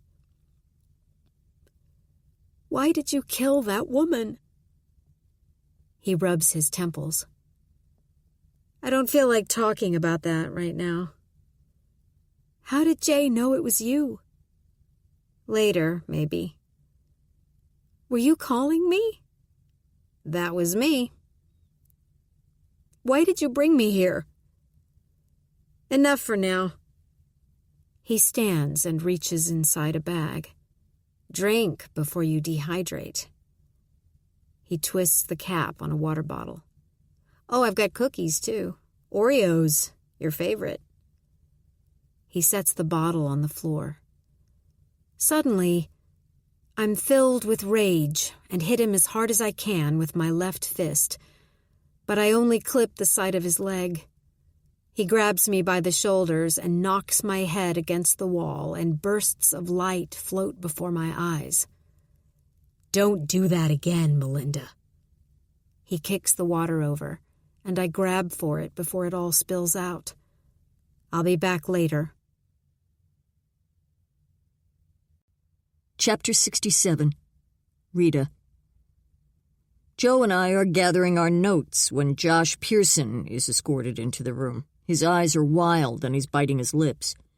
I wanted to tell you that I lied earlier, he blurts out. Don't bother going to Walmart and Lowe's. I wasn't there. Just as I suspected.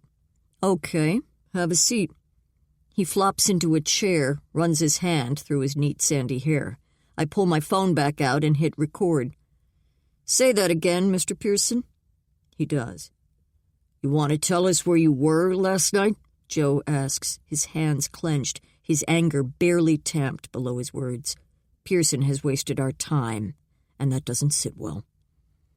He heaves a deep breath. I was driving out to the Cape to meet somebody. Who? Joe leans toward him. Lakin Ferris. Interesting. Why was that, Mr. Pearson? I ask. He hangs his head. I was having an affair with her. He glances up, meets my eyes. But I broke it off. Then why were you going to meet her? She called me. She was upset. We just met at a coffee shop to talk. That's it. but I couldn't say that in front of my wife." His eyes dart between Joe and me, begging us to believe him. "What time was that?" I ask. He shakes his head.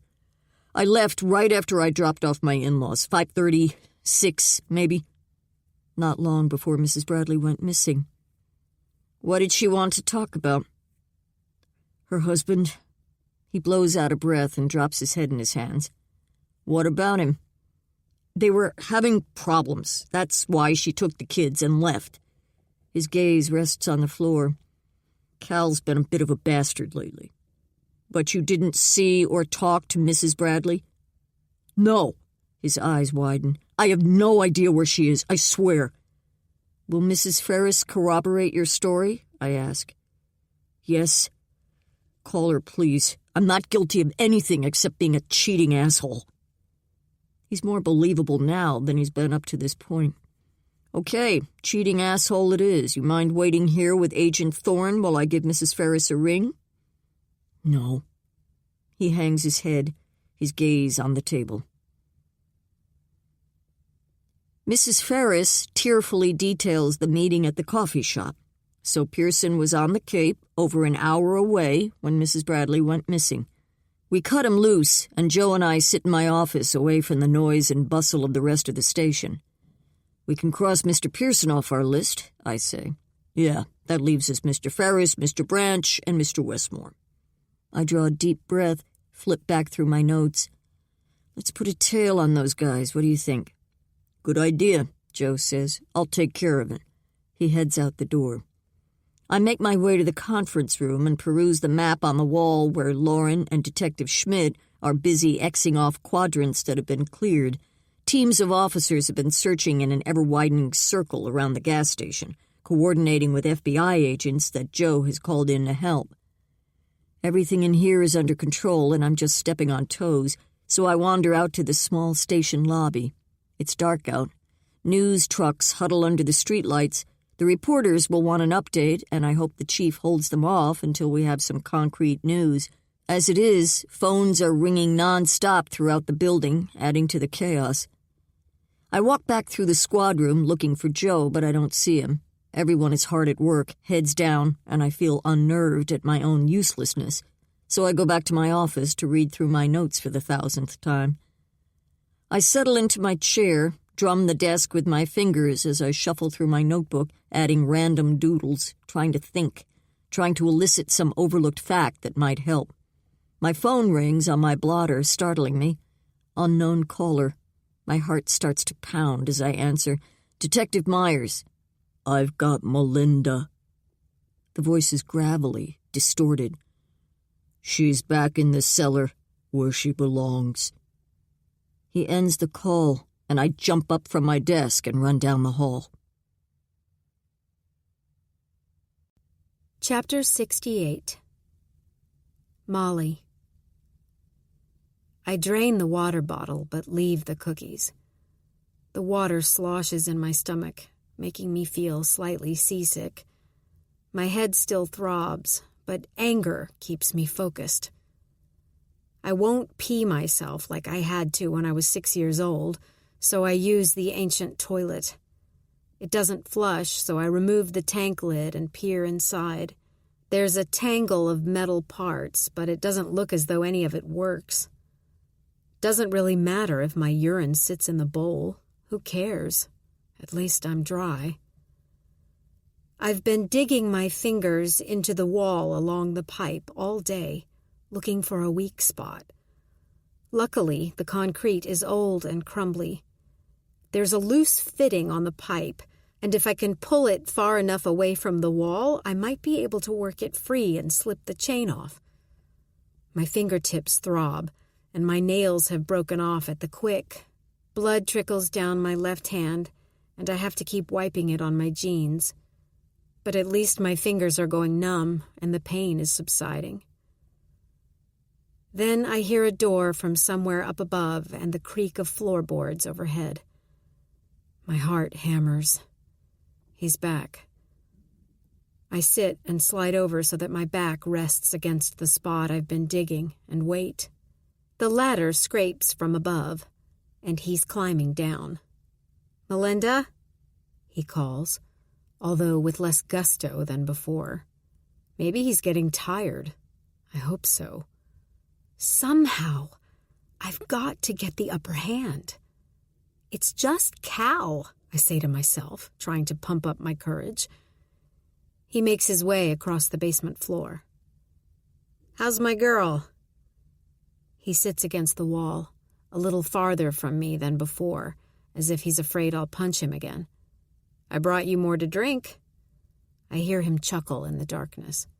He rolls a bottle toward me. It thunks against my leg. "Go on, take a sip. You've got to be thirsty."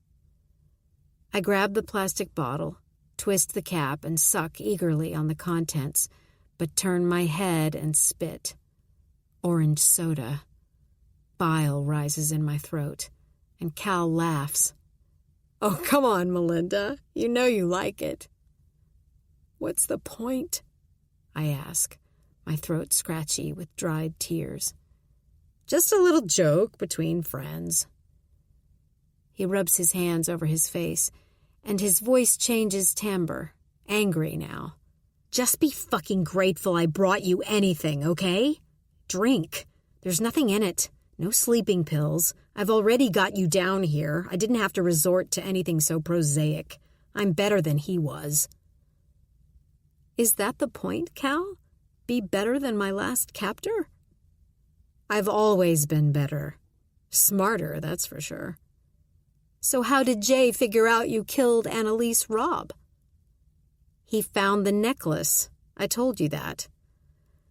But, well, I got the feeling last year that Jay was uncomfortable around me. Like he was analyzing me. After I got diagnosed last spring, all that rage that I'd kept locked away came back. It was all that fucking bitch's fault. Whose? My lovely mother. She tormented me for years because she was unhappy. Her first husband left her.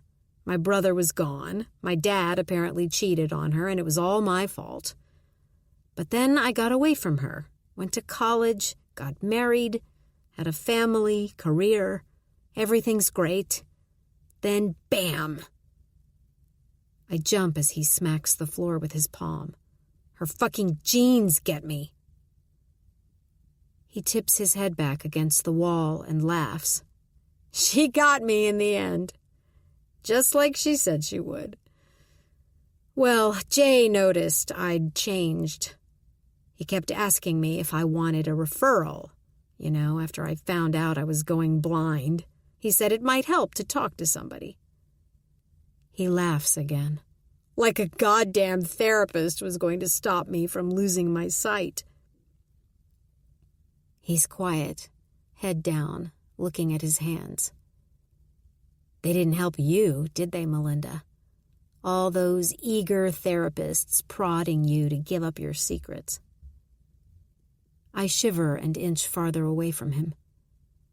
But I know all about what happened in that cellar. No, you don't, I whisper. I don't even know what happened, not all of it. I've blocked it out, Jay said. I was so little and drugged besides.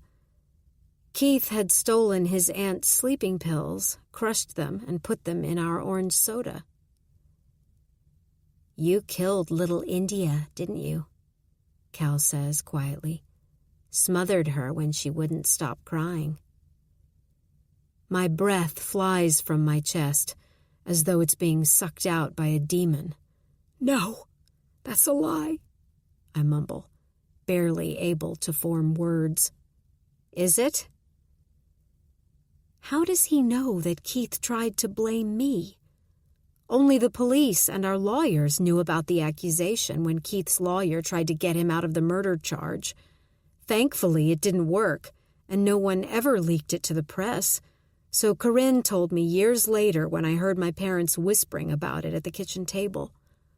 But I worried. What if? I was bigger. I was scared. That has been the most hideous monster always lurking in the back of my mind. All these years, all this time. I choke on my tears. Who told you that? I have my sources. Did he tell you? Have you spoken to him? Yeah, I have, actually. My skin crawls, and I wrap my untethered arm around my stomach. You wrote the letter. The letter to Jay that was supposed to be from him. I did. Tears start to run down my cheeks. You hate me that much, Cal? He huffs out a breath. It's not about you. Why do you think the world revolves around little Melinda? So high and mighty, Molly. You thought you could outrun your past, but you can't. Nobody can. What's done is done. He leans over, so close I can smell the alcohol on his breath. His lips are near my ear, and I shudder. I'll be back, sweet Melinda. He scrambles to his feet. Where are you going?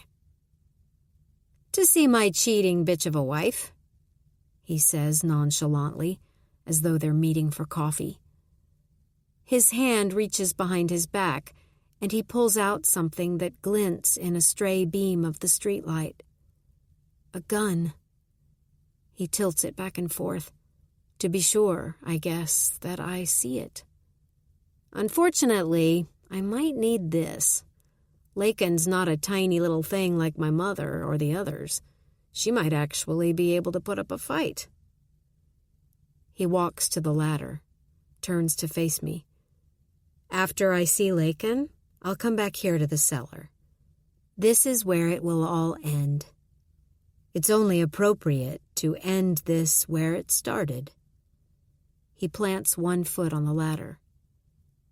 Too bad Jay's dead. I'd get star billing in his book, don't you think? Chapter 69. Rita.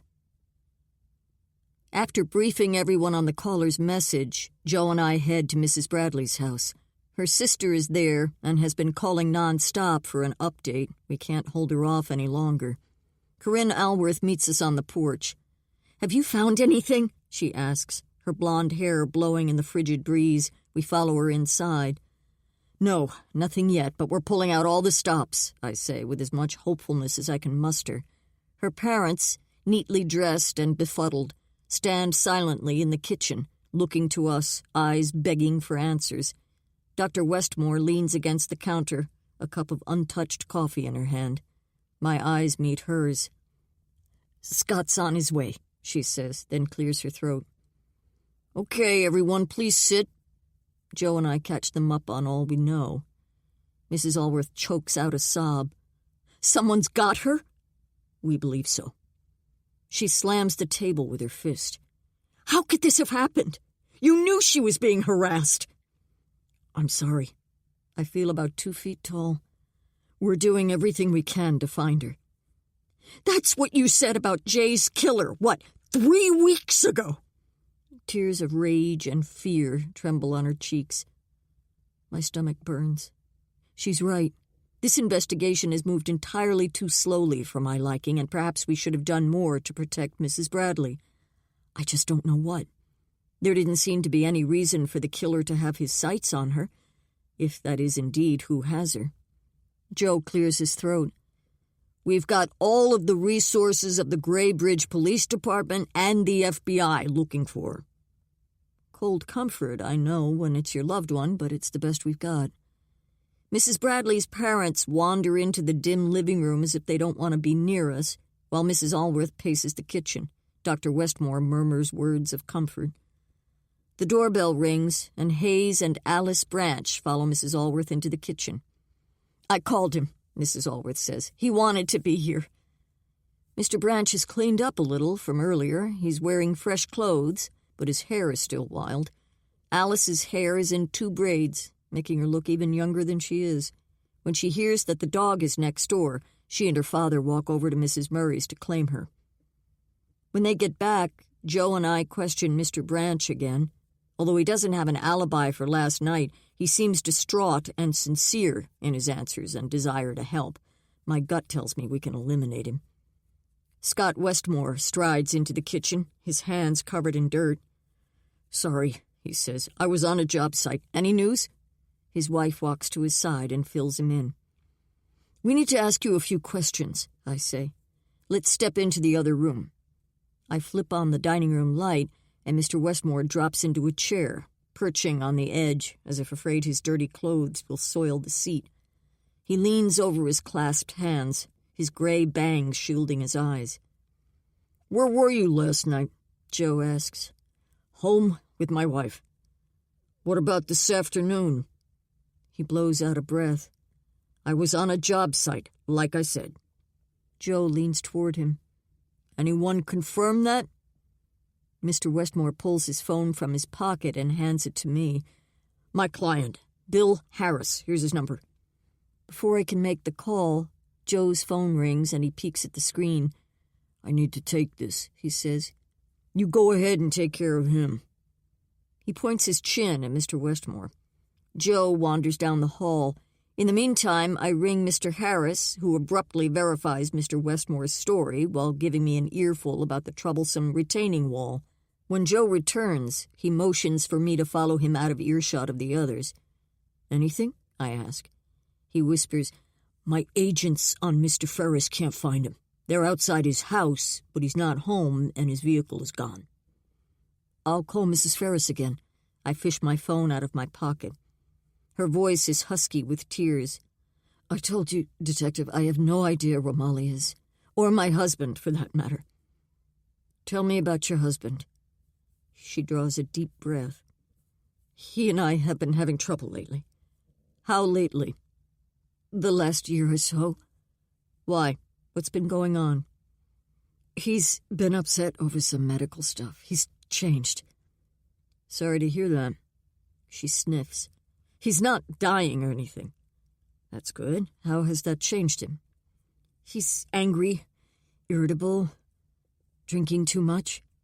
She goes quiet. "He choked me," she whispers. "When?" "Last summer. Just one time. Our son walked in, and he stopped. I told him if he touched me again, I'd kill him. And he hasn't. But things haven't been the same after that. I don't know what to do. Leave, I guess. But the boys worship him." "Does your husband have anything against Mrs. Bradley?" "No, I don't think so." But there's a tremble in her voice. "I don't know what to think anymore, Detective. I really don't." You sure you have no idea where he is? We just want to talk to him." I glance up and meet Joe's gaze. "I don't. I'd tell you if I did. As far as I know, he's home." "Are you still at your parents' house?" "Yes. I had planned to come home tomorrow." "Are your parents there?" "No. They left this morning for Florida. It's just me and the boys." "Okay. Be sure to let us know if you hear from your husband." She says that she will. Joe and I huddle as I tell him what I learned from Mrs. Ferris. "He's our man," Joe says. "I'd bet on it." The kitchen is full of people and the dog, quietly tripping over one another, afraid to speak as if it would shatter a spell. Sniffles, shoes brushing the floor are the only sounds. I break the silence and reassure Mrs. Bradley's family and friends that we'll keep them informed. Then Joe and I head out into the cold and drive back to the station. News vans nearly clog the road as we approach, and all the lights are on in the building. No one's going home tonight. There's no news on Ferris, and nothing on the search as the big wall clock in the squad room passes midnight. I pour myself a sludgy cup of break-room coffee and head to my office. At 4 a.m., sitting in my office chair, I'm startled out of a light doze. My phone, clenched in my hand, is ringing and vibrating. I nearly drop it in my hurry to answer. "He's here," a woman whispers. "He's got a gun." I recognize her voice, sit up straight, instantly awake, adrenaline spiking. "Mrs. Ferris, where is the house located?" She gives me the address before the call ends abruptly. I rocket out of my chair, reciting the address under my breath, my heart thumping wildly. I blink my eyes in the glare of the squad room light. Joe has commandeered someone's desk and is working on his laptop. He jumps up when he sees me. What? Let's go. Ferris is at his wife's parents' place on the Cape. I swing by Bob's office and tell him what's going on as we hurry by. Inside a cruiser, I hit the GPS while Joe pulls into the street. It'll take about an hour and 20 minutes to get there. I call for backup from local PD. They'll arrive a lot quicker than we will, and we head to I-495 south.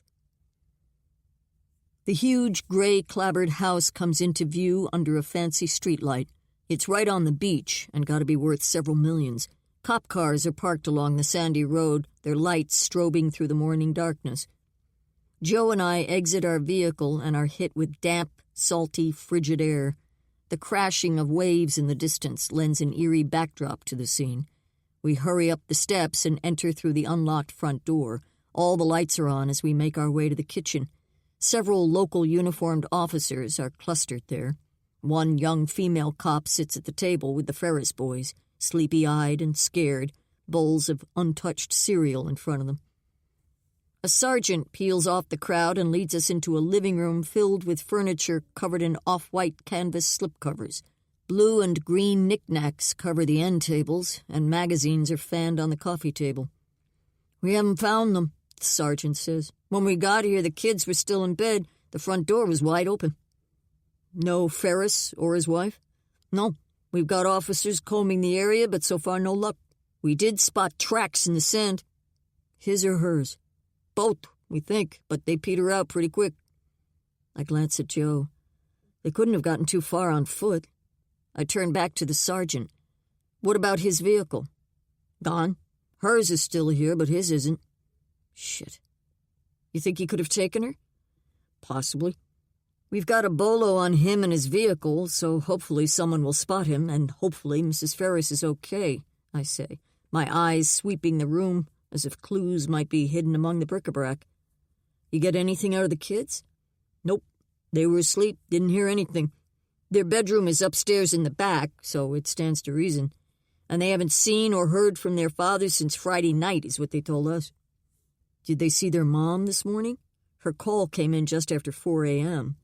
"No. Last they saw her, she kissed them good night about 10. So Ferris has an hour-and-a-half lead on us. He could have gone back to Boston. He could have gone anywhere. I call and update the chief, and he tells me there have been no sightings of Ferris or Mrs. Bradley there, but they are working with the phone company, pinging his cell. But I can feel it in this quiet house, as though an evil presence has been here and gone. Mrs. Ferris's fear is nearly palpable, and I know we're running out of time. Joe and I get in our vehicle and head back toward Graybridge. We ride in silence, each lost in the puzzle at hand. Where would Ferris go? Where would he take his wife? Where would he stash Mrs. Bradley?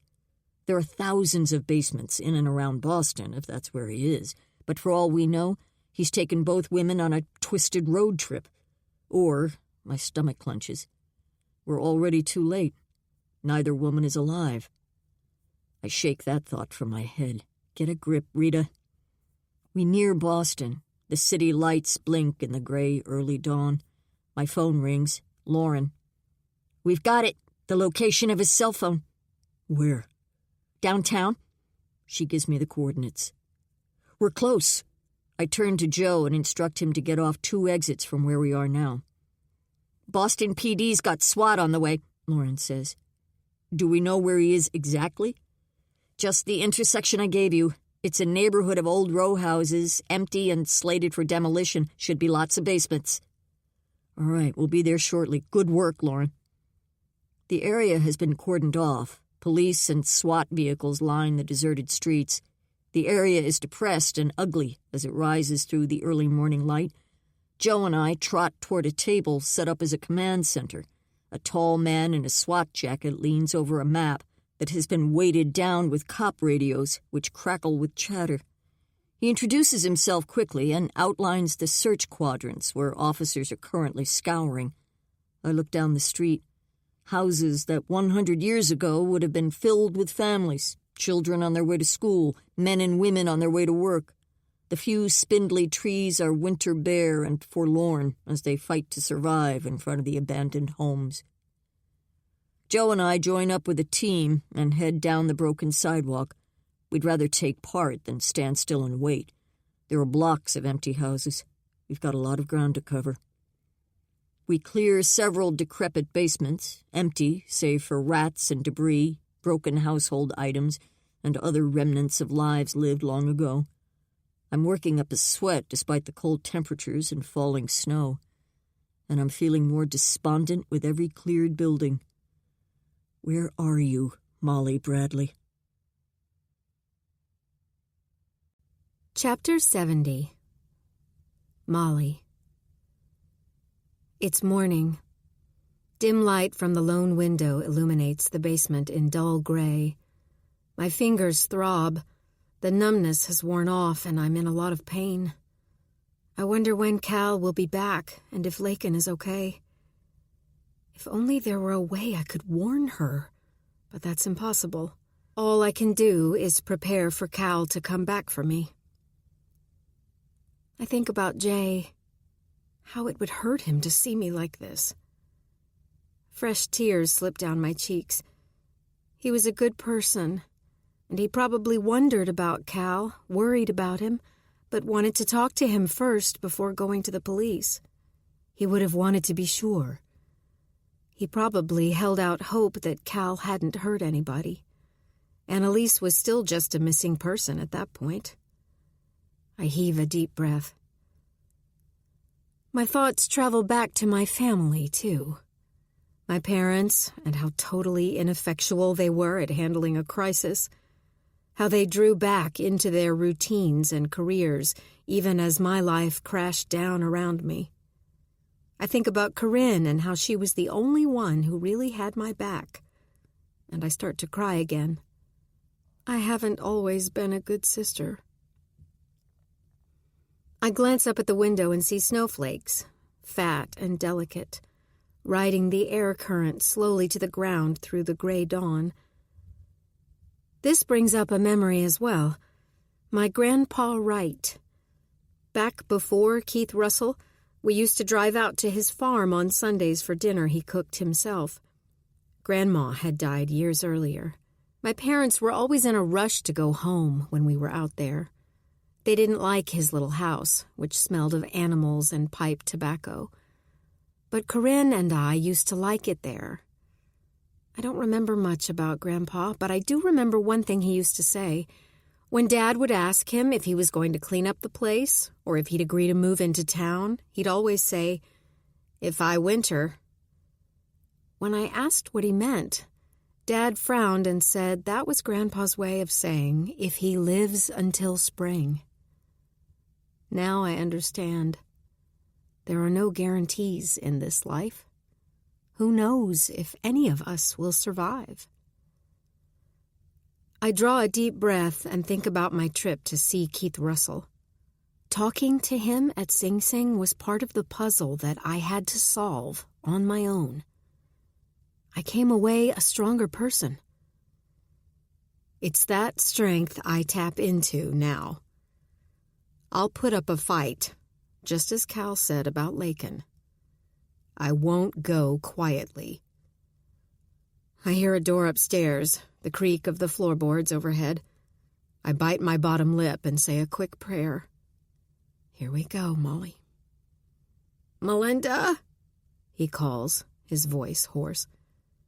A shiver runs through me. The ladder scrapes against the floor above and thumps as the bottom lands on the concrete. And he climbs down. His clothes are disheveled, and I can get a better look at him today in the daylight. "Melinda." He's standing before me, his glasses bent and hanging precariously on his nose. His bottom lip is swollen, and there's blood dried on the side of his face. My heart thumps wildly. "Did you hurt her?" "Don't worry about my sweet wife. Today's the day, Melinda. The end." He sits next to me. Cal's a big man, athletic, and his bulk makes me feel even smaller than I am. He smells sweaty and salty, as if he's been swimming. I swallow, my throat thick and scratchy. I want to keep him talking, give the cops more time. How did you know about me, Cal? Really? He takes a deep breath, winces, and clutches his side. Then his big hands work over his head, stop to finger the blood dried at his temple. I told you, I talked to Keith. He told me the whole story. Why would he do that? Cal turns toward me, his eyes red and glassy behind his twisted glasses. A slow smile spreads across his face. Because, dear Melinda, blood is thicker than water, as the old saying goes. Keith is my big brother. I choke on a breath. My heart pounds. Oh my God. I pull my stiff fingers into fists. Why didn't I know? Why couldn't I have felt it, seen it in his face? We don't look much alike, do we? Half-brothers. We had different dads. I'm the better-looking one, though, right? Smarter, too. Much smarter. You're Keith's brother? My brain tries to make sense of it all. I didn't know he had a brother. But what did I know at 6 years old about Keith's family? This seems to anger Cal. I know. All the focus was on Keith. He was some sort of celebrity. But I hated his fucking guts. He used to torment me when we were little, and I was glad as hell when my mom sent him to Albany that summer. Cal snorts. But then she turned on me. Told me I'd never measure up to Keith. Cal shakes his head. That idiot? I thought. Even as a kid, I knew he was dumb as a box of rocks. But all she talked about was her sweet oldest son. I guess her first husband was the love of her life, and so his spawn was like a god. Cal gets slowly to his feet and begins to pace. They'll write a book about me, Melinda. That'll show Keith. I'll be the most famous brother. He stops walking and looks at me. At first, I wanted to be in Jay's book, but of course that didn't happen. Jay figured out something was going on with me way too soon. He grimaces and runs his hand through his dark hair. He was a better shrink than I gave him credit for. Of course, he didn't know that I had killed anybody, but he was getting too damn close, asking too many questions about my feelings. Cal huffs out a derisive breath. Were Jay and Annalise your only victims? I ask, my voice quivering. He heaves a deep breath, shrugs. Maybe I'm not as accomplished as some, but with all this? He opens his arms, sweeps the basement. The girl in the cellar connection? Now that'll warrant a book. Maybe a couple, not just a chapter in Jay's. I'll be more famous than my idiot big brother ever was. Too bad my mother isn't around to see it. And that's important? His feverish eyes meet mine. It's everything. Being acknowledged. That's what matters, Molly. That's all that matters. That's why I couldn't understand you. Why would you try to hide from the world? You were somebody. At least for a little while. If I were you, I would have written a book. A big, shiny hardcover. Gone on talk shows. Made lots of money. You won't make any money, Cal. It's against the law. Aggravation flits across his face. I know that, he snaps. For me, it's not about the money. His phone chimes, a melodious aberration in this decaying cellar, and that throws him off kilter. He pulls his phone from his pocket and peeks at it like a kid trying to hide from a teacher. The name that has popped up sends a cloud across his face, something vaguely akin to remorse. I've got to take this, Cal says, as though we're two people in the midst of a business meeting, and he heads for the ladder, pausing on the first step. "I won't be long, Melinda." His gaze flickers up to the high window where snow continues to whirl. "Then we'll end this." He pulls the gun from his waistband, stares at it a moment, then tucks it in his jacket pocket. I hear floorboards creaking, and I picture Cal pacing. That's what it sounds like, around and around, right over my head. He's talking in a loud voice, but I can't make out the words.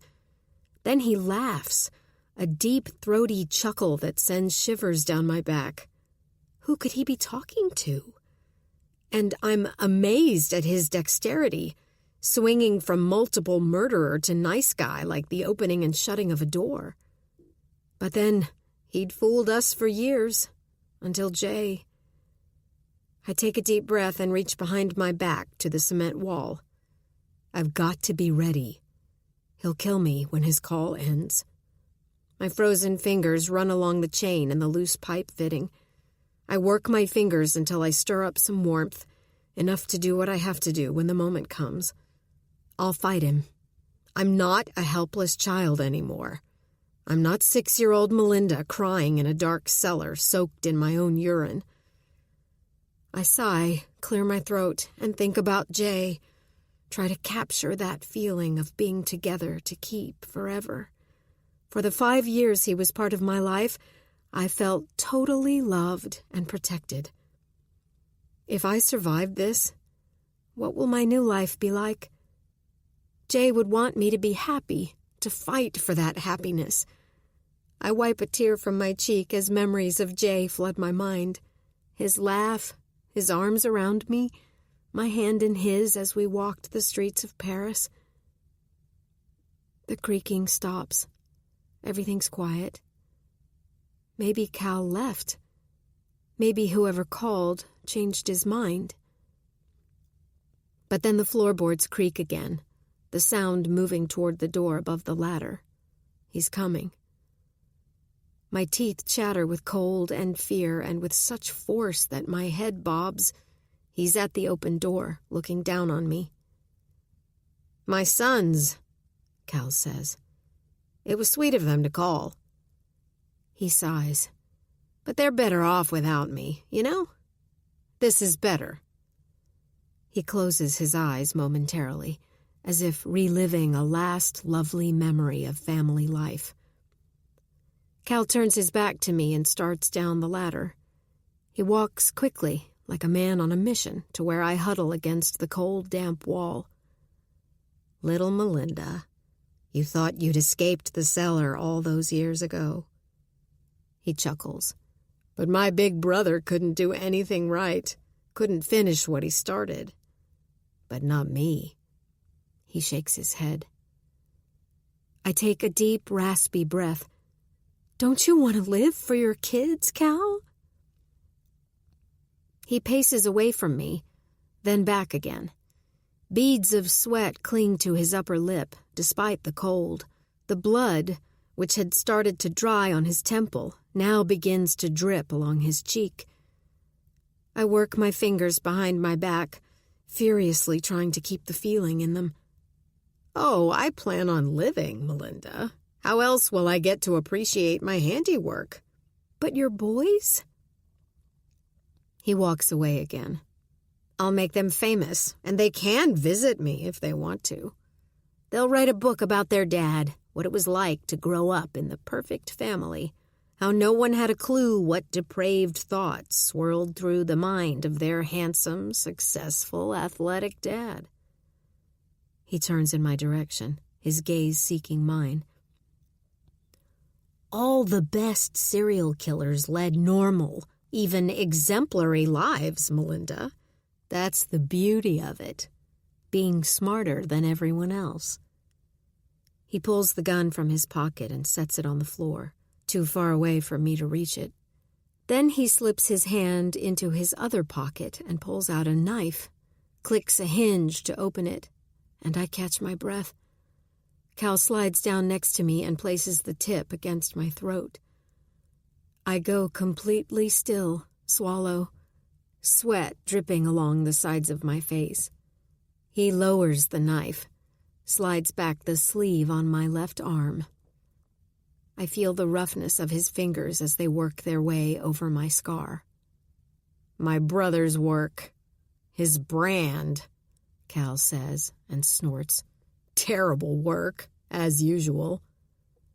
His eyes meet mine. But you've probably had something done. Laser treatments to try to erase it all? I can't move.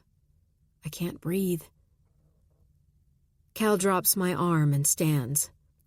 I had a chance to examine it closely when I first brought you here, unconscious. Really, Melinda, you were always wearing long sleeves, and I'd been dying to get a look at it.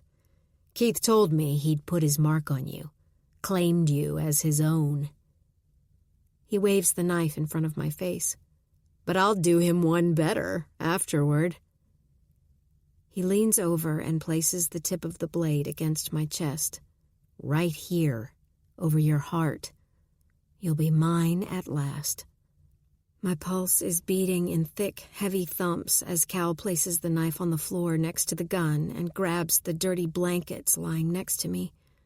He spreads them out and stands, legs apart, so close I can smell him. He pats the front of his pants. Let's do this. I swallow and clench my trembling jaw. Snot drips down my upper lip. Please, Cal, don't. Sorry, Melinda. It's part of it. I need to possess you. Make little Melinda, the girl in the cellar, all mine. So a little interlude before the end. I glance up at the window and see the pant legs of people as they stride by. Cops? My heart hammers. Please let them find me. Hurry, hurry. I open my mouth to scream, but Cal is bending over me, so close he could easily break my neck with his hands before the cops could get down here, so I stay quiet and hope to hold him off until they find me. He pulls a small key from his pocket, reaches for the handcuff. I pull a great breath, as though I'm getting ready to dive into the deep end. This is it. I gather my strength, think of Jay, and bolt to my feet. Chapter 71. Rita. We've just cleared another basement with no luck. With each house, we've entered the front door anxious and on alert, only to be let down. My ankle is throbbing. I'd turned it, maneuvering through debris, catching my foot on a kid's rusted bicycle, but I suck it up. I'm going to see this through. I'll find Mrs. Bradley or break my leg trying. Outside, the air's frigid, and the smells of the city surround us in the early morning haze. Joe and I huddle against a wall as the team leader reports back on his radio. We've got one more house to search to clear this block. I try to push away the doubts that threaten to crawl into my mind. But I can't help whispering to Joe, "What do you think? What if she's not here?" As if he's got a better plan. He shakes his head. "We keep moving, Rita." He rubs his large hand over his chin, the scar disappearing underneath his fingers. "We keep going until we find her, wherever she is." I glance across the street, one that's already been cleared, and hope that we've got this right. What if Ferris dumped his cell phone in the area and took off? What if we've just wasted the last hour climbing through abandoned homes, across rotted floorboards, searching trash-filled basements for nothing? The officer leading our team looks up and motions us forward. I fall into line behind Joe, and we move out along the broken sidewalk and advance up the next set of stairs and into another decaying foyer. We fan out, clearing the first-floor rooms. Then we gather up in the back hallway, listen. There's noise, movement below, and my heartbeat ratchets up. Our team leader raises a hand and signals for quiet. A man's voice. He's here. We creep forward toward the basement door. Weapons raised. Chapter 72. Molly. I pulled the chain from behind my back. Cal's eyes open wide in surprise and confusion. I use both hands to wrap it around his neck and push him backward. His glasses tumble to the floor. He trips and falls, and I fall on top of him. "What the fuck?"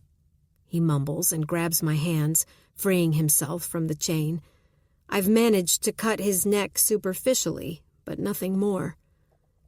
He rolls over and pins me underneath him. "You fucking bitch." He nearly laughs.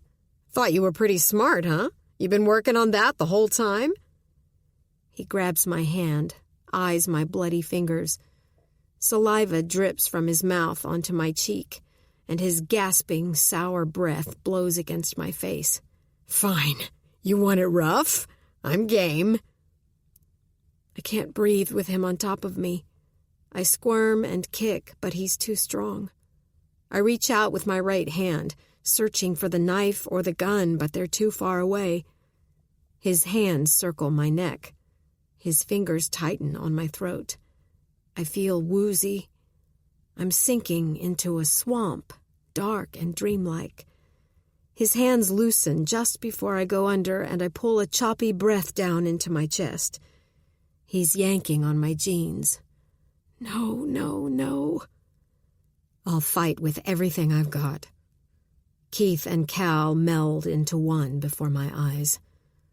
With anger spreading through my body, filling me with purpose, I thrust my hand under my back and work my fingers down to my waistband. I slide out the metal piece I'd pulled from the toilet tank and with all my strength stab it into the side of his neck. He howls and rolls away as I scramble to my feet. The floorboards overhead creak, and I hear people shouting. "Police!" They're standing at the open door, looking down, guns raised. Cal grabs my leg, and I fall flat on my face on the crumbled cement floor. I look back at him. Blood is bubbling from the wound in his neck. He's trying to stop it with one hand and hold on to my leg with the other. I kick and thrash, finally breaking free. Cops are descending the ladder as I run toward them. An older cop lowers his gun and pulls me to his side. Detective Myers, her weapon raised, strides toward Cal. His face is a sickly white, and he grins at me. "Look, Melinda, they're here. The media can't be far behind." Chapter 73. Rita. It has been a day so busy, no one's had a minute to eat. So when Joe and I found ourselves at the station at 7:22 p.m., we were ravenous. Cal Ferris is in the hospital, uniformed officers guarding his door. Mrs. Ferris was found bleeding and unconscious on the beach and is currently in a hospital on the coast. She managed to break a couple of her husband's ribs and give him a pretty good blow to the head before he shot her twice. Luckily, his aim was off, and she'll survive. Bob just finished a press conference in which Joe and I participated. The media, starved for information, could barely control themselves and jostled for room on the sidewalk in front of the station. Then they scurried away to file their stories or wait for their on-air cues. Mrs. Bradley was checked out at the hospital and released to her family after giving her statement from her bedside. There'll be more questions later, but for now, we've got plenty to do. Agent Metz left to grab dinner with her parents, and Chase is on his way home to his wife and son. Lauren is busy in the squad room, head bent over her keyboard, a half-finished ham and cheese deli sandwich next to her. Joe and I head over to Mac's. I'm limping slightly on my sore ankle, but hope a couple glasses of wine will help soothe the pain. There are a few of the guys from the station hanging over the bar, laughing and blowing off steam. We're all relieved that Mrs. Bradley was found relatively unhurt, and our man is in custody. No one looks up or notices as Joe and I slide into the last booth in the corner. We order mozzarella sticks, a large pepperoni and black olive pizza, a couple of salads, and a bottle of wine. I sip, and the alcohol hits my depleted bloodstream quickly, filling my veins, making me feel tingly and lightheaded. I grab up a slice of pizza and take a huge bite. I'm starving. Joe leans back and laughs. What? Nothing. I'd just forgotten how nice it is to work with you, Rita. His smile reaches his dark eyes. I swallow. My hair has fallen out of its bun and hangs in a tangled mess over my shoulders. At least the gray is gone. But I'm sure my mascara is smudged, and the sleeve of my white blouse definitely has a smear of Mrs. Bradley's blood from her injured fingers. I sit up and smooth my hair back. Yeah, it's nice to have you here. I sip my wine. I guess you'll be wrapping up and moving on to your next assignment. Pretty soon, I'm sure. Is he thinking about what happened after we finished our last case together? I feel heat rush to my face. As much as I don't regret what happened between us, I feel like I'm past that kind of recklessness now. It's not what I want. But I don't want him to disappear for another 6 years, either. I huff out a breath. You'd think by now I'd have my life figured out. What? I shake my head. Just thinking. Some case, huh? He smiles.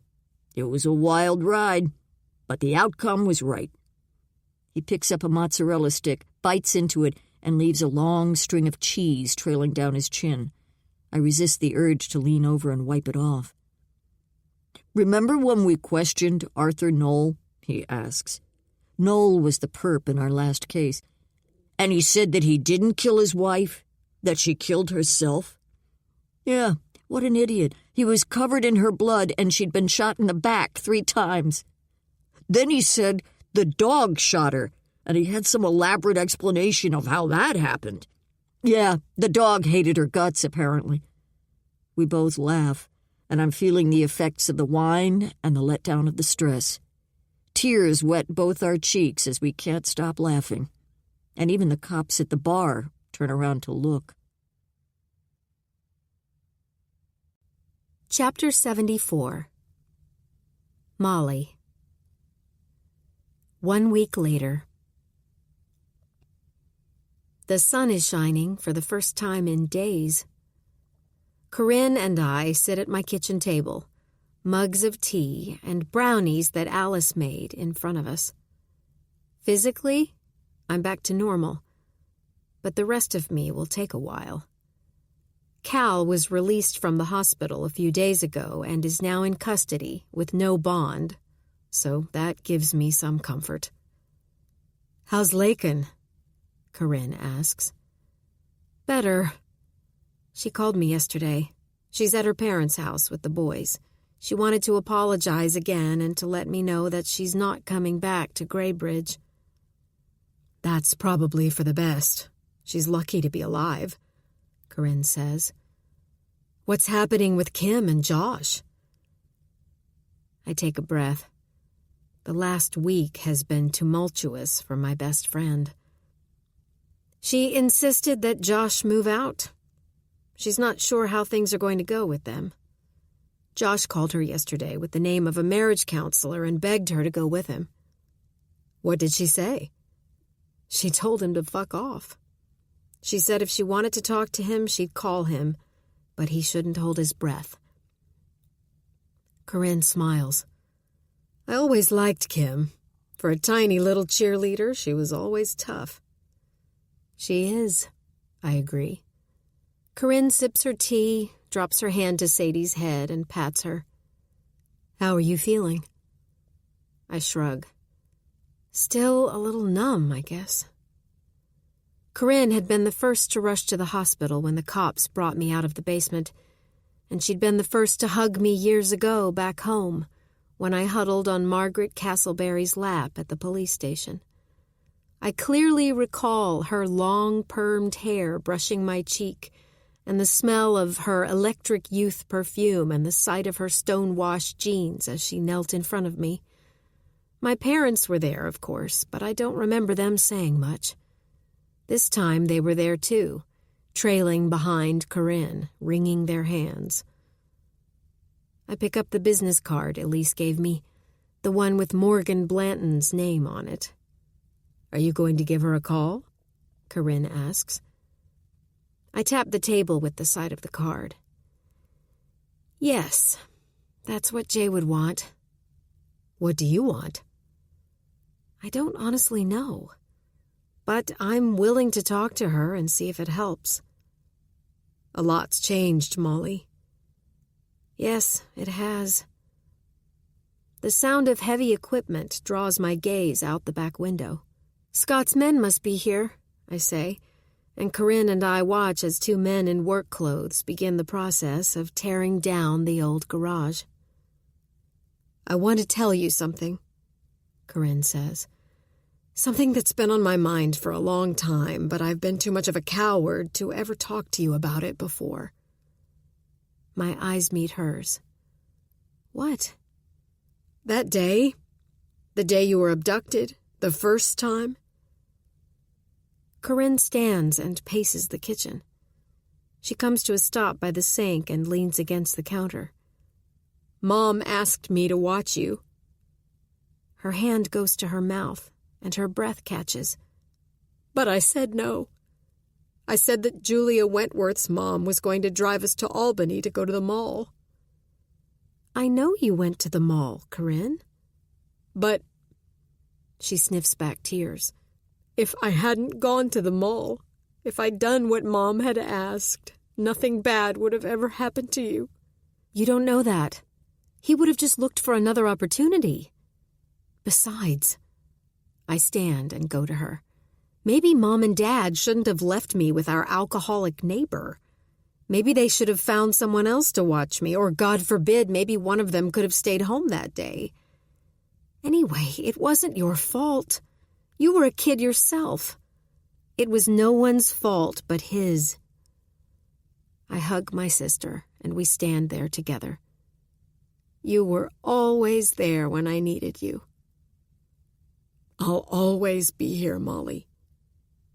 We draw apart, and Corinne wipes her cheeks. Sorry if I'm an overbearing pain in the ass sometimes.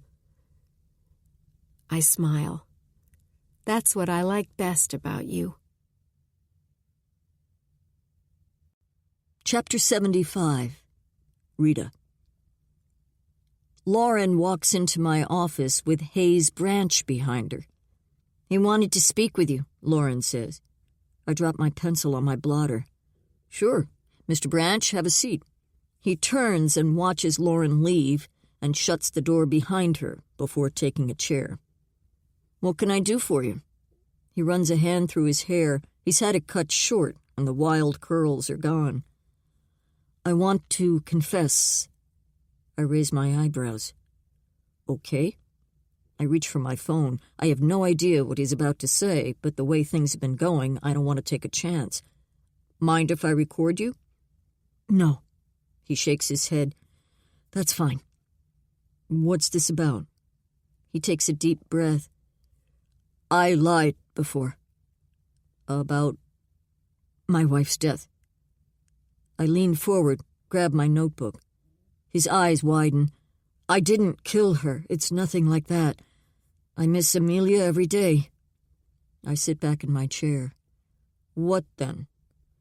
She didn't die from her heart condition. She had one, and it might have killed her one day, but not that day. What happened then? He rubs his eyes under his glasses and blows out a breath. She killed herself. Suicide. She battled depression her whole life. She was in treatment and took medicine, but she overdosed. On purpose. She left me a goodbye letter on the kitchen table. I still have it locked in my desk drawer. Why not come clean at the time? He lays his glasses on my desk and blinks. My daughter, Alice, was only 5 years old. He smiles slightly. 5, going on 15. I didn't want her to know that her mother chose to leave her. I didn't want her to have to live with that. I understand. I do, too. Suicide of a loved one is hard enough for a grown person to handle, let alone a child. Mr. Branch continues.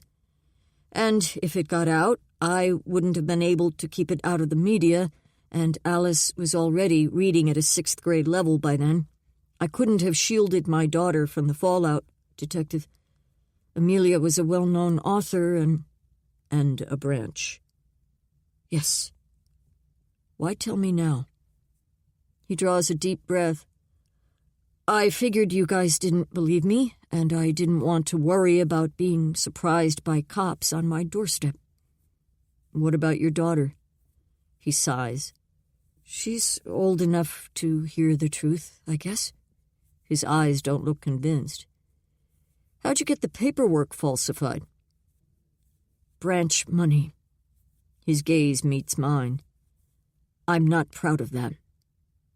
I tap my pencil against my notebook. He leans forward and takes a pen out of my cup holder and scribbles something on the back of a business card he pulled from his wallet. What's this? I ask.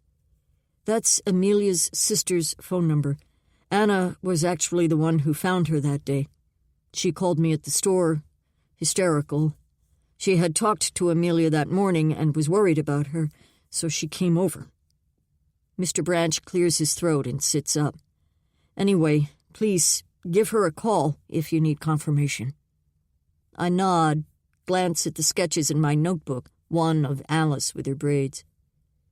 Where did your wife die? Where did it happen? He tells me, and I sit back and pick up my phone. Sometimes the humane thing isn't necessarily the right thing, but you've got to make a decision. Not our jurisdiction, then, Mr. Branch. This department won't be interested in looking into the matter. I delete the recording from my phone. His eyes meet mine. Thank you, Detective. These last few weeks have been... I don't have any words. Sometimes there aren't any. He stands, shakes my hand, and leaves. I wander to the window and watch the snow fall. I eat lunch at my desk, a turkey sandwich and an apple. Time to get back to a healthy diet. But I can't help but eye the tin on the corner of my desk. Maybe one of Andre's oatmeal raisin cookies wouldn't be too bad. Oatmeal's good for you. I'm prying up the lid when Chase peeks in at my door and holds up a file folder. Mrs. Bradley's here. I've got that report she requested. Chase's dark eyes meet mine for a second. Then his gaze drops to the floor. Aren't you supposed to be off today? Yeah, I'm leaving shortly. I stand, walk over to the window, and peer between the slats of the blinds. Fresh snow. Why don't you let me talk to Mrs. Bradley so you can get on your way? Looks like a great day to go sledding. Didn't you tell me that Santa brought Charlie a new sled? Why don't you and Sarah take him to try it out? I turn toward him. You've been spending too much time on the job, Chase. It'll burn you out. I'll take care of Mrs. Bradley. Chase hesitates for just a moment, then hands me the folder. Yeah, right. Good idea. He stops in the doorway. See you tomorrow, Rita. When he's gone, I open the folder. The little Arndt girl's autopsy results. I say her name aloud, as I do all victims that I come across. India Marie Arndt. 4 years and 10 months old forever. But she existed. She was here. I sigh and head down the hall. Chapter 76. Molly. I squirm in my chair and tell myself I'm ready. My last secret fear.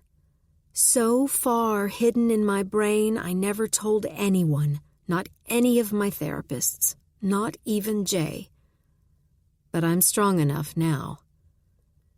If Indy was smothered, as Keith said, I need to know.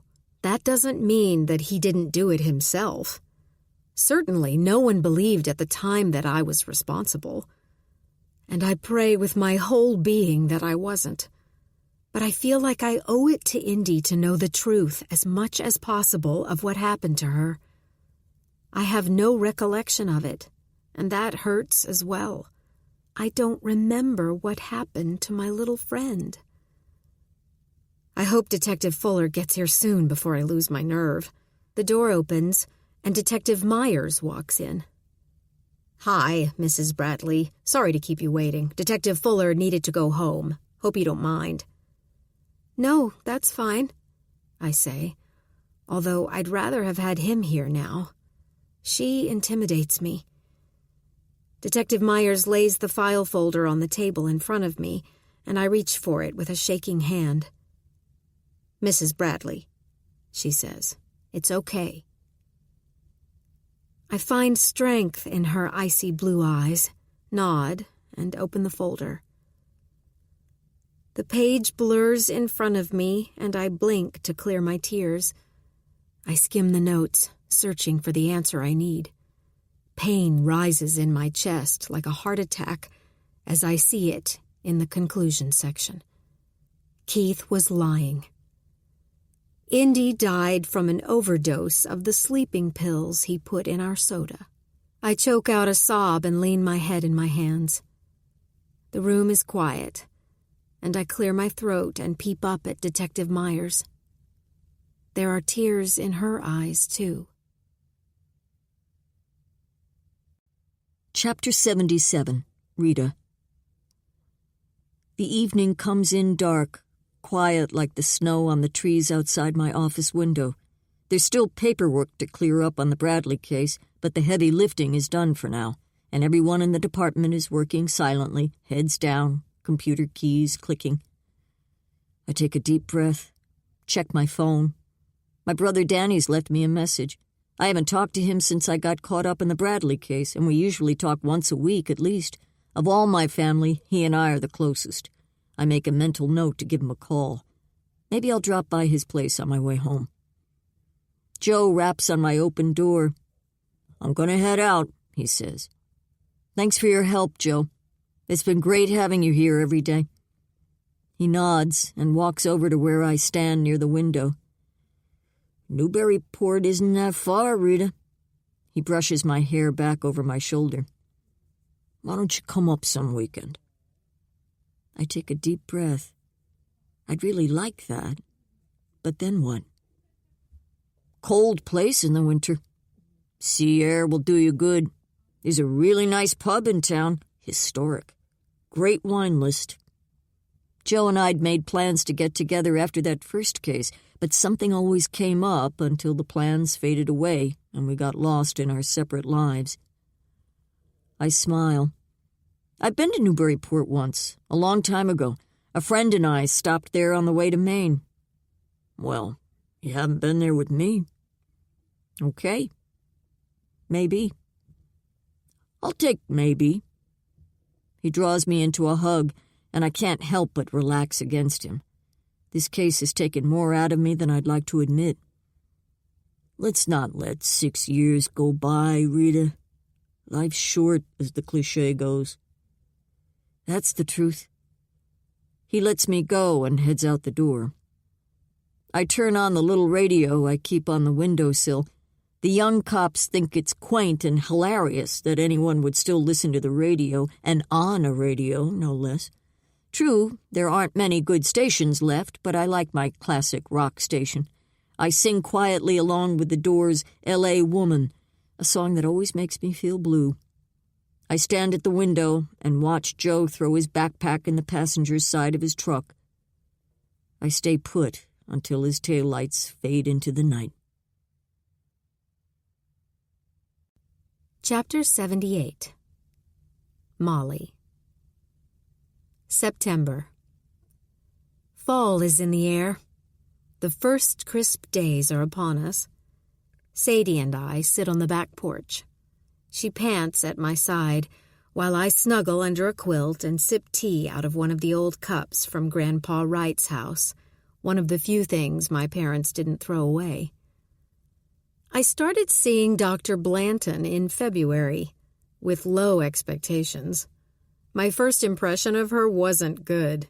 Young, sleek blonde ponytail, perfect makeup, and a designer dress with matching stilettos, a 2-carat diamond on her left ring finger. My first thought was, this pampered princess can't help me.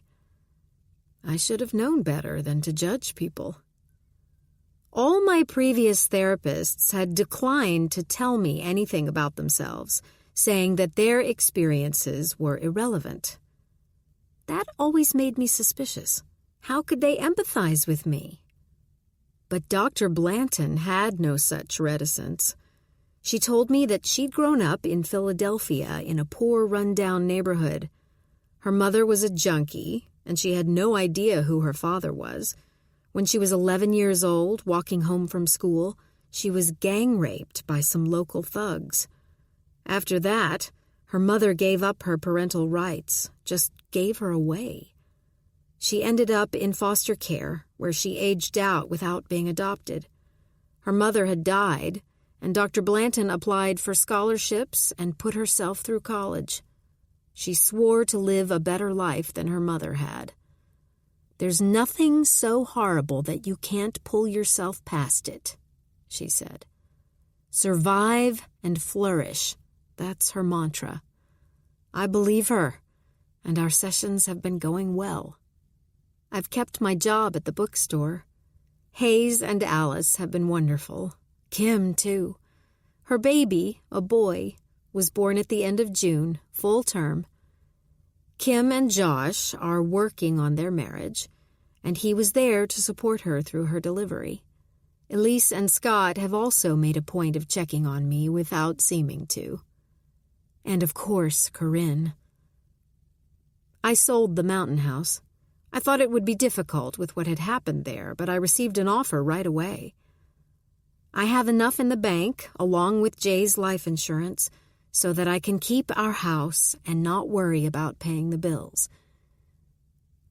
I stand and lean my hands on the porch railing, inhale the autumn air. In the spring, where the garage used to stand, my new flower garden will be ripe with pink peonies, my favorite. I have a lot to look forward to. I think about Jay every day, and that gives me strength. I place my hand on my growing belly and smile. His daughter will be born in January. That will help me through the anniversary of his death. In March, the fertility clinic called me and asked if I wanted to go through another IVF cycle. We had 2 embryos left. I never hesitated. There are no guarantees in this life, but that's no reason not to try. After a positive pregnancy test, Corinne held my hand at the ultrasound. Sadly, 1 embryo didn't implant, but 1 did. 1 little girl held on, and sometimes that's all it takes. The end. We hope you have enjoyed this production of All the Dark Places by Terri Parlato, narrated by Stephanie Cozart and Christina Moore. Recorded books are available wherever audiobooks are sold. Thank you for listening to Recorded Books.